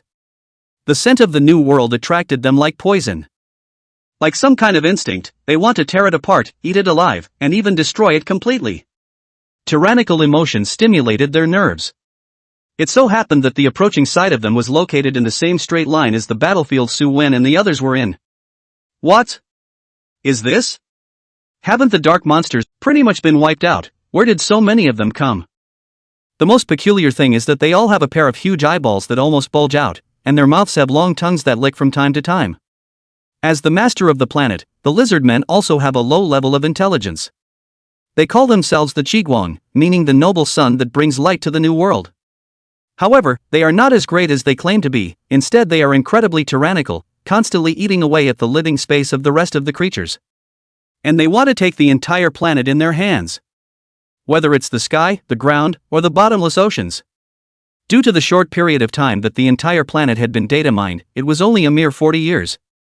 This group of Qiguang still thought that they had been gifted by the heavens, letting them evolve from ordinary reptilian lizards into today's Qiguang. Before they were threatened by deep space monsters, they focused their attention on primitive acts of violence such as fighting in the same room and expanding their territory. This also made the Qiguang civilization extremely chaotic internally, without a strong and stable regime to preside over the overall situation. After so many years, there were only a handful of 100-level powerhouses, and all of the experts died in the wars with their fellow races. On this day, a Qiguang that was preparing to hunt prey suddenly realized that a dark crack had appeared on the originally endless plain at some point. The crack was emitting black mist. Its original hunting target was a stupid sheep. But when the black mist entered the sheep's body, this simple and cute-looking guy underwent a horrible change in a very short time. The soft white wool was dyed purple-black like someone had poured ink on it. The horns of the sheep grew rapidly, growing into two long, curly but sharp spiral horns. The most horrifying thing was its eyes. The previous black pupils on a white background disappeared at some point and were occupied by a group of slippery maggots. They wriggled inside, drawing life from the body, and the tail continuously discharged something like an egg. Seeing such a strange and absurd and disgusting scene, this Qiguang's face swished white, and he vomited with a wow. What is this? Its pupils quaked as it looked towards the bizarre creature that had turned into a black sheep and that terrifying crack in the back. This Qiguang only felt as if his chest was being pressed by a huge stone, and even breathing became difficult. But then inexplicably, it had a feeling. Killing it in the middle of that crack, it would receive countless benefits. Qiguang was tickled by this feeling. Despite being somewhat afraid of the black sheep that had turned into a monster, it took out its weapon and killed towards the monster. The weapon slashed at the top of the dark monster's head, and the basic information it revealed to Qiguang's eyes made it sigh with relief, while at the same time it couldn't help but be secretly staggered. The level hasn't changed. It's just that the attributes are too much stronger than before, especially the chi and blood. Although the monster's attacks were also stronger and more disgusting than before, in terms of strength, it wasn't enough to make Qiguang feel intimidated.